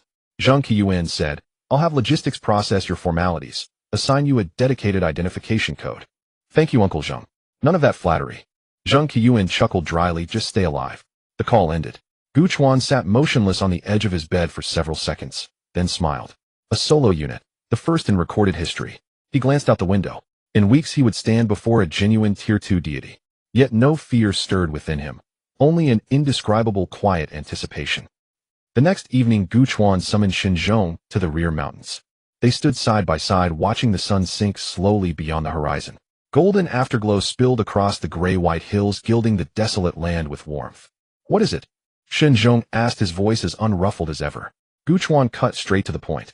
Brother Shen, would you consider becoming captain? Shenzhong paused, startled. He turned, eyes narrowing slightly as he studied Gu Chuan. What do you mean? Gu Chuan recounted everything. His call to Zhang Qiyuan, the approval granted from above, the imminent deployment to Southwest against a Tier 2 deity. Shenzhong listened in silence, then fell quiet for a long moment after. So you're stepping aside and leaving the captaincy to me? Not leaving it to you, Gu Chuan corrected gently. You've earned it. You've served 6 years in this forbidden zone, more intimately acquainted with it than anyone. This captaincy belongs to you. Shenzhong held his gaze for several seconds, those narrow, thoughtful eyes unreadable. Then he smiled just once. Fine. They stood bathed in sunset light, neither speaking. After a long while, Shenzhong broke the stillness. Will you return, eh? Of course, Gu Chuan said. My solo unit operates freely. If an archangel awakens, I'll be back to assist. Shun Zhong nodded. But if you do return, the captaincy remains yours. Gu Chuan blinked. Why, oi? Because I refuse to let you address me as captain while I'm still taking orders from you. Shin Zhong spoke with solemn gravity. It'd be humiliating. Gu Chuan stared. Then realization dawned. Was Shun Zhong joking? Brother Shun, you've changed. Gu Chuan said earnestly.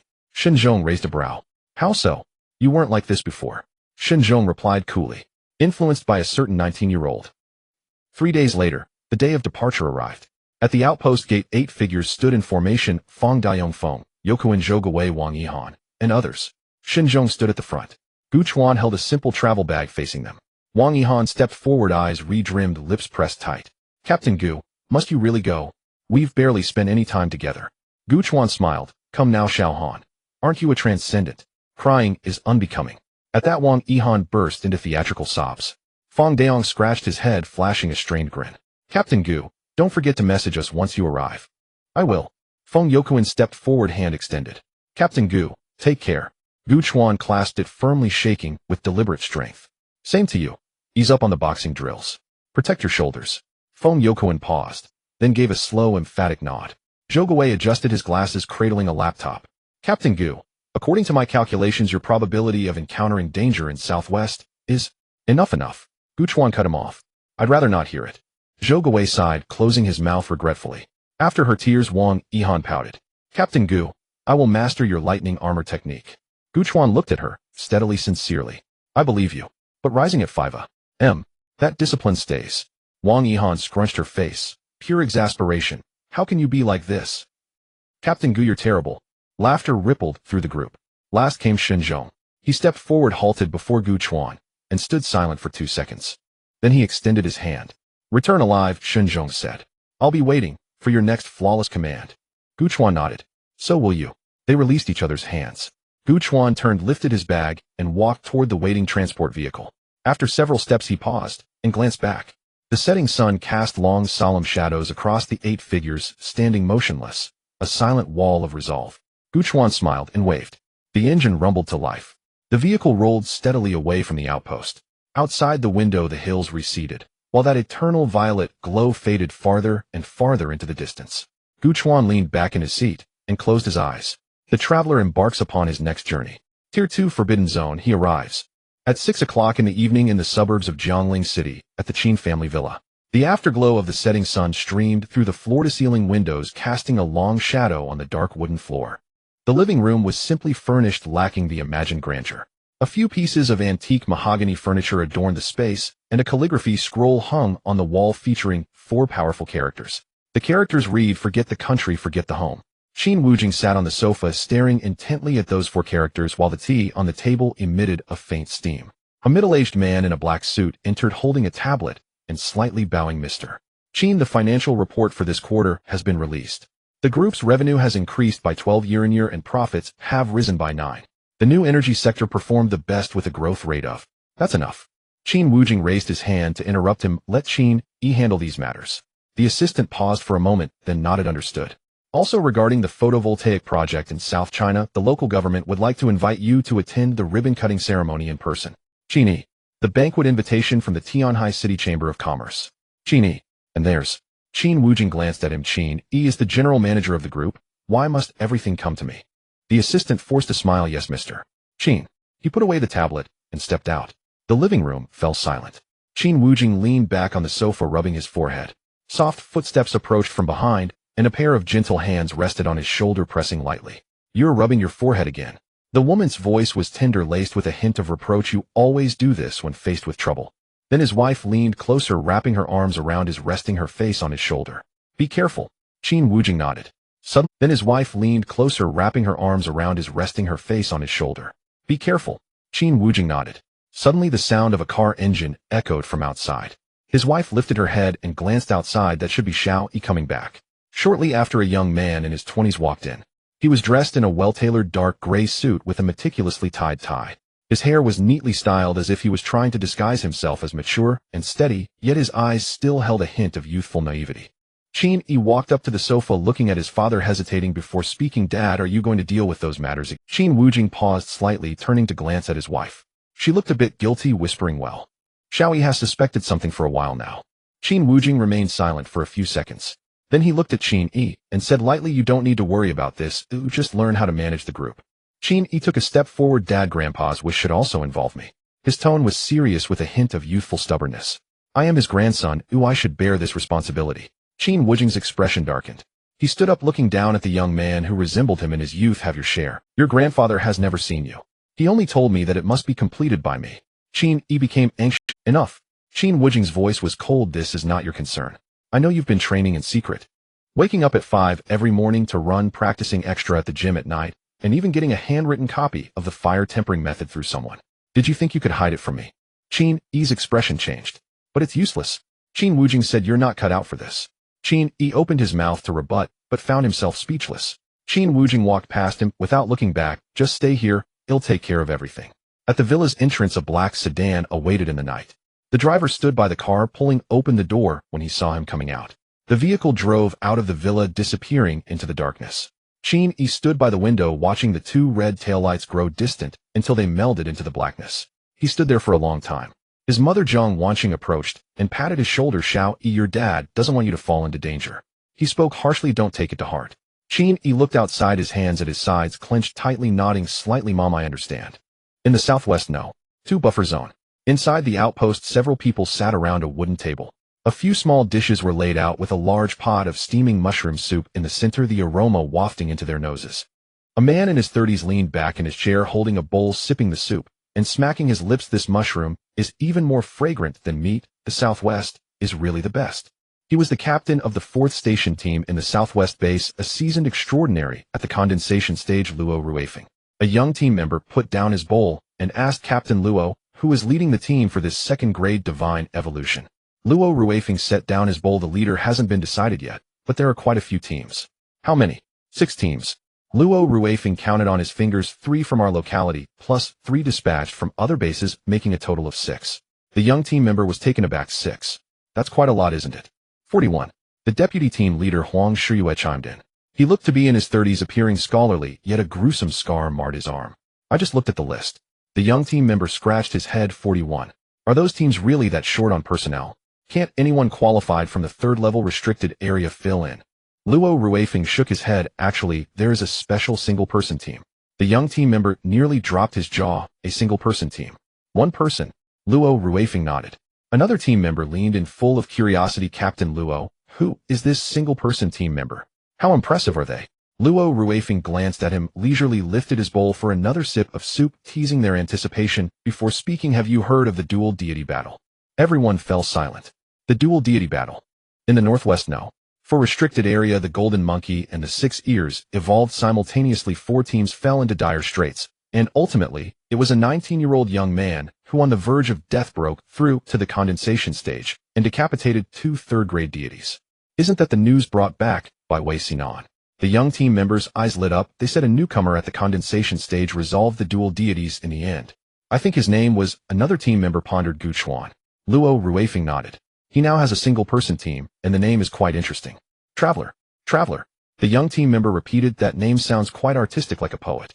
Luo Ruifeng also nodded. He came before the college entrance examination. It's normal for him to seem literary.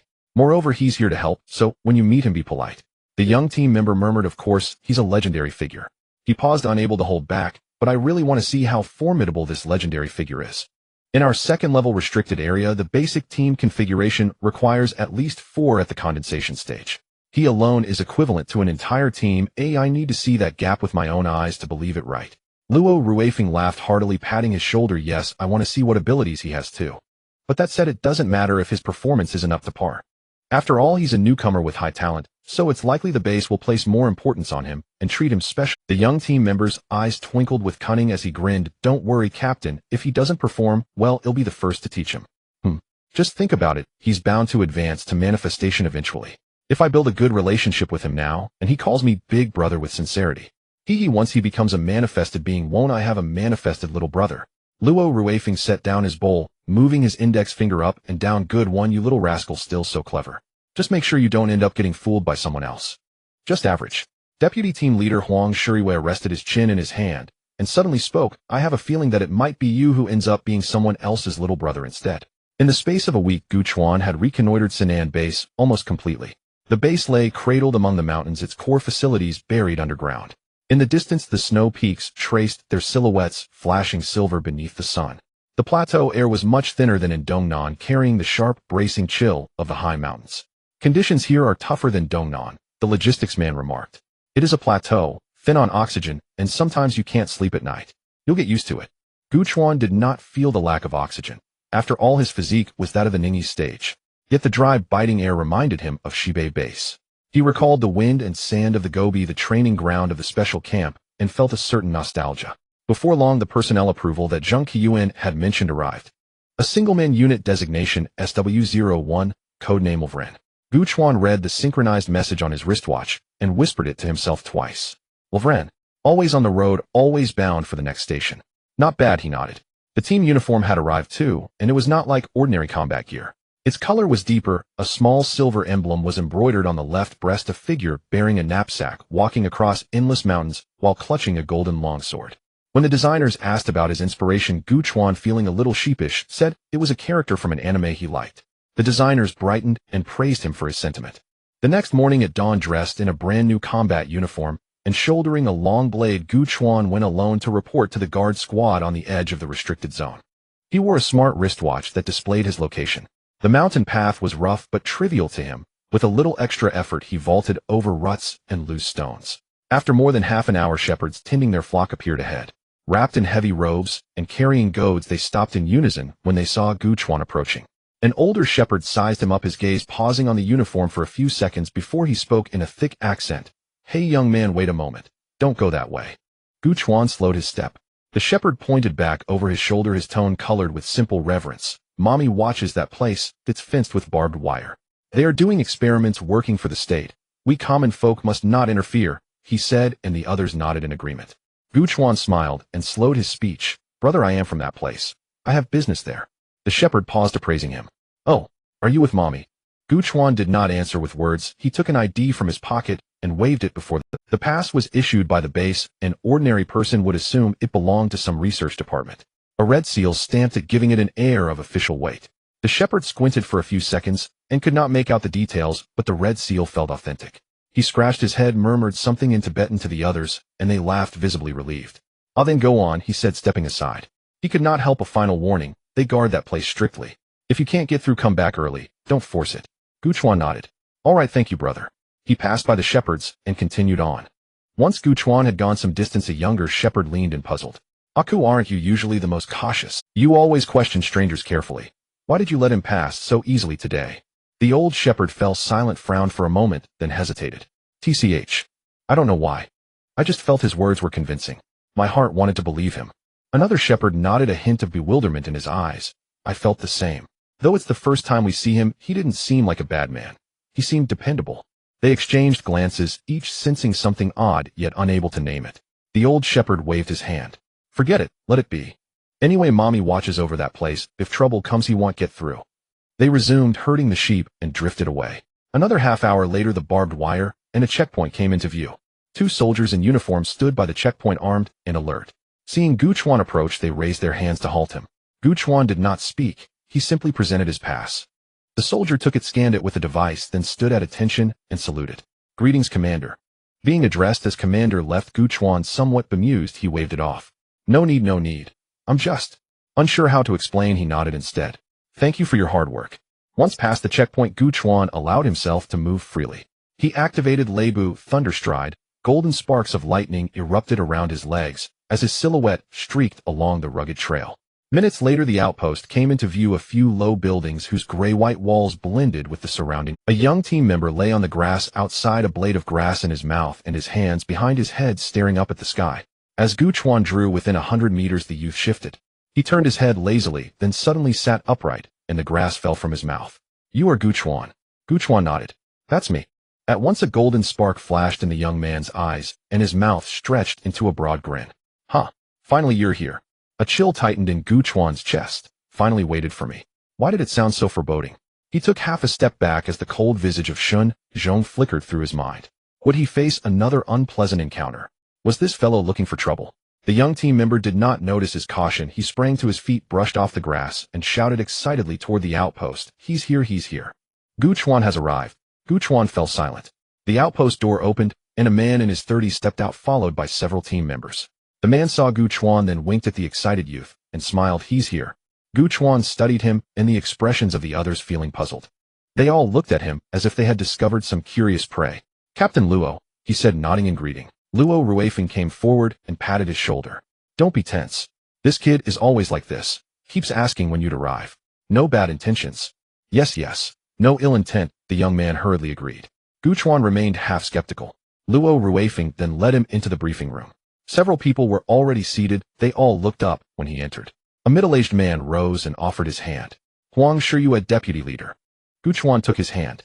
Gu Chuan.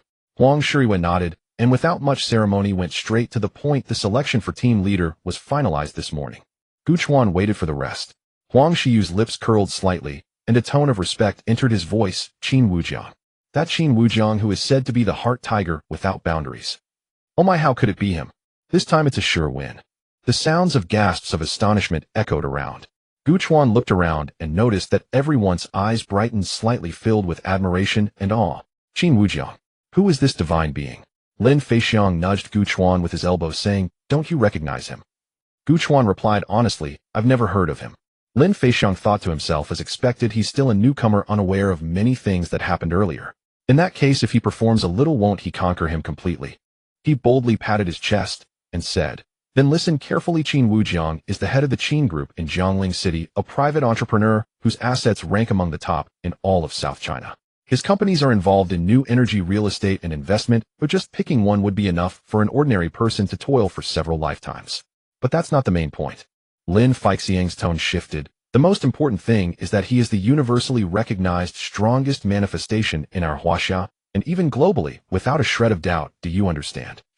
Gu Chuan's pupils constricted. The strongest manifestation.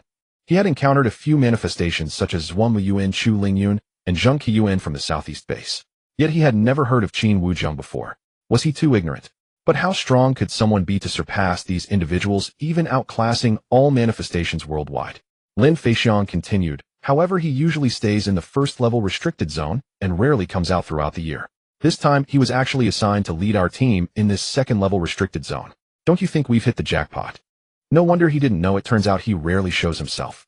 Yet the great figure who has been stationed in the first-level restricted zone, the strongest manifestation globally, he couldn't wait to meet this person. People are always full of longing for the strong, and the strongest are even more so. What kind of scenery do they see from their position? Can Gu Chuan also catch a glimpse of this realm? Deputy leader Huang Shiyue spoke up. It's understandable that everyone is excited, but we must not be careless. We need to show Qin Xianbei our level. Don't worry, brother Huang, I won't let you down. I also want Qin Xianbei to teach me a few moves. Yet chances to get pointers from the strongest manifestation are rare. Luo Ruifeng laughed heartily. If you really can get some pointers from Qin Xianbei, don't forget about your captain when you come back. I want to learn too. Ha ha ha. Everyone joined in laughter. Luo Ruifeng looked at Gu Chuan. By the way, brother Gu Chuan just arrived and isn't familiar with our situation here. He turned to look around and finally pointed to the young team member Gu Chuan had encountered at the beginning. Feixiang, why don't you show him around? Lin Feixiang made an okay gesture. Leave it to me. Well, there's nothing urgent now. Everyone can disperse and do what you need to do. Lin Feixiang led Gu Chuan outside the sentry post. A rugged mountain path twisted upwards, leading to distant gray-brown ridges. Lin Feixiang put his arm around Gu Chuan's shoulder enthusiastically, saying, Brother Gu Chuan, our plateau area is quite different from other places. Sometimes when other bases come to support, they also need a few days to adapt. If you feel uncomfortable, just let me know. We have oxygen equipment here. Gu Chuan smiled. That's not necessary. I'm in good shape. Joking, does he need oxygen with such a physique? That would be a huge embarrassment. A tenfold gravity might be more appropriate. All right, let me familiarize you with the environment of our southwest No. 2 restricted zone. Lin Feixiang rubbed his hands and exhaled a puff of white air. But we won't go to the core area. We'll just roam around the outskirts. The energy fluctuations there are currently stable, and getting within 10 kilometers is no problem. Getting any closer wouldn't work. It's different from other deities and can easily be influenced by him. It's better to be cautious before launching a full-scale attack. Gu Chuan nodded and followed him. After about 5 minutes, Lin Feixiang suddenly quickened his pace. The frequency of his steps remained unchanged, but each stride was noticeably longer than before. There was a faint flow of wool beneath his feet, stirring up a subtle sound of wind. Gu Chuan glanced at him, but said nothing, naturally keeping up. Lin Feixiang's lips curled upwards slightly, suddenly exerting force with his feet, and his whole person turned into a fleeting shadow speeding along the mountain path. Although he didn't practice thunder steps, he had also inherited a light and agile footwork from the southwest base, which was most suitable for this rugged terrain. In the team, his speed consistently ranked among the top 3. With this burst of speed, he estimated that Gu Chuan would definitely lag behind a few steps. After all, thunder steps emphasize explosive speed, which is advantageous on flat ground, but this mountain path may not be suitable. But after a few seconds, he heard steady footsteps behind him. Gu Chuan was following leisurely, maintaining a distance of no more than 3 meters. His feet didn't have the lightning glow, just ordinary steps, but each step landed perfectly, as if he had walked this mountain path 1,000 times. Lin Feixiang was stunned. He gritted his teeth and increased his speed to 70%. Gu Chuan was still following. To 100%. He was still following. Lin Feixiang finally couldn't help but look back. Gu Chuan's expression was calm. He wasn't even out of breath, not a drop of sweat on him. You? Lin Feixiang opened his mouth. Gu Chuan blinked. What's wrong?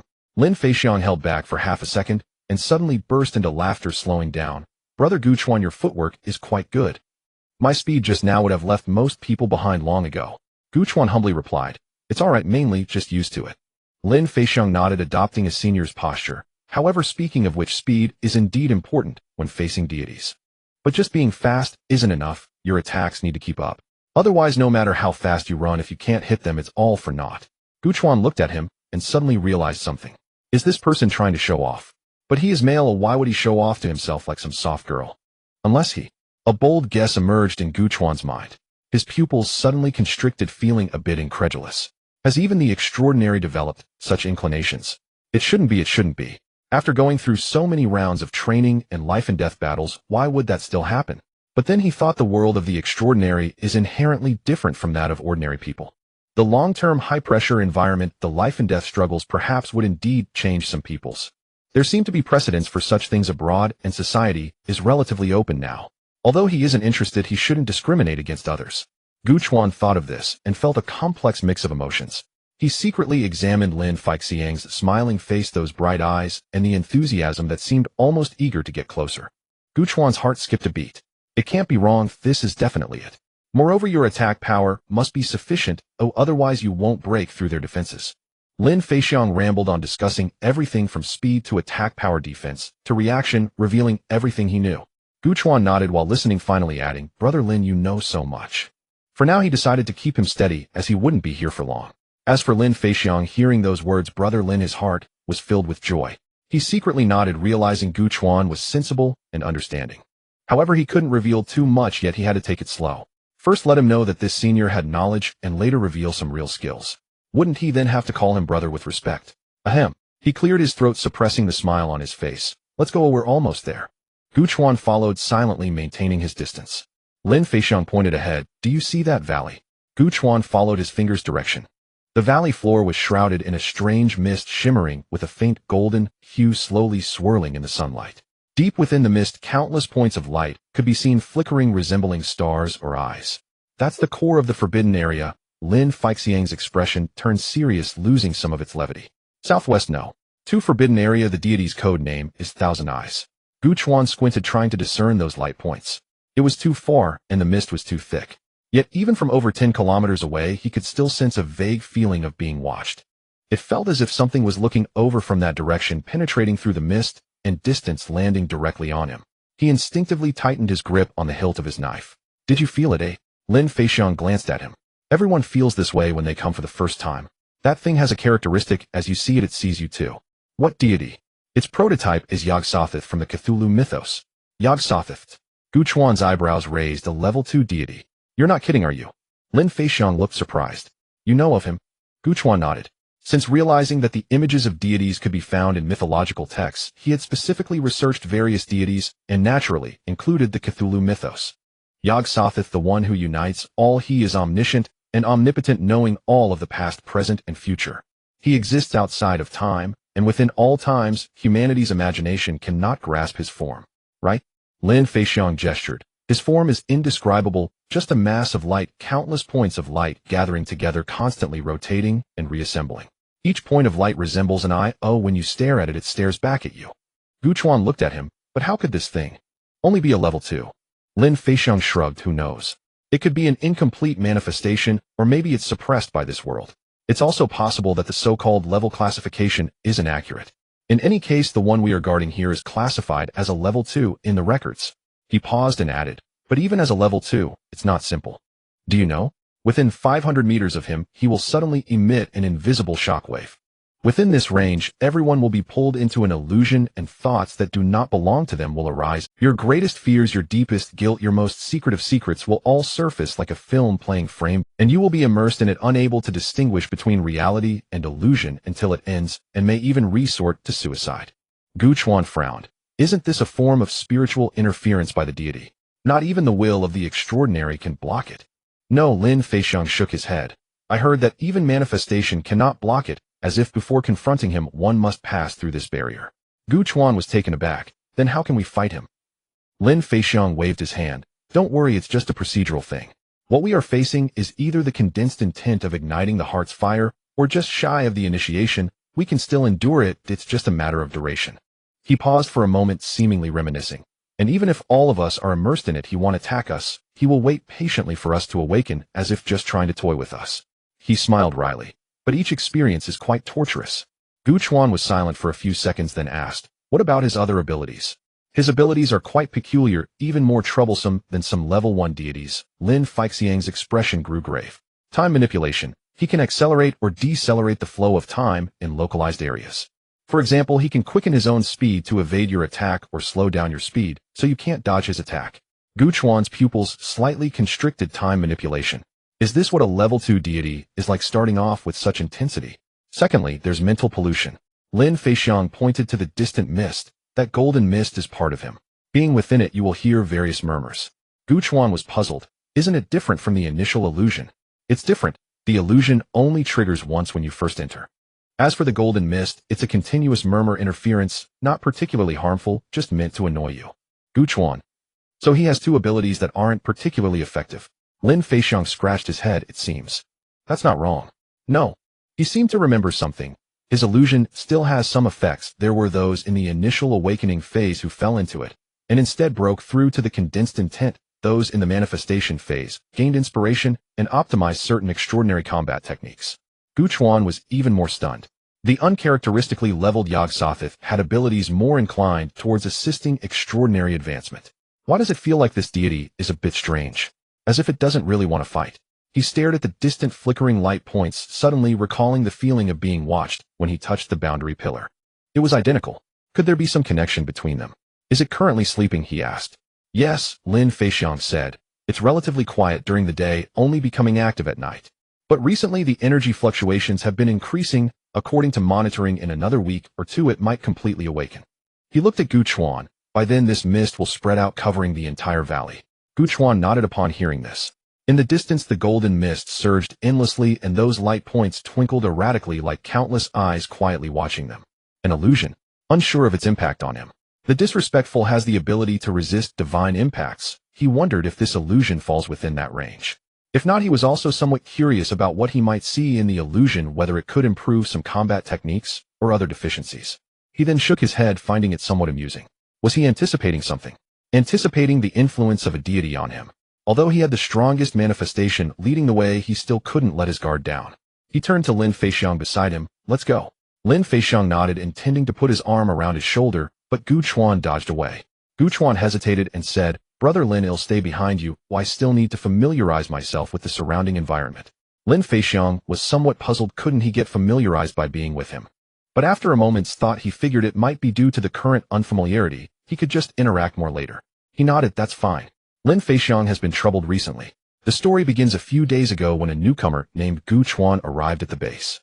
It is said that he possesses outrageous talent, having broken through to the condensed intent stage just 6 months after entering the extraordinary world, and he even single-handedly defeated 2 level 3 deities, prompting the base to form a special solo team for him, responsible for supporting various restricted zones. When Lin Feixiang first heard this news, he felt a twinge of bitterness in his heart. His talent was also quite good, managing to leave the base successfully within a year. After 2 years in a level 3 restricted zone, he was promoted to a level 2 zone. Well, that should count as a promotion, right? In any case, this year marks his second year in the Southwest No. 2 restricted zone. In the past, who wouldn't praise him as a good seedling in this area? When he heard that a natural prodigy had emerged from the Southwest base this year, he was already astonished. A natural prodigy means he could be out in about 6 months, achieving in 2 years what would take him 4 to 5 years of hard work. Unexpectedly, there was still a master. Reaching his current level in just 6 months, and even having a unique team number, it would be a lie to say he wasn't envious. But he quickly came to terms with it. The people at the base are quite shrewd and wouldn't support someone without reason. Gu Chuan must have shown enough potential to warrant significant investment in his training. As for whether his strength truly reached the point of single-handedly carrying a team, he had his doubts. After all, even Lin the great talent took 4 years to reach this level. How much could he improve in just 6 months? However, just because he wasn't capable now didn't mean he wouldn't be in the future. In the stories of late emperors, aren't there always prodigies emerging? So he decided that not only would he not offend Gu Chuan, but he would also build a good relationship with him, making him willingly accept Lin as his elder brother. If Gu Chuan becomes a manifestation stage practitioner in the future, wouldn't that mean he would have a little brother at that stage? However, he didn't expect to gain any benefits from Gu Chuan. After all, he didn't lack money or need status. As for the idea of calling Gu Chuan for help in the restricted zone he would guard in the future, please, he wasn't a fool. If Gu Chuan really reached the manifestation stage, the places he would guard would definitely be more dangerous. He couldn't just call him casually. He simply found it amusing. So when team leader Luo suggested that someone take Gu Chuan around, Lin Feixiang had already made arrangements in advance and voluntarily took on this task. He thought it would be great to show off a bit, letting Gu Chuan know that this senior has some skills. Nothing too exaggerated, just starting with speed. After all, his movement technique ranked among the top 3 in the team, more than sufficient to deal with a newcomer. However, when he started running, he was stunned. He pushed his speed to the limit only to look back and see Gu Chuan calm and collected, not even breaking a sweat. If speed wasn't working, then he would have to test his attack power. However, Gu Chuan casually swung his sword a couple of times, and the momentum from those strikes made Lin Feixiang's scalp tingle from a distance. Lin Feixiang quietly hid his small sword behind him. At that moment, he understood that this person was no ordinary talent. At the formation of a solo team was likely due to genuine strength, not some superficial talent. A sense of defeat rose in his heart. Forget about being an elder brother, it seemed that being good friends would have to suffice. In the future, he could tell anyone I know that Gu Chuan, oh, we're good buddies. Once Gu Chuan truly became a manifestation stage practitioner, that statement would carry significant weight. With that thought, Lin Feixiang happily accepted reality. However, in the past few days, he noticed something strange. Gu Chuan never walked beside him. No matter where they went, Gu Chuan would quietly follow behind him. Sometimes when Lin Feixiang deliberately slowed his pace to walk side by side, Gu Chuan would naturally lag, half a step behind, stating that he wanted to follow him to learn. Yet, even when Lin Feixiang told him that walking together would be more convenient for learning, Gu Chuan simply wouldn't change, always maintaining that half-step behind position. Lin Feixiang was puzzled. Lying on the bed in the watchtower, he stared at the ceiling, his mind racing. Why? Could it be respect for his senior? But he had nothing worth respecting. Gu Chuan was much stronger than him. Could it be his introverted personality? However, Gu Chuan spoke normally with others. He didn't seem so. Could it be that he was observing him? Lin Feixiang suddenly sat up. Yes, observing. Gu Chuan was there for support and was unfamiliar with the situation in the restricted zones, so he needed a local guide. And he was that guide.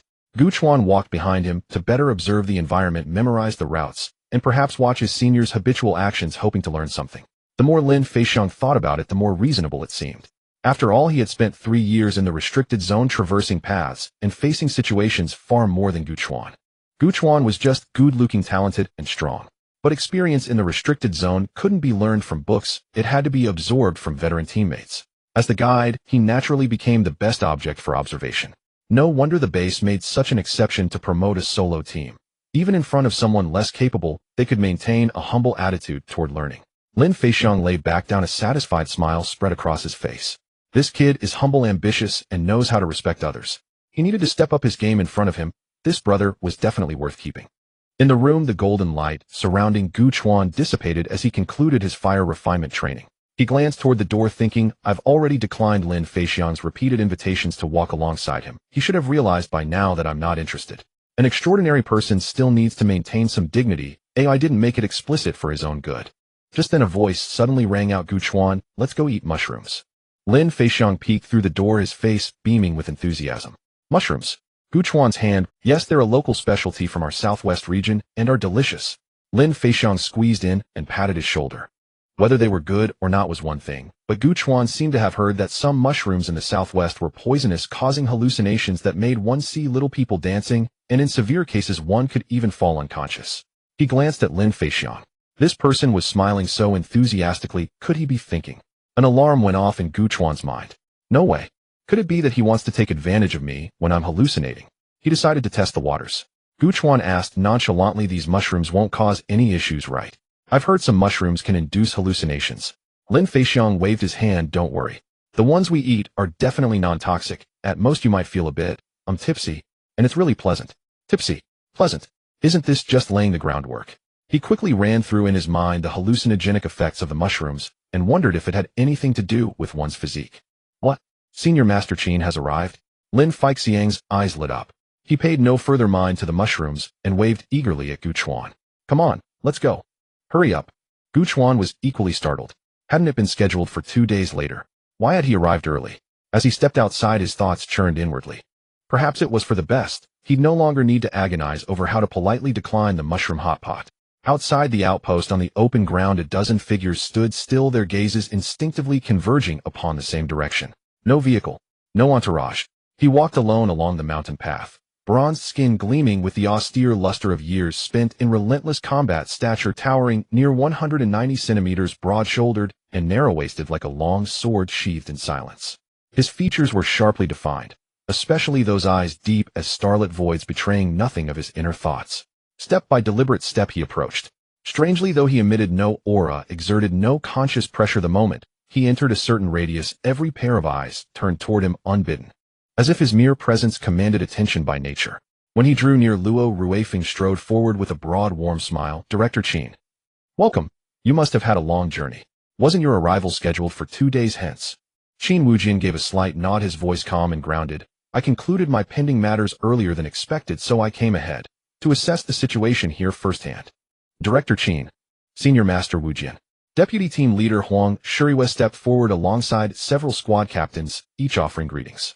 Qin Wujian acknowledged them all with quiet nods, meeting each person's gaze deliberately. When his gaze swept across several team members, they instinctively straightened their spines. Gu Chuan stood at the rear of the crowd, preparing to step forward and greet him, when suddenly Qin Wujian's eyes bypassed the assembly and settled directly upon him. In that instant, Gu Chuan felt as though locked onto by some immense primordial presence. He had encountered several Tier 3 deities before, the most overwhelming among them unquestionably the Golden Monkey. Back then he'd still been in the initial awakening stage. The Golden Monkey's aura had descended like collapsing heavens, crushing down upon him. Yet now, having reached the mind condensation realm, a single glance from Qin Wujian evoked a pressure even more profound than that ancient confrontation. Manifestation realm, and not merely any manifestation, but the apex tier. Was this truly the weight of being the first? The traveler. Gu Chuan froze. He instinctively pointed to himself, disbelief flickering across his face. You know me. Qin Wujian's smile deepened slightly. Yes, I know you. Keep striving. Overwhelmed, Gu Chuan hurriedly bowed his head. Yes, Senior Master Qin. I will. Qin Wujian nodded once, said nothing more, and continued forward. The team members remained rooted in place, scarcely daring to breathe. The pressure was suffocating, far more taxing than facing a deity in battle.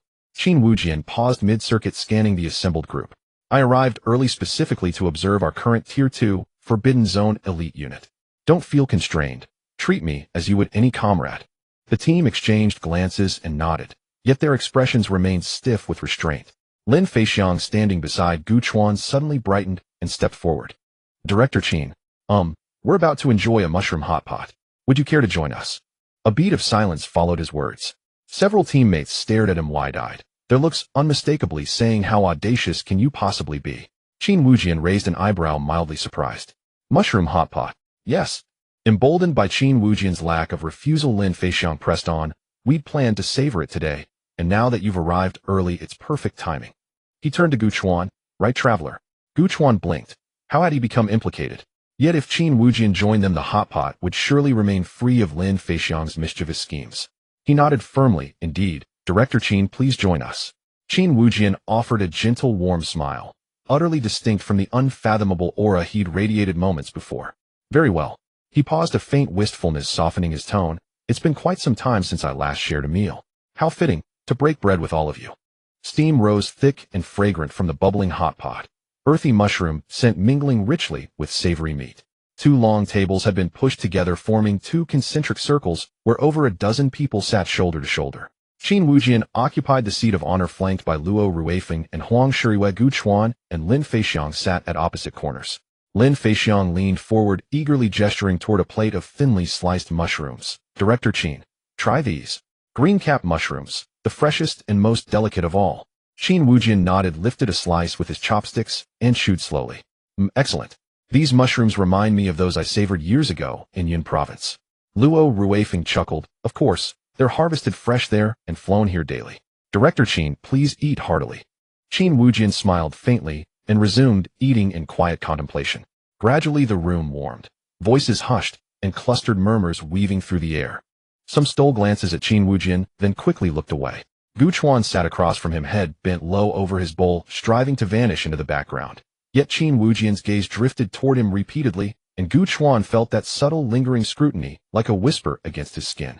After another stretch of quiet feasting, Qin Wujian set down his chopsticks. Instantly the room fell silent, all eyes turning to him. He lifted his water cup, took a slow sip, then surveyed the gathering. Are you all prepared for the first round of illusory realms? Luo Ruifeng replied gravely. We've already visualized the worst-case scenarios in our minds. We should extricate ourselves swiftly. Huang Shiriwei added, nodding. Having served here so long, we've gleaned some understanding of its patterns. With mental readiness, it won't pose serious difficulty. Qin Wujian nodded, then fixed his gaze upon Gu Chuan. And you, Gu Chuan faltered. Qin Wujian continued softly. You haven't experienced it yet, have you? Have you considered what form your illusion might take? Gu Chuan laid down his chopsticks and paused for a breath. Illusory realms. Lin Feixiang had explained the entity dredged forth one's deepest fears, sharpest regrets, most guarded secrets, buried far beneath consciousness. What did he fear? Death, pain, comrades falling, family harmed. He spoke quietly. I'm uncertain, but I'll break free. Qin Wujian studied him, then smiled faintly. Uncertainty is natural. Many believe themselves ready, only to discover within the illusion the true shape of their dread. He paused, voice serene yet resonant. But once the heart fire is kindled, even the most beguiling illusion cannot hold you captive. The meal stretched over an hour. When it ended, night had fully fallen. Team members dispersed, gradually returning to their quarters to rest. Qin Wujian stood at the outpost gate, gazing into the forbidden zone beyond. In the darkness, the golden mist shimmered more intensely, its countless glittering points resembling countless watching eyes, stirring unease deep in the marrow. He stood motionless for a moment, then activated his smart wristband and opened a heavily encrypted dossier. Gu Chuan, age 19. Natural limit breaker. Native of Tianhai City. Participated in divine combat missions across Northwest Forbidden Zones 6 and 4. Later reassigned to Southeast Base. The file was exhaustive, yet one line glowed crimson, accessible only to Manifestation Realm person. Physical assessment baseline capabilities double those of peers at equivalent cultivation tiers. Origin unknown. Zhuomi and Qin Wujian lingered on those words, a subtle lift of his brow. Zhuomi, he murmured. I wonder, do you and he belong to the same category of existence? What precisely are you concealing? Long moments passed, then footsteps approached from behind. Luo Ruifeng drew near and stood beside him. Director Qin, your quarters have been prepared. Shall I escort you? Qin Wujian closed the dossier and nodded. Lead the way. Days passed in the blink of an eye. Soon 2 support teams arrived. Thus the 4th, 5th, and 6th station squads from the southwest, along with the 6th and 7th teams from the northwest, joined Gu Chuan. 6 teams, 41 people, all gathered.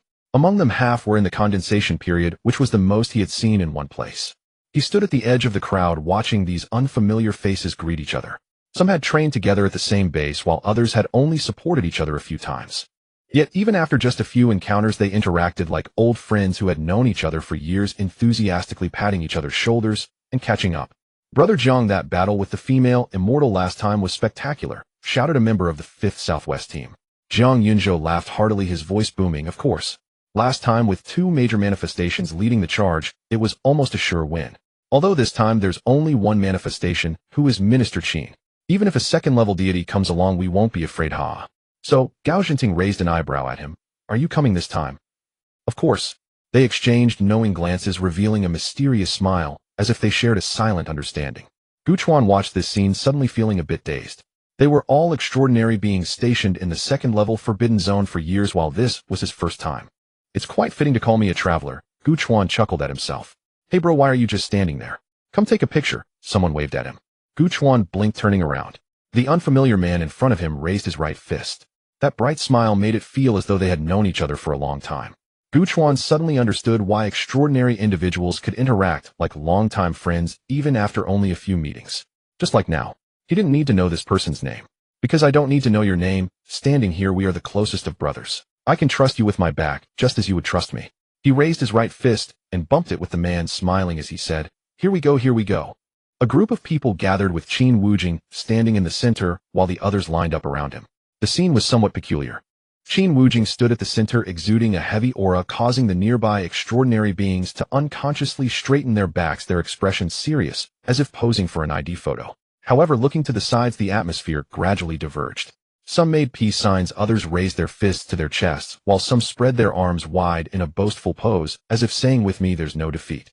Gu Chuan stood at the edge, raising his right fist, his eyes bright, as if holding something precious. The shutter clicked. The second forbidden zone of the Southwest 32nd Divine Counterstrike Mission, all extraordinary beings in a group photo. May the mountains and rivers remain steadfast, and the glory of the extraordinary be immortal. Let's go. Qin Wujing waved his hand. The sky had not yet fully brightened, only the distant snow-capped mountains outlined in faint light, lying silently like a giant's back against the horizon. The team set off. Gu Chuan walked in the middle. 50 meters away was the vanguard group, followed by the main force. No one spoke anymore, only the sound of footsteps crunching on gravel echoed far in the silent valley. The watch displayed the distance, 7 kilometers, to the core area. The environment began to change. Several mountains converged from both sides, creating a massive basin in the middle like a giant bowl placed on the ground by a deity. He certainly knows how to pick a location. This place resembles a vast natural coliseum, Jiang Yinzhou thought. Fog began to appear. A faint golden mist floated in the valley, shimmering in the morning light. Gu Chuan slowed his pace, fully activating his flow of the heart. His perception expanded outward, capturing every anomaly. 5 kilometers. The fog thickened. Golden specks of light danced within the mist like countless eyes secretly watching them. He began to hear sounds. Faint and distant, indistinct in meaning. Yet each syllable drilled into his mind like tiny needles prodding at the depths of his consciousness. 3 kilometers. The fog had thickened to an impenetrable level, visibility reduced to less than 50 meters. The whispers became clearer, starting to form intermittent sentences. Remember. Come back. Gu Chuan took a deep breath, steadying his mind. 500 meters. Suddenly a buzzing sound exploded in his mind. Gu Chuan frowned and shook his head. Why are you so dazed? Haven't recovered yet. A familiar voice came from beside him, and Gu Chuan turned his head in confusion. Yang Xiang stood with him in the corridor holding a math test paper. He had one too, but he was holding it upside down. Maybe. Gu Chuan instinctively replied. The math demon launched a fierce attack on my processor. Yang Xiang laughed and nudged him with his elbow. Just keep talking nonsense. However, today it's my treat. Tonight at Aunt Lou's snack stall, how about 2 chicken legs? That should make up for my mistake, right? Gu Chuan was taken aback, then smiled. You said it, don't go back on your word. Yang Xiang's eyes widened in disbelief. Chuanzi, do you think I'm that kind of person? I'm telling you, not a single one will be missing. What are you two talking about? A serious female voice exploded. Come to my office. Jolie stood at the classroom door with a stern expression, holding a test paper, her gaze as sharp as a knife. Chuanzi, how do we increase by 20 points? We're definitely moving those trash cans. Yang Xiang sat at the back of the classroom looking at the row of trash cans in the distance, his face filled with despair. Gu Chuan shrugged. Who says it isn't? After a moment of silence, Gu Chuan suddenly stood up. Sai, why do I suddenly feel like I want to go for a run? How about we do a couple of laps? Run. Yang Xiang looked up at him now. It's a long break anyway, and we have nothing to do. Well, it does seem like it's been a while since I last ran. Yang Xiang stood up, stretching his shoulders. Let's go, let's move our bodies. At Tianhai Experimental High School during the long break. The sun was just right, and people were jogging on the rubber track. Gu Chuan stood at the starting line, warming up his ankles. Want a race? He provocatively looked at Yang Xiang. Yang Xiang smirked. In novels, when the little underdog challenges the main character, it often leads to a plot where they pretend to be weak and then reveal their strength. I always thought that was pretty dumb. He paused, glancing sideways at Gu Chuan. I didn't expect to see that today. A race is fine. Yang Xiang held up 3 fingers. But let's add a little wager. Whoever loses has to call the other foster father. Gu Chuan was taken aback. In that case. Never mind.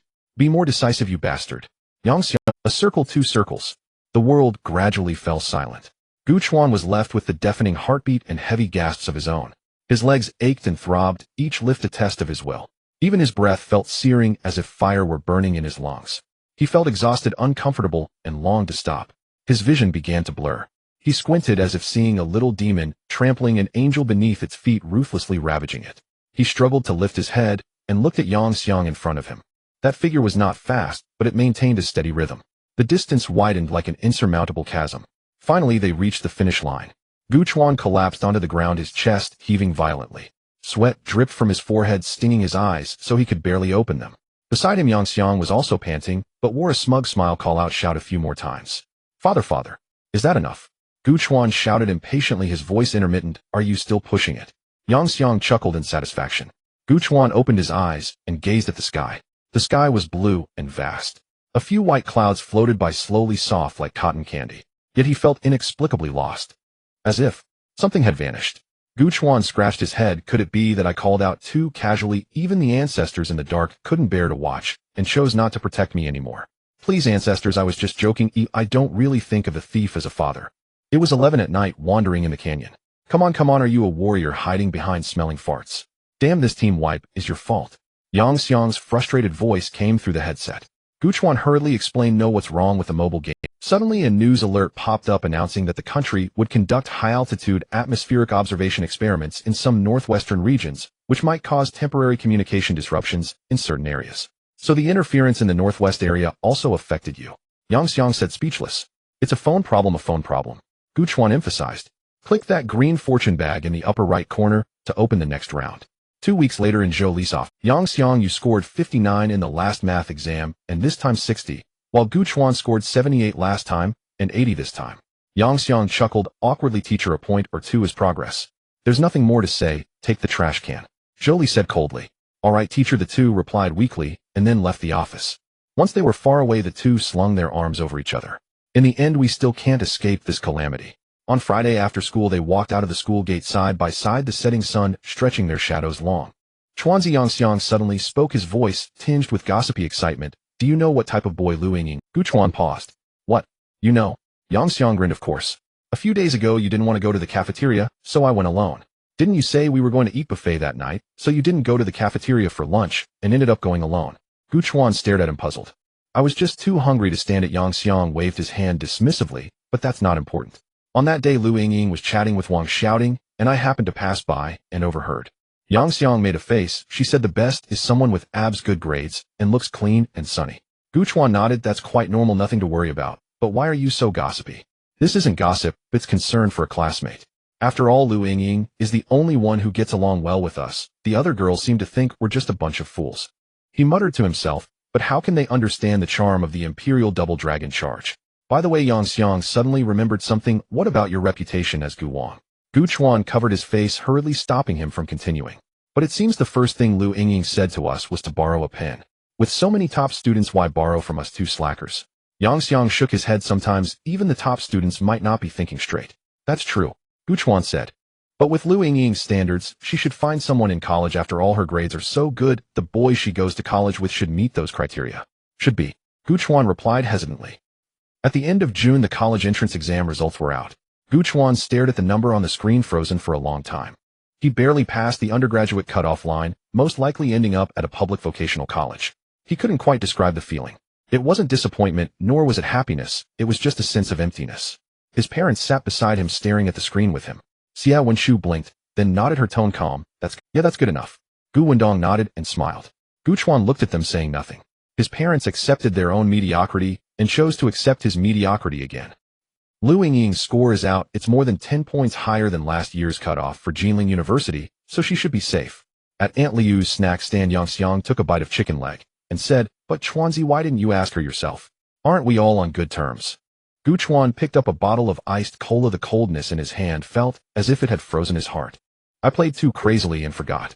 Yang Xiang gave him a thumbs up, but I envy Lu Yingying. She must be very happy traveling right now, right? Unlike me, still struggling to get a driver's license.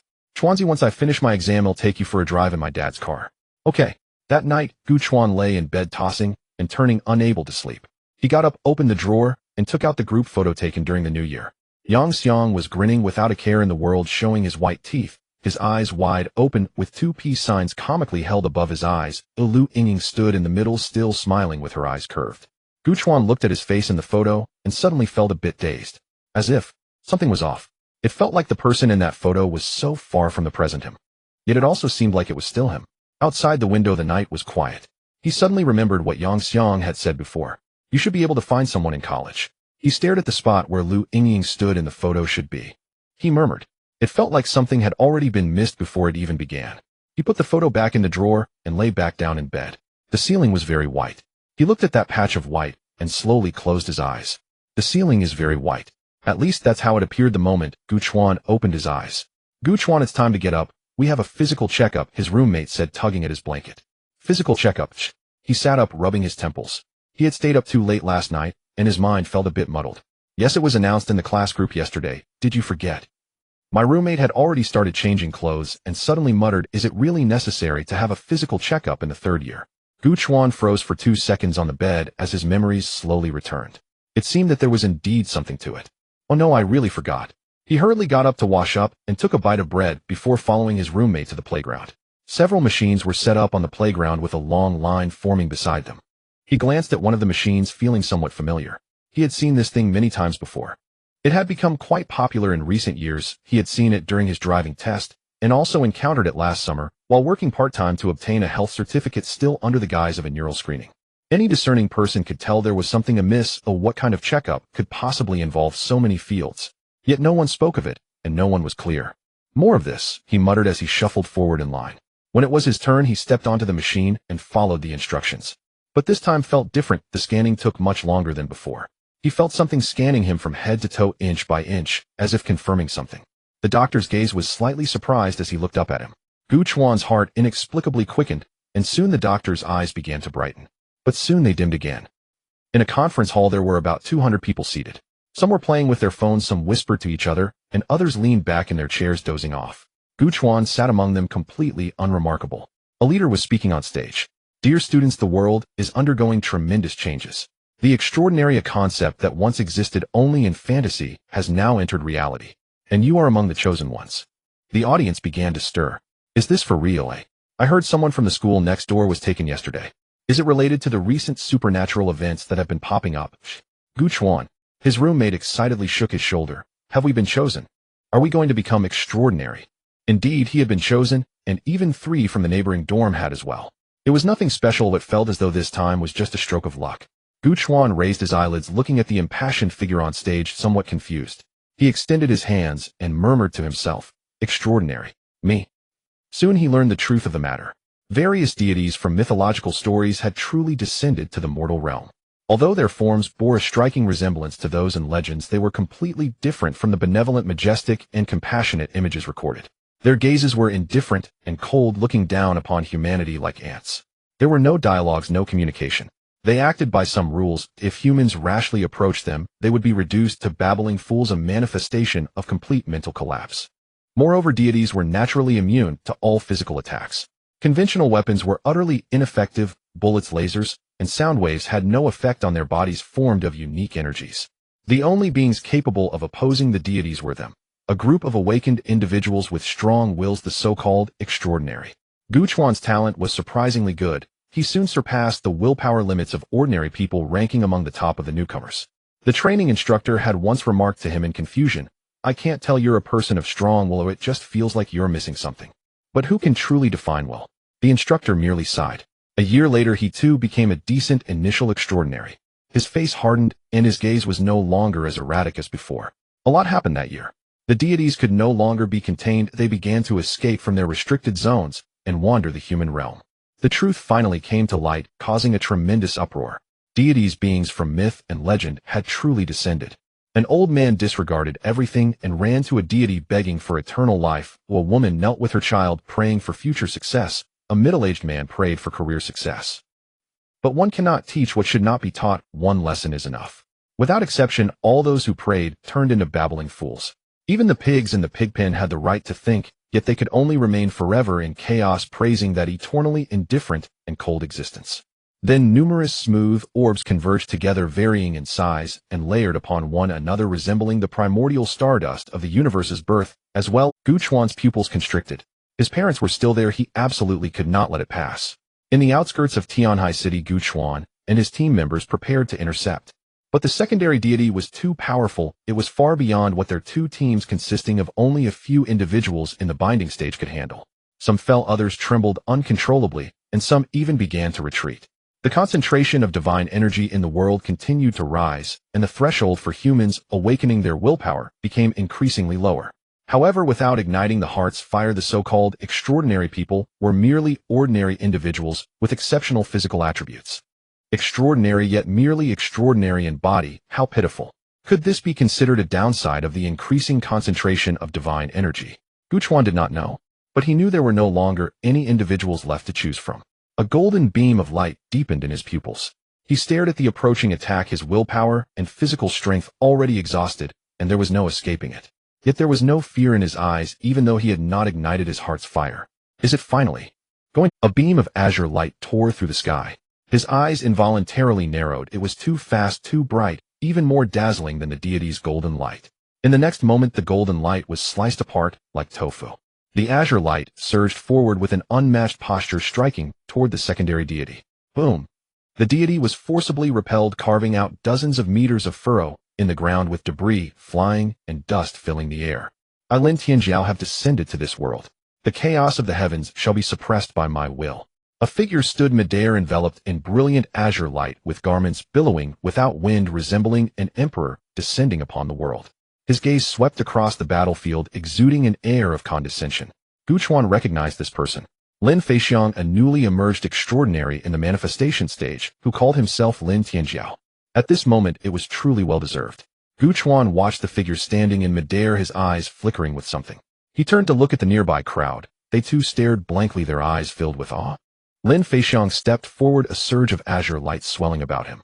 He lifted his hand and swept it casually. In the void, a colossal azure sword hilt coalesced from nothing and descended from the heavens, cleaving toward the deity. One stroke. The deity's molten gold divine body convulsed violently, its gilded radiance fractured like shattered glass cracks spidering outward. He did not relent. Hands pressed together, and the azure greatsword reappeared. The next instant, the blade fractured into hundreds, then thousands of sword shadows densely hovering behind him like a congregation of 10,000 blades. His eyes tightened. The blades converged into one. A sky-cleaving shaft of sword light tore from the void, bearing world-devouring force as it descended upon the deity. Where the sword light passed, the air hissed, and space trembled, as if the very world could not withstand that strike. The second-rank deity issued a thunderous roar, and instead of retreating, surged forward to meet the blade. Boom! Light detonated. A shockwave swept across the battlefield. Gu Chuan was flung to the ground, tumbling several times before coming to rest. He looked up to find a vast crater dozens of meters wide where the deity had stood. At the pit's bottom, the deity lay prostrate, its divine body rippling the golden light, sputtering uncertainly. The deity's form eroded 30%. At that moment, a figure streaked past his side. Skimming the ground in a sprint, the man seized the instant of the deity's fall and became a blinding streak that plunged into the pit. A crimson will of light surged from his body, coalescing behind him into a blurred specter that resembled an enormous wrathful spirit. He unleashed a punch. Along the fist's edge, searing red radiance congealed into substance like a comet compressed to its limit. Bang! The deity's divine frame shuddered violently, the golden light dimmed again. It uttered a piercing, pitiable cry and struggled to rise. Fine punch. Lin Feixiang laughed as he dove from the sky. He landed on the deity's other flank, and sword light flared anew. The two attacked in tandem, one on the left and one on the right, assailing the deity together. Lin Feixiang's swordwork accelerated until each cut seemed to rend the fabric of space. The other man's fists grew heavier, every strike suffused with a cataclysmic crimson glow. 10 minutes later, with a final thunder, it collapsed. Its golden divine body began to disintegrate, dissolving into a rain of luminous motes that fell over the blood-stained battlefield. Gu Chuan sat dazed where he was watching it all. Then that peerless pugilist turned and walked toward him. "If you're not dead, get up." He held out his hand. Gu Chuan reflexively took it. "I saw when I arrived, but I also noticed something," the man said with a sudden smile. "You seem to be missing a piece of yourself, though I cannot quite say." Gu Chuan fell silent. "If you cannot find your direction, follow my way and fold your anger into it." He raised his hand, and a dark red light gathered at his fist like burning flame. "This is part of my own heart fire. It serves me well. If you truly lack a path, try emotional resonance. Anger is the easiest to harness. It cannot solve everything, but it can solve the immediate. He withdrew his hand and patted Gu Chuan's shoulder. My name is Ji Tongqin. I hope we meet again.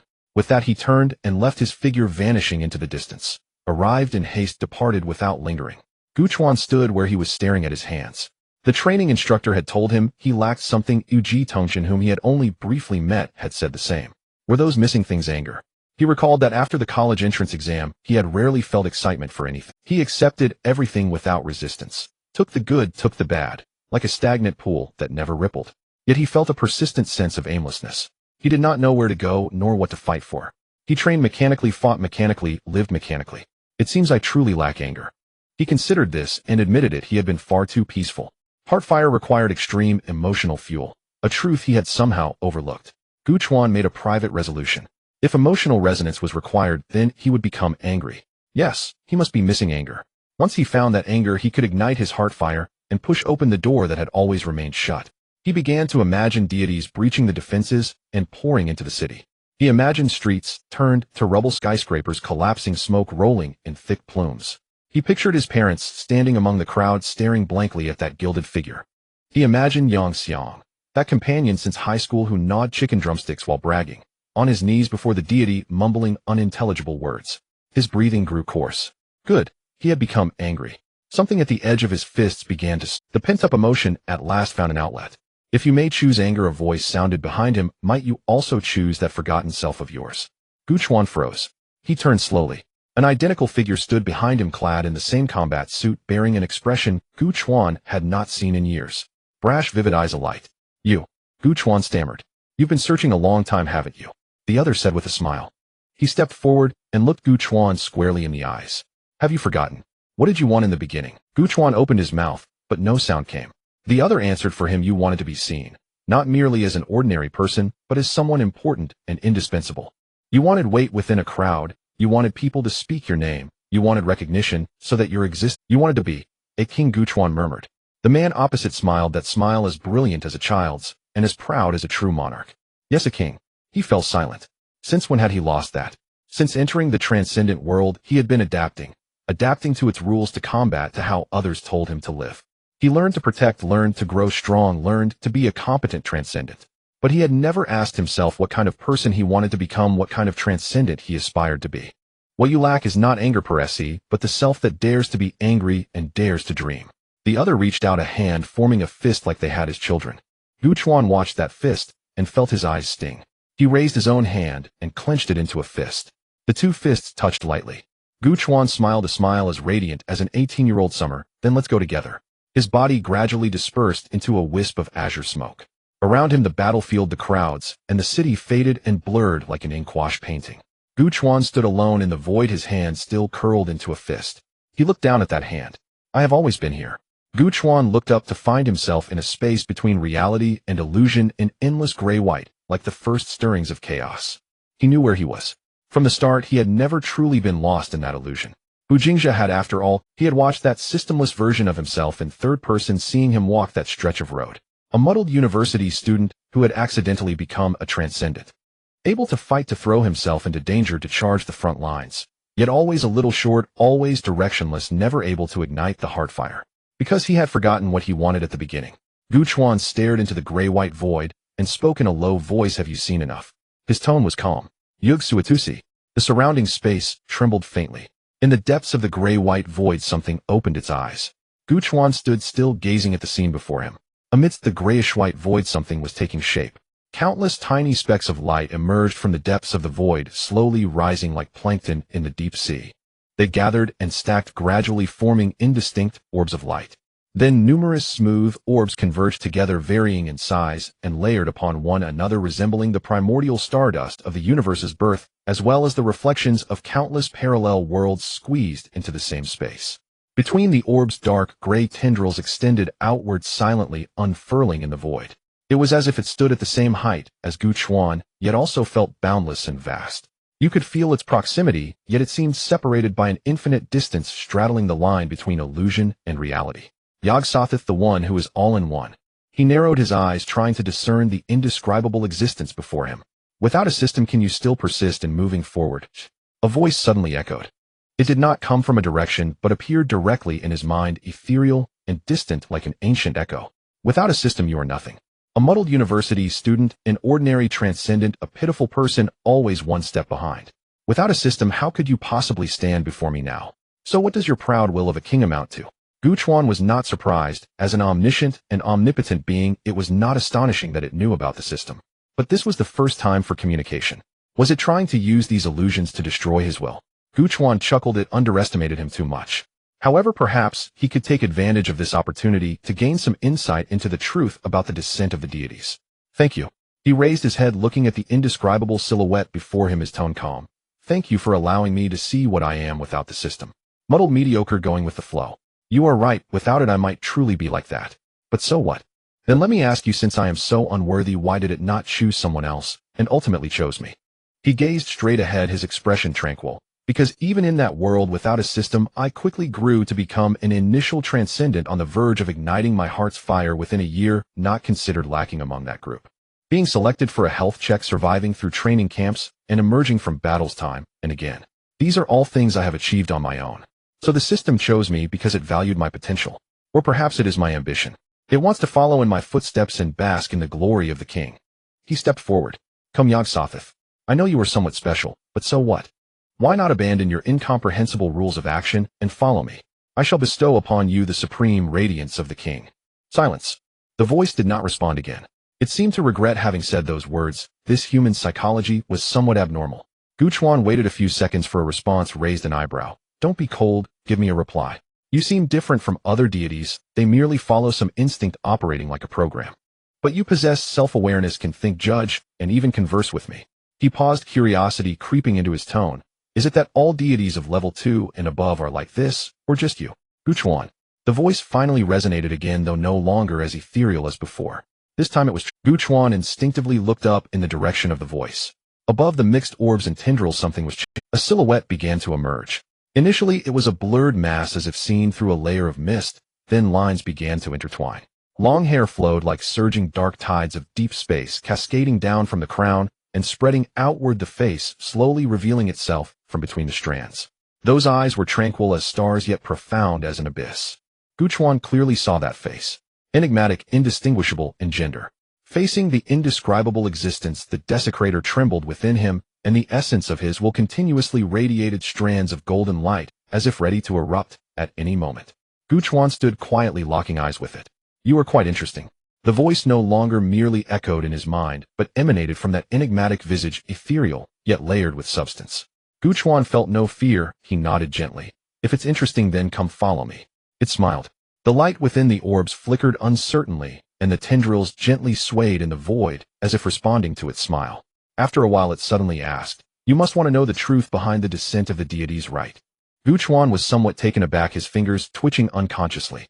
He had originally intended to gradually guide the topic in that direction, but it had stated it directly. Did it know his thoughts? An omniscient and omnipotent being could truly achieve this. He steadied his mind, nodding slightly. So do you know? But aren't you also part of it? Why would you tell me?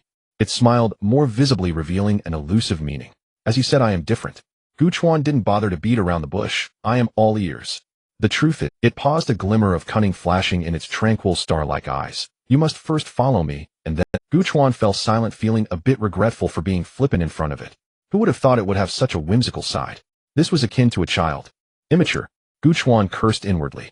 I sincerely, deeply praise the great Yog-Sothoth, so please. Before Gu Chuan could finish his sentence, a tiger's roar resonated throughout the entire void. That sound was earth-shattering, as if it could penetrate time and space, shattering all illusions. Gu Chuan instinctively covered his ears, but was still a beat too slow. His mind buzzed with sound, the echo of the tiger's roar lingering. Even this void could not withstand it, beginning to collapse bit by bit. The grayish-white void appeared cracked, resembling a shattered mirror. Before Gu Chuan, Yog-Sothoth's body also began to disintegrate. Its orbs exploded one by one, and the tendrils snapped inch by inch. It seems we have an extraordinary guest this time. It chuckled, its tone carrying a hint of surprise, yet also an air of expectation. It looked at Gu Chuan. Then let us meet again, next time, great follower of Yog-Sothoth. Hey! Gu Chuan shouted. Actually, it would be fine to say it after all.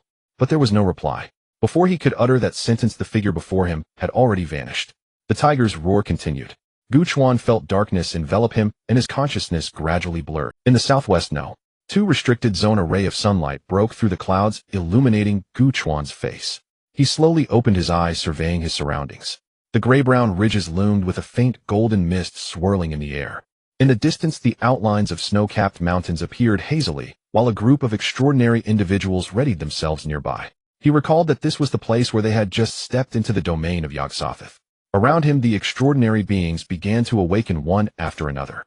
Some furrowed their brows, their faces grim, some gasped for breath, looking as if they had just been pulled from the water drenched in sweat, while others sat on the ground staring blankly at their hands, speechless for a long time. Damn it, one team member cursed under his breath. How did we get trapped so deeply this time? Another member clutched his head, his face pale. I almost didn't make it out. Gu Chuan stood up, stretching his shoulders. His physical condition was fine, and his willpower was substantial. Thankfully, the desecrator hadn't acted against him at this moment, otherwise he couldn't say what might have happened. His mind still buzzed, but the greatest harm came not from the illusion, but rather from that inexplicable tiger. An extraordinary being in the condensing intense stage glanced at the tactical wristwatch on his hand, his brows furrowing tightly. This lasted for half an hour.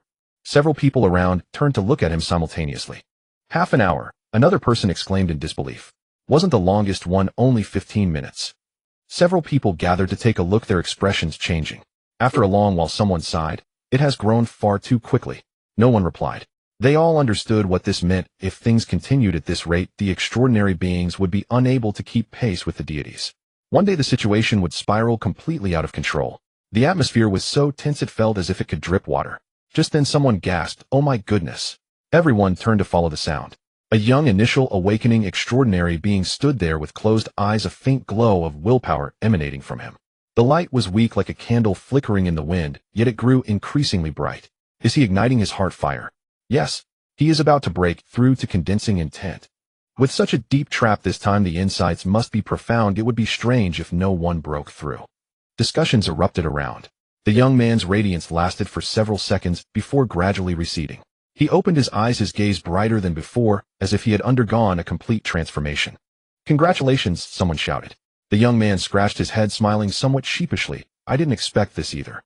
He had only recently been assigned to the second-level restricted zone this year, and his talent was already quite good, having just reached the peak of initial awakening. Under normal circumstances, a breakthrough in condensing intent would take at least a few months. He had not anticipated that this time he could leap over this hurdle thanks to the deity's illusion.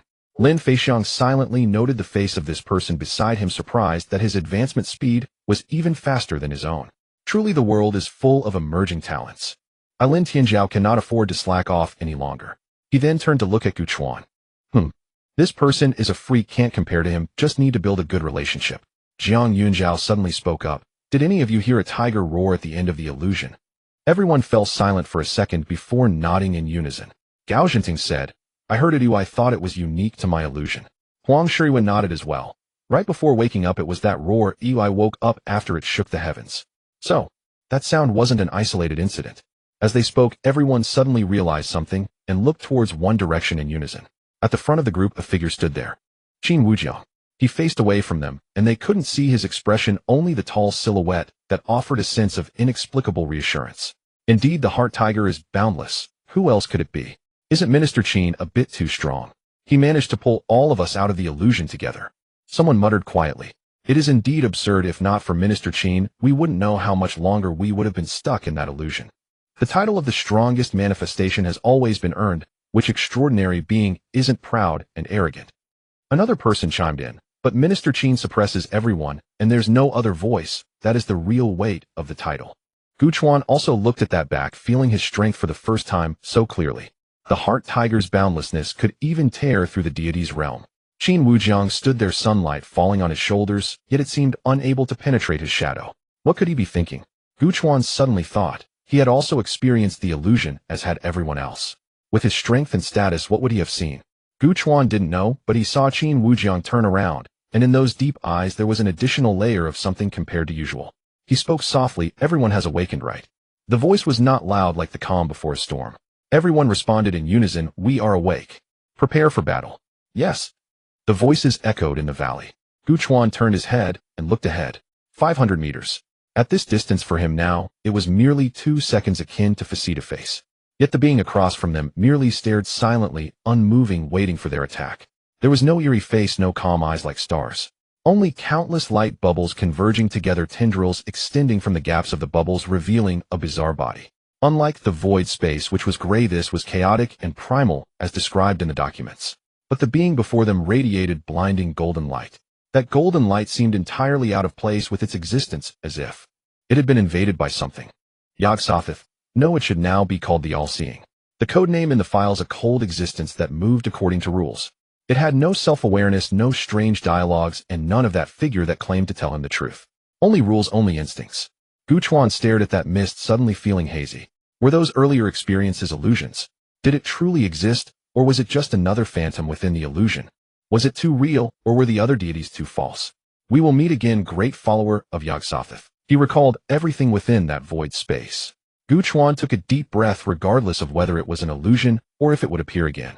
Only the battle before him mattered. Seeking the truth could be set aside for later. Ahead, that figure waved. The golden mist surged, countless light points dancing like numerous eyes.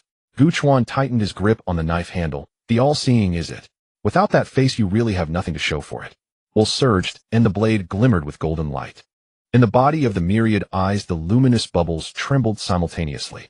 Thick golden mist surged like a tide, instantly enveloping the entire valley. From the outside, this place was no longer a valley, but a giant golden sphere of light, resembling a cage independent of the world. The moment the mist enveloped, the murmurs began.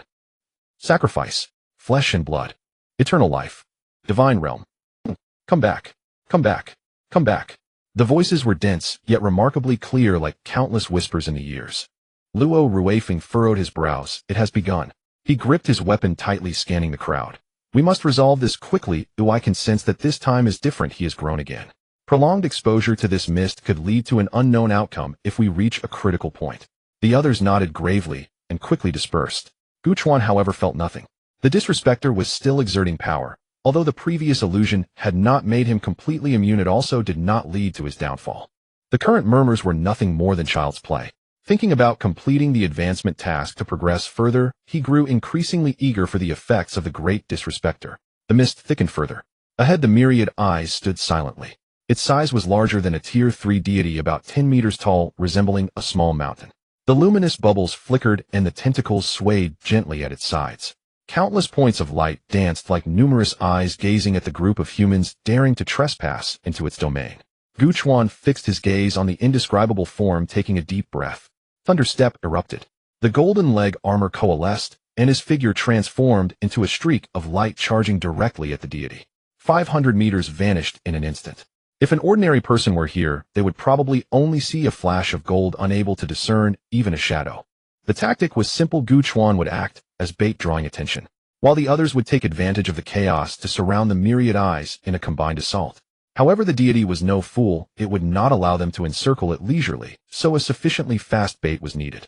Long before Lin Feixiang had discreetly compared speeds with him, and after being easily caught up, everyone from the Southwest 4th Team knew of his unparalleled speed. Thus, Gu Chuan was the bait.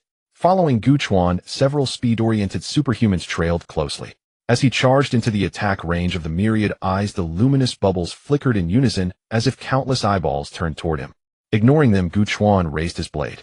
His will fully unleashed. The dual circulation system roared to life. Like an overclocked engine, the golden aura of his will swirling around the blade like liquid.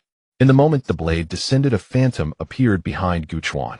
The phantom was imposing and solemn, exuding a sense of oppressive authority that was hard to look directly at.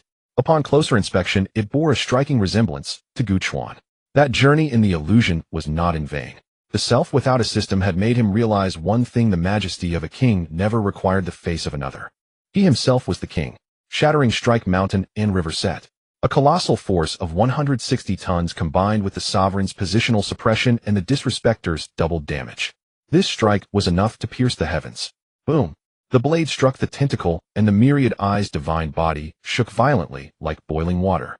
But in the next instant the surrounding golden mist seemed to come alive, gathering together, then instantly enveloping the point where the blade struck. Then Gu Chuan was stunned. He could feel the overwhelming will of his strike fading away. It was neither being negated nor absorbed. It was as if it had gone elsewhere. The previously violently boiling myriad eyes' divine body changed to a subtle ripple, like a stone thrown into water, creating small waves.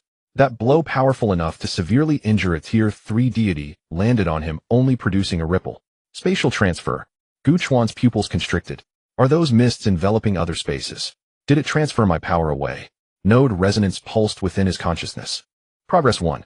This trait accumulates damage through continuous attacks, seeking the weaknesses of the divine body. The faster the progress increases, the greater the damage inflicted. Yet this strike with multiple effects only yielded one. Gu Chuan stared at the colossal form before him, his gaze exceptionally grave. It can transfer attacks to the space connected by the mist. If we linger here too long, will we also be transferred? Yog Sothoth, Gu Chuan murmured to himself. Even if you are merely a soulless shell. You are, and all of this happened in an instant. With Gu Chuan's strike, the attention of the myriad eyes was fully drawn to him. The subsequent superhumans seized the opportunity and successfully inserted themselves into their designated positions. The combined assault formation was complete. Lin Feixiang stood at one of the formation's positions, targeting the side flank of the myriad eyes. His longsword suddenly illuminated with a blue aura of will, the glow swelling larger and taller, eventually enveloping the blade in a massive phantom of a longsword. He was enveloped in a blue light, his battle attire billowing as if in a windless space, his feet moving swiftly, resembling a revered figure in the wind, akin to a celestial being descending to the mortal realm. Will trait riding the wind. Stronger against the strong, rising with the momentum. A sword riding the wind, soaring 9,000 miles. He swung the longsword along with the phantom of the longsword. The sword intent reached the heavens, spanning the vast sky. Where the sword light passed, even the golden mist was forcibly cleaved apart, leaving a brief gap. Gu Chuan watched from the side, secretly clicking his tongue. The momentum of this sword truly resembled that of Lin Tianjiao from the illusion, who suppressed chaos across worlds. However, thunderous noise accompanied by light rain. The blue sword light struck the myriad eyes' divine body. Like Gu Chuan's experience, the golden mist diffused around the sword light, gradually dispersing its power. Lin Feixiang suddenly looked up, astonished at Gu Chuan. Gu Chuan nodded, his meaning clear. His previous attack had been the same. And then the myriad eyes began to retaliate. The tentacles, no longer swaying aimlessly, suddenly stiffened like countless venomous snakes, raising their heads simultaneously. The large and small luminous bubbles on its body were densely packed. The tentacles would emerge from any one of the glowing spheres, as if the bubbles were interconnected in one space. In the previous second, he was looking at the left tentacle, and in the next second one emerged from the right bubble. There were no blind spots. Gu Chuan sidestepped the tentacle, and out of the corner of his eye he already saw 3 others stabbing at him from different directions. His feet unleashed the thunder step, the golden leg armor bursting forth with dazzling light, forcing him through the gap. The superhuman steps had to be maximized, relying solely on physical strength to evade these tentacles was too precarious. Those things moved at an absurd speed, and there was no discernible pattern. Behind him, Lin Feixiang was also dodging. His speed was slightly slower than Gu Chuan, and he occasionally got grazed by a tentacle. However, he wielded his long sword with remarkable speed, the blue sword light weaving a net around him. Any tentacle that touched the sword net was deflected away. Yet his expression was serious, his gaze heavy. The golden mist that could transfer attacks was far more troublesome than the previous mere disturbances. This was only what they had seen so far. Who knew what else existed? They were becoming increasingly difficult to deal with, growing too rapidly. The tentacles were becoming denser and more frenzied, leaping and weaving through the glowing bubbles like countless frantically writhing golden snakes. But suddenly the luminous bubbles trembled simultaneously. Tiny golden bubbles emerged from the luminous bubbles, resembling soap bubbles, yet also something more ominous. They floated out delicately, leisurely, drifting toward Gu Chuan. Gu Chuan glanced with a hint of suspicion rising in his heart. This speed is far too slow enough for even the reserve extraordinary to evade. Is Wang Yan finally revealing his true intentions? Despite the doubt in his mind, as the golden bubbles gradually approached, he instinctively activated his thunder step to dodge to the side. But at the moment he moved, the massive golden spheres on Wang Yan's body suddenly glowed intensely. It was as if countless eyes from the abyss were simultaneously fixated on him. The brilliance of will within Gu Chuan still surged, his thunder step still in motion, yet his actions suddenly slowed down. It felt as if he was being enveloped in some kind of viscous medium. His legs were moving, his will was ignited, yet his speed had diminished by more than tenfold. Time. It is time. His pupils constricted as he glanced around. Others were still moving normally. Lin Feixiang was still dodging, and the tentacles were swinging at a regular speed. Only he, or rather the space he occupied, experienced a slowdown in the flow of time. Those golden bubbles were slowly drifting towards him. Others were unaware of his anomaly, preoccupied with their own actions, thinking he could evade. Gu Chuan's eyelids slowly blinked. At this speed, he could not possibly avoid those golden bubbles. But he did not panic. His eyelids blinked again, and a glimmer of golden light emerged from his pupils. In the instant before the golden sphere struck, a barrier abruptly rose. Golden wool surged wildly from within him, coalescing in front to form a barrier. The surface of the barrier shimmered with faint illusions, vaguely revealing the contours of mountains, bearing the force mountains and seas. The moment the bubble made contact with the barrier, the surrounding flow of time abruptly returned to normal. Gu Chuan sensed the viscous sensation vanish. He did not hesitate. He pushed Thunderstep to its limits, transforming into a streak of light, forcefully breaking free from that decelerated space. He had just moved 10 meters when, boom, the golden bubble exploded violently. The shockwave swept in all directions, leaving a massive pit, at least 10 meters in diameter, on the ground. Golden energy surged at the bottom of the pit, like boiling magma. Gu Chuan, what happened? How did you almost not evade? Luo Rufing's voice echoed in the channel. Gu Chuan did not reply, but turned to glance at the spot where the golden bubble had exploded, his eyelids twitching slightly. If he hadn't activated the barrier in time, he would not have escaped. Those bubbles moved so slowly that they could make one drop their guard. By the time you noticed their approach and tried to dodge, you would already be locked in by Wang Yan. The flow of time was slowed. It would slow down the time in the space you occupied the moment you prepared to move, leaving you helpless as you watched it drift closer. What a clever tactic. Gu Chuan turned to gaze at the massive figure in the distance. Those light bubbles flickered erratically like countless eyes coldly watching him. He took a deep breath and spoke in the communication channel. Listen carefully. The moment those golden bubbles appear, move immediately. Do not wait, do not look, do not hesitate, move frantically, do not give it the chance to lock your space. Once you stop, it will slow your flow of time, and you won't be able to evade. The channel fell silent for a second. Understood. Got it. Lin Feixiang beside them appeared unsurprised, as if he had anticipated it. Wang Yan's growth was indeed beyond this. In previous battles, when Wang Yan activated time slowdown, there would be a chanting build-up. Now it had evolved to the point where a flash of golden light indicated successful activation, a considerable leap. How sinister, Lin Feixiang murmured. The battle continued. Wang Yan's tentacles flailed frantically, the light bubbles flickering erratically, and the golden mist in the valley thickened. Suddenly, several tentacles simultaneously surged towards an extraordinary. Their speed was astonishing. The brilliance of will on him shone brightly as he fully activated his extraordinary movement technique, narrowly evading. The tentacle grazed his shoulder, driving deep into the ground. Boom! Debris flew everywhere, leaving a bottomless pit in the ground, its edges charred. Before he could catch his breath, two more tentacles struck from different angles. Mora! He was alarmed. He dodged repeatedly, rolling as a tentacle skimmed past his scalp. The tentacle crashed down where he had just stood, causing the ground to explode, cracks spidering outward. A third wave of tentacles came. You damn! Relentless! He gritted his teeth and retreated, narrowly avoiding. The tips of the tentacles brushed past his combat suit, creating 3 parallel deep pits in front of his feet. Just as he exhaled a sigh of relief and steadied himself, he scanned his surroundings, his expression changing drastically. The spots where the tentacles had pierced the ground had subtly enclosed him in a circle. A ring of tentacles surrounded him like the bars of a cage, trapping him in the center. At that instant, the massive golden bubble on Wang Yan flashed with golden light. A golden mark suddenly appeared on the extraordinary's body. The flow of time slowed, initiated. Only then did everyone notice that an incredibly powerful golden bubble had already been ejected in front of that extraordinary. Everyone's expression changed. They had fallen into a trap. The attacks of those tentacles were not meant to kill him, but to force him into that position. The extraordinary's pupils constricted as he watched the golden bubble slowly float towards him, trying to move only to find himself utterly immobilized. His steps felt as if trapped in a quagmire, unbearably heavy. This is trouble. Gu Chuan gritted his teeth, unleashing Thunderstep, transforming into a stream of golden light charging forward. He had the force to block it. Perhaps he could save the person before the explosion. Boom! A scarlet light tore through the golden mist. The air was ripped apart, emitting a piercing. It suddenly rose from the edge of the battlefield, moving so fast that it left no afterimage. The surrounding golden mist parted with eerie wails, as if even the space it connected to was distorted before that red light. Gu Chuan only saw a stream of red light dart past him.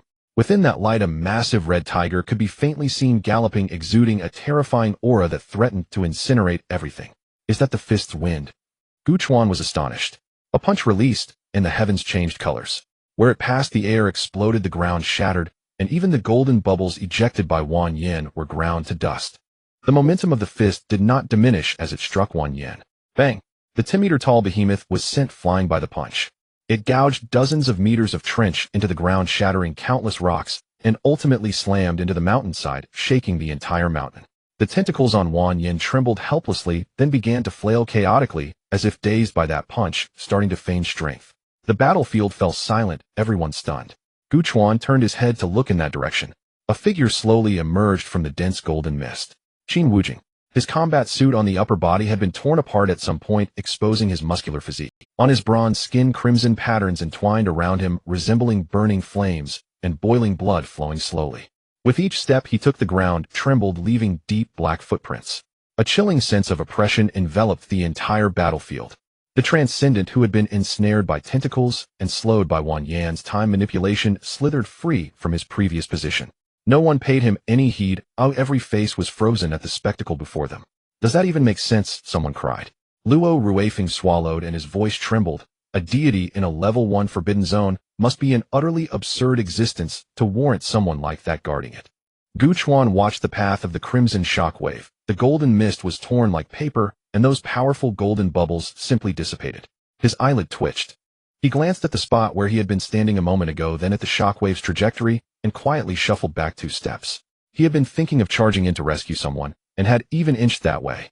Fortunately, he had not rushed too hastily, or his family would be setting the table for his funeral. Still, he couldn't help casting a resentful glance at Qin Wujiang's receding back. "Boss, you were clearly so fierce. Why did you not save me? I watched that bubble drift toward me. If I had not held something back to absorb its momentum, I would already be sipping Mengpa's broth." He recalled the night of the mushroom hot pot, when Qin Wujiang had glanced at him now and then, as if considering something. What was he after? Although his talent was somewhat superior, he had no hidden trump card. He could not compare to this great deity. Do not expect to leave him abandoned in mortal peril. To discover some sliver of salvation, last-moment breakthroughs, and miraculous reversals belong to the 9 million children of destiny. The Golden Monkey's success had been sheer luck. He had simply wanted to trample everything. If not for that system task insisting on collecting those domain pillar anchor points and meeting so many different deities, he truly wanted to linger in the 3rd-tier forbidden zones to carve through those 3rd-tier deities like slicing fruit and then ascend slowly. 3rd-tier forbidden zone, I rule. 2nd tier, I may claim as king. 1st tier. There will always be greater peaks beyond. The road is long, one must advance step by step. But he had applied as a solo team member. The zones assigned for support could not always be 3rd tier. If he kept picking and choosing, who knew when the task would be completed? He sighed inwardly. Beneath it all, he was a cautious man. Qin Wujiang did not answer these small thoughts. He simply stood there with his back to them all. The mountain trembled. Wang Yin struggled free from the irregular chasm in which he had been embedded. Tentacles lashed and struck the cliff face. Stones and foliage cascaded down. The light bubbles on him quivered once more, as if his entire body erupted with piercing golden radiance. The lights fell like divine punishment, coldly alighting upon that bare-chested middle-aged man. Then an endless spray of golden bubbles burst forth from the light bubbles. They blanketed the sky like countless fireflies. Everyone froze. Gu Chuan's pupils tightened as he saw a golden sigil appear on Qin Wujiang's body. The mark began at his soles and climbed upward like vines. With every inch it ascended, Qin Wujiang's movements lagged a beat. "Damn!" Luo Ruifeng shouted. "Minister Qin is being locked." Lin Feixiang wore a puzzled look. He miscalculated. That should not be possible. Gu Chuan had already explained this technique's mechanism over the channel. When the bubbles appear, one must move frantically and avoid being fixed in place. How could Minister Qin be locked? "Don't stand there. Move," someone cried. A few transcends lunged instinctively. Manifestation stage fighters could not be allowed to fall. They were the backbone of the 2nd and even 1st-tier forbidden zones. But Qin Wujiang remained where he stood, watching the golden sigils crawl over him. His motion slowed until they ceased altogether, like a statue. The drifting bubbles drew ever closer. 10 meters. 8 meters. When they were less than 5 meters away, the crimson veins on his skin flared brilliantly. It was as if blood were boiling, as if magma were surging. A thunderous roar burst forth. A tiger's cry detonated. A crimson shockwave emanated from Qin Wujiang's center, sweeping outward. The golden sigils on his body at the instant of the shockwave's blast seemed crushed by an unseen force. They splintered inch by inch, collapsing into myriad points of light that dissolved. A crisp snap rang in everyone's ears. It was faint, like glass shattering, yet it felt as if a fissure had ripped through the world itself. "Controlling time," Qin Wujiang murmured, then waved his right hand casually. "Behave yourself." As his words fell, the shockwave continued to sweep forward in the arc of his gesture. Where it passed, the golden mist tore like paper. Clusters upon clusters of golden bubbles burst open, as if someone had lit a string of firecrackers in the void.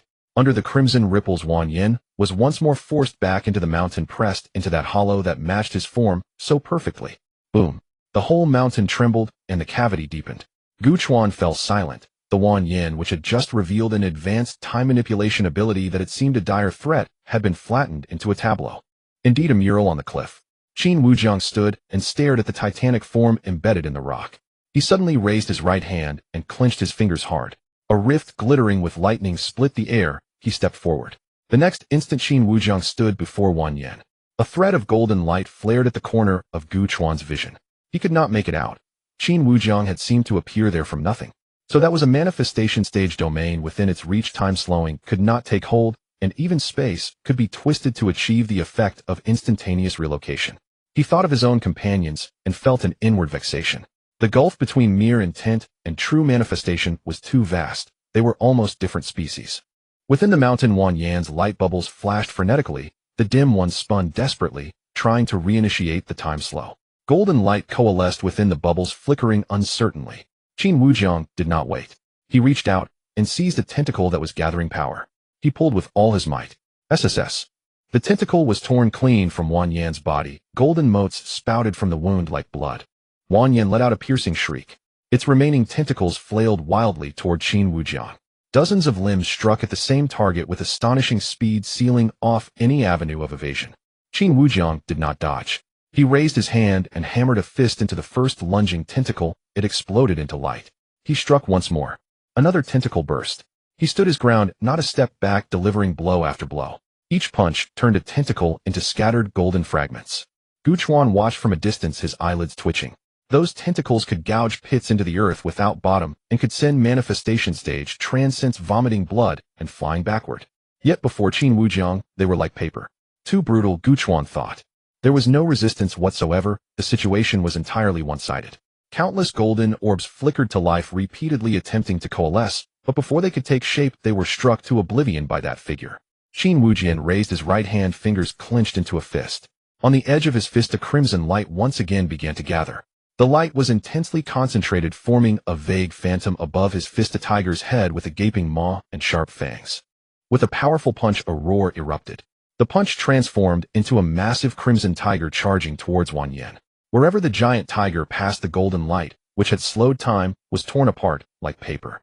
The densely packed tentacles were utterly powerless before the giant tiger, shattering one after another into countless specks of light. Boom! The giant tiger collided with Wan Yin. That colossal being 10 meters tall was forcefully blasted out from the mountain. The natural arena surrounded by the valley was forcibly breached by this punch. Wan Yin rolled out from the dust cloud, the majority of the golden orbs extinguished, leaving only a few flickering weakly. The severed tentacles lay on the ground, unable to rise again. Its divine body dimmed to merely 30%. Qin Wujiang retracted his fist and glanced at the spectators watching the spectacle. The crowd understood implicitly. Luo Ruifeng coughed and cleared his throat. Brothers, it's time for us to take action. Gao Jinting nodded furiously. Exactly, let's hurry. He said this while sneaking a glance at Qin Wujiang, not far away. Just having the title of the strongest manifestation was intimidating enough, yet his actual strength was even more formidable. He feared that if he did not perform well later, this fierce individual might put them through training afterward. The group quickly arranged into a combined attack formation surrounding Wan Yin. Although he appeared to pose no threat now, there remained 30% of his divine body, and no one dared to underestimate him. Lin Feixiang was the first to charge forward. His long sword surged with azure light as he slashed down, striking a descending tentacle hard, causing golden sparks to scatter. Lin Feixiang's eyes brightened. He's weakening. Jiang Yunzhou rushed in from the other side, slashing at a remaining golden orb. The orb trembled violently before exploding, causing Wan Yin's body to shudder. Awesome. Jiang Yunzhou laughed heartily. I couldn't cut through it for ages, but now it's one slice per orb. Gu Chuan stood on the outskirts watching this scene with a sudden sense of emotion. It seemed he didn't even need to activate his node resonance. At this rate, Wan Yin would likely be finished before the progress bar hit 100%. After all, their big brother was just too powerful. Even so, he couldn't just come along to loaf about, could he? He clenched his fist.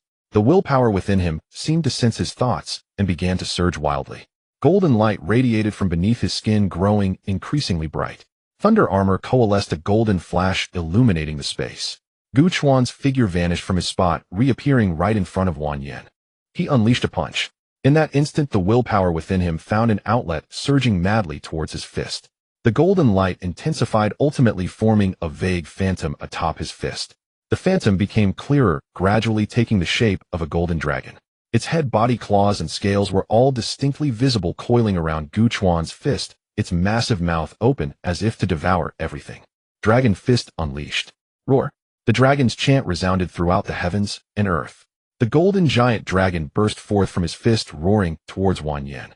As it passed, although it didn't directly tear through the golden mist or crush space, like Qin Wujian, it still pushed back the golden mist inch by inch, causing the space to faintly tremble. Boom. The giant dragon collided with Wang Yan, exploding into a storm of golden light. That divine body, which had just been beaten to near death by Qin Wujian and had barely managed to rise, was once again smashed to the ground, stirring up a cloud of dust. The divine body dimmed, 80% gone. Gu Chuan stood still, slightly panting, gazing at his fist. That punch had nearly drained a quarter of his willpower, but it was worth it. Today, with the breakthrough to the ultimate realm of the true understanding and the infusion of will into the ultimate state, he could finally execute that move he had practiced countless times in his mind. That golden-haired man who had left a profound impression on him during his childhood. The battlefield fell silent for a second. Then it erupted in thunderous exclamations. Holy crap! Jiang Yunzhou was the first to shout, "What is this?" Gao Jinting stood beside him, his mouth agape enough to fit an egg. Huh. Everyone was taken aback.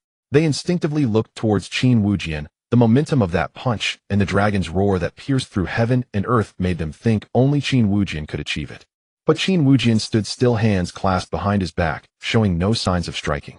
That dragon was made by Gu Chuan, the traveler who had joined the extraordinary world for over half a year, operating solo. Luo Ruifeng was stunned for several seconds before mumbling, What realm is this?" Huang Shiyu's eyelids twitched violently, his voice somewhat dry. "Willpower infusion, ultimate state." He took a deep breath, trying to make his voice sound calmer. "The pinnacle of willpower infusion, mastering willpower to the extreme, allows the will to temporarily leave the body, forming a tangible attack. This is already in the realm of manifestation." He paused, looking at Gu Chuan with a complex gaze, as if seeing some kind of monster. In other words, he has executed a manifestation-level technique at the condensation level. Hearing his explanation, a transcendent murmured, "Is there really someone who can reach the limit of techniques at the condensation level? I thought those records were just exaggeration." "There are." Huang Shirui glanced at the distant Qin Wujian. "That record is right there." At that moment, Qin Wujian raised an eyebrow, a flicker of appreciation flashing through his deep-set eyes. In the crowd, Lin Feixiang quietly took a step back. With such strength was he still trying to bluff others into recognizing him as the big brother. It seemed that now if he recognized someone as the big brother, they might not even accept it. He sighed. Lin Tianjiu's plan to recruit the world's talents was off to a rocky start. Gu Chuan scanned the surroundings, taking in everyone's expressions, including the distant gaze watching him.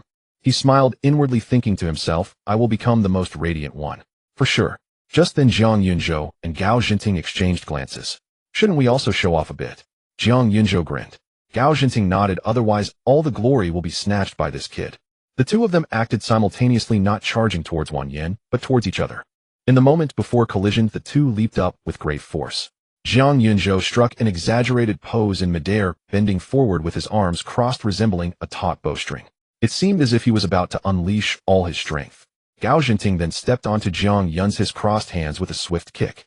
"Go!" Jiang Yunzhou roared, swinging his arms upward fiercely, while Gao Jinting used the momentum to soar into the sky like a cannonball. The crowd looked up, watching the figure ascend higher and higher, their expressions shifting from confusion to shock. "What are these two doing?" someone murmured. Huang Shirui craned his neck, squinting at Gao Jinting, who had reached the highest point, now just a black dot in the sky. How high is that?" Luo Ruifeng exclaimed. Jiang Yunzhou landed steadily, his tone laced with unmistakable pride. 33 stories high, our self-created combined attack technique." The crowd was momentarily stunned. Combined attack technique. Self-created. At that moment, Gao Jinting began to descend. He held his sword with both hands, the tip pointing down, resembling a meteor descending from the heavens, radiating a blue glow of intent. The brilliance trailed behind him like a long-tail flame. The wind howled, and the momentum was astonishing. 33 heavenly divine sword, he shouted, his voice echoing from the sky. The sword light shone brightly, blinding to the eyes. With one stroke, it struck fiercely at the remaining orbs of light on Wang Yan.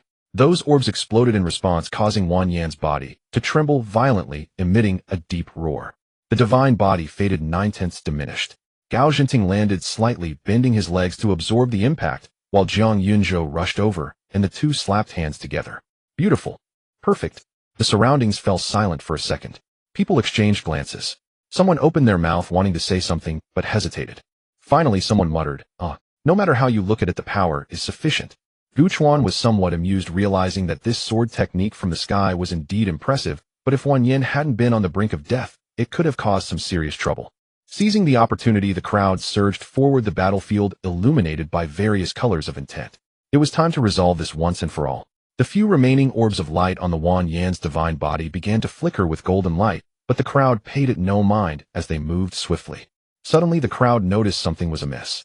The golden mark of impending doom did not fall upon anyone, but instead lit up on Wang Yan's divine body. An extraordinary being was the first to approach, swinging an axe down. Wang Yan suddenly flickered and dodged that strike, moving with astonishing speed before turning to flee. Not good, the extraordinary being exclaimed. He has applied his time ability to himself. He wants to escape. The crowd reacted, quickly hastening to give chase. But Wang Yan's speed was too great. Under the acceleration of time, he transformed into a golden streak of light, dashing towards the valley's exit. In that instant, Qin Wujiang suddenly appeared in the center of the battlefield. No one had seen how he arrived, as if he had materialized out of thin air. He raised his right hand towards the direction Wang Yin was fleeing, making a sudden grasping motion. In this realm of heaven and earth, he spoke calmly, causing the entire space to fall silent. Prohibit the manipulation of time. As if his words had instantly manifested power, the golden mark on Wang Yin shattered, and his form abruptly slowed down. In the next second, Qin Wujiang reappeared before Wang Yin, raising his hand to deliver a punch. Wang Yan's divine body exploded completely, scattering golden light points like a golden rain falling to the earth. Amidst that golden light, a purple crystal the size of a fist slowly materialized. Qin Wujiang reached out and grasped it, staring at the crystal in silence for a moment, preparing to crush it. Senior Qin. Gu Chuan's voice suddenly rang out. He rushed over, gazing at the crystal with a hint of desire in his eyes. Could you? Let me take care of this. Qin Wujiang looked at him and casually tossed the crystal over. Gu Chuan caught it, momentarily stunned. Was it really that simple? He had expected Qin Wujiang to inquire further or simply refuse, but he did not anticipate such an easy act. Thank you, Senior Qin, Gu Chuan said, striking the crystal with his blade. Crack! The crystal shattered, and a torrent of majestic purple energy surged forth, instantly absorbed by the system within him. Cross-realm energy detected. Converting. Conversion complete. Willpower points 50. Gu Chuan felt a surge of joy. 50 points. It was 5 times that of the previous 3-level deities' crystals. It was a windfall, as his resources had been painstakingly amassed. At that moment, Qin Wujiang suddenly turned and walked towards the center of the battlefield. There stood a purple pillar of energy. He paused before the pillar, standing for 2 seconds before unleashing a punch. Boom! The force of this punch was even more colossal than the previous one used against Wang Yin. The crimson light erupted, transforming into a giant tiger that crashed violently into the pillar. The entire valley trembled. The ground beneath the pillar cracked, with countless fine fissures spreading outward. The shattered stones were jolted into the air before falling back down, creating a clattering sound. After a few seconds, the ground returned to its original state, and the pillar remained standing unscathed. Qin Wujiang withdrew his fist, staring at the intact pillar in silence for a long time. The crowd exchanged glances. What is Minister Qin doing? Someone asked quietly. An older extraordinary being sighed and explained softly, you don't know. Minister Qin's father, Qin Weisheng, was one of the first extraordinary beings of his time. The crowd fell silent, their gazes fixated on him. The person continued, over 20 years ago, when the deities first appeared, there was nothing. No cultivation methods, no battle experience, no divine potions. The first extraordinary beings all fought for their lives. Elder Qin also sacrificed himself during that time. Before he passed, he left a letter for Minister Qin. According to the rules, extraordinary beings should not disclose matters regarding the deities to ordinary people. But Elder Qin believed that Minister Qin could become an extraordinary being, so he expressed his hopes in the letter to eliminate all deities and restore peace to the world. At that time, Minister Qin had just taken over the family business. Upon reading the letter that night, he broke through to the initial awareness stage and made a breakthrough in one day. Since then, he has continuously advanced, gradually becoming the strongest manifested extraordinary being today. He also has a habit of trying to strike the pillar each time he defeats a deity to see if he can destroy it. But after all these years, he hasn't succeeded even once. The crowd fell silent, unsure of what to say. It was both a tribute to past extraordinary predecessors and an expression of admiration for Qin Wujiang. Standing before the pillar, Qin Wujiang was illuminated by the setting sun, the blood-red markings on his bare back. Gu Chuan gazed at his silhouette, his expression complex. In the previous illusion, had he perhaps seen Elder Qin Weixing again returning to that night of unsealing the letter? Gu Chuan was uncertain, but Qin Wujiang's journey to this point represented a child bearing his father's wishes. From then on, one person, two souls moving forward together. After the battle, it was time for the usual cleanup of the battlefield. Collecting the soil that contained residual divine energy, the higher the deity level, the more energy remains. Gu Chuan squatted on the ground using a shovel to scoop the golden soil into a sealed bag. The higher the deity level, the more residual energy there was. After this battle, it would be enough for the research institute to use for quite some time. He lifted a bag of soil and looked at it. Under the sunlight, the golden particles mixed with the gray-brown dirt, resembling a layer of gold dust sprinkled on top. At least I used to be from Qingbei. He shook his head and muttered quietly. Now I feel like a complete illiterate, unable to comprehend anything. Back when the system first emerged, his envisioned life was not like this. Burning the midnight oil, accumulating knowledge, writing a paper that shocks the academic world, and then reaching the peak of his life. And now, squatting in the restricted zone, shoveling dirt, providing experimental materials for the researchers.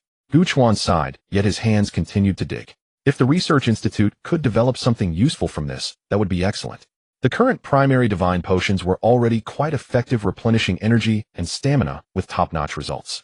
As for the intermediate divine potions, drinking them felt like simulating the pressure of a deity within, and then the effect of practicing the fire tempering technique doubled.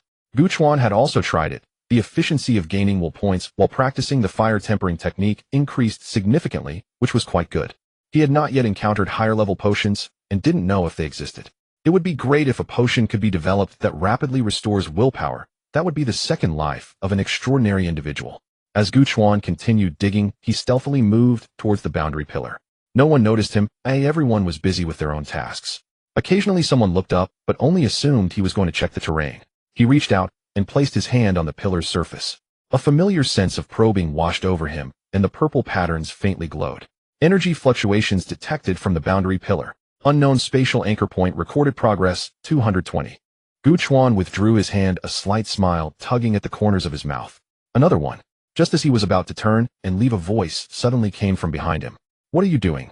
Lin Feixiang stood behind him, looking at him with curiosity. Do you also want to learn from Minister Qin and see if you... Gu Chuan's eyelids twitched. How did this guy suddenly come over? He shook his head, appearing calm. Not really, I'm just a bit curious since I haven't touched a boundary pillar in a secondary restricted area before. Lin Feixiang thought for a moment and nodded. That made sense. The man before him was remarkably powerful, always making him forget that he was just a newcomer who had entered the extraordinary world for half a year. Touching the boundary pillar was quite normal. When he first came, he did it every day, and it was only after doing it too much that he lost interest. He walked over and also placed his hand on the boundary pillar. This thing is truly bizarre. No matter how hard you hit it, it won't break. Even someone as formidable as Minister Qin can't do anything about it. Lin Feixiang sighed, a hint of helplessness in his tone. Only when we can deal with this thing will the threat of the deity's descent be truly eliminated. Otherwise, like now, we can only watch them continuously revive and grow forever, being the passive side. Gu Chuan nodded, not responding. The two stood for a while before turning back. It was time to gather. 6 small teams, 41 people stood in the open space. Luo Ruifeng counted the number of people and reported to Qin Wujing. Qin Wujing nodded, his gaze sweeping over everyone as he spoke indifferently. The deity interception mission has been completed, and everyone performed well this time. He paused, his gaze resting on Gu Chuan, Lin Feixiang, Jiang Yunjiao, and Gao Jinting in turn before finally addressing everyone. Having ideas and drive, keep it up. The meritorious deeds will be recorded in personal files and rewards will be given without fail. Bonuses, merits, and leave will all be included. For now, everyone please return to your respective stationed areas and wait for specific notifications from the base. Understood. Everyone responded in unison. Jiang Yunjiao and Gao Jinting turned around and walked toward their teams. After walking a couple of steps, Jiang Yunjiao suddenly looked back and shouted, Gao, next time we can try the 44th layer of heaven. Gao Zining's eyes lit up. Jiang, how high should we aim? Jiang Yunjiao pondered for a moment. About 150 meters. Great, let's try it next time. The voices of the two gradually faded away, and a few scattered laughs arose around them. The small teams left one after another, and Qin Wujing also disappeared from view. Gu Chuan returned to the outpost with the 4th small team from the southwest. Lin Feixiang was silent the entire way, occasionally glancing at Gu Chuan, wanting to say something, but hesitating. Finally, as they entered the door, he couldn't hold back any longer. Gu Chuan, when did your will infusion reach the extreme realm? Gu Chuan glanced at him and replied, not long ago. Lin Feixiang was silent for a moment. I've been practicing for so long, yet am still stuck in the gradual realm, while you reach the extreme realm in half a year. He looked up at Gu Chuan, his eyes complex. Is the control over willpower so much easier to improve? I don't understand. Gu Chuan was taken aback, still in the gradual realm. He suddenly recalled Zhao Jingde from the 11th team in the Northwest, who had reached the transformation realm with his will infusion and mastered the ability to hear the earth. Be water, my friend. With a masterful quote, even those in the condensation stage only partially reached the transformation realm, while Zhao Jingde achieved it in the initial stage. He looked at Lin Feixiang's youthful face and suddenly smiled, wondering if he should let him try it too. At that moment, Lin Feixiang forced a smile and muttered to himself, by the time I reach the extreme realm, you will probably have already manifested. Just as Gu Chuan was about to offer comfort, he suddenly remembered something more important. He grabbed Lin Feixiang and led him to a secluded corner, staring at him. Lin Feixiang felt a bit uneasy under his gaze. What is it? Gu Chuan suddenly spoke. Feixiang, there's something I want to clarify with you. Lin Feixiang was taken aback. What is it? Gu Chuan took a step forward, looking directly into his eyes. I am not interested in you. Lin Feixiang was stunned. What? Gu Chuan paused before continuing. Since it's just the two of us here, I'll be straightforward. When I first arrived, I noticed your rather unreasonable enthusiasm. I can understand the pressure on extraordinary individuals and don't oppose some strange quirks. But personally, I prefer to be normal, though I can't accept that. You should look for someone else. Gu Chuan patted his shoulder. But don't worry, we're still good comrades, and I won't spread it around. Lin Feixiang's mouth dropped open in disbelief. After Gu Chuan finished speaking, he turned and walked away. Lin Feixiang stood there stunned for several seconds. Then he suddenly reacted, his face turning bright red. Gu Chuan. He chased after him. Do you think I'm that kind of person, eh? Gu Chuan did not look back and waved his hand. It's fine, I really won't spread it around. Damn it. My enthusiasm is for my brothers. Who knows? Stop. You better clarify this for me. The two raced into the outpost, one in front and one behind. Nearby, Luo Ruifeng leaned against the wall, watching the scene with a smile, but saying nothing. Huang Shiriwa walked over, asking curiously, what happened? Luo Ruifeng pointed inside, a smile still on his face. It's just young people's business, who knows? Huang Shiriwa glanced inside and nodded. Yes, as long as it's lively, that's fine. The sunset painted the horizon in a fiery red before quickly extinguishing. From the outpost, the sound of Lin Feixiang's frantic voice and Gu Chuan's leisurely replies faintly echoed, making the desolate plateau seem a little more lively. The evening breeze blew up from the valley, carrying a hint of the grass astringency. Gu Chuan lay on the grass, his hands resting behind his head, gazing at the last trace of orange light on the horizon. The grass blades swayed under the wind, occasionally brushing against his cheeks, tickling him.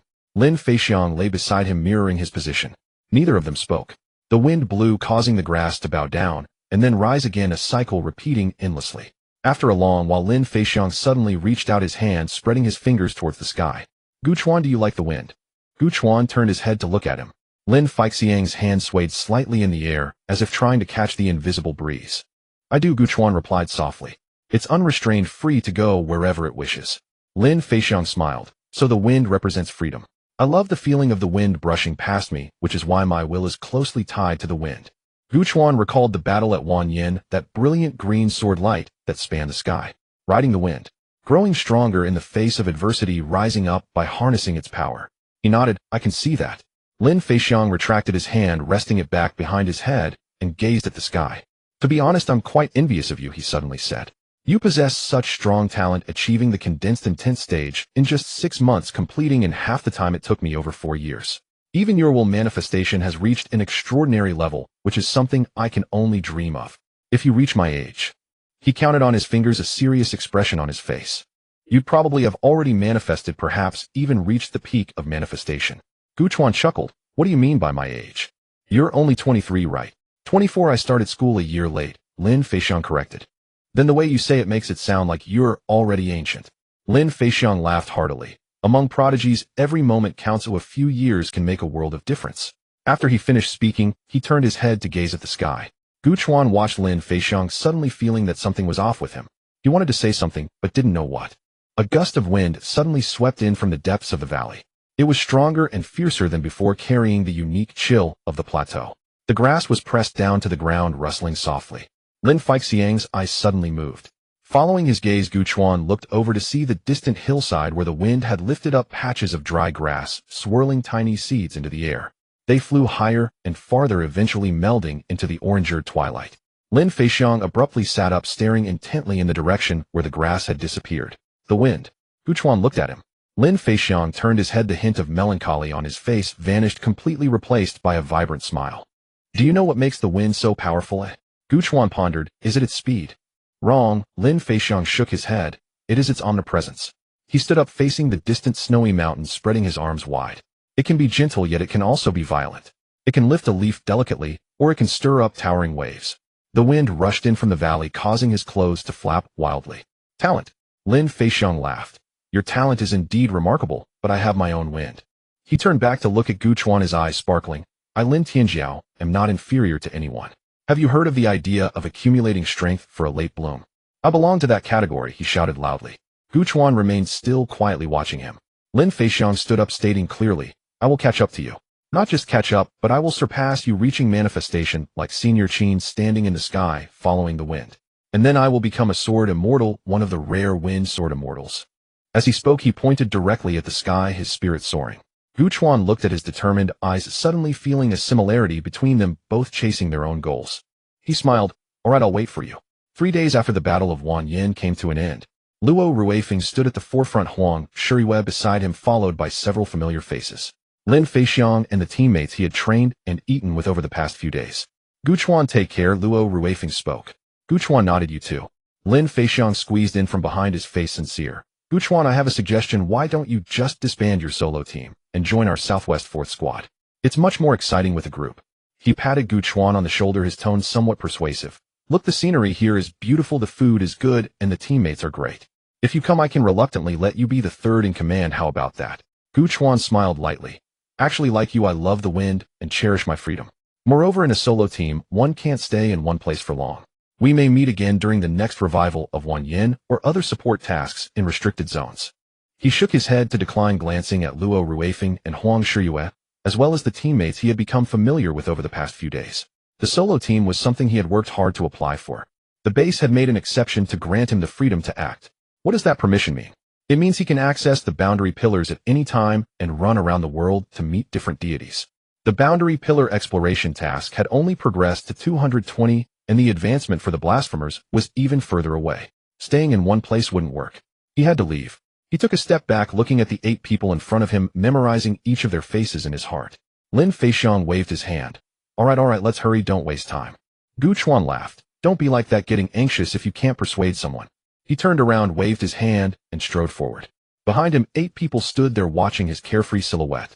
Lin Feixiang suddenly spoke. Captain, what do you think his realm will be when we meet next time? Luo Ruifeng pondered for a moment. The peak of condensed intent.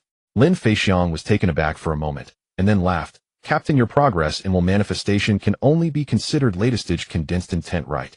Do you really have that much confidence in him? Luo Ruifeng scratched the back of his head, smiling. Young people always have infinite possibilities, don't you think the same? Lin Feixiang nodded with a smile. Looks like I need to work harder. I can't let the captain's expectations down. The wind blew from the depths of the gobi, carrying the dry scent of sand. Gu Chuan's uniform rustled in the wind, and the long sword depicted in special materials on the uniform reflected a faint golden light against the gobi. He stopped in front of a massive rock, its surface pitted and covered in weathered cracks. Beside it lay a small sand. It was only the size of a palm, its skin grayish-brown, with bulging eyes half squinted, lazily basking in the sun. Gu Chuan crouched down. The sand lizard didn't move, just turning its eyes to follow his movements. Gu Chuan stared at it. It stared back at Gu Chuan. A man and a lizard, big eyes meeting small ones. Moshi Moshi. Gu Chuan suddenly spoke. As the words fell, a tiny camera popped up beside the sand lizard, emitting a blue glow. It startled and dashed away, its tail flicking. Gu Chuan chuckled. This little thing is quite sensitive. A mechanical female voice emerged from the camera, initiating identity verification. Several fine beams of light shot from the camera, scanning him from top to bottom. Iris verification successful. Energy wave matching. Matching complete. Identity Gu Chuan, a condensed intent extraordinary belonging to the solo team traveler. Current permission level 2. Authorization granted. With a click, a gray-brown stone skin on the rock concaved inward, revealing a narrow door crack. Gu Chuan walked through the door, suddenly recalling events from a few months ago. At that time, Qin Wu had taken him out for training, and they would pass through this small door every day next to an unremarkable giant rock in the gobi. When he first came here, he was puzzled and asked Qin Wu why they didn't use the main entrance. Qin Wu glanced at him and replied blandly, the main door has its own rules, and the small door has its own advantages. Later he learned that entering and exiting through here allowed them to avoid tedious registration processes, enabling them to train whenever they wished and for as long as they desired.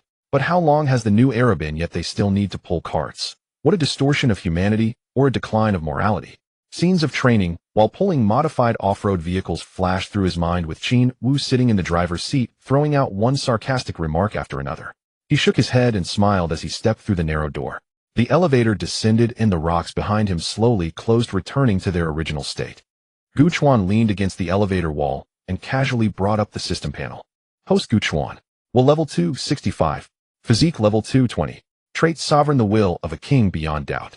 Your will attack rank is extremely high. When attacking deities, their divine bodies will be suppressed by rank, leading to a delay in the operation of divine energy and causing structural collapse. Traits resilience increases physique strength by 20, dawn at dawn stamina, and willpower recover by 30, flow state slight enhancement of perception during intense focus node resonance. Will attacks can gradually analyze energy nodes, martial soul, enhanced combat intuition, and technique comprehension speed insulted. Techniques will infusion extreme realm 3 array breaking blade transformation realm 85 thunderstep transformation realm 73 true understanding of the extreme Dao transformation realm 31. Will points 2. Unknown space anchor point record progress 220. As a great insulted, how could one merely witness a few divine natures? Accumulate encounters with 100 different deities or slay 20 different deities to complete the advancement. Current progress 5,100 or 520. The last time he carefully reviewed the data was in mid-August. After that it was endless training, adding points and training again. Now at the end of September, after about 40 days, he had accumulated over 200 will points.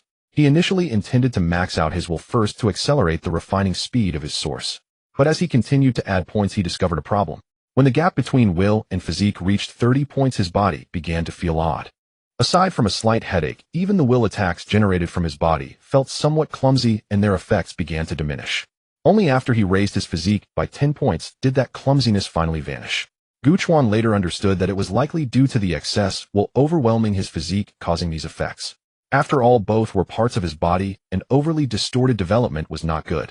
Otherwise, if he invested all over 200 points into will, he would be on the verge of reaching 80%, just a step away from the peak of will condensation. Fortunately, the total will improved significantly, and the refining speed increased considerably. He had already surpassed half. In about a month, he would complete the refining of his source and enter the forging phase. How long would the forging take? He didn't know. But this time, without the kind of realm checkpoints like Heartfire, he wasn't worried about time. He could continue to improve regardless.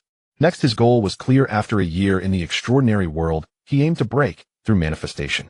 In terms of techniques, the array breaking blade had surpassed Thunderstep due to the illusion of Yog-Sothoth becoming his deepest combat technique.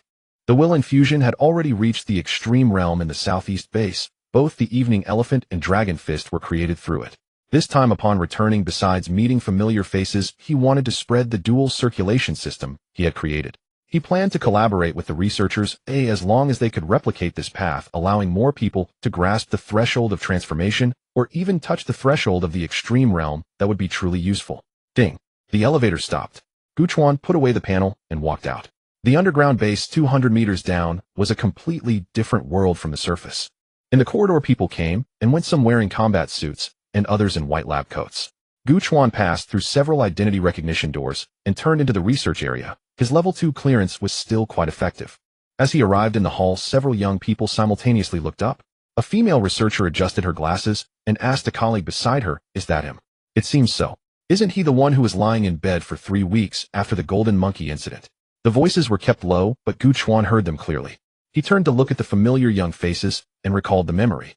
After the golden monkey battle, he had recovered here in the divine energy chamber, lying there for 3 weeks. These young people had been guarding him outside the chamber. One girl, looking slightly younger, ran over with a hint of nervousness and asked, "Excuse me, do you need anything?" "Looking for someone," Gu Chuan replied straightforwardly. "Professor Zheng Keming." The girl paused for a moment and then nodded repeatedly. "All right, please follow me." After turning a few corners and passing through 2 automatic doors, Gu Chuan arrived at his destination. The office was small, with 3 of its 4 walls lined with bookshelves and the remaining wall covered with various charts and data curves. A middle-aged man sat at the desk wearing glasses, exuding an elegant demeanor, and was focused on the dense data displayed on the screen. The girl knocked on the door, saying, "Professor Zheng, someone is looking for you." Zheng Keming looked up, his gaze falling on Gu Chuan as he paused for a moment. "Gu Chuan." He took off his glasses and rubbed his eyes, looking somewhat puzzled. Couldn't you just have the logistics send over the soil samples from the level 2 deity in the southwest, instead of coming in person? Gu Chuan entered and sat down opposite him. It's not about the soil. What is it then? Gu Chuan opened his mouth to clarify his purpose, but suddenly stopped. He looked at Zheng Keming's face, and the more he looked the more familiar it felt, until another name suddenly popped into his mind. Zheng Qiuan, an advisor in the operations department of the Southeast base known for his thermos cup and succulent plants, the one who spoke slowly. Uncle Zheng. Professor Zheng, do you have a brother or an older brother? Zheng Keming paused for a moment then smiled. Zheng Qiuan, my older brother, is an advisor in the operations department of the Southeast base. He adjusted his glasses and looked at Gu Chuan with great interest. You must have met him when you were transferred to the Southeast. Oh, why think of it now? Gu Chuan was taken aback and scratched his head. He really hadn't thought of that aspect. Zheng Keming chuckled, not minding, and redirected the topic. All right, let's get to it. What's the matter? Gu Chuan straightened his back, his face filled with pride. I have reached the extreme realm of will infusion. Zheng Keming's fingers paused. He raised his head to look at Gu Chuan, and a hint of surprise flashed in his eyes behind the lenses. You just said, he slowed his pace, that you reached the pinnacle of will infusion. Gu Chuan nodded. Zheng Keming was silent for a moment. Within just a few seconds he regained his usual calm, though there was an added scrutiny in his gaze towards Gu Chuan. Gu Chuan, your ability to break through the pinnacle of will infusion so quickly is indeed astonishing. He paused, seemingly weighing his words. But you didn't come all this way just to boast, did you? Zheng Keming's eyes flickered slightly as if he thought of something and tentatively probed. Have you found a way? Gu Chuan nodded. Zheng Keming's eyes lit up. He leaned forward. Is there a method to replicate it? His tone was calm, but Gu Chuan could tell he was somewhat eager inside. Yes, Gu Chuan affirmed. Zheng Keming's breath hitched slightly, his fingers gently tapping twice on the table. No one knew how excited he felt at that moment. The 4 stages of will infusion, initiation, progression, transformation, and pinnacle, correspond to the enhancement of willpower control and represent the most evident means of increasing combat power apart from breaking through extraordinary ranks. Yet its enhancement relies either on arduous training to push proficiency or on perception, as each individual is unique. Over the years, the Research Institute has collaborated countless times with extraordinary beings trying to explore a systematic path for improvement, but to no avail. It could only depend on the extraordinary beings themselves to explore, resulting in most of the will condensing period extraordinary beings remaining stuck at the progression stage. The transformation stage above it is like a cliff, though among 100 people having 5 or 6 reach it is already impressive. Gu Chuan wasted no time and got straight to the point. Professor Zheng, have you heard of the dual circulation? Dual circulation. Zheng Keming was taken aback slightly. Gu Chuan began recounting Lu Wenbin's unintentional remark, then his repeated attempts in the calming chamber, observing the 3 directions of dissipating willpower. Then he spoke of the randomly discovered node and how it gradually formed the prototype of a network. At first Zheng Keming leaned back in his chair, but as he listened, he gradually sat up straight. He stared at Gu Chuan, the lenses glinting with light curiosity surging within him. So can willpower be channeled through the quenching method cycle, directly invoked from the node? Gu Chuan nodded affirmatively. Zheng Keming fell silent for a few seconds, suddenly standing up and walking to the wall covered in charts. He faced away from Gu Chuan, staring at a section of densely packed curves motionless. After a long time he pointed at the curve data there and spoke. A few years ago we also considered directly invoking willpower from the quenching method cycle, but its cyclic system is too stable, forming its own system. Extracting willpower directly from it is as difficult as climbing to the sky. So later we sought out a group of extraordinary beings who had reached the transformation and pinnacle stages, hoping to see if we could forcibly extract it with absolute control, but the result was the same failure. If we couldn't extract, even with pinnacle-level control, we thought that the path of channeling through the quenching method cycle was unviable, or perhaps lacking some key medium. After that we had no choice but to set this plan aside and turn to other methods to enhance will infusion training, but there was no significant progress. He fixed his gaze on Gu Chuan, and suddenly chuckled self-deprecatingly. You, on the other hand, have the control of the progression stage, yet allow willpower to flow freely without interference. Part of the dissipated willpower would naturally fall into the quenching method cycle. Since willpower cannot be drawn from the cycle, what if it naturally flows along the path of invocation, linking the 3 directions to form a closed external circulation for exertion, then using those randomly selected points of dissipated willpower as compatible interfaces? He suddenly turned back to face Gu Chuan. So as long as the external cycle is successfully constructed and continuously impacts those points, it can gradually open up both cycles. Gu Chuan nodded.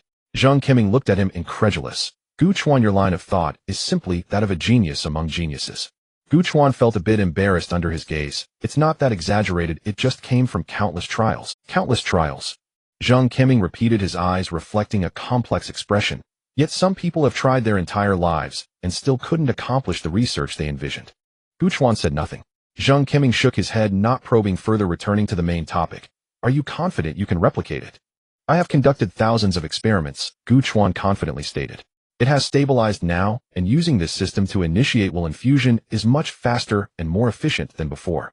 Zhang Keming nodded, not displaying excessive excitement, and asked, where are the difficulties? The individual differences in bodily exertion pathways, Gu Chuan expressed his concern. Everyone's body structure and habits are different. My method requires fine-tuning certain pathways to achieve universality. There are also some pathways that vary from person to person, needing several derivational pathways for the extraordinary beings to choose the most suitable one. Zhang Keming pondered for a moment and nodded. That should be the case. First, thoroughly study your complete model, then compare and test samples of different body types and exertion habits to find the common variables. He said no more and directly picked up the communicator. Xiao Chenyu and Li Shidong Wang Yan and Zhou Xiaoyu, put your current tasks aside and come to my office. A voice from the communicator replied, got it. A few minutes later, several people entered one after another. Gu Chuan glanced at them. They were the faces he had seen earlier, including the shy girl who had guided him. Everyone take a seat. Zhang Keming gestured towards the sofas and chairs. As the group sat down, their eyes swept over Gu Chuan before looking at Zhang Keming. Zhang Keming looked at the newcomers and went straight to the point. This is Gu Chuan, a will condensing period extraordinary being, who has independently explored a method to improve the efficiency of will infusion and can replicate it. He paused. This is the plan we set aside 2 years ago, channeling willpower through the quenching method cycle. He added, more importantly, he has now reached the pinnacle of will infusion. All heads lifted simultaneously. Li Shidong, a tall and thin, middle-aged man, suddenly fixed his previously calm gaze. Wang Yin and Xin Yanfei exchanged glances, both expressing shock. The girl who had guided Gu Chuan, Zhou Xiaoyu, was momentarily stunned. This person is impressive, she thought to herself as she looked at Gu Chuan. At this moment, Li Shidong suddenly spoke somewhat anxiously. Professor Zhang, has it been verified? Could it be due to an individual's unique physical condition?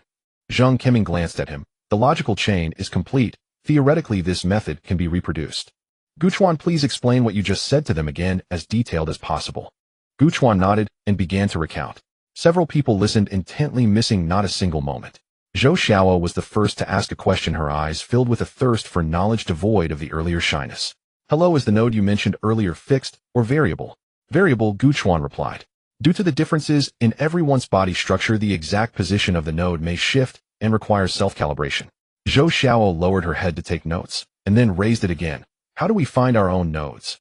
No need to look for it deliberately. Allow your willpower to flow freely, and it will settle in the most suitable position. Observe where it lands, and that will be the location of the node. Wang Yin gently tapped his fingers on his knee, as if mentally simulating something. Is there a specific annotation for the division of the power application route? Gu Chuan shook his head. I can only provide my own. For others, you will need to model and deduce. Wang Yin nodded, indicating his understanding. At this moment, Zhou Xiaoyu suddenly spoke. If we want to simulate the power application routes of the human body, we can utilize supercomputing. We have a complete model of meridian data, and by running simulations for various body types, we should be able to deduce a few main pathways. Several people brightened at this, exchanging glances before looking at Zhang Keming. Zhang Keming pondered for a moment. Sure, if there are no problems, let's start building the model. In the following time, Gu Chuan was surrounded by several people, repeatedly sharing his feelings. Xin Yanfei was responsible for recording data. Li Shidong was tasked with constructing the mathematical model. Wang Yin continually compared the differences in various power application methods, while Zhou Xiaoyu went to apply for supercomputing resources. During this time, several questions arose sporadically. If the nodes between these two cycles are misaligned, what will be the consequences? The connection of willpower will be unsmooth, and the efficiency will decrease somewhat. Can it be recalibrated? Yes, but first the erroneous outer cycle needs to be dissipated, during which willpower may become somewhat chaotic and a period of rest may be needed before recalibration. Time passed little by little. Gu Chuan felt that his ability to express himself was being pushed to the limit. He was just an ordinary high school student, yet a group of top researchers pressed him for details, forcing him to explain and confirm repeatedly. Several times Gu Chuan got stuck, unsure of how to articulate his thoughts.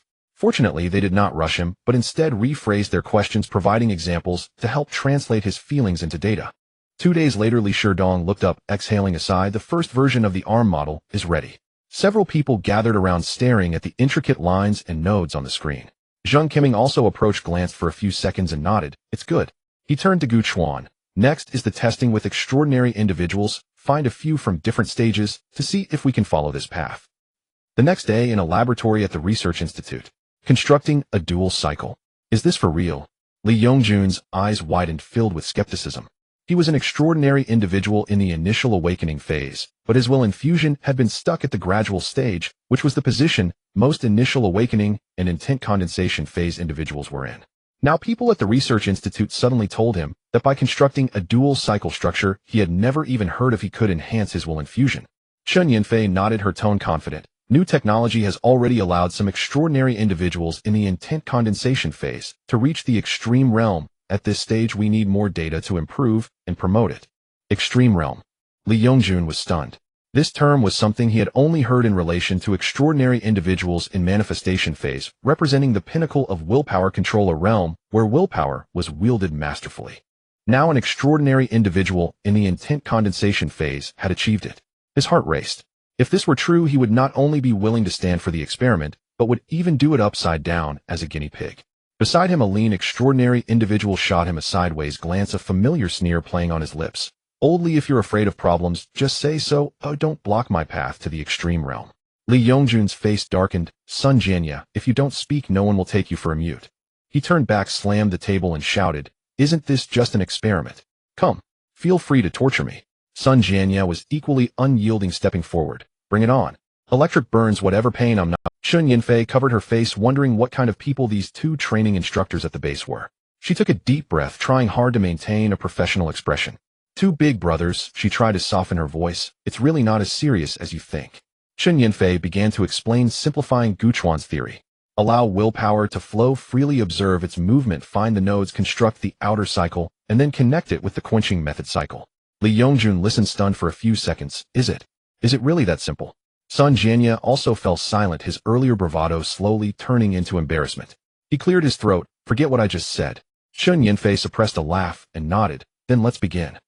In the next 2 hours, the two of them took turns failing in their attempts. During Lee Yongjun's first attempt, he let his willpower open too wide, and it dispersed. On the second attempt, he tightened it again, but returned to the original method. On the third attempt, he finally grasped the feeling, but the node positioning was off, and the loop couldn't be constructed. Sun Jianya wasn't faring much better. He quickly found the node, but rushed too much while constructing the outer loop, drawing it haphazardly, which left him feeling dizzy. Chen Yunfei watched anxiously from the side. Could there be an error in the model? She lowered her head to flip through her tablet, staring at the dense lines on the screen, her brows furrowing tighter. Fortunately, after another hour, the two finally grasped the trick. On Lee Yongjun's seventh attempt, he managed to let his willpower flow just right. He held his breath, focusing on the scattered points of willpower in his inner vision, flowing along a vague path, until it finally settled at a certain point. Right there.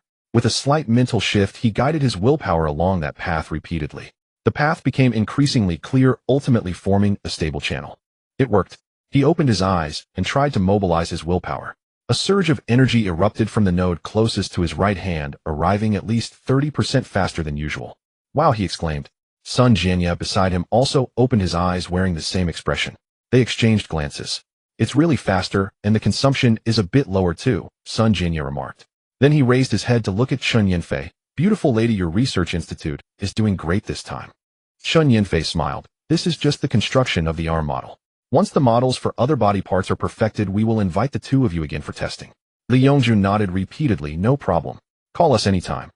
The two then exited the research area, their footsteps echoing in the corridor. Lee Yongjun suddenly sighed. "This method is really impressive." Sun Jianya surprisingly did not retort him. "If it gets promoted, who knows, we might push will infusion to the extreme realm even in the intent condensation phase." Lee Yongjun continued. Sun Jianya glanced at him. "Wait until you reach intent condensation before you make such bold claims." Lee Yongjun's expression stiffened. "Do you even know how to converse?" Sun Jianya sneered. "Remember that bet we made? If I don't break through to intent condensation within a year, I owe you a month's worth of laundry, and how many months do we have left?" "4 months." Lee Yongjun puffed out his chest, undeterred. "I am determined to succeed. By then, I won't wash a single piece of underwear, just save them all for you." Sun Jianya laughed, his smile carrying a hint of cunning. "You're quite confident. But I've already started saving since last." Lee Yongjun paused, staring at him in disbelief. Sun Jianya burst into laughter, quickly running off, his voice echoing from afar. "I wore 3 pairs of underwear a day that month. What do you care? You're just cheating. Li Yongjun hurried to catch up the two, bickering as they reached the elevator when Sun Jianya. Seriously, his tone suddenly became serious. If it weren't for Gu Chuan's class last time, I might not have grasped this threshold so quickly. Li Yongjun also stopped, his mind racing as he recalled the scene, the ultimate desire. He scratched his head and laughed broadly. My desire is for you to wash my underwear every day? Sun Jianya rolled his eyes, speechless. Get lost. Gu Chuan, the first complete model has been successfully run. Zhou Zio's voice was somewhat excited, yet still restrained. It was a simulation diagram of the human Bodis force application routes with arms, torso, and legs, each path marked with nodes in different colors. Chen Yanfei stood up and pointed at the screen, explaining, "We built this dual circulation will infusion advancement system model based on your data combined with supercomputing simulations." Her fingers traced across the screen, illuminating various paths. Currently, we have produced 3 universal versions: the strength type, speed type, and balance type extraordinary beings. These 3 templates can basically cover over 90% of combat styles. Li Shidong chimed in.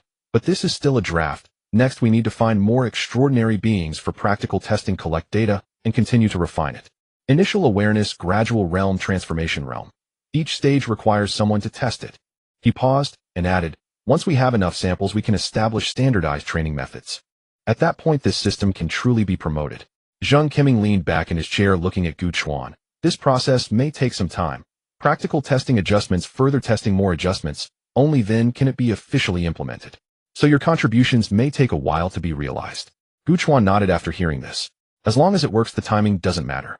Don't worry, your contributions will definitely be acknowledged eventually. Just then a voice came from the doorway. Gu Chuan turned his head.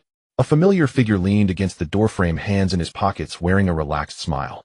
Zhuomu Yuan. He was dressed casually with hair longer than the last time they met, and his eye bags still deep. Zhuomu Yuan walked in and sat down next to Gu Chuan. He glanced at Gu Chuan a few times, suddenly furrowing his brow. What happened to your eyes? I remember they used to be quite even, didn't they, eh? Zhuomu Yuan leaned in a bit closer, examining carefully. Why do they seem a bit uneven now? Gu Chuan instinctively touched his eyes. Uneven. He silently calculated he had only been sleeping 1 or 2 hours each night lately, spending the rest of the time practicing the fire refining method. He then looked at Zhuomuan's panda eyes, which seemed even more pronounced than before, indicating he had also been staying up late. While despite being in the manifestation stage, he was still pushing hard. Now he was asking about it, perhaps worried about being outshone. So the panda, one shouldn't compare too much. I, Gu Chuan, just want to reach manifestation and stand on equal footing with you. It's nothing, probably just lack of sleep. Gu Chuan casually brushed it off. Zhuomuan shot him a glance, his eyes full of suspicion. However, he didn't delve deeper, patting Gu Chuan's shoulder, smiling. You've created quite a stir this time. A method of advancement that has eluded us for years was surprisingly solved by you. But rest assured, this system still needs some time for validation. Once the results come out, your contributions will not be overlooked. And who knows, I might end up awarding you in the end. Then forget it. That would be a bit low profile. Gu Chuan joked. Looking for a fight, are we? After leaving the research institute, Gu Chuan inexplicably headed towards the training field. Before he got close, he heard familiar calls and shouts. On the training field, dozens of reserve extraordinary beings were sweating profusely, while a few instructors stood at the sidelines, occasionally shouting a command. Gu Chuan stood by the sidelines, looking at the faces of the newcomers. Some were gritting their teeth to endure, while others were nearly at their limit, mechanically repeating their motions. Break limits, break limits. Some newcomers murmured, their minds somewhat hazy. But transcending the limits of ordinary beings is no easy feat. If it weren't for his special advantages, he wouldn't even have made it to this base, let alone train to break limits. Suddenly he froze. Among the instructors by the sidelines, the man with the buzz cut was missing. He turned to Qin Wu next to him. Where's Wen Jingran? Qin Wu followed his gaze and replied nonchalantly. Oh, he went to rotate into the restricted zone. Gu Chuan nodded and didn't say anything further. It is quite normal for instructors responsible for training to rotate into the restricted zone. He just wondered if he would encounter him next time they supported the restricted zone.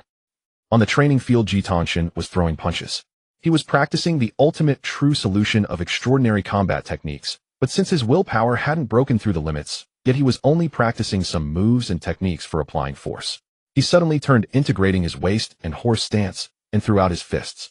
A gust of wind surged, ruffling the hair of the figure that unexpectedly appeared before him. Ji Tongshan stared in surprise. He stood up straight and hesitantly spoke, Gu. Senior Gu. Gu Chuan suddenly smiled. It seems that in front of this group of newcomers at the southwest base, he would forever carry this title. It's been a while. Gu Chuan looked at him. Do you still hold a grudge against me? Grudge? Ji Tongshan was taken aback, suddenly realizing. What Senior Gu said is. It's just that last time during the lecture you hit me once, and I was left curled up on the ground spitting out bitterness, unable to get upright. Gu Chuan. How could I hold a grudge? I never took it to heart. Ji Tongxin said, giving Gu Chuan a deep look. If it weren't for some idiot spreading rumors about Gu Chuan getting in through the back door, he wouldn't have been so foolish as to seek the limelight only to get hit solidly and take a long time to recover. However, Gu Chuan clearly knew the rumors were false, yet he chose not to explain. He wants to take a hit himself, huh? Quite the sly one. Beside him, Gu Chuan felt a bit awkward listening to his long string of embellishments. If he never took it to heart, how come he remembered it so clearly? Ji Tongxin looked at him, remaining silent for 2. Actually, your lecture was quite good, and what you told me about extraordinary beings not acting solely on anger. I pondered it for a long time and benefited greatly. The will of an extraordinary being must be resilient and not be swayed by anger. Ji Tongxin said earnestly. Gu Chuan watched this young man, sincerely reflecting on his own past mistakes. He suddenly reached out and placed his hand on Ji Tongxin's shoulder. Anger can actually be quite good. Gu Chuan's voice was serious. Everyone has their own direction and cannot blindly follow. I think if you can't find a direction, you might as well try to incorporate that anger into your willow. It might help with breaking limits and igniting your heart fire later on. Ji Tongxin blinked, feeling a bit dazed. Anger. Quite good. Why? He asked in confusion. Intuition. You must know that extraordinary beings' intuition is quite accurate. Gu Chuan chuckled. He recalled that illusion, a person igniting their fists with anger, guiding his lost self. If you can't find a direction, then just be angry for now. Anger can't solve everything, but it can address the immediate. Now he returned this statement to him. All right, practice. Gu Chuan withdrew his hand and turned to leave. Ji Tongxin stood there watching his back, stunned for a while. Then he lowered his head, looking at his fists. Senior Gu. Gu Chuan halted his steps and turned around. Qian Lele stood 3 meters away, hands behind her back, wearing a flattering smile. Gu Chuan's eyelid twitched. There was something unsettling about that smile. Why was Qian Lele here again? Previously, she tried to ask him where he lived, attempting to open an account for him, but it didn't work out. This time likely wouldn't be any different.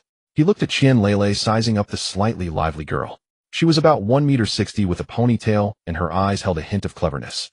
If one were to say she was particularly special, there was nothing extraordinary. She just stood there, and one felt she could come up with some mischievous idea to get at you in the next moment. Qian Lele was well prepared. Without looking back, she gazed at Gu Chuan. Her smile unchanged. The dome base has no planes flying over, no sun rising, no. Qian Lele was well prepared.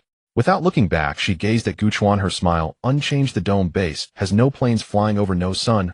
Qian Lele was well prepared. Without looking back, she gazed at Gu Chuan. Her smile unchanged. The dome base has no planes flying over, no sun rising, no moon setting, and certainly no meteor showers. She pronounced each word slowly. Senior Gu, stop lying. She stared intently at Gu Chuan. In the public training ground, the two locked eyes. 1 second. 2 seconds. Suddenly, golden lightning erupted.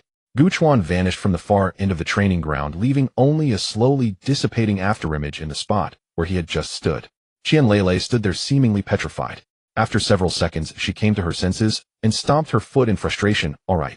I was still hoping to see what excuse he would come up with this time, but he didn't even bother with an excuse. Lu Xiaodong, who had approached at some point, asked quietly, Lele, why do you want to know where Senior Gu lives? It makes him want to run every time he sees you. Qian Lele rolled her eyes and immediately put on a pitiful expression. I'm just concerned about Senior Gu. He's been fighting against deities and guarding the forbidden zone. It must be exhausting. His family must miss him a lot. She sniffed, her voice slightly choked. I just want to check on him during public holidays to show some filial. After saying that, she looked up at Lu Xiaodong with eager eyes. Lu Xiaodong was stunned. Ji Tongxin, who was eavesdropping not far away, also froze in place, his expression extremely subtle. Show some filial piety. You, a reserved newcomer, want to show filial piety to the parents of a transcendent being in the condensation period. Lu Xiaodong opened his mouth, finally managing to squeeze out, that sounds suspicious. Xiaodong. Qian Lele blinked innocently. I'm being sincere. Ji Tongxin silently took a step. He thought to himself, this isn't about showing filial piety. This is about going straight for the jugular. First, get the other party's parents on your side, making them constantly whisper in his ear. In the end, who would be afraid of not being able to win him over? Clever. Truly clever. He glanced at Qian Lele's innocent face and shivered. Senior Gu was right to run. If it were me, I would run too. On October 1st, the whole country celebrated. At Jinling University, in the girls' dormitory, Lu Yingying sat at her desk, a book on inorganic chemistry spread out before her. Aside from her and another girl, the other roommates had either gone home or out to play. She chose to stay here. On one hand, she had already played enough during the summer vacation and wasn't in the mood to go out yet. On the other hand, she wanted to visit the library to read and adapt to the university's learning pace in advance. Besides, didn't Gu Chuan go to school in March? He was in a directed class set up by the school and the national departments with a very high level of confidentiality. He couldn't even disclose his major. The knowledge he was exposed to now must be quite profound, right? Furthermore, with his talent, he might still be leading in his class. She had watched Gu Chuan improve from a score of around 400 reaching nearly 700 in just half a semester. If he hadn't been accepted early, who knows how high he could have scored on the college entrance exam. So she needed to work harder.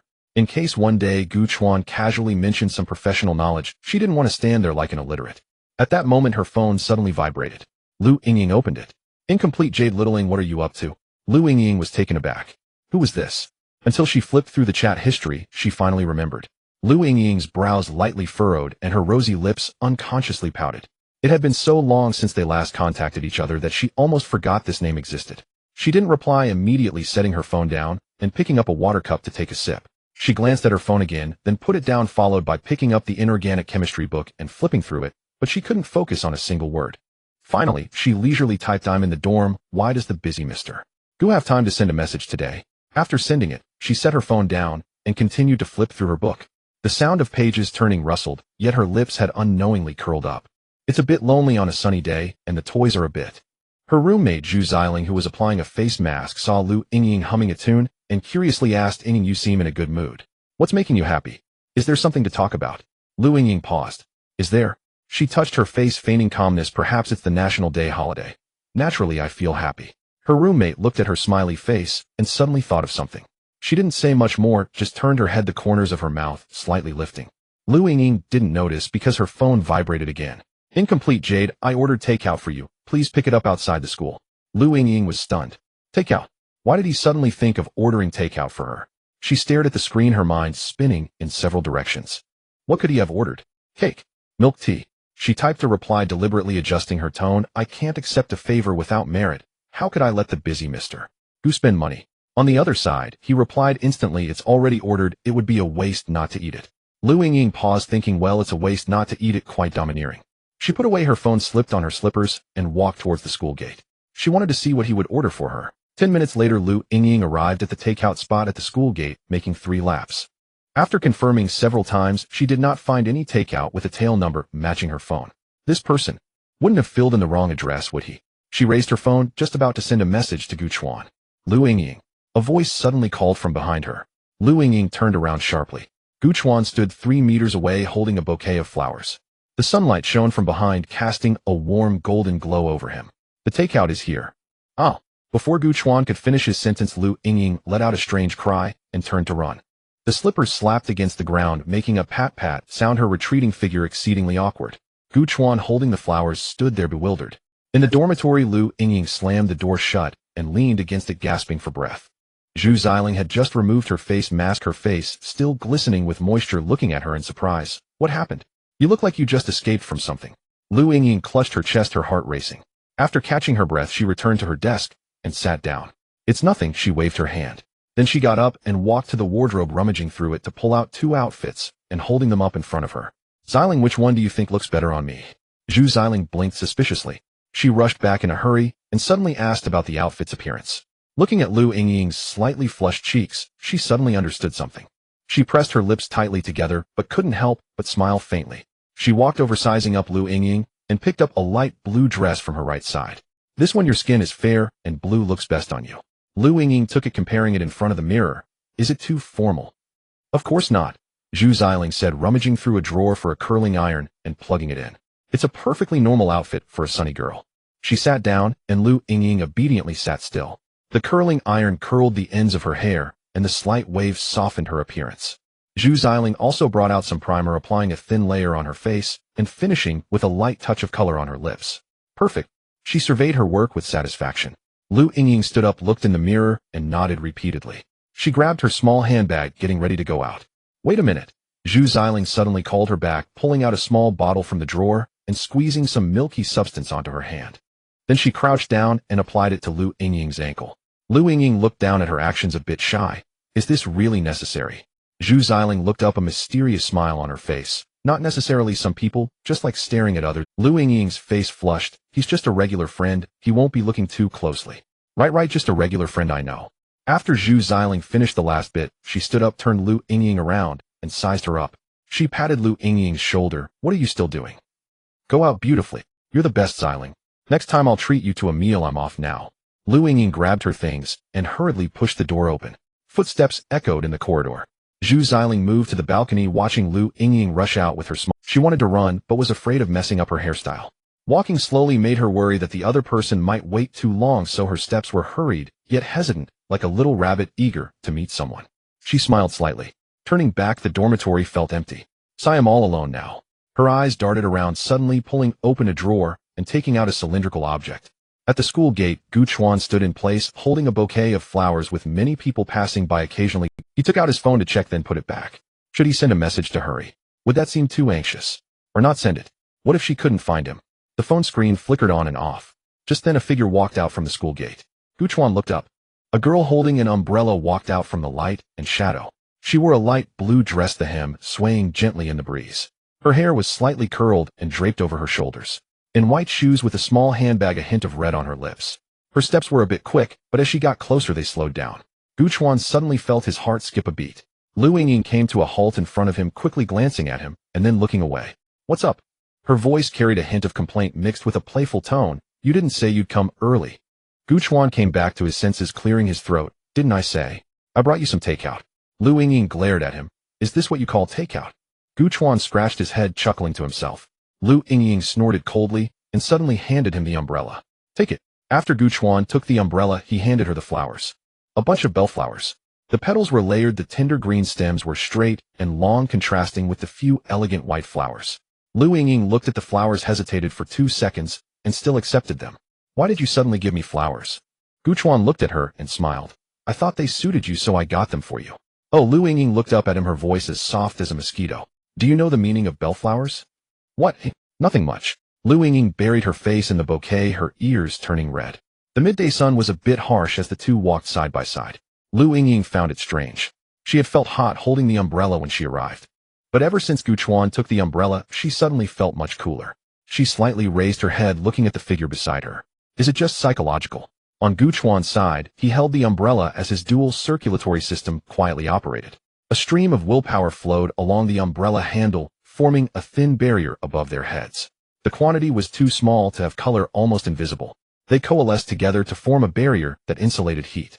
Gu Chuan secretly marveled. This was the correct use of extreme willpower control. Simply a genius idea. After walking a few steps, Gu Chuan suddenly spoke. Next time you don't need to run so fast. I've seen you without makeup before. Lu Yingying's face instantly turned red. She opened her mouth wanting to retort, but couldn't find the words, eventually just huffing a couple of times and turning her head away. The two walked like this, neither speaking. Gu Chuan glanced down, secretly nodding. So white. Just then Lu Yingying inadvertently turned her head back and caught Gu Chuan's gaze sweeping quickly over her ankle. Her cheeks flushed, and she immediately turned her head away. Xiling was right after all. Oh, you, Gu Chuan, looking all handsome, yet so indecent. After a long time, Gu Chuan asked, where are we going? Let me think. Lu Yingying tilted her head in contemplation. Got it.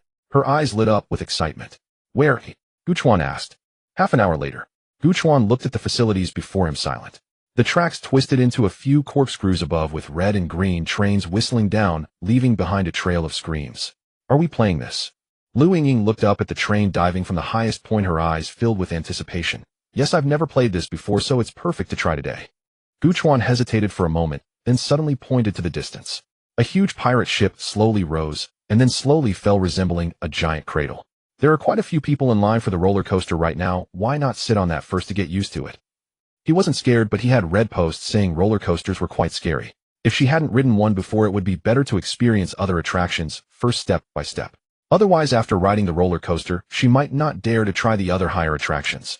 Lu Yingying looked over, her eyebrows slightly raised. Doesn't this look like something for kids? Is it fun? Gu Chuan smiled. I want to try it, let's play. That works too. She thought for a moment, tugged on Gu Chuan's arm. Let's go. This one was only about 4 or 5 meters high, a good way to relax after the carousel. The two of them lined up, with Lu Yingying pulling Gu Chuan as they made their way to the back of the boat. This is where you can experience the height, she said enthusiastically. Sitting in the middle, I might fall asleep. Gu Chuan glanced at the boat that was about to sway and nodded. All right. Ding, ding, ding. The piercing sound of the bell rang out as the pirate ship began to move slowly. Feeling the wind gradually brushing past her ears, Lu Yingying wore a satisfied expression. Not bad, it's quite comfortable. It swayed twice, 3 times, 4 times.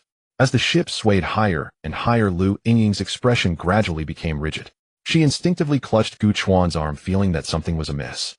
When the ship reached its highest point and she felt weightless, she gripped Gu Chuan tightly, her nails almost digging into his flesh.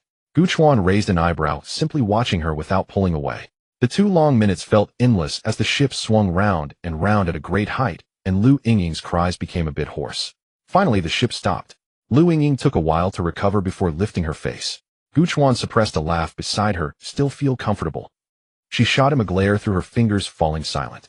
Her gaze drifted and suddenly landed on a few shallow nail marks on Gu Chuan's arm, red and imprinted on the inner side of his forearm. Does it hurt? She reached out to touch, her voice softening. Gu Chuan glanced down.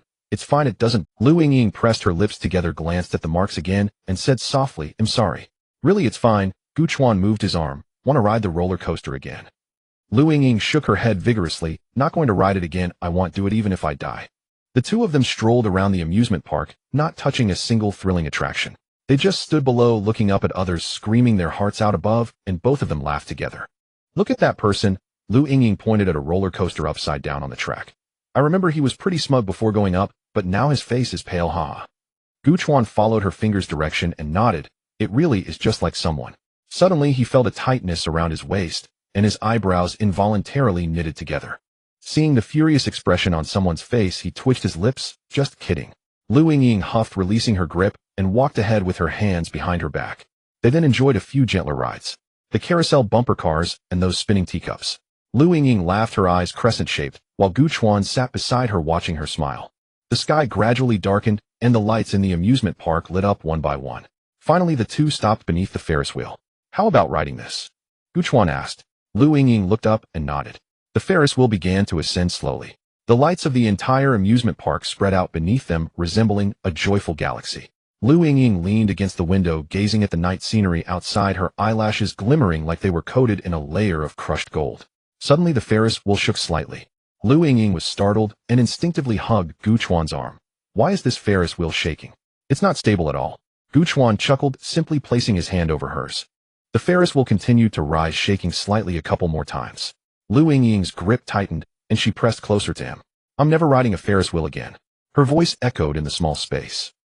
After leaving the amusement park, the 2 took the subway back to the station near the school. Lu Yingying held flowers, walking briskly, occasionally lowering her head to smell them, then turning to glance at Gu Chuan.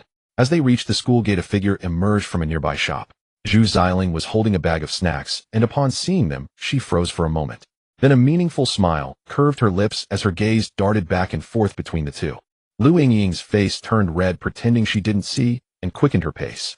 Zhu Xiling didn't stop her, just watching her back, shaking her head with a smile. She took a closer look at Gu Chuan, chuckling. Looks like you ate quite well. At 7 in the evening, the sky had completely darkened, and Lu Yingying led Gu Chuan into the school.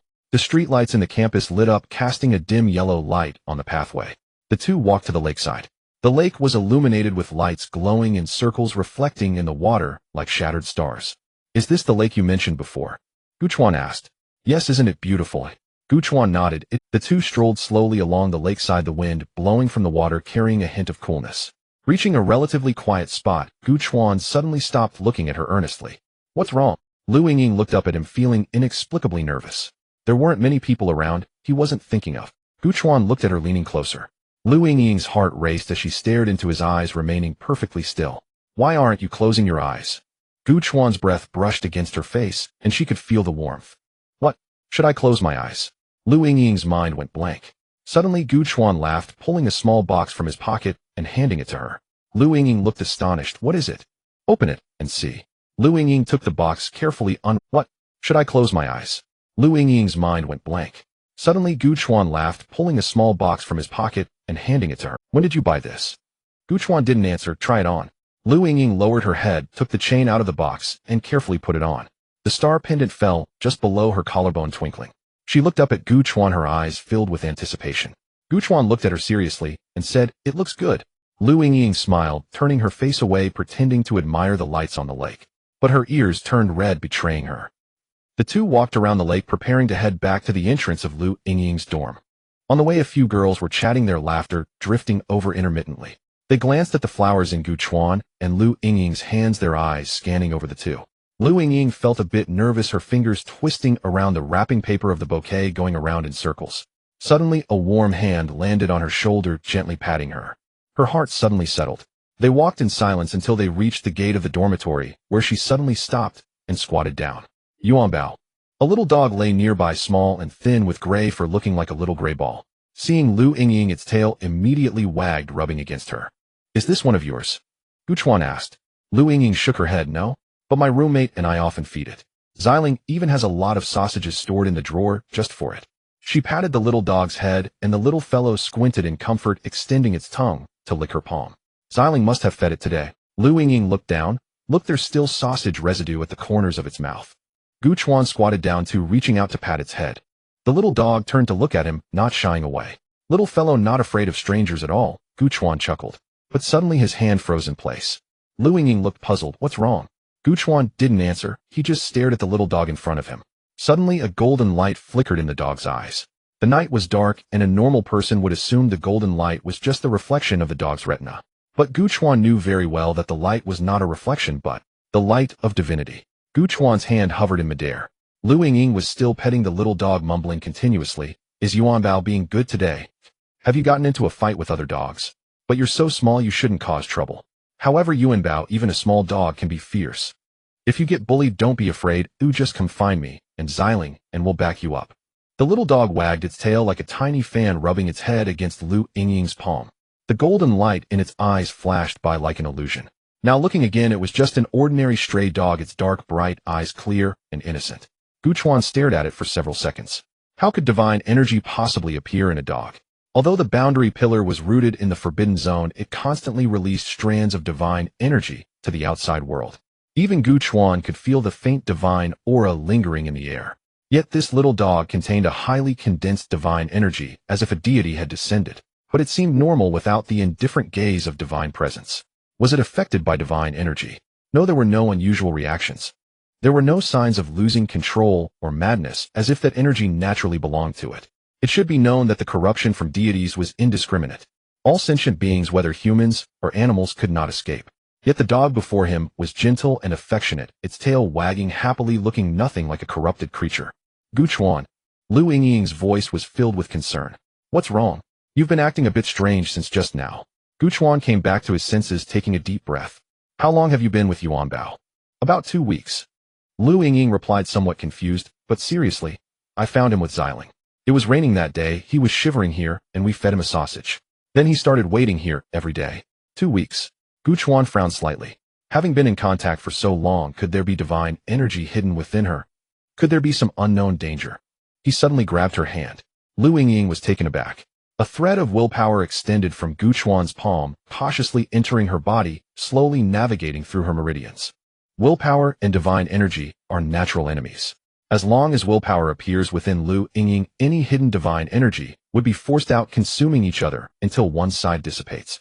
However, his willpower circled through Lu Yingying's body without any reaction, like a stone sinking into the sea. Gu Chuan injected a bit more willpower. Lu Yingying felt warmth in her palm, as if held tightly by a heating pad. She glanced at Gu Chuan's serious face, then at their clasped hands, and she suddenly found it amusing. "If you want to hold hands, just say so. Acting so serious, it's as if you're on some important mission." Gu Chuan cautiously searched, but still found no trace of divine energy. He sighed in relief. Thankfully, nothing was wrong. "Wait here a moment." He gently lifted Yuanbao from Lu Yingying's hands. The little guy wriggled in his arms, finding a comfortable position while still wagging its tail. Gu Chuan took a deep breath, condensing his willpower into a fine thread, probing into the little dog's body. Dozens of threads of willpower entered simultaneously like delicate tentacles, searching inch by inch within Yuanbao. Soon results emerged. Deep within Yuanbao's chest cavity lay a highly condensed divine energy, quietly lurking. The density of that energy was almost identical to that within a deity's body, pure and sacred. As soon as Gu Chuan's willpower approached, the energy immediately stirred. A flash of golden light appeared in the little dog's eyes, and Yuanbao let out a soft whimper, its body trembling slightly. Two forces confronted each other within its body like two fierce beasts meeting on a narrow path, ready to fight to the death. But suddenly that divine energy fell silent. It no longer had any intention to attack, merely contracting into a mass, quietly remaining there. Gu Chuan's willpower easily occupied that space, encircling it. With just a thought, his willpower could surge forward, and engage in a life-and-death struggle with it. Yet even so, that divine energy remained passively curled up as if restricted by something forced to stay there obediently. Gu Chuan furrowed his brow. This was unusual. The highly condensed divine energy that should appear within a deity was present in a stray dog's body. Yet this dog was able to maintain its consciousness, not going mad or losing control. Moreover, that mass of energy showed no signs of contagion and would not actively attack external willpower. Strange, it was truly strange. He retracted all his willpower, not intending to confront that mass of energy directly. Since even a stray dog possessed it, might there be others elsewhere? If there were, could they be as stable as Yuanbao? Even Yuanbao's stability was uncertain to him. Thus he decided to observe the situation and see if he could discover other divine energy bodies through Yuanbao. Gu Chuan withdrew his willpower and placed Yuanbao back into Lu Yingying's arms. The little dog nuzzled her palm again, returning to its carefree demeanor. What's wrong? Is there something wrong with Yuanbao? Lu Yingying looked at his expression, suddenly feeling worried. Did you secretly learn veterinary medicine and notice there's something wrong with Yuanbao? Not at all. Gu Chuan gently shook his head. It's just that this little guy is quite special. Lu Yingying eyed him suspiciously, then looked down to stroke Yuanbao's head. Of course he's special, he's Yuanbao. You said you fed him with your roommate? Gu Chuan asked. Yes, Lu Yingying nodded. But I wasn't always there. Sometimes I went to the library to study, while Xiling made sure to feed him without fail. Moreover, I don't know if it's because of overfeeding, but Yuanbao seems to prefer Xiling. When I feed him with her, he usually only nuzzles Xiling. Lu Yingying said this with a hint of frustration. Prefer more? Gu Chuan frowned slightly. Was it simply because of more food, or was there another reason? Would an animal infused with divine energy act according to its usual instincts? When it comes to deities, he didn't dare be careless. He should find an opportunity to investigate this roommate Xiling to see if she had any issues. He crouched down and placed his hand back on Yuanbao's head. A thread of willpower extended from his palm, forming a tiny bead, layers of willpower, combined like an onion. This was a tracking method left by Gu Chuan. The outermost layer consisted of inert willpower that would slowly decompose, while the deepest part concealed a strand of pure willpower essence. After reaching the extreme of willpower infusion, his control significantly improved, allowing the willpower to temporarily leave his body and stay. Layering it like this was enough to remain stably within Yuanbao for a long time. This way he wouldn't have to worry about losing it. The little dog whimpered softly, its voice unclear, as if something had tickled it, or it had sneezed lightly. Gu Chuan looked at it, remaining silent for a moment. Let's go, it's getting late. Lu Yingying nodded, placing Yuanbao back down. The little dog lay down, resting its head on its front paws, half-closed eyes watching them, its tail tip still wagging gently. I'll come back to feed you tomorrow. Lu Yingying waved her hand at it. By the way, she turned around, where are you staying tonight? Are you going back? I'll be at a hotel. Oh, I should be around here during the National Day holiday. Really? Lu Yingying looked pleasantly surprised. Only when Gu Chuan nodded affirmatively did she feel satisfied, picking up the bouquet of bellflowers and bouncing into the dormitory. Before going up the stairs, she didn't forget to turn back and wave. Gu Chuan watched her figure gradually disappear around the corner of the stairs. He stood still, glancing down at the dog. Yuanbao was still lying there, its tail wagging quietly, not going anywhere. After sensing the fluctuations of willpower within Yuanbao and confirming there were no issues, he turned and left. Inside the hotel, Gu Chuan took out his phone and dialed a number. Professor Zheng, I have something to ask you. In the office, Zheng Keming paused his hand. He had been staring at the optimized data on the dual circulation advancement route when he heard Gu Chuan's question, and his hand slightly hesitated. Parasitic creatures of divine energy. But wasn't Gu Chuan on vacation? He shouldn't be in the restricted area. Could it be that he encountered such a case in the city? He closed his computer and stood up, walking aside. There are indeed such cases. All sentient beings can be parasitized by divine energy. Humans express this through praise, worship, and murmuring. Animals generally show anxiety, looking up, kicking their feet, howling, and so on, which appears to align with the characteristics of central nervous abnormalities. Then what if everything seems fine? Gu Chuan asked. The parasite is calm, and even that mass of divine energy is a highly condensed entity identical to that found within a deity. Zheng Keming's glasses glinted as he searched for relevant information. To my knowledge, there has never been such a phenomenon in our country, and we have shared data with other extraordinary nations, but none of them reported such cases as you mentioned. His voice grew serious. So you've encountered one now? Gu Chuan nodded. Yes, and it's on an ordinary. Did you manage to get rid of it? Zheng Keming suddenly pressed. No, I only left a tracking method on it. Zheng Keming sighed in relief. Thankfully, Gu Chuan hadn't directly dealt with it. If such a case appeared, who knows how many more might be hidden elsewhere. Moreover, with the emergence of divine energy in the city, if the existing deities in the restricted areas have not escaped, does that mean new deities have inexplicably descended? Zheng Keming took a deep breath, This matter must be investigated thoroughly. Gu Chuan, where are you now? He asked. At a hotel near Jinling University. That stray dog is right by Jinling University. Gu Chuan replied, alright, I'll head over now. The next morning, Gu Chuan stood under the dormitory building of Lu Yingying, holding a bag of breakfast. Yuan Bao was no longer there. He sensed the will marker left from last night and found it under a nearby tree. The little creature was lying on a pile of fallen leaves, its tail lazily sweeping the ground. Gu Chuan moved around to its back. Yuan Bao's ears suddenly perked up. After hesitating for 2 seconds, it turned its head and spotted him. It tilted its head, sizing up Gu Chuan, as if hesitating whether to approach. Gu Chuan crouched down and pulled out a piece of sausage from the bag. Its tail immediately wagged, and the whole dog sprang up, trotting over excitedly. As Gu Chuan handed over the sausage, it charged at him. Its nose bumped against the back of his hand, and after a moment of confusion, it happily grabbed the sausage, its little tail wagging like a fan. Gu Chuan looked at it and suddenly smiled. He reached out to stroke its head softly, saying, if only you were just an ordinary little dog, happy every day and occasionally fed by someone. Yuan Bao couldn't understand, just burying its head in the sausage, its nose glistening with grease. Gu Chuan. Lu Yingying's voice called from behind. She wore a white short-sleeved shirt, her hair tied in a ponytail, and jogged over briskly. Why are you here so early? I haven't had enough sleep yet, she complained. Early to bed, early to rise is good for your health. Comrade Xiaoying should be more self-aware. Gu Chuan handed over the bag. Right, what Elder Gu says is all true. Lu Yingying replied casually as she took the bag. Looking inside, she found soy milk soup dumplings and a box of fruit. She looked up at him, her expression a bit strange. How did you get in? Without me leading, don't you have to show your face at the school gate? Gu Chuan smiled mysteriously. Did you underestimate me? I still have a few tricks up my sleeve. Lu Yingying stared at him for a few seconds, then suddenly exclaimed in horror. You didn't climb over the wall to get in, did you? Getting caught could lead to a penalty. Gu Chuan replied lightly. I'm not a student at your school. Who would? Lu Yingying paused, seeming to realize that was true, but she quickly responded, but you still can't. Alright, I was just joking with you. Gu Chuan waved his hand. Actually, I chatted with the security guard for a bit. He saw I looked harmless, so he... Harmless. Lu Yingying looked up at him, realizing it might actually be true. This person standing here gave a very reassuring and positive feeling, but why didn't she feel that way in high school? Fine. She looked down, opened the soy milk, took a sip, then looked up at him again. Yuan Bao was at their feet, finishing the sausage, contentedly licking its paws. Watching this scene, Lu Yingying suddenly thought that maybe getting up early wasn't so bad after all. Just then a white van slowly approached and stopped by the roadside. The door opened, and 2 people got out dressed in uniforms, wearing work badges, holding nets and cages. Lu Yingying froze for a moment. The 2 walked directly towards Yuan Bao. One of them crouched down and skillfully placed the net over Yuan Bao. Hey! Lu Yingying hurriedly stepped in front. Who are you? Why do you want to take Yuan Bao away? The person raised their head, showing their work badge with a gentle tone. Don't be nervous, we are from the school's security department. These stray pets need to have their health checked and vaccinated regularly. Today happens to be their turn. We need to take it for a checkup, and it will be returned soon. Lu Yingying glanced at the badge, which indeed bore the school logo and seal.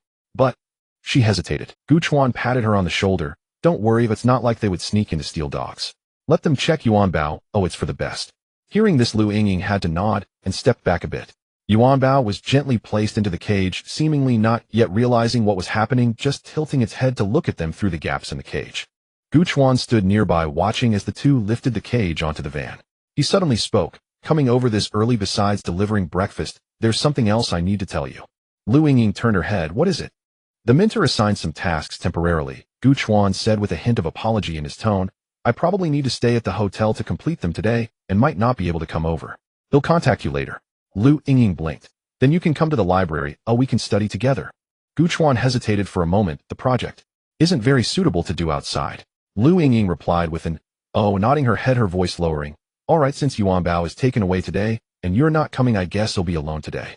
Gu Chuan awkwardly scratched his head. The atmosphere froze for a moment. Oh wait. Lu Yingying suddenly looked up, her eyes brightening. I still have Ling, I can go with her. She huffed at Gu Chuan and turned to run. Her ponytail swung behind her in an arc as her figure gradually disappeared. Gu Chuan stood there watching her vanish at the entrance of the dormitory. He turned around. The van in the distance had not left. Gu Chuan walked over and peeked through the window. Yuan Bao lay in the cage, its tail still wagging gently, seemingly unafraid, just curiously looking around. The personnel in the driver's seat nodded slightly and started the car. They were actually from the logistics department of the base, and the gear from the Jinling University security office was only on temporary loan. Otherwise, if they boldly took away the Yuan Bao, it would be troublesome if any students came out to stop them, or if it was captured online. The van twisted and turned through the streets of Jinling City before finally stopping in front of an inconspicuous building with a faded sign that read, Jinling City Animal Epidemic Prevention and Control Center. Gu Chuan glanced around and noticed that the surroundings were somewhat dilapidated with a few vaccination promotion posters at the entrance that had curled edges. This is the old site of the Animal Epidemic Prevention and Control Center. The new one has already moved. There aren't many people here, the logistics personnel explained as he turned back to him. Gu Chuan nodded. No wonder it looked so desolate.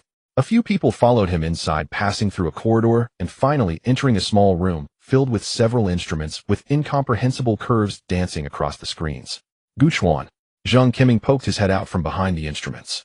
He was wearing a white lab coat with the sleeves rolled up to his elbows, and the blue light from the screen reflected off his glasses. Professor Zhang. Gu Chuan walked over. Next to Zhang Qiming sat a man in his 50s with gray hair but bright spirited eyes. This is Professor Zhou Yuanshan, Zhang Qiming introduced. He's from the Central Plains base and specializes in studying the effects of divine energy on living organisms. Hello, Comrade Gu, Zhou Yuanshan said, standing up and politely extending his hand. Where's the little guy? His tone was somewhat urgent. After all, he specialized in this field and had suddenly discovered an anomaly today, which made him quite excited. Gu Chuan pointed behind him. It's back there. At that moment, two staff members brought in a cage and placed it in the center of the room. Yuan Bao was lying inside. Even in this situation, its tail was wagging gently without making a sound. Good dog. Zhou Yuanshan squatted down to observe closely. Does it have a name? Zhou Yuanshan suddenly asked. It's called Yuan Bao, Gu Chuan replied. Yuan Bao. Zhou Yuanshan repeated, glancing at Yuan Bao. No abnormalities in appearance or behavior. How long has this been going on? 2 weeks, Gu Chuan said. The students at the school have been feeding it all along. Zhou Yuanshan and Zhang Qiming exchanged a glance. Let's send it in first, Zhang Qiming said. Then two staff members carried the cage into the inner room.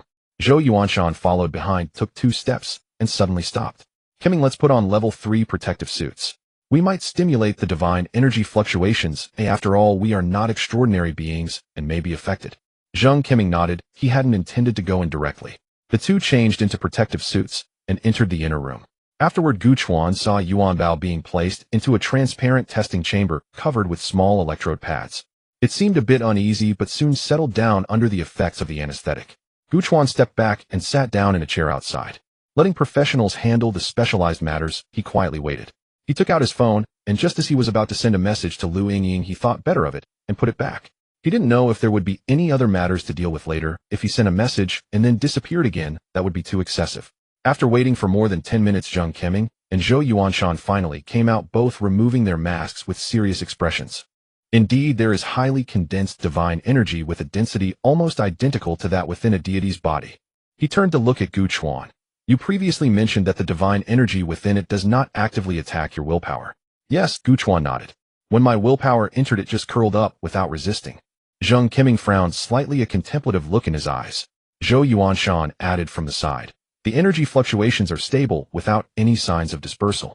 The physiological indicators of the parasite are normal blood routine, is normal body temperature, is normal, and brain waves are normal.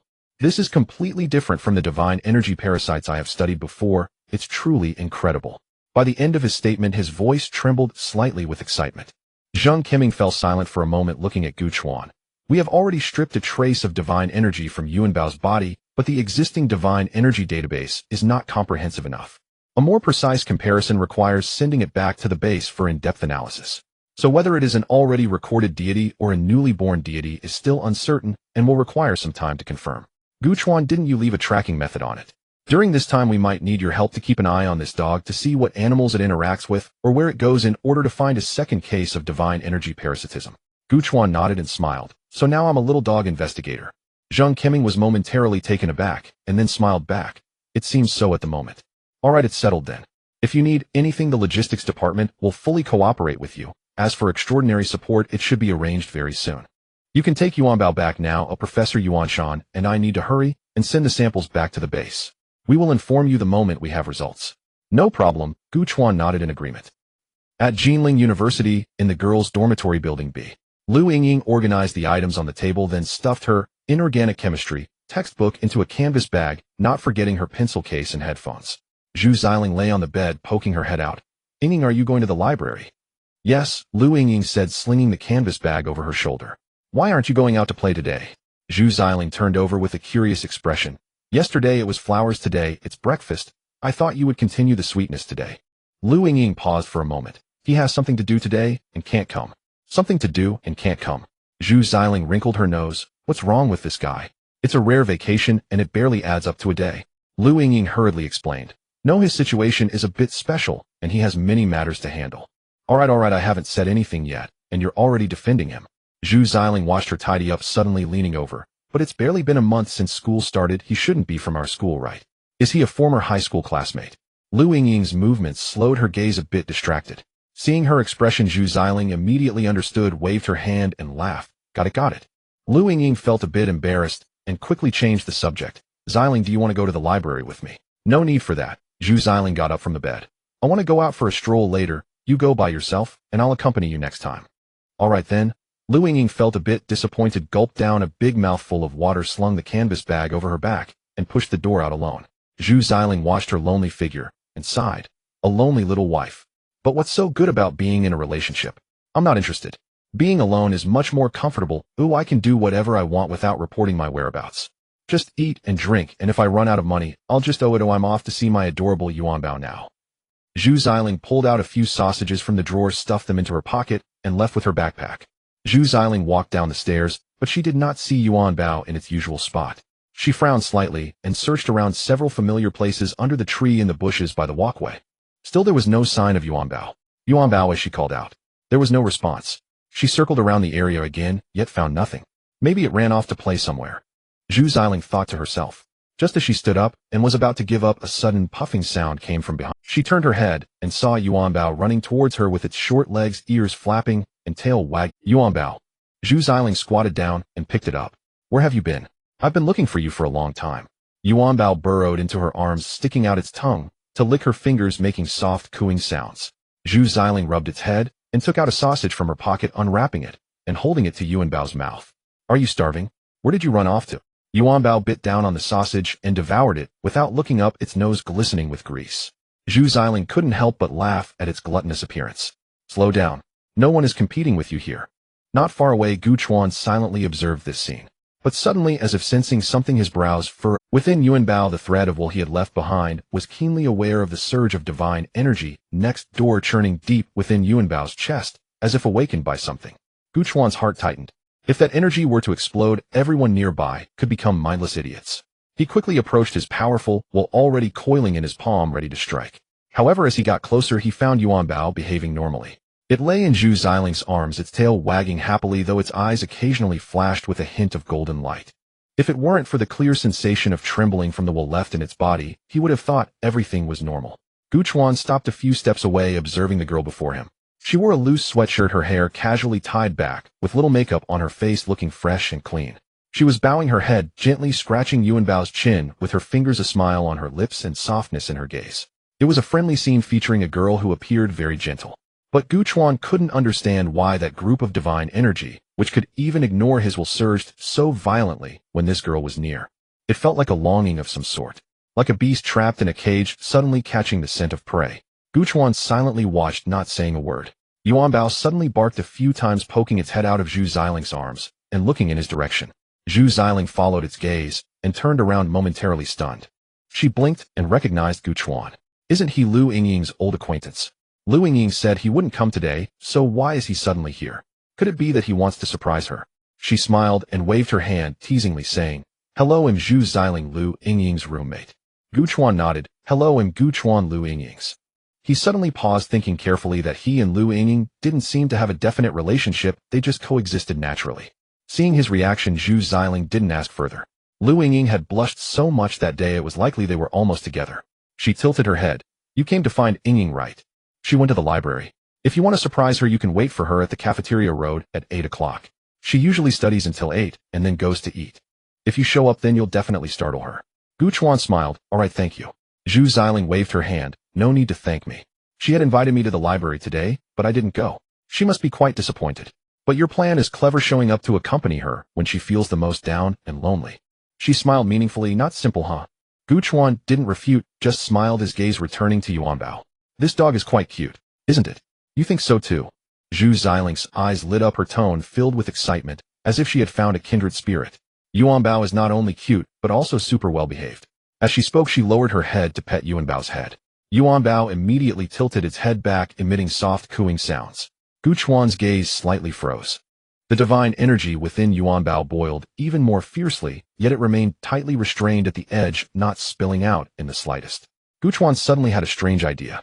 Could this divine energy have already fused with Yuanbao, changing with Yuanbao's emotions and will? Since this girl often fed it, Yuanbao got excited upon seeing her, causing the divine energy to also become excited.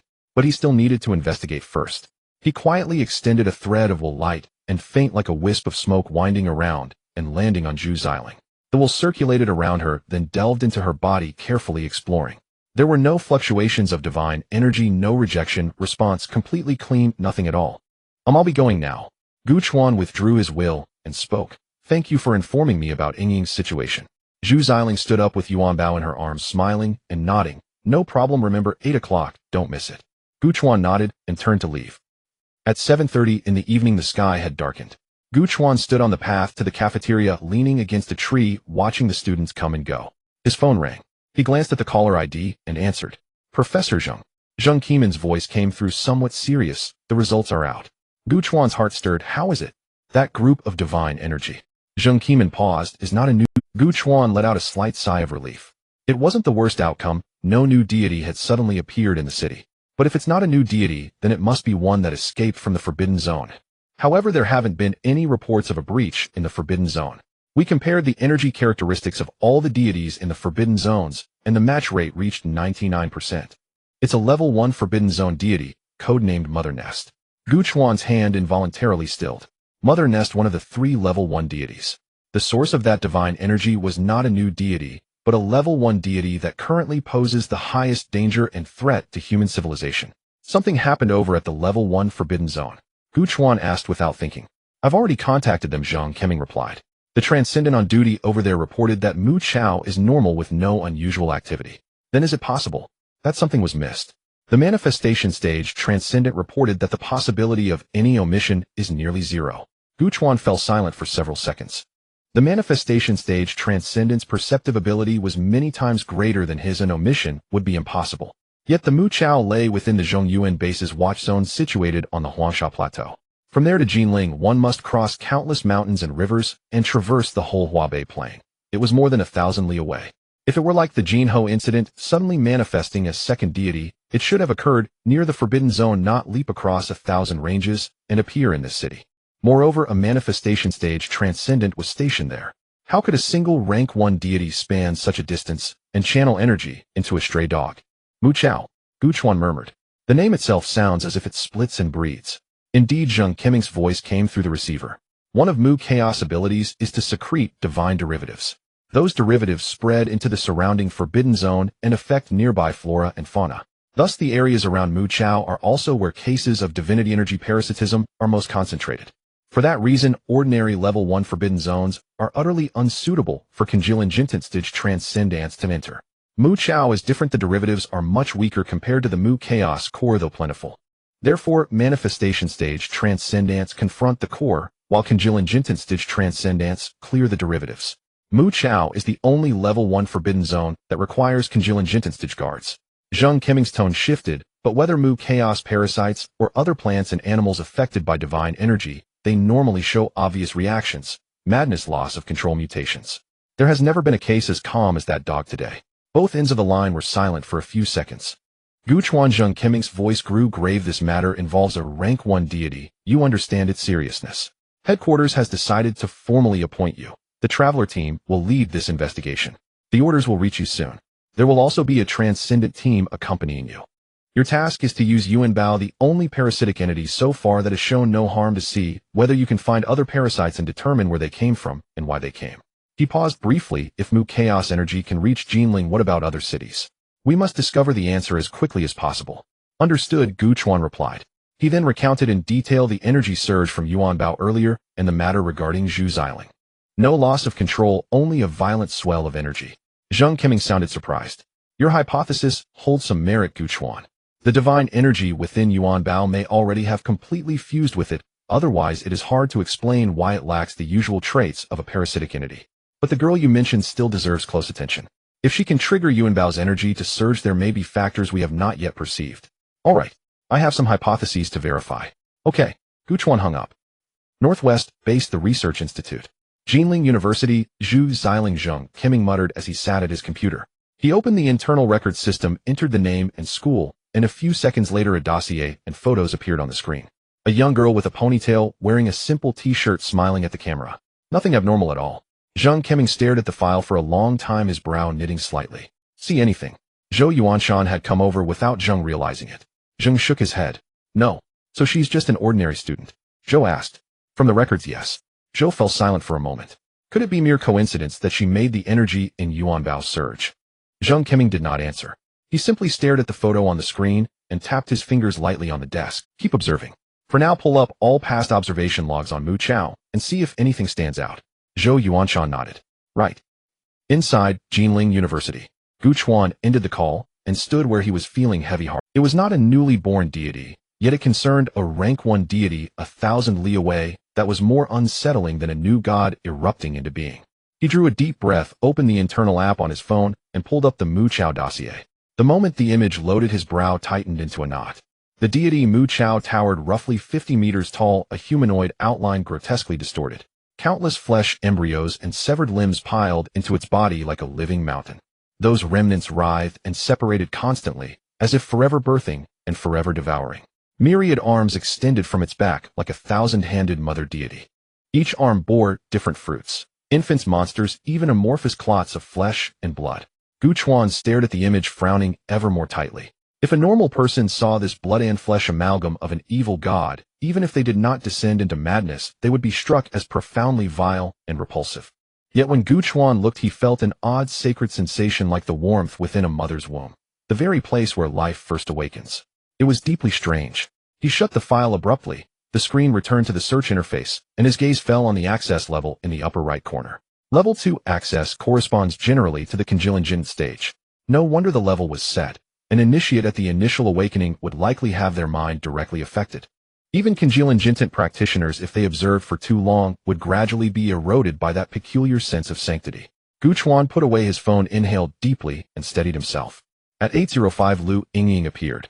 She carried a canvas-toed, a Bluetooth earpiece hung from her right ear, and she walked over at a leisurely pace. When she drew near, she looked up and saw Gu Chuan at once. Her step visibly faltered. "What are you doing here?" she said, surprised. "Didn't you say you wouldn't come?" Gu Chuan said nothing. Instead, he produced a cake box from behind him, as if by sleight of hand. "Here, I brought this for you." Lu Yingying froze. She took the box, opened it, and glanced in a slice of strawberry mousse. Pink cream dusted with finely chopped pistachio and several bright red strawberries arranged on top. "How did you know I like strawberries?" She looked up, her eyes brightening. "A kindred spirit," Gu Chuan said with a smile, a measure of self-satisfaction in his tone. In truth, he liked strawberries and had simply bought it for himself. Lu Yingying snorted, clearly not convinced. She closed the cake box, carefully hugged it to her chest, unable to suppress the curve at her mouth. They walked side by side to the canteen and had a plain, unpretentious dinner. Afterwards, Gu Chuan walked Lu Yingying back to the dormitory building. Lu Yingying felt a little wilted because Gu Chuan had said the leave was over and they did not know when they would meet again. She carried the cake and waved at him reluctantly. "You should go back." She then turned and went upstairs. Gu Chuan watched her go, then quietly approached Yuanbao. During the day, he had sensed that the will source remained within a 200-meter radius. It seemed Yuanbao was a homebody dog. He wanted to see whether at night it would come into contact with anything or perhaps sneak out. "Yuanbao, big brother is going to keep an eye on you." Yuanbao raised his head warily from afar, glanced around, then settled back down, as if to himself. At dawn the next day, the eastern horizon glowed with the faint silvery pallor of first light. Gu Chuan leaned against a towering tree, his smartphone held flat before him, fingers darting across the screen with swift, restless precision. 3 legendary weapons in one go. He clicked, his tongue momentarily speechless. "Well then, fine, have them." A cacophony of game sound effects burst from the phone, followed shortly by a jarring fanfare of defeat. A group of faculty members jogging at sunrise passed nearby. The middle-aged man leading them turned his head and cast a brief, appraising glance toward Gu Chuan, his gaze lingering for an instant on the smartphone screen. "Young people these days," murmured his companion, voice lowered, "wake up this early, not to exercise but to play games here. What a waste of such radiant morning light." The man said nothing, only shook his head slightly and continued running. Gu Chuan, of course, heard every word with crystalline clarity. He curled his lip in mild disdain. "Back when I was training and defending the nation, You were still drooling into your pillow. What makes your mouth so sharp? He slipped the phone into his pocket, yawned widely, and turned his gaze toward Yuan Bao lying not far away. What transcendent being would be assigned to surveil a mere dog? Oh right, himself. Yuan Bao remained fast asleep, sprawled belly up on the grass, limbs splayed, chest rising and falling in deep, tranquil rhythm. He had kept vigil all night. At just past 3 a.m., Yuan Bao suddenly stirred upright. Gu Chuan braced himself, certain something momentous was about to unfold, watching intently, breath held. Instead, the little creature blinked dazedly, turned once in a slow, sleepy circle, then flopped back down and resumed snoring. He'd been needlessly electrified for nothing. Yuan Bao, if only you could speak, I'd finally know what that energy truly is. Then again, perhaps even Yuan Bao himself had no idea. That possibility, too, couldn't be ruled out. Gu Chuan rose, stretched his limbs, and decided to fetch breakfast. He'd spent the entire night on watch without detecting anything amiss. And with his will origin essence still anchored within Yuan Bao's body, no serious anomaly could possibly arise. Along the eastern gate of Jinling University stood a row of breakfast stalls. Steam billowed from bamboo steamers stacked high, blenders hummed steadily as soy milk churned, golden brown youtiao sizzled in hot oil. Gu Chuan carried a large paper bag brimming with baozi and several cups of soy milk, drawing curious glances from passersby. He paid them no mind, devouring each baozi in a single bite, gulping down the soy milk in great swallows had it not been scalding hot. Midway through his meal, a minivan suddenly halted beside the curb, directly facing him. Gu Chuan paused, brow furrowing. He glanced around. The spot wasn't marked for parking. Then a flicker of recognition stirred. This scene feels oddly familiar, as if I've seen it before. Wait, wasn't this straight out of those old martial arts films from over a decade ago? First comes a flash of cold steel, then the spear lunges like a dragon. Was he about to be ambushed by a gang of thugs? Still chewing a baozi, he watched in silence. The van sat motionless for a beat. Then its side door groaned open. Senior Chun, this vehicle hasn't run in ages. The doors nearly seized up, came a man's voice from inside. 7 figures emerged. 5 men, 2 women, all dressed in civilian attire, yet their posture and the sharpness of their gaze betrayed rigorous training.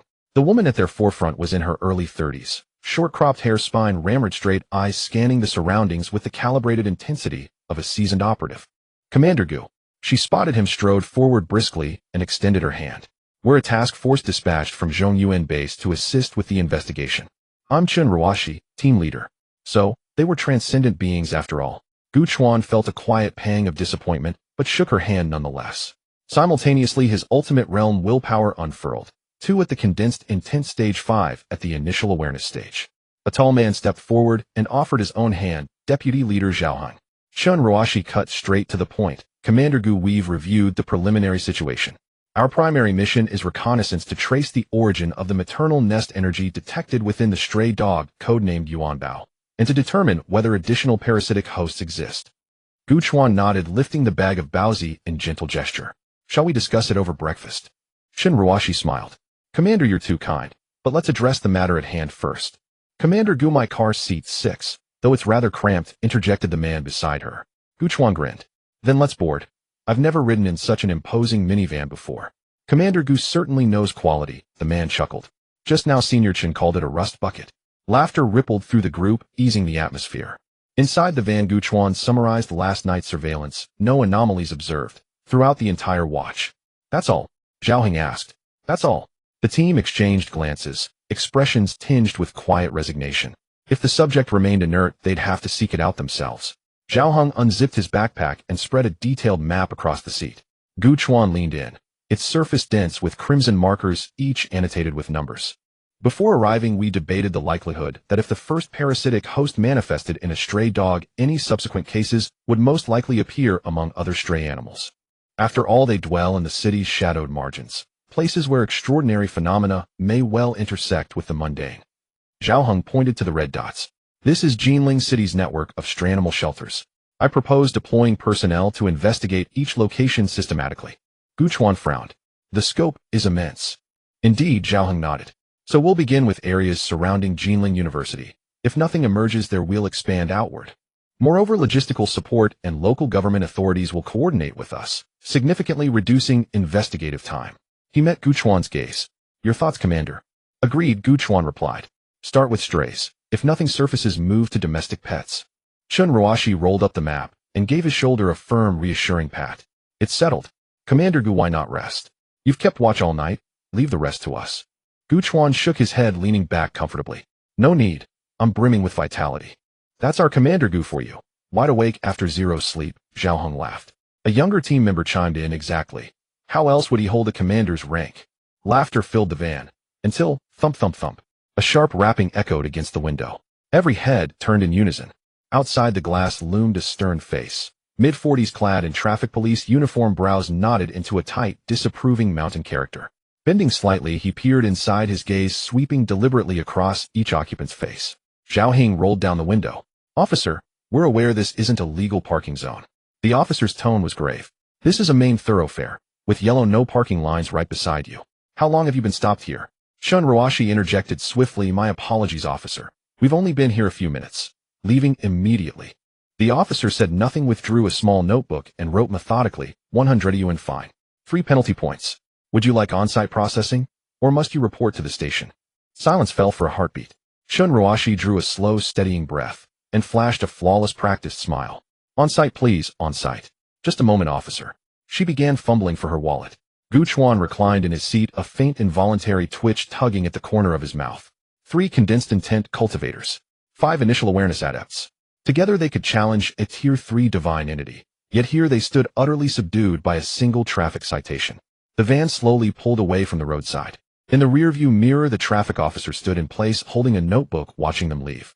The car fell silent for a few seconds. Shun Ruashi withdrew her gaze and turned to the driver's seat. Wang Pengzi, why did you stop the car? The man nicknamed Wang Pengzi scratched his head. In fact, he wasn't fat. He was just robust, carrying a bit of extra flesh. Unfortunately, the big sister liked to call him Wang Pengzi, and he had no choice.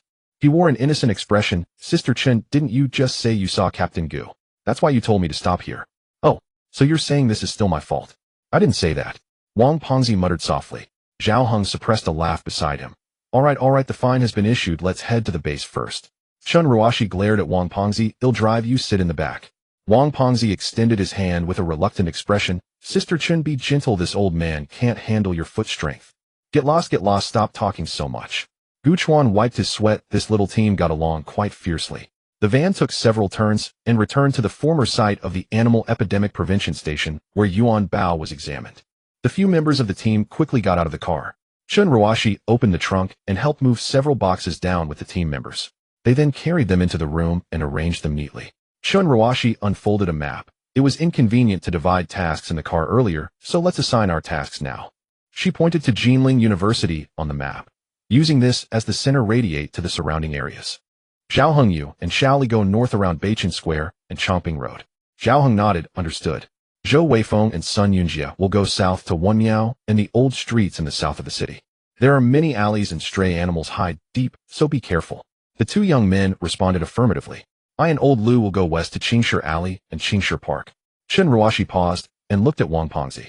Wang Pengzi's eyes lit up. Captain, am I going with Captain Gu? No. Shun Ruashi pointed at him. You stay here to watch Yuan Bao. Wang Pengzi's smile froze on his face. He opened his mouth, disbelief in his voice. I just watch a dog. What? Do you think the task is easy? Shun Ruashi raised her hand and tapped the back of his head. This is the most important clue. Yuan Bao is currently the only stable host. If you don't watch closely, this task will likely fail. Directly understand. Wang Pengzi rubbed the back of his head, muttering, Understood. Watch carefully. Yes. Wang Pengzi stood up straight, his expression serious. Captain Gu. Shun Ruashi looked at Gu Chuan. Gu Chuan spoke. Then he'll be in charge of the remaining eastern area, Ming Lake and Xixia Temple. Shun Ruashi turned around and opened the boxes she had just taken from the trunk, taking out several palm-sized instruments to distribute to everyone. This is the latest model of the base's divine energy detector with high precision. As long as a creature has come into contact with divine energy, even if only a trace remains, it can be detected. For this task, we will likely rely on this. Zhao Heng, catch. As she spoke, she tossed the detector over. Zhao Heng caught it, weighted in his hand, and then clipped it to his waist. Shun Ruashi picked up another one and handed it to Gu Chuan. Captain Gu, this is yours. Gu Chuan glanced at it and waved his hand. Need this thing. My will infusion has already reached its peak. Within 100 meters, if there is any divine energy residue, I can sense it directly. It should be more convenient than this. The air seemed to freeze for a moment. Everyone exchanged glances. Zhou Weifeng and Sun Yunjie looked at each other, reading shock on each other's faces, while old Liu's hand, which was reaching for a cigarette, froze in midair. My goodness. Wang Pengzi swallowed hard, exclaiming. Shinrox's hand holding the detector also froze. The peak. Reaching the peak of intent infusion, she had only seen it in files, and that person was currently the strongest manifester. Now another one appeared. Oh, will there be a second Qin Wujing in the future? That does sound more convenient. She smiled, awkwardly silently putting away the detector. Gu Chuan observed everyone's reaction, secretly pleased. He cleared his throat and looked at everyone. It's fine, you'll all reach the peak level eventually. He wasn't joking. Once the dual circulation system was fully optimized, as long as they were willing to cultivate, extraordinary beings could at least have mastery over the transformation level of their will. Let's hope so, Shun Ruashi replied with a smile. She looked at Gu Chuan. His strength and talent were quite impressive, but his comforting skills were a bit average. She folded up the map and looked at everyone. Then it settled. Everyone make sure to keep communication open and report any abnormalities immediately. We start to move now. Everyone responded affirmatively, packing their gear and preparing to head out. At this moment, Gu Chuan patted Wang Pengzi on the shoulder. Brother, you have to keep a close eye on Yuan Bao. Wang Pengzi patted his chest, full of bravado. Absolutely, Captain Gu. I guarantee he won't leave my sight for even a second, making him feel the gaze as if from the abyss. There's no need to be that exaggerated. Gu Chuan covered his face. You have to let Yuan Bao maintain a normal state. Only then might he go elsewhere or come into contact with some things, allowing us to discover clues. Hearing Gu Chuan's words, Wang Pengzi pondered for a moment and then nodded repeatedly. Understood, Captain Gu. Don't be fooled by my sturdy appearance. My stealth skills are top-notch. Even if his dog nose is sharp, I will never let him detect my presence. After saying this, Wang Pengzi turned around and confidently walked out. Gu Chuan washed his back, feeling that something was off. Oh well, it should be fine.